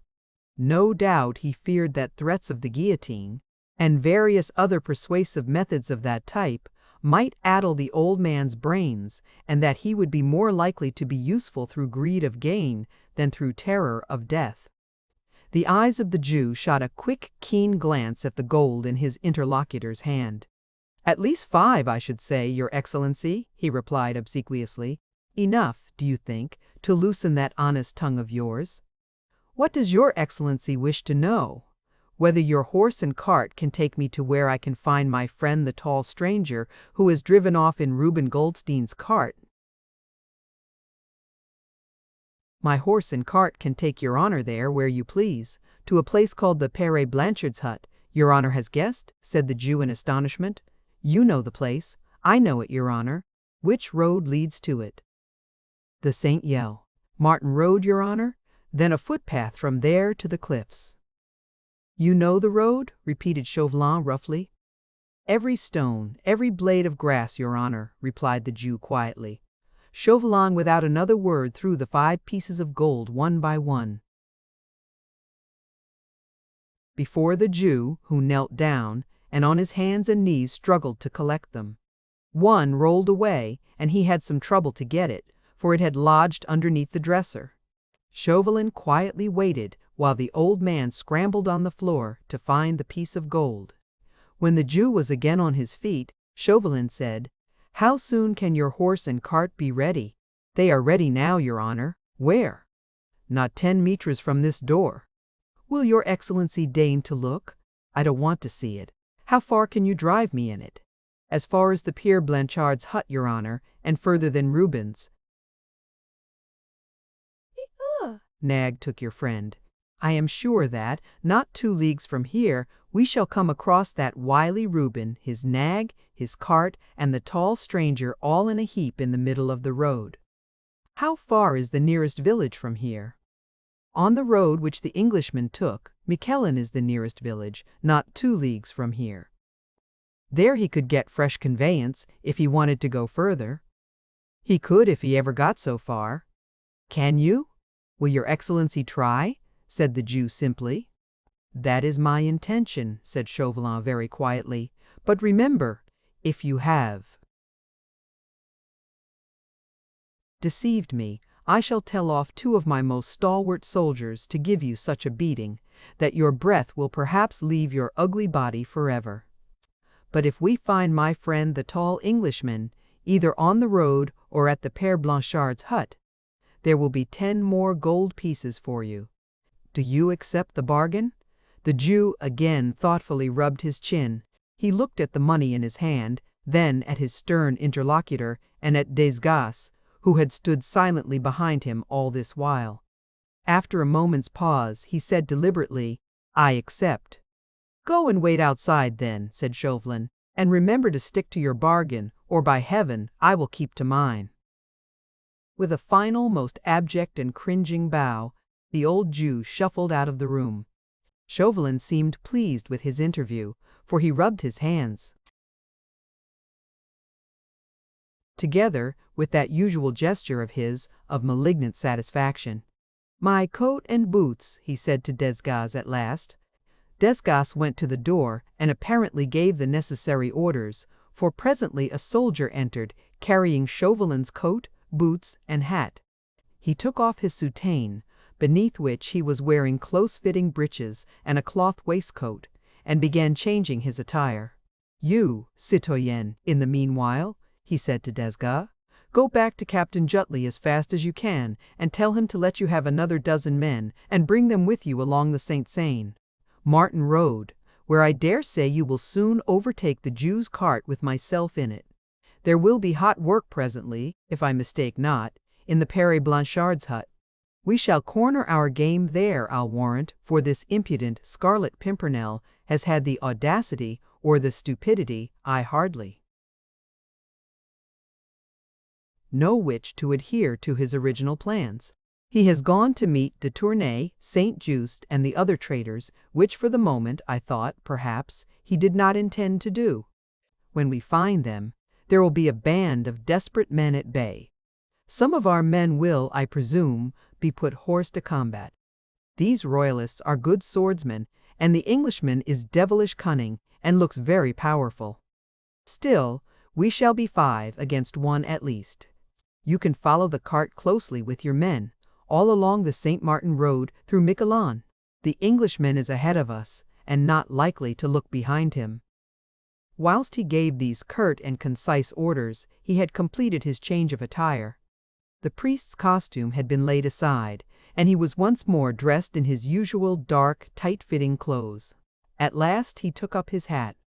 "I shall have an interesting prisoner to deliver into your hands," he said with a chuckle, as with unwonted familiarity he took Desgas's arm and led him towards the door. "We won't kill him outright, friend Desgas? The Père Blanchard's hut is an eye mistake, not a lonely spot upon the beach, and our men will enjoy a bit of rough sport there with the wounded fox. Choose your men well, friend Desgas. Of the sort who would enjoy that type of sport, eh? We must see that Scarlet Pimpernel wither a bit shrink and tremble, eh?" Before we finally, he made an expressive gesture, whilst he laughed a low, evil laugh, which filled Marguerite's soul with sickening horror. "Choose your men well, citoyen Desgas," he said once more, as he led his secretary finally out of the room. Chapter 27. On the Track. Never for a moment did Marguerite Blakeney hesitate. The last sounds outside the Chat Grise had died away in the night. She had heard Desgas giving orders to his men, and then starting off towards the fort, to get a reinforcement of a dozen more men. 6 were not thought sufficient to capture the cunning Englishman, whose resourceful brain was even more dangerous than his valor and his strength. Then a few minutes later, she heard the Jew's husky voice again, evidently shouting to his nag. Then the rumble of wheels and noise of a rickety cart bumping over the rough road. Inside the inn, everything was still. Brogard and his wife, terrified of Chauvelin, had given no sign of life. They hoped to be forgotten, and at any rate to remain unperceived. Marguerite could not even hear their usual volleys of muttered oaths. She waited a moment or two longer. Then she quietly slipped down the broken stairs, wrapped her dark cloak closely round her, and slipped out of the inn. The night was fairly dark, sufficiently so at any rate to hide her dark figure from view, whilst her keen ears kept count of the sound of the cart going on ahead. She hoped, by keeping well within the shadow of the ditches which lined the road, that she would not be seen by Desgas's men when they approached, or by the patrols, which she concluded were still on duty. Thus she started to do this, the last stage of her weary journey, alone, at night and on foot. Nearly 3 leagues to Miquelon, and then on to the Père Blanchard's hut, wherever that fatal spot might be, probably over rough roads, she cared not. The Jew's nag could not get on very fast, and though she was weary with mental fatigue and nerve strain, she knew that she could easily keep up with it on a hilly road, where the poor beast, who was sure to be half-starved, would have to be allowed long and frequent rests. The road lay some distance from the sea, bordered on either side by shrubs and stunted trees, sparsely covered with meager foliage, all turning away from the north, with their branches looking in the semi-darkness like stiff, ghostly hair blown by a perpetual wind. Fortunately, the moon showed no desire to peep between the clouds, and Marguerite, hugging the edge of the road and keeping close to the low line of shrubs, was fairly safe from view. Everything around her was so still, only from far, very far away, there came like a long, soft moan, the sound of the distant sea. The air was keen and full of brine. After that enforced period of inactivity, inside the evil-smelling, squalid inn, Marguerite would have enjoyed the sweet scent of this autumnal night and the distant melancholy rumble of the waves. She would have reveled in the calm and stillness of this lonely spot. A calm, broken only at intervals by the strident and mournful cry of some distant gull, and by the creaking of the wheels some way down the road. She would have loved the cool atmosphere, the peaceful immensity of nature, in this lonely part of the coast. But her heart was too full of cruel foreboding, of a great ache and longing for a being who had become infinitely dear to her. Her feet slipped on the grassy bank, for she thought it safest not to walk near the center of the road, and she found it difficult to keep up a sharp pace along the muddy incline. She even thought it best not to keep too near to the cart. Everything was so still that the rumble of the wheels could not fail to be a safe guide. The loneliness was absolute. Already the few dim lights of Calais lay far behind, and on this road there was not a sign of human habitation, not even the hut of a fisherman or of a woodcutter anywhere near. Far away, on her right, was the edge of the cliff. Below it the rough beach, against which the incoming tide was dashing itself with its constant, distant murmur. And ahead the rumble of the wheels, bearing an implacable enemy to his triumph. Marguerite wondered at what particular spot, on this lonely coast, Percy could be at this moment. Not very far, surely, for he had had less than a quarter of an hour's start of Chauvelin. She wondered if he knew that in this cool, ocean-scented bit of France there lurked many spies, all eager to sight his tall figure, to track him to where his unsuspecting friends waited for him, and then to close the net over him and them. Chauvelin, on ahead, jolted and jostled in the Jew's vehicle, was nursing comfortable thoughts. He rubbed his hands together with content as he thought of the web which he had woven, and through which that ubiquitous and daring Englishman could not hope to escape. As the time went on, and the old Jew drove him leisurely, but surely along the dark road he felt more and more eager for the grand finale of this exciting chase after the mysterious Scarlet Pimpernel. The capture of the audacious plotter would be the finest leaf in Citoyen Chauvelin's wreath of glory. Caught, red-handed, on the spot, in the very act of aiding and abetting the traitors against the Republic of France, the Englishman could claim no protection from his own country. Chauvelin had, in any case, fully made up his mind that all intervention should come too late. Never for a moment did the slightest remorse enter his heart as to the terrible position in which he had placed the unfortunate wife who had unconsciously betrayed her husband. As a matter of fact, Chauvelin had ceased even to think of her. She had been a useful tool, that was all. The Jew's lean nag did little more than walk. She was going along at a slow-jawed trot, and her driver had to give her long and frequent halts. "Are we a long way yet from Miquelon?" asked Chauvelin from time to time. "Not very far, Your Honor," was the uniform placid reply. "We have not yet come across your friend and mine, lying in a heap in the roadway," was Chauvelin's sarcastic comment. "Patience, noble excellency," rejoined the son of Moses, "they are ahead of us. I can see the imprint of the cartwheels, driven by that traitor, that son of the Amalekite." "You are sure of the road?" "As sure as I am of the presence of those 10 gold pieces in the noble excellency's pockets, which I trust will presently be mine. As soon as I have shaken hands with my friend the tall stranger, they will certainly be yours." "Hark! What was that?" said the Jew suddenly. Through the stillness, which had been absolute, there could now be heard distinctly the sound of horses' hoofs on the muddy road. "They are soldiers," he added in an awed whisper. "Stop a moment, I want to hear," said Chauvelin.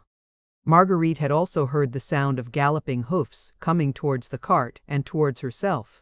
For some time she had been on the alert, thinking that Desgas and his squad would soon overtake them, but these came from the opposite direction, presumably from Miquelon. The darkness lent her sufficient cover. She had perceived that the cart had stopped, and with utmost caution, treading noiselessly on the soft road, she crept a little nearer. Her heart was beating fast, she was trembling in every limb. Already she had guessed what news these mounted men would bring.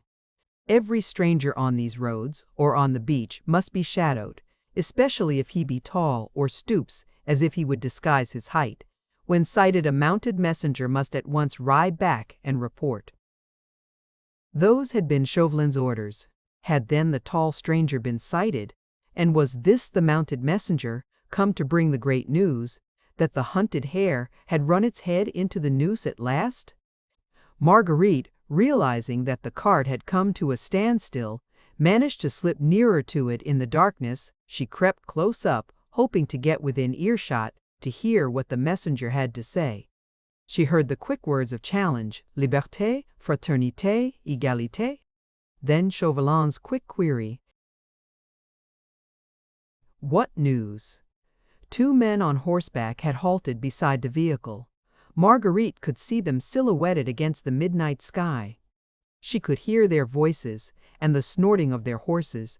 And now, behind her, some little distance off, the regular and measured tread of a body of advancing men, Desgas and his soldiers.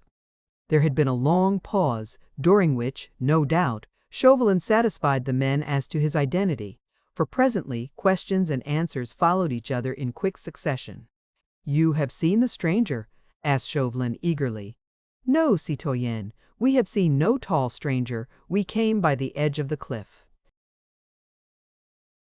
Then, less than a quarter of a league beyond Miquelon, we came across a rough construction of wood, which looked like the hut of a fisherman, where he might keep his tools and nets. When we first sighted it, it seemed to be empty, and at first we thought that there was nothing suspicious about it until we saw some smoke issuing through an aperture at the side. I dismounted and crept close to it. It was then empty, but in one corner of the hut there was a charcoal fire, and a couple of stools were also in the hut. I consulted with my comrades, and we decided that they should take cover with the horses, well out of sight, and that I should remain on the watch, which I did. Well, and did you see anything? About half an hour later, I heard voices, citoyenne, and presently 2 men came along towards the edge of the cliff. They seemed to me to have come from the Lille road. One was young, the other quite old. They were talking in a whisper to one another, and I could not hear what they said. One was young, the other quite old. Marguerite's aching heart almost stopped beating as she listened. Was the young one Armand? Her brother? And the old one de Tournay? Were they the 2 fugitives who, unconsciously, were used as a decoy to entrap their fearless and noble rescuer? The 2 men presently went into the hut, continued the soldier, whilst Marguerite's aching nerves seemed to catch the sound of Chauvelin's triumphant chuckle, and I crept nearer to it then. The hut is very roughly built, and I caught snatches of their conversation. "Yes? Quick! What did you hear?" the old man asked the young one, if he were sure that was the right place. "Oh, yes," he replied, "'tis the place sure enough." And by the light of the charcoal fire he showed to his companion a paper, which he carried. "Here is the plan," he said, "which he gave me before I left London. We were to adhere strictly to that plan, unless I had contrary orders, and I have had none. Here is the road we followed, see, here the fork, here we cut across the St. Martin road, and here is the footpath which brought us to the edge of the cliff." I must have made a slight noise then, for the young man came to the door of the hut and peered anxiously all round him. When he again joined his companion, they whispered so low that I could no longer hear them. "Well, and?" asked Chauvelin impatiently. There were 6 of us altogether, patrolling that part of the beach, so we consulted together, and thought it best that 4 should remain behind and keep the hut in sight, and I and my comrade rode back at once to make report of what we had seen. You saw nothing of the tall stranger. Nothing, citoyen.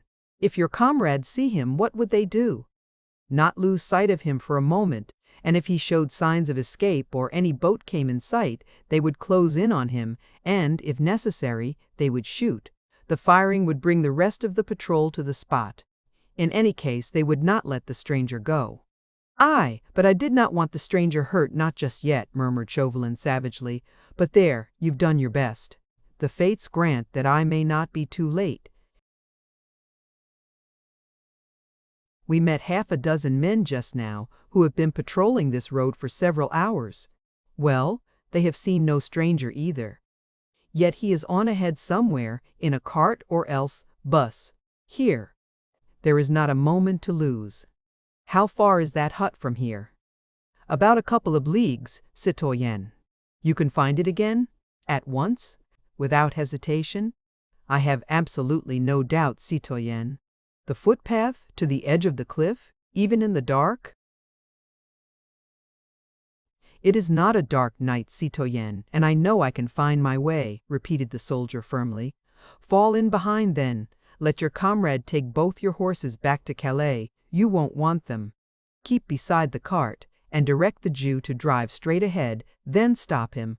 Within a quarter of a league of the footpath, see that he takes the most direct road. Whilst Chauvelin spoke, Desgas and his men were fast approaching, and Marguerite could hear their footsteps within 100 yards behind her now. She thought it unsafe to stay where she was, and unnecessary too, as she had heard enough. She seemed suddenly to have lost all faculty even for suffering. Her heart, her nerves, her brain seemed to have become numb after all these hours of ceaseless anguish, culminating in this awful despair. For now, there was absolutely not the faintest hope. Within 2 short leagues of this spot, the fugitives were waiting for their brave deliverer. He was on his way somewhere on this lonely road, and presently he would join them. Then the well-laid trap would close. 24 men, led by one whose hatred was as deadly as his cunning was malicious, would close round the small band of fugitives and their daring leader. They would all be captured.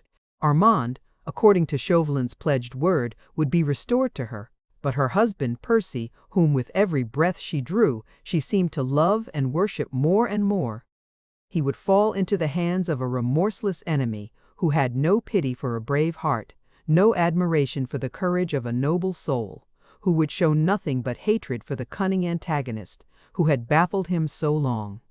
She heard the soldier giving a few brief directions to the Jew. Then she retired quickly to the edge of the road and cowered behind some low shrubs, whilst Desgas and his men came up. All fell in noiselessly behind the cart, and slowly they all started down the dark road. Marguerite waited until she reckoned that they were well outside the range of earshot. Then, she too, in the darkness, which suddenly seemed to have become more intense, crept noiselessly along. Chapter 28. The Père Blanchard's Hut. As in a dream, Marguerite followed on. The web was drawing more and more tightly every moment round the beloved life, which had become dearer than all. To see her husband once again, to tell him how she had suffered, how much she had wronged, and how little understood him, had become now her only aim. She had abandoned all hope of saving him. She saw him gradually hemmed in on all sides, and, in despair, she gazed round her into the darkness, and wondered whence he would presently come, to fall into the death trap which his relentless enemy had prepared for him. The distant roar of the waves now made her shudder. The occasional dismal cry of an owl or a seagull filled her with unspeakable horror. She thought of the ravenous beasts in human shape who lay in wait for their prey, and destroyed them as mercilessly as any hungry wolf, for the satisfaction of their own appetite of hate. Marguerite was not afraid of the darkness, she only feared that man, on ahead, who was sitting at the bottom of a rough wooden cart nursing thoughts of vengeance, which would have made the very demons in hell chuckle with delight. Her feet were sore, her knees shook under her from sheer bodily fatigue. For days now she had lived in a wild turmoil of excitement. She had not had a quiet rest for 3 nights. Now she had walked on a slippery road for nearly 2 hours, and yet her determination never swerved for a moment. She would see her husband, tell him all, and, if he was ready to forgive the crime which she had committed in her blind ignorance, she would yet have the happiness of dying by his side. She must have walked on almost in a trance, instinct alone keeping her up and guiding her in the wake of the enemy, when suddenly her ears, attuned to the slightest sound by that same blind instinct, told her that the cart had stopped and that the soldiers had halted. They had come to their destination, no doubt. On the right, somewhere close ahead, was the footpath that led to the edge of the cliff and to the hut. Heedless of any risks, she crept quite close up to where Chauvelin stood, surrounded by his little troop. He had descended from the cart and was giving some orders to the men. These she wanted to hear. What little chance she yet had of being useful to Percy consisted in hearing absolutely every word of his enemy's plans. The spot where all the party had halted must have lain some 800 meters from the coast. The sound of the sea came only very faintly, as from a distance. Chauvelin and Desgas, followed by the soldiers, had turned off sharply to the right of the road, apparently onto the footpath which led to the cliffs. The Jew had remained on the road with his cart and nag. Marguerite, with infinite caution, and literally crawling on her hands and knees, had also turned off to the right. To accomplish this, she had to creep through the rough, low shrubs, trying to make as little noise as possible as she went along, tearing her face and hands against the dry twigs, intent only upon hearing without being seen or heard. Fortunately, as is usual in this part of France, the footpath was bordered by a low, rough hedge, beyond which was a dry ditch, filled with coarse grass. In this, Marguerite managed to find shelter. She was quite hidden from view, yet could contrive to get within 3 yards of where Chauvelin stood, giving orders to his men. "Now," he was saying in a low and peremptory whisper, "where is the Père Blanchard's hut?" "About 800 meters from here, along the footpath," said the soldier who had lately been directing the party, "and halfway down the cliff." "Very good. You shall lead us. Before we begin to descend the cliff, you shall creep down to the hut as noiselessly as possible and ascertain if the traitor royalists are there. Do you understand?" "I understand, citoyenne. Now listen very attentively, all of you," continued Chauvelin impressively, and addressing the soldiers collectively, "for after this we may not be able to exchange another word, so remember every syllable I utter as if your very lives depended on your memory." "Perhaps they do," he added dryly. "We listen, citoyen," said Desgas, "and a soldier of the Republic never forgets an order. You, who have crept up to the hut, will try to peep inside. If an Englishman is there with those traitors, a man who is tall above the average, or who stoops as if he would disguise his height, then give a sharp, quick whistle as a signal to your comrades. All of you," he added, once more speaking to the soldiers collectively, "then quickly surround and rush into the hut, and each seize one of the men there, before they have time to draw their firearms. If any of them struggle, shoot at their legs or arms, but on no account kill the tall man. Do you understand?" "We understand, citoyen." "The man who is tall above the average is probably also strong above the average. It will take 4 or 5 of you at least to overpower him."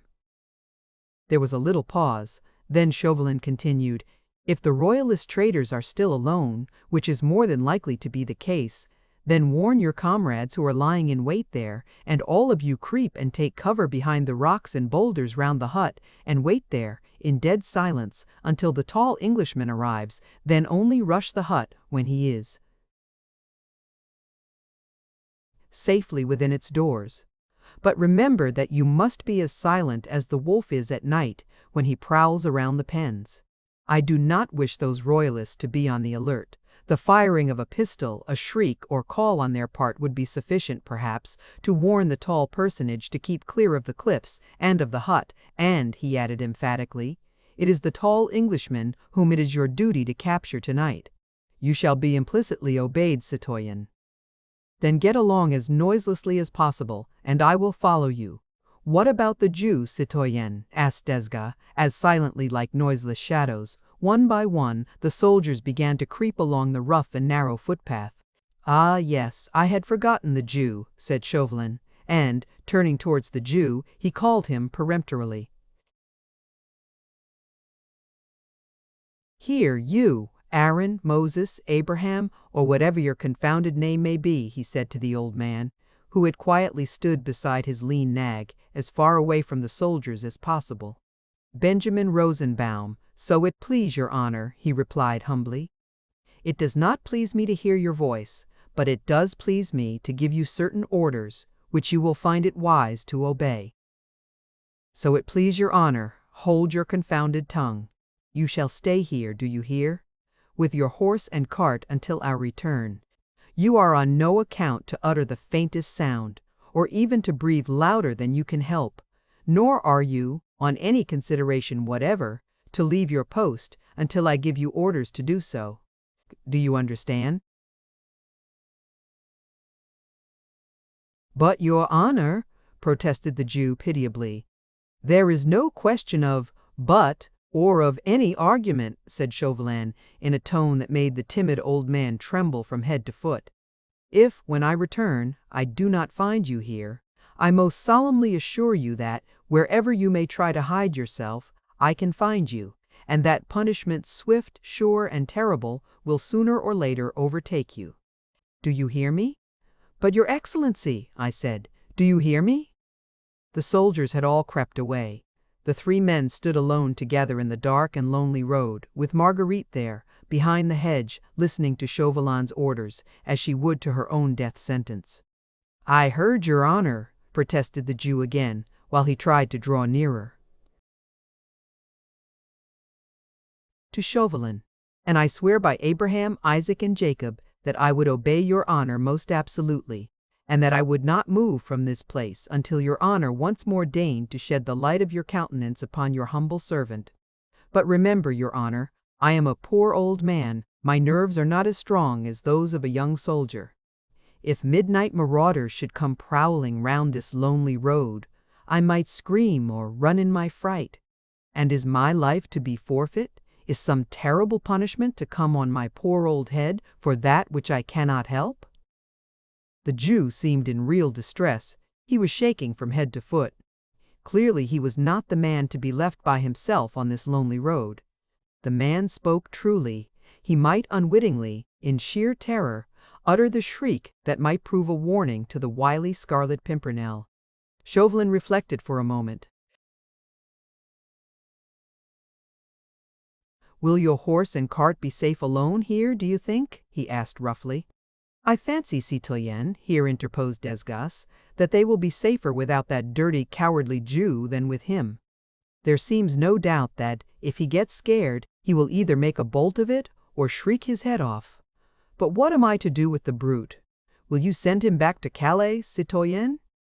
No, for we shall want him to drive back the wounded presently, said Chauvelin with grim significance.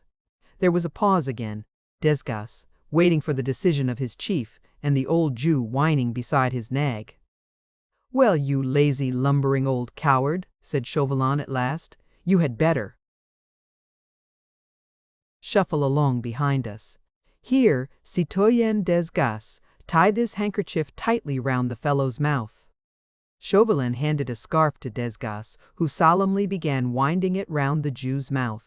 Meekly Benjamin Rosenbaum allowed himself to be gagged. He, evidently, preferred this uncomfortable state to that of being left alone on the dark St. Martin road. Then the three men fell in line. Quick, said Chauvelin impatiently, we have already wasted much valuable time. And the firm footsteps of Chauvelin and Desgas, the shuffling gait of the old Jew, soon died away along the footpath. Marguerite had not lost a single one of Chauvelin's words of command. Her every nerve was strained to completely grasp the situation first, then to make a final appeal to those wits which had so often been called the sharpest in Europe, and which alone might be of service now. Certainly the situation was desperate enough.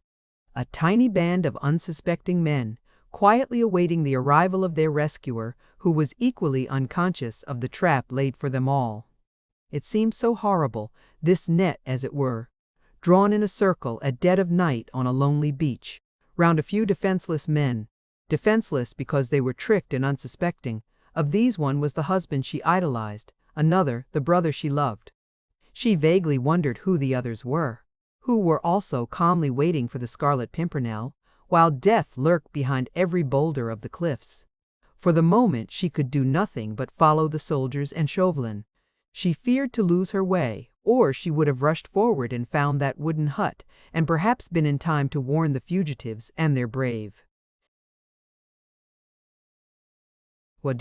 deliverer yet. For a second, the thought flashed through her mind of uttering the piercing shrieks, which Chauvelin seemed to dread, as a possible warning to the Scarlet Pimpernel and his friends in the wild, hope that they would hear and have yet time to escape before it was too late. But she did not know how far from the edge of the cliff she was. She did not know if her shrieks would reach the ears of the doomed men. Her effort might be premature, and she would never be allowed to make another.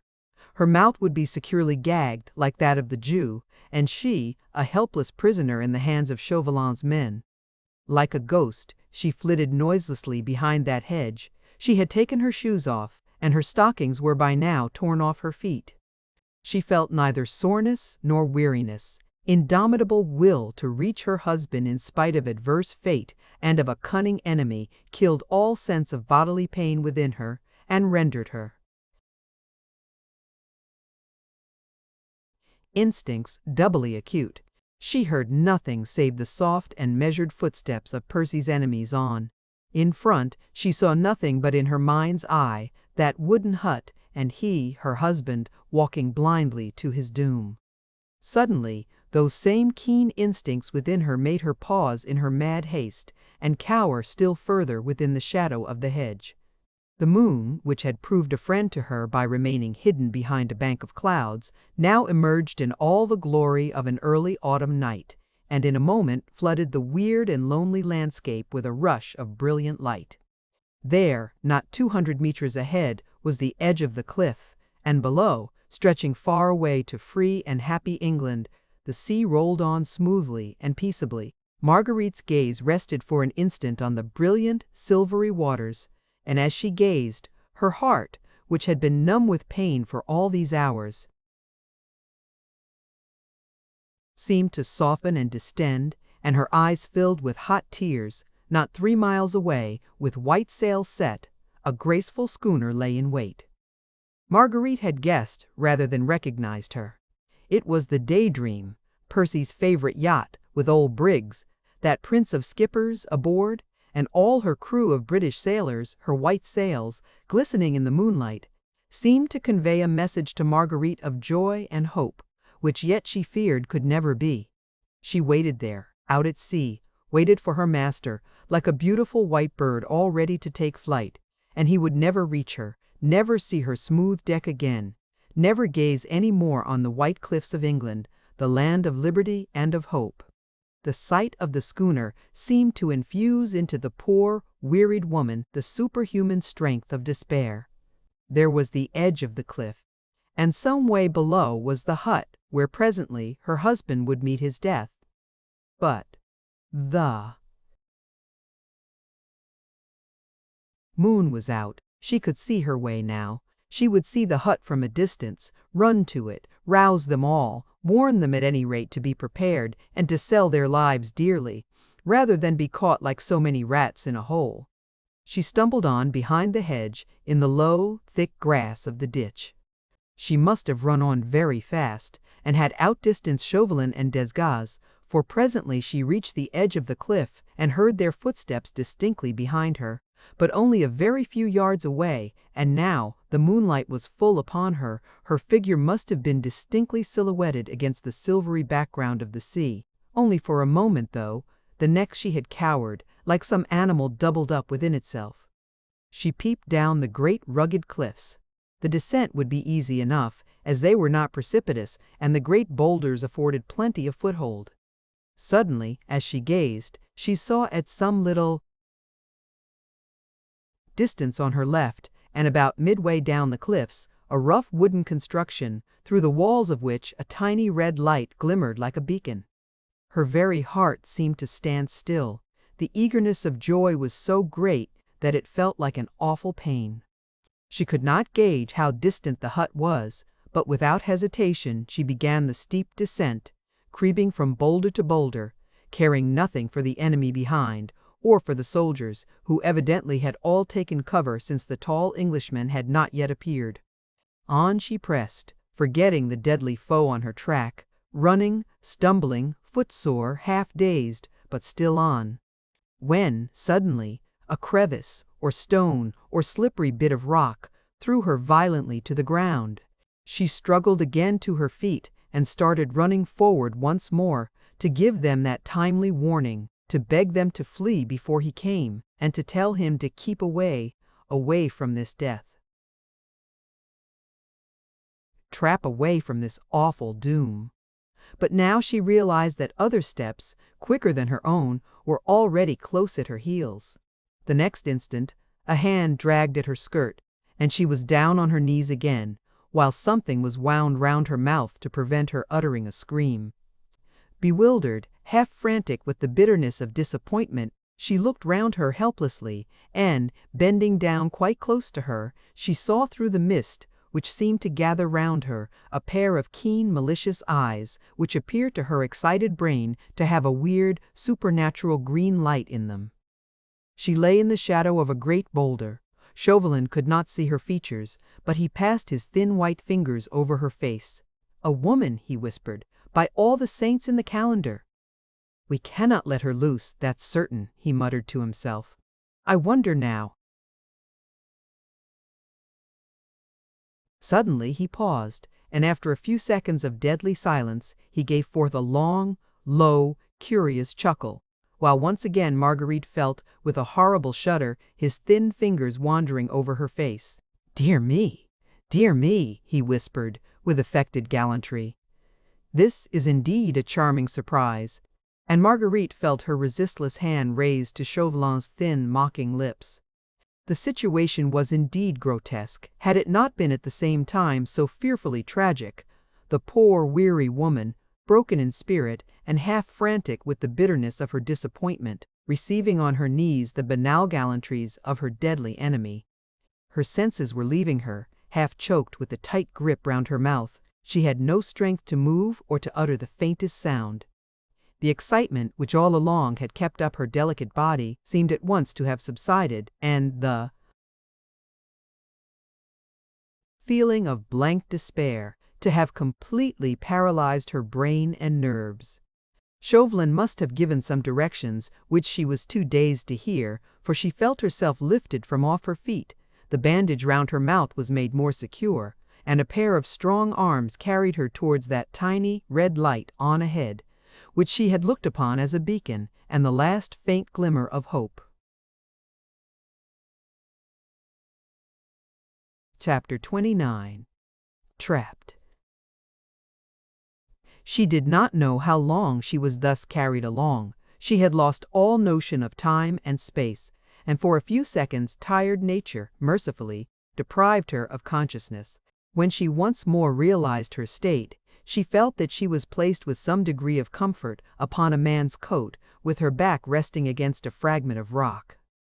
The moon was hidden again behind some clouds, and the darkness seemed in comparison more intense. The sea was roaring some 200 feet below her, and on looking all round, she could no longer see any vestige of the tiny glimmer of red light. That the end of the journey had been reached, she gathered from the fact that she heard rapid questions and answers spoken in a whisper quite close to her. "There are 4 men in there, citoyenne. They are sitting by the fire and seem to be waiting quietly." The hour? Nearly 2 o'clock. The tide? Coming in quickly. The schooner? Obviously an English one, lying some 3 kilometers out. But we cannot see her boat. Have the men taken cover? Yes, citoyen, they will not blunder? They will not stir until the tall Englishman comes. Then they will surround and overpower the 5 men. Right. And the lady? Still dazed, I fancy. She's close beside you, citoyen. And the Jew? He's gagged, and his legs strapped together. He cannot move or scream. Good. Then have your gun ready, in case you want it. Get close to the hut, and leave me to look after the lady. Desgas evidently obeyed, for Marguerite heard him creeping away along the stony cliff. Then she felt that a pair of warm, thin, talon-like hands took hold of both her own and held them in a grip of steel. "Before that handkerchief is removed from your pretty mouth, fair lady," whispered Chauvelin close to her ear, "I think it right to give you one small word of warning. What has procured me the honor of being followed across the channel by so charming a companion, I cannot, of course, conceive, but, if I mistake not, the purpose of this flattering attention is not one that would commend itself to my vanity, and I think that I am right in surmising, moreover, that the first sound which your pretty lips would utter, as soon as the cruel gag is removed, would be one that would perhaps prove a warning to the cunning fox, which I have been at such pains to track to his lair." He paused a moment, while the steel-like grasp seemed to tighten round her wrist. Then he resumed in the same hurried whisper, "Just waits with that traitor de Tournay and 2 other men unknown to you for the arrival of the mysterious rescuer, whose identity has for so long puzzled our Committee of Public Safety, the audacious Scarlet Pimpernel. No doubt if you scream, if there is a scuffle here, if shots are fired, it is more than likely that the same long legs that brought this scarlet enigma here will as quickly take him to some place of safety. The purpose, then, for which I have traveled all these miles, will remain unaccomplished. On the other hand, it only rests with yourself that your brother Armand shall be free to go off with you tonight, if you like, to England or any other place of safety." Marguerite could not utter a sound, as the handkerchief was wound very tightly round her mouth, but Chauvelin was peering through the darkness very closely into her face. No doubt, too, her hand gave a responsive appeal to his last suggestion, for presently he continued, "What I want you to do to ensure Armand's safety is a very simple thing, dear." "Lady, what is it?" Marguerite's hand seemed to convey to his in response. "To remain on this spot, without uttering a sound, until I give you leave to speak." "Ah, but I think you will obey," he added, with that funny dry chuckle of his as Marguerite's whole figure seemed to stiffen in defiance of this order. "For let me tell you that if you scream, nay, if you utter one sound or attempt to move from here, my men, there are 30 of them about, will seize Saint, Just, de Tournay, and their 2 friends, and shoot them here by my orders before your eyes." Marguerite had listened to her implacable enemy's speech with ever-increasing terror.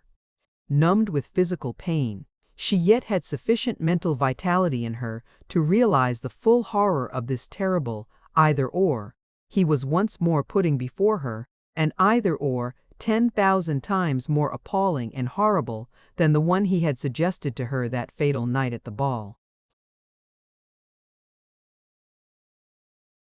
This time it meant that she should keep still and allow the husband she worshipped to walk unconsciously to his death, or that she should, by trying to give him a word of warning, which perhaps might even be unavailing, actually give the signal for her own brother's death and that of 3 other unsuspecting men.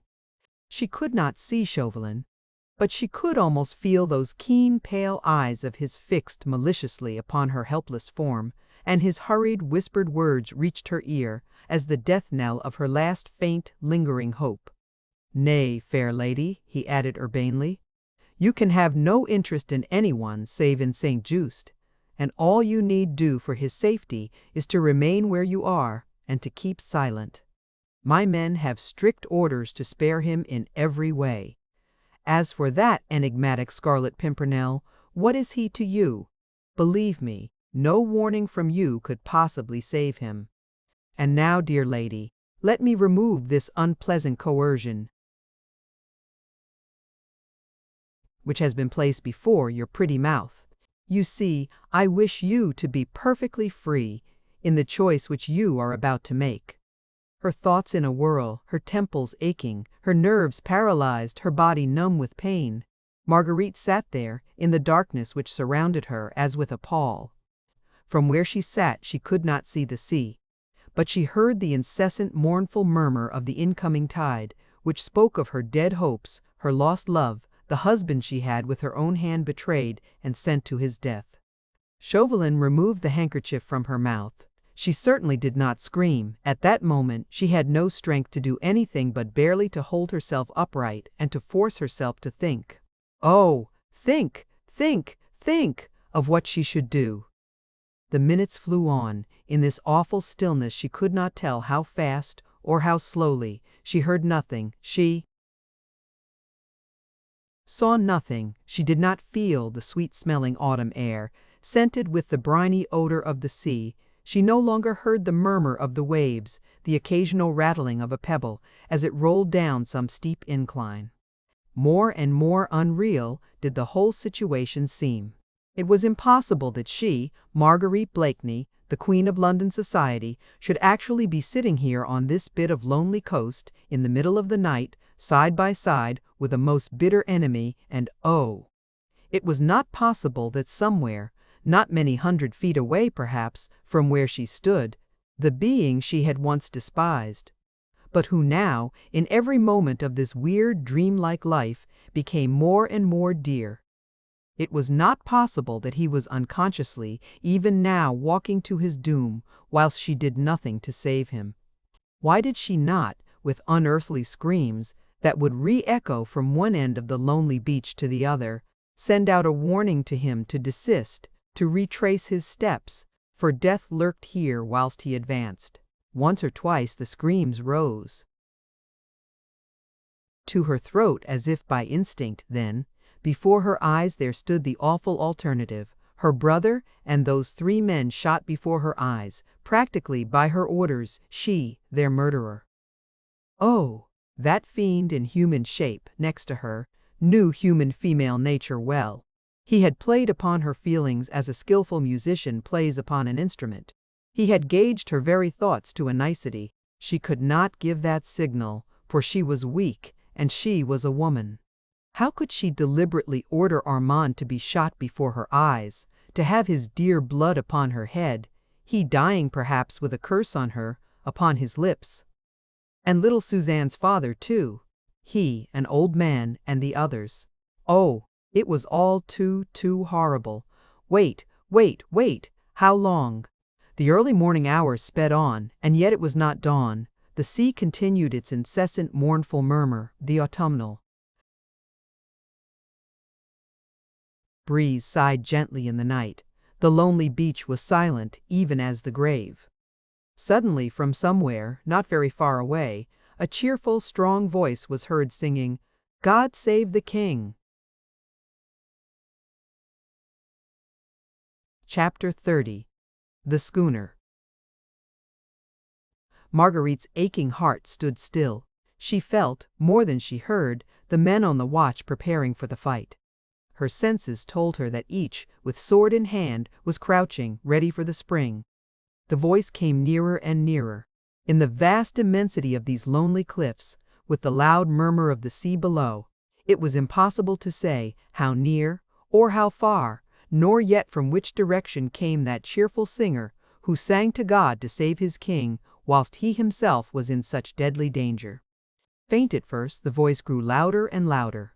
From time to time a small pebble detached itself apparently from beneath the firm tread of the singer and went rolling down the rocky cliffs to the beach below. Marguerite, as she heard, felt that her very life was slipping away, as if when that voice drew nearer, when that singer became entrapped, she distinctly heard the click of Desgazes' gun close to her. No, no, no, no, no. O God in heaven, this cannot be. Let Armand's blood then be upon her own head. Let her be branded as his murderer. Let even he, whom she loved, despise and loathe her for this. But God, O God, save him at any cost. With a wild shriek, she sprang to her feet and darted round the rock, against which she had been cowering. She saw the little red gleam through the chinks of the hut. She ran up to it and fell against its wooden walls, which she began to hammer with clenched fists in an almost maniacal frenzy, while she shouted, "Armand! Armand, for God's sake fire! Your leader is near, he is coming, he is betrayed! Armand! Armand! Fire in heaven's name!" She was seized and thrown to the ground. She lay there moaning, bruised, not caring, but still half sobbing, half shrieking, "Percy, my husband, for God's sake fly! Armand, Armand, why don't you fire? One of you stop that woman screaming," hissed Chauvelin, who hardly could refrain from striking her. Something was thrown over her face, she could not breathe, and perforce she was silent. The bold singer, too, had become silent, warned no doubt of his impending danger by Marguerite's frantic shrieks. The men had sprung to their feet. There was no need for further silence on their part. The very cliffs echoed the poor, heart-broken woman's screams. Chauvelin, with a muttered oath, which boded no good to her, who had dared to upset his most cherished plans, had hastily shouted the word of command, "Into it, my men, and let no one escape from that hut alive." The moon had once more emerged from between the clouds, the darkness on. The cliffs had gone, giving place once more to brilliant, silvery light. Some of the soldiers had rushed to the rough wooden door of the hut, whilst one of them kept guard over Marguerite. The door was partially open. One of the soldiers pushed it further, but within all was darkness, the charcoal fire only lighting with a dim red light the furthest corner of the hut. The soldiers paused automatically at the door, like machines waiting for further orders.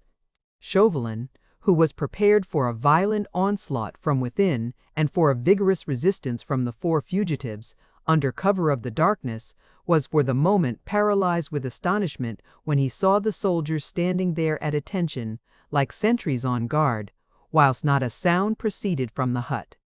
Filled with strange, anxious foreboding, he, too, went to the door of the hut. And peering into the gloom, he asked quickly, "What is the meaning of this?" "I think, citoyen, that there is no one there now," replied one of the soldiers imperturbably. "You have not let those 4 men go?" thundered Chauvelin menacingly. "I ordered you to let no man escape alive. Quick, after them all of you. Quick, in every direction." The men, obedient as machines, rushed down the rocky incline towards the beach, some going off to right and left as fast as their feet could carry them. "You and your men will pay with your lives for this blunder, citoyen sergeant," said Chauvelin viciously to the sergeant who had been in charge of the men. "And you too, citoyen," he added, turning with a snarl to Desgas, "for disobeying my orders. You ordered us to wait, citoyen, until the tall Englishman arrived and joined the 4 men in the hut." "No one came," said the sergeant sullenly. "But I ordered you just now, when the woman screamed, to rush in and let no one escape." "But, citoyen, the 4 men who were there before had been gone some time, I think." "You think? You think?" "You," said Chauvelin, almost choking with fury, "and you let them go." "You ordered us to wait, citoyen," protested the sergeant, "and to implicitly obey your commands on pain of death. We waited." "I heard the men creep out of the hut, not many minutes after we took cover, and long before the woman screamed," he added, as Chauvelin seemed still quite speechless with rage. "Hark!" said Desgas suddenly. In the distance the sound of repeated firing was heard. Chauvelin tried to peer along the beach below, but as luck would have it, the fitful moon once more hid her light behind a bank of clouds, and he could see nothing. "One of you go into the hut and strike a light," he stammered at last. Stolidly the sergeant obeyed. He went up to the charcoal fire and lit the small lantern he carried in his belt. it was evident that the hut was quite empty. "Which way did they go?" asked Chauvelin. "I could not tell, citoyenne," said the sergeant. "They went straight down the cliff first, then disappeared behind some boulders." "Hush! What was that?" All three men listened attentively. In the far, very far distance, could be heard faintly echoing and already dying away, the quick, sharp splash of half a dozen oars. Chauvelin took out his handkerchief and wiped the perspiration from his forehead. "The schooner's boat," was all he gasped. Evidently Armand St. Just and his three companions had managed to creep along the side of the cliffs, whilst the men, like true soldiers of the well-drilled Republican army, had with blind obedience, and in fear of their lives, implicitly obeyed Chauvelin's orders to wait for the tall Englishman, who was the lake's important capture. They had no doubt reached one of the creeks which jut far out to sea on this coast at intervals. Behind this, the boat of the Daydream must have been on the lookout for them, and they were by now safely on board the British schooner. As if to confirm this last supposition, the dull boom of a gun was heard from out at sea. "The schooner, citoyenne," said Desgas quietly. "She's off." It needed all Chauvelin's nerve and presence of mind not to give way to a useless and undignified access of rage. There was no doubt now that once again that accursed British head had completely outwitted him. How he had contrived to reach the hut without being seen by one of the 30 soldiers who guarded the spot was more than Chauvelin could conceive. That he had done so before the 30 men had arrived on the cliff was, of course, fairly clear, but how he had come over in Reuben Goldstein's cart, all the way from Calais, without being sighted by the various patrols on duty, was impossible of explanation. It really seemed as if some potent fate watched over that daring Scarlet Pimpernel, and his astute enemy almost felt a superstitious shudder pass through him as he looked round at the towering cliffs and the loneliness of this outlying coast. But surely this was reality. And the year of grace 1792, there were no fairies and hobgoblins about. Chauvelin and his 30 men had all heard with their own ears that accursed voice singing, "God Save the King," fully 20 minutes after they had all taken cover around the hut. By that time the 4 fugitives must have reached the creek and got into the boat, and the nearest creek was more than a mile from the hut. Where had that daring singer got to? Unless Satan himself had lent him wings, he could not have covered that mile on a rocky cliff in the space of 2 minutes, and only 2 minutes had elapsed between his song and the sound of the boat's oars away at sea. He must have remained behind and was even now hiding somewhere about the cliffs. The patrols were still about. He would still be sighted, no doubt. Chauvelin felt hopeful once again. 1 or 2 of the men, who had run after the fugitives, were now slowly working their way up the cliff. One of them reached Chauvelin's side, at the very moment that this hope arose in the astute diplomatist's heart.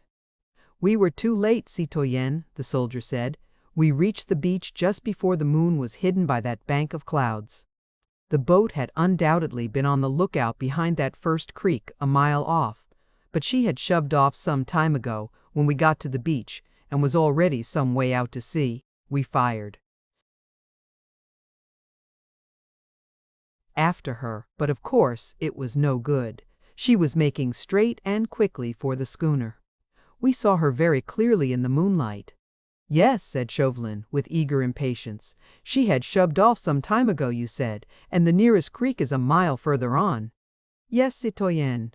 I ran all the way, straight to the beach, though I guessed the boat would have waited somewhere near the creek, as the tide would reach there earliest. The boat must have shoved off some minutes before the woman began to scream. Then Chauvelin's hopes had not deceived him. The Scarlet Pimpernel may have contrived to send the fugitives on ahead by the boat, but he himself had not had time to reach it. He was still on shore, and all the roads were well patrolled. At any rate, all was not yet lost, and would not be, whilst that impudent Britisher was still on French soil. "Bring the light in here," he commanded eagerly, as he once more entered the hut. The sergeant brought his lantern, and together the two men explored the little place. With a rapid glance, Chauvelin noted its contents. The cauldron placed close under an aperture in the wall, and containing the last few dying embers of burned charcoal, a couple of stools, overturned as if in the haste of sudden departure. Then the fisherman's tools and his nets lying in one corner, and beside them something small and white. "Pick that up," said Chauvelin to the sergeant, pointing to this white scrap, "and bring it to me."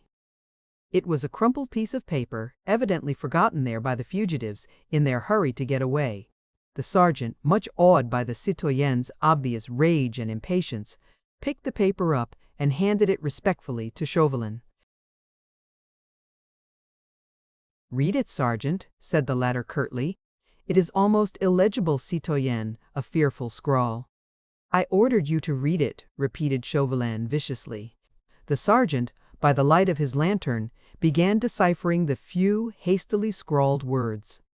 "I cannot quite reach you without risking your lives and endangering the success of your rescue. When you receive this, wait 2 minutes, then creep out of the hut one by one, turn to your left sharply, and creep cautiously down the cliff. Keep to the left all the time, till you reach the first rock, which you see jutting far out to sea behind it in the creek. The boat is on the lookout for you. Give a long, sharp whistle. She will come up. Get into her. My men will row you to the schooner, and thence to England, and safety once on board the Daydream. Send the boat back for me. Tell my men that I shall be at the creek, which is in a direct line opposite the Chat Greases near Calais. They know it. I shall be there as soon as possible. They must wait for me at a safe distance out at sea, till they hear the usual signal. Do not delay, and obey these instructions implicitly. Then there is the signature, citoyenne," added the sergeant, as he handed the paper back to Chauvelin. But the latter had not waited an instant. One phrase of the momentous scrawl had caught his ear. "I shall be at the creek, which is in a direct line opposite the Chat Greases near Calais." That phrase might yet mean victory for him. "Which of you knows this coast well?" he shouted to his men, who now one by one had all returned from their fruitless run, and were all assembled once more round the hut. "I do, citoyenne," said one of them. "I was born in Calais, and know every stone of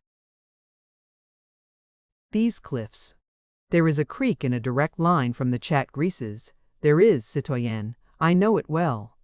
"The Englishman is hoping to reach that creek. He does not know every stone of these cliffs. He may go there by the longest way round. And in any case he will proceed cautiously for fear of the patrols. At any rate, there is a chance to get him yet. 1,000 francs to each man who gets to that creek before that long-legged Englishman." "I know a short-cut across the cliffs," said the soldier, and with an enthusiastic shout he rushed forward, followed closely by his comrades. Within a few minutes, their running footsteps had died away in the distance. Chauvelin listened to them for a moment. The promise of the reward was lending spurs to the soldiers of the Republic. The gleam of hate and anticipated triumph was once more apparent on his face. Close to him, Desgas still stood mute and impassive, waiting for further orders, whilst 2 soldiers were kneeling beside the prostrate form of Marguerite. Chauvelin gave his secretary a vicious look. His well-laid plan had failed. Its sequel was problematical. There was still a great chance now that the Scarlet Pimpernel might yet escape, and Chauvelin, with that unreasoning fury which sometimes assails a strong nature, was longing to vent his rage on somebody. The soldiers were holding Marguerite pinioned to the ground, though she, poor soul, was not making the faintest struggle. Overwrought nature had at last peremptorily asserted herself, and she lay there in a dead swoon, her eyes circled by deep purple lines that told of long sleepless nights, her hair matted and damp round her forehead, her lips parted in a sharp curve that spoke of physical pain. The cleverest woman in Europe, the elegant and fashionable Lady Blakeney, who had dazzled London society with her beauty, her wit, and her extravagances, presented a very pathetic picture of tired-out, suffering womanhood which would have appealed to any but the hard, vengeful heart of her baffled enemy. "It is no use mounting guard over a woman who is half dead," he said spitefully to the soldiers, "when you have allowed 5 men who were very much alive to escape." Obediently the soldiers rose to their feet. "You'd better try and find that footpath again for me and that broken-down cart we left on the road." Then suddenly a bright idea seemed to strike him. "Ah, by the by, where is the Jew?" "Close by here, citoyen," said Desgas. "I gagged him and tied his legs together as you commanded." From the immediate vicinity, a plaintive moan reached Chauvelin's ears. He followed his secretary, who led the way to the other side of the hut, where, fallen into an absolute heap of dejection, with his legs tightly pinioned together and his mouth gagged, lay the unfortunate descendant of Israel. His face in the silvery light of the moon looked positively ghastly with terror. His eyes were wide open and almost glassy, and his whole body was trembling as if with ague, while a piteous wail escaped his bloodless lips. The rope, which had originally been wound round his shoulders and arms, had evidently given way, for it lay in a tangle about his body. But he seemed quite unconscious of this, for he had not made the slightest attempt to move from the place where Desgas had originally put him, like a terrified chicken which looks upon a line of white chalk drawn on a table as on a string which paralyzes its movements.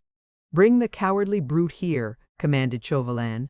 He certainly felt exceedingly vicious, and since he had no reasonable grounds for venting his ill humor on the soldiers, who had but too punctually obeyed his orders, he felt that the son of the despised race would prove an excellent butt. With true French contempt of the Jew, which has survived the lapse of centuries even to this day, he would not go too near him, but said with biting sarcasm, as the wretched old man was brought in full light of the moon by the 2 soldiers, "I suppose now, that being a Jew, you have a good memory for bargains? Answer," he again commanded, as the Jew with trembling lips seemed too frightened to speak. "Yes, your honor," stammered the poor wretch. "You remember, then, the one you and I made together in Calais, when you undertook to overtake Reuben Goldstein, his nag, and my friend the tall stranger, eh?" "But, your honor, there is no but," I said. "Do you remember?" Why, wuss, your honor." "What was the bargain?" There was dead silence. The unfortunate man looked round at the great cliffs, the moon above, the stolid faces of the soldiers, and even at the poor, prostrate, inanimate woman close by, but said nothing. "Will you speak?" thundered Chauvelin menacingly. He did try, poor wretch, but obviously he could not. There was no doubt, however, that he knew what to expect from the stern man before him. "Your honor," he ventured imploringly. "Since your terror seems to have paralyzed your tongue," said Chauvelin sarcastically, "I must needs refresh your memory. It was agreed between us that if we overtook my friend the tall stranger, before he reached this place, you were to have 10 pieces of gold." A low moan escaped from the Jew's trembling lips. "But," added Chauvelin with slow emphasis, "if you deceived me in your promise, you were to have a sound beating, one that would teach you not to tell lies." "I did not, your honor. I swear it by Abraham, and by all the other patriarchs I know. Unfortunately, they are still in Hades, I believe, according to your creed, and cannot help you much in your present trouble. Now, you did not fulfill your share of the bargain, but I am ready to fulfill mine. Here," he added, turning to the soldiers, "the buckle end of your 2 belts to this confounded Jew." As the soldiers obediently unbuckled their heavy leather belts, the Jew set up a howl that surely would have been enough to bring all the patriarchs out of Hades and elsewhere to defend their descendant from the brutality of this French official. "I think I can rely on you, citoyen soldiers," laughed Chauvelin maliciously, "to give this old liar the best and soundest beating he has ever experienced. But don't kill him," he added dryly. "We will obey, citoyenne," replied the soldiers, as imperturbably as ever. He did not wait to see his orders carried out. He knew that he could trust these soldiers who were still smarting under his rebuke not to mince matters, when given a free hand to belabor a third party. "When that lumbering coward has had his punishment," he said to Desgas, "the men can guide us as far as the cart, and one of them can drive us in it back to Calais. The Jew and the woman can look after each other," he added roughly, "until we can send somebody for them in the morning. They can't run away very far, in their present condition, and we cannot be troubled with them just now." Chauvelin had not given up all hope. His men, he knew, were spurred on by the hope of the reward. That enigmatic and audacious Scarlet Pimpernel, alone and with 30 men at his heels, could not reasonably be expected to escape a second time. But he felt less sure now. The Englishman's audacity had baffled him once, whilst the wooden-headed stupidity of the soldiers and the interference of a woman had turned his hand, which held all the trumps, into a losing one. If Marguerite had not taken up his time, if the soldiers had had a grain of intelligence, if— it was a long if. And Chauvelin stood for a moment quite still and enrolled 30-odd people in one long, overwhelming anathema. Nature, poetic, silent, balmy, the bright moon, the calm, silvery sea, spoke of beauty and of rest, and Chauvelin cursed nature, cursed man and woman, and, above all, he cursed all long-legged, meddlesome British enigmas with one gigantic curse. The howls of the Jew behind him, undergoing his punishment, sent a bomb through his heart, overburdened as it was with revengeful malice. He smiled. It eased his mind to think that some human being at least was, like himself, not altogether at peace with mankind. He turned and took a last look at the lonely bit of coast where stood the wooden hut, now bathed in moonlight, the scene of the greatest discomfiture ever experienced by a leading member of the Committee of Public Safety. Against a rock, on a hard bed of stone, lay the unconscious figure of Marguerite Blakeney, while some few paces further on, the unfortunate Jew was receiving on his broad back the blows of 2 stout leather belts, wielded by the stolid arms of 2 sturdy soldiers of the Republic. The howls of Benjamin Rosenbaum were fit to make the dead rise from their graves. They must have wakened all the gulls from sleep and made them look down with great interest at the doings of the lords of the creation. "That will do," commanded Chauvelin, as the Jew's moans became more feeble and the poor wretch seemed to have fainted away. "We don't want to kill him." Obediently the soldiers buckled on their belts, one of them viciously kicking the Jew to one side. "Leave him there," said Chauvelin, "and lead the way now quickly to the cart. I'll follow." He walked up to where Marguerite lay and looked down into her face. She had evidently recovered consciousness and was making feeble efforts to raise herself. Her large blue eyes were looking at the moonlit scene round her with a scared and terrified look. They rested with a mixture of horror and pity on the Jew, whose luckless fate and wild howls had been the first signs that struck her, with her returning senses. Then she caught sight of Chauvelin, in his neat dark clothes, which seemed hardly crumpled after the stirring events of the last few hours. He was smiling sarcastically, and his pale eyes peered down at her with a look of intense malice. With mock gallantry, he stooped and raised her icy-cold hand to his lips, which sent a thrill of indescribable loathing through Marguerite's weary frame. "I much regret, fair lady," he said in his most suave tones, "that circumstances, over which I have no control, compel me to leave you here for the moment. But I go away, secure in the knowledge that I do not leave you unprotected. Our friend Benjamin here, though a trifle the worse for wear at the present moment, will prove a gallant defender of your fair person, I have no doubt. At dawn I will send an escort for you. Until then, I feel sure that you will find him devoted, though perhaps a trifle slow." Marguerite only had the strength to turn her head away. Her heart was broken with cruel anguish. One awful thought had returned to her mind, together with gathering consciousness. What had become of Percy? What of Armand? She knew nothing of what had happened after she heard the cheerful song, "God Save the King," which she believed to be the signal of death. I, myself, concluded Chauvelin, must now very reluctantly leave you. Au revoir, fair lady. We meet, I hope, soon in London. Shall I see you at the Prince of Wales's garden party? No? Ah, well, au revoir. Remember me, I pray, to Sir Percy Blakeney. And, with a last ironical smile and bow, he once more kissed her hand and disappeared down the footpath in the wake of the soldiers, and followed by the imperturbable Desgaz. Chapter 31. The Escape. Marguerite listened half-dazed as she was to the fast-retreating, firm footsteps of the four men.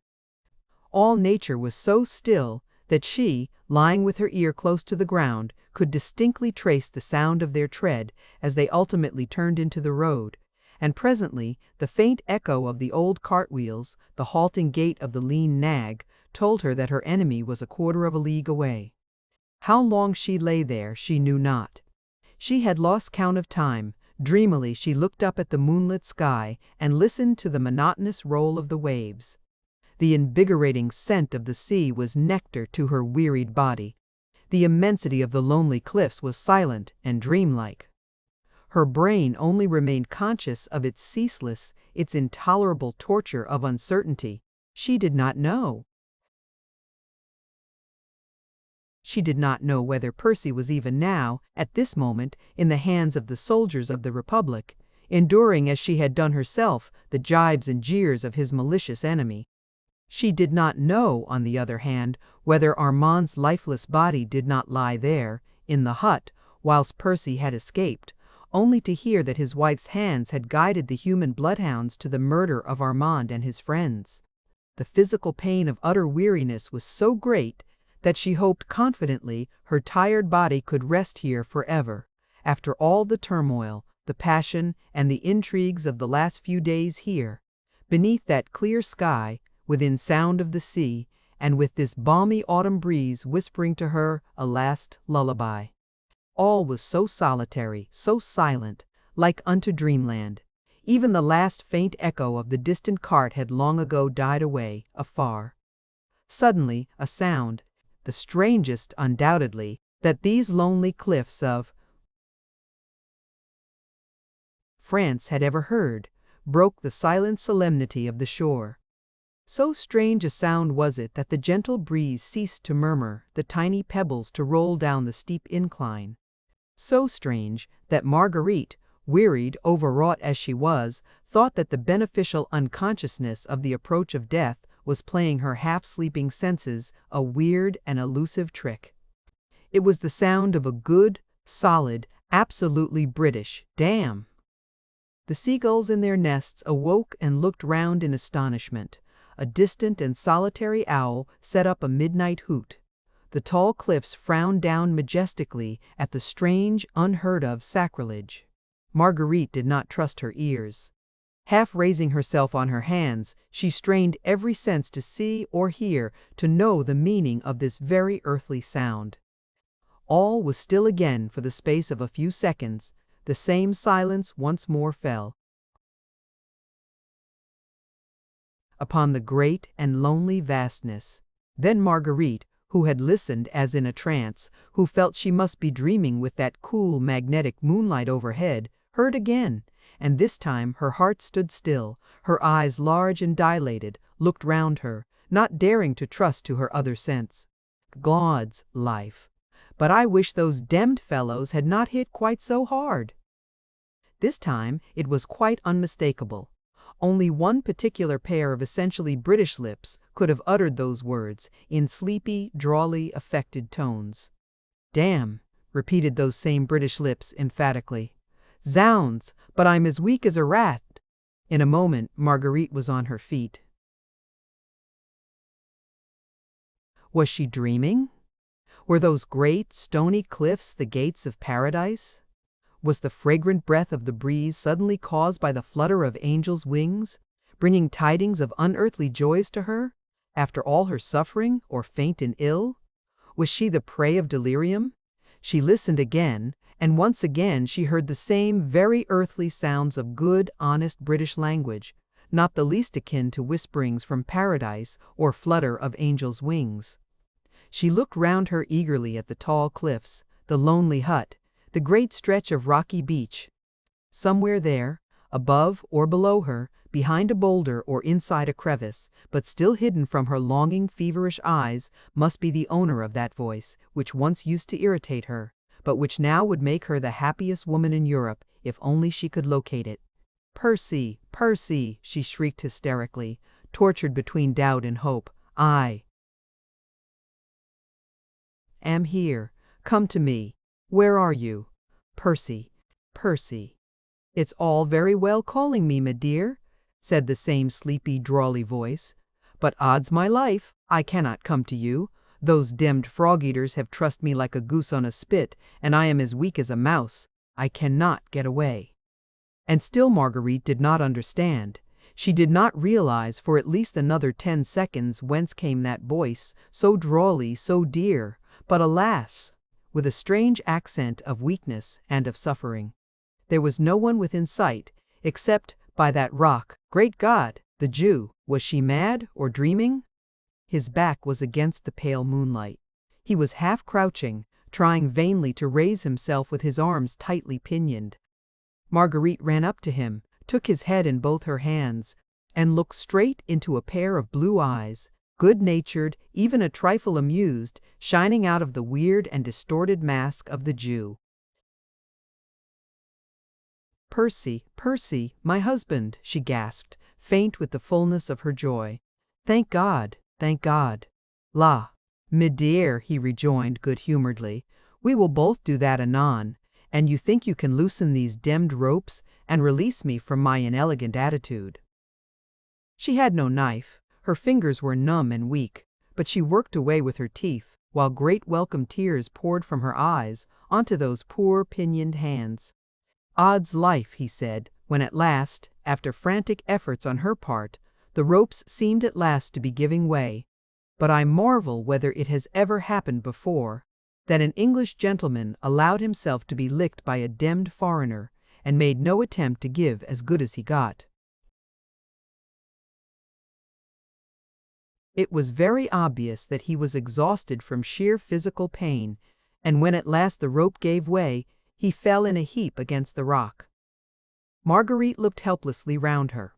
"Oh, for a drop of water on this awful beach!" she cried in agony, seeing that he was ready to faint again. "Nay, me dear," he murmured with his good-humored smile. "Personally, I should prefer a drop of good French brandy. And you'll dive in the pocket of this dirty old garment, you'll find my flask. I am demmed if I can move." When he had drunk some brandy, he forced Marguerite to do likewise. "La, that's better now, eh, little woman?" he said with a sigh of satisfaction. "Hey ho! But this is a queer rig-up for Sir Percy Blakeney, Bart, to be found in by his lady, and no mistake. Begad," he added, passing his hand over his chin, "I haven't been shaved for nearly 20 hours. I must look a disgusting object. As for these curls," and laughingly he took off the disfiguring wig and curls, and stretched out his long limbs, which were cramped from many hours stooping. Then he bent forward and looked long and searchingly into his wife's blue eyes.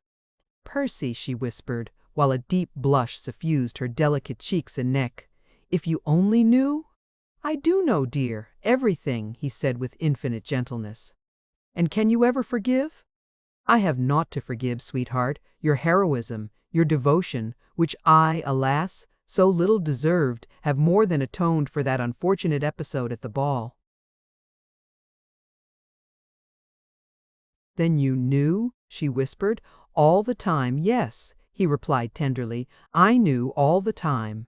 But, begad, had I but known what a noble heart yours was, my Margot, I should have trusted you, as you deserve to be trusted, and you would not have had to undergo the terrible sufferings of the past few hours in order to run after a husband who has done so much that needs forgiveness." They were sitting side by side, leaning up against a rock, and he had rested his aching head on her shoulder. She certainly now deserved the name of the happiest woman in Europe. "It is a case of the blind leading the lame, sweetheart, is it not?" he said with his good-natured smile of old. "Odd's life! But I do not know which are the more sore, my shoulders or your little feet." He bent forward to kiss them, for they peeped out through her torn stockings and bore pathetic witness to her endurance and devotion. "But, Armand," she said with sudden terror and remorse, as in the midst of her happiness the image of the beloved brother for whose sake she had so deeply sinned rose now before her mind. "Oh, have no fear for Armand, sweetheart," he said tenderly. "Did I not pledge you my word that he should be safe? He with de Tournay and the others are even now on board the Daydream." "But how?" she gasped. "I do not understand." "Yet 'tis simple enough, me dear," he said with that funny, half-shy, half-inane laugh of his. "You see, when I found that that brute Chauvelin meant to stick to me like a leech, I thought the best thing I could do, as I could not shake him off, was to take him along with me.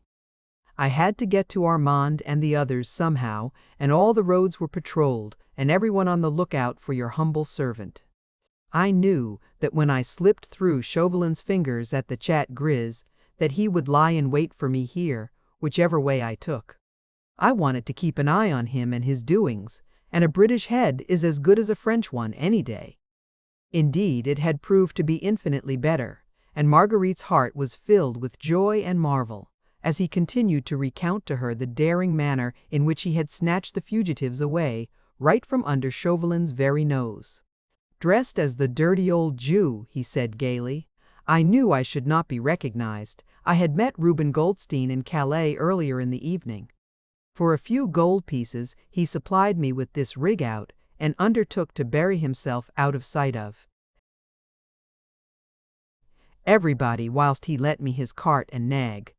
But if Chauvelin had discovered you," she gasped excitedly, "your disguise was good, but he is so sharp." "Odds fish," he rejoined quietly, "then certainly the game would have been up. I could but take the risk. I know human nature pretty well by now," he added, with a note of sadness in his cheery young voice, "and I know these Frenchmen out and out. They so loathe a Jew that they never come nearer than a couple of yards of him, and begad, I fancy that I contrive to make myself look about as loathsome an object as it is possible to conceive." "Yes, and then?" she asked eagerly. "Zooks! Then I carried out my little plan, that is to say, at first I only determined to leave everything to chance, but when I heard Chauvelin giving his orders to the soldiers, I thought that fate and I were going to work together after all. I reckoned on the blind obedience of the soldiers. Chauvelin had ordered them on pain of death not to stir until the tall Englishman came. Desgas had thrown me down in a heap quite close to the hut. The soldiers took no notice of the Jew who had driven Citoyen Chauvelin to this spot. I managed to free my hands from the ropes, with which the brute had trussed me. I always carry pencil and paper with me wherever I go, and I hastily scrawled a few important instructions on a scrap of paper. Then I looked about me. I crawled up to the hut, under the very noses of the soldiers, who lay under cover without stirring, just as Chauvelin had ordered them to do. Then I dropped my little note into the hut through a chink in the wall, and waited. In this note I told the fugitives to walk noiselessly out of the hut, creep down the cliffs, keep to the left until they came to the first creek, to give a certain signal, when the boat of the Daydream, which lay in wait not far out to sea, would pick them up. They obeyed implicitly, fortunately for them. And for me.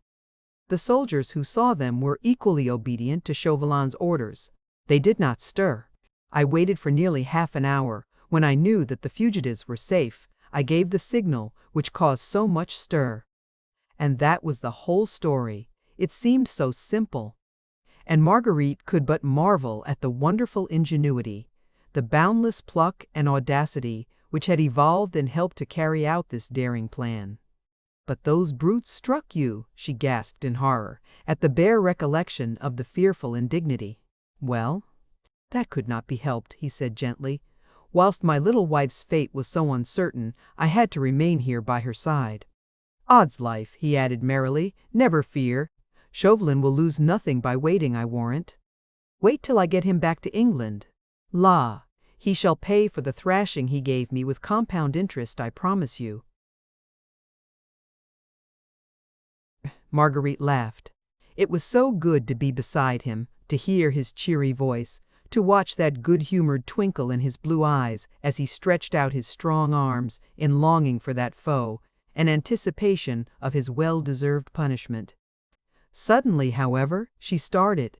The happy blush left her cheek. The light of joy died out of her eyes.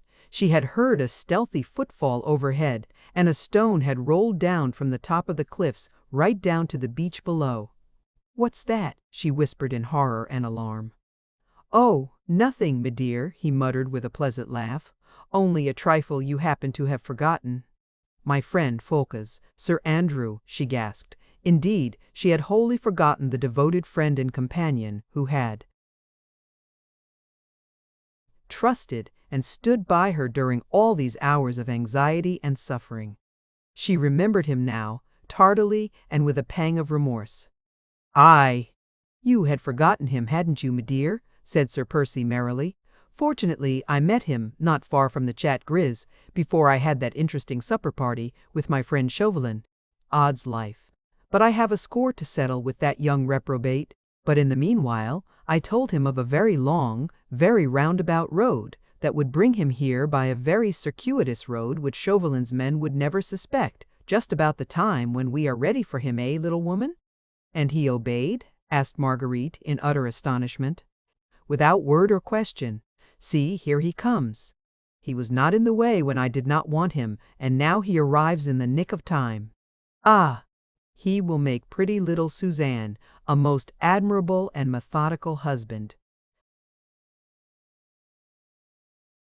In the meanwhile, Sir Andrew Falcus had cautiously worked his way down the cliffs.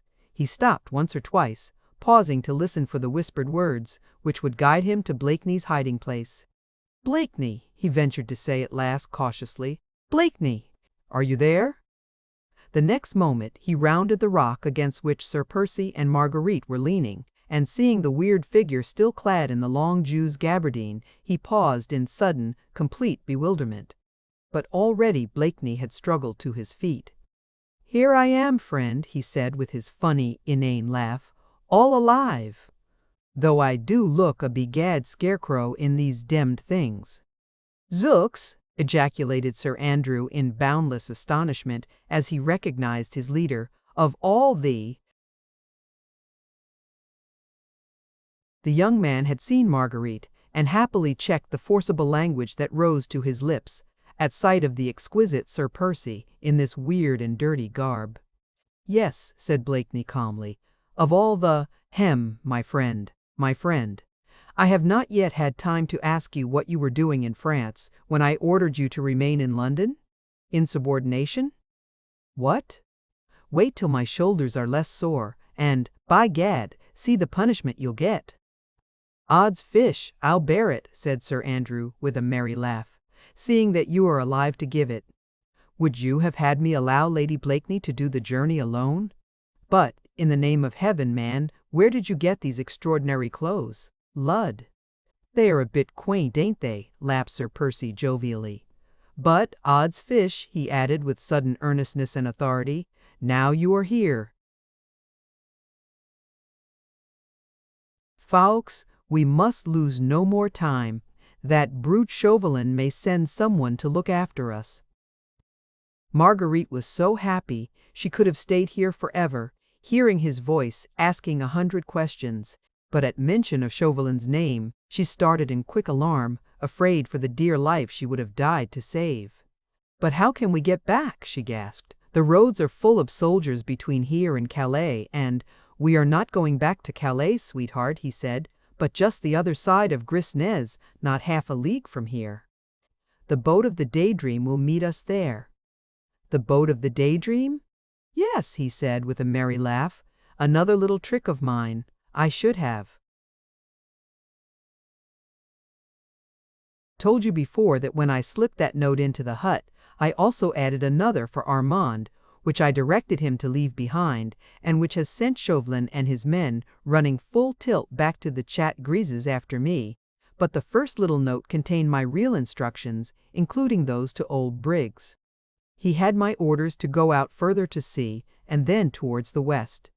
When well out of sight of Calais, he will send the galley to a little creek he and I know of, just beyond Grisnez. The men will look out for me.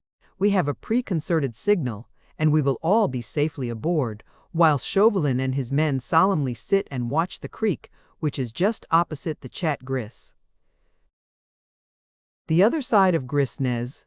But I cannot walk, Percy," she moaned helplessly as, trying to struggle to her tired feet, she found herself unable even to stand.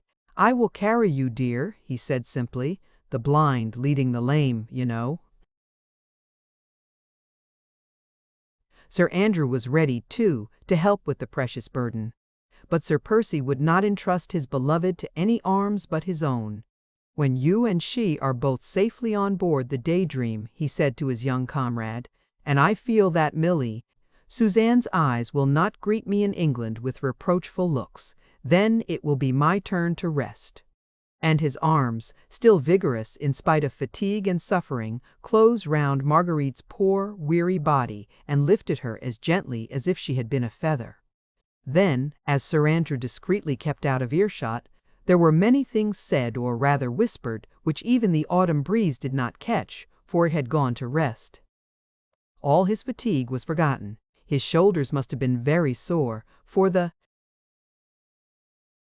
soldiers had hit hard, but the man's muscles seemed made of steel, and his energy was almost supernatural. It was a weary tramp, half a league along the stony side of the cliffs, but never for a moment did his courage give way or his muscles yield to fatigue.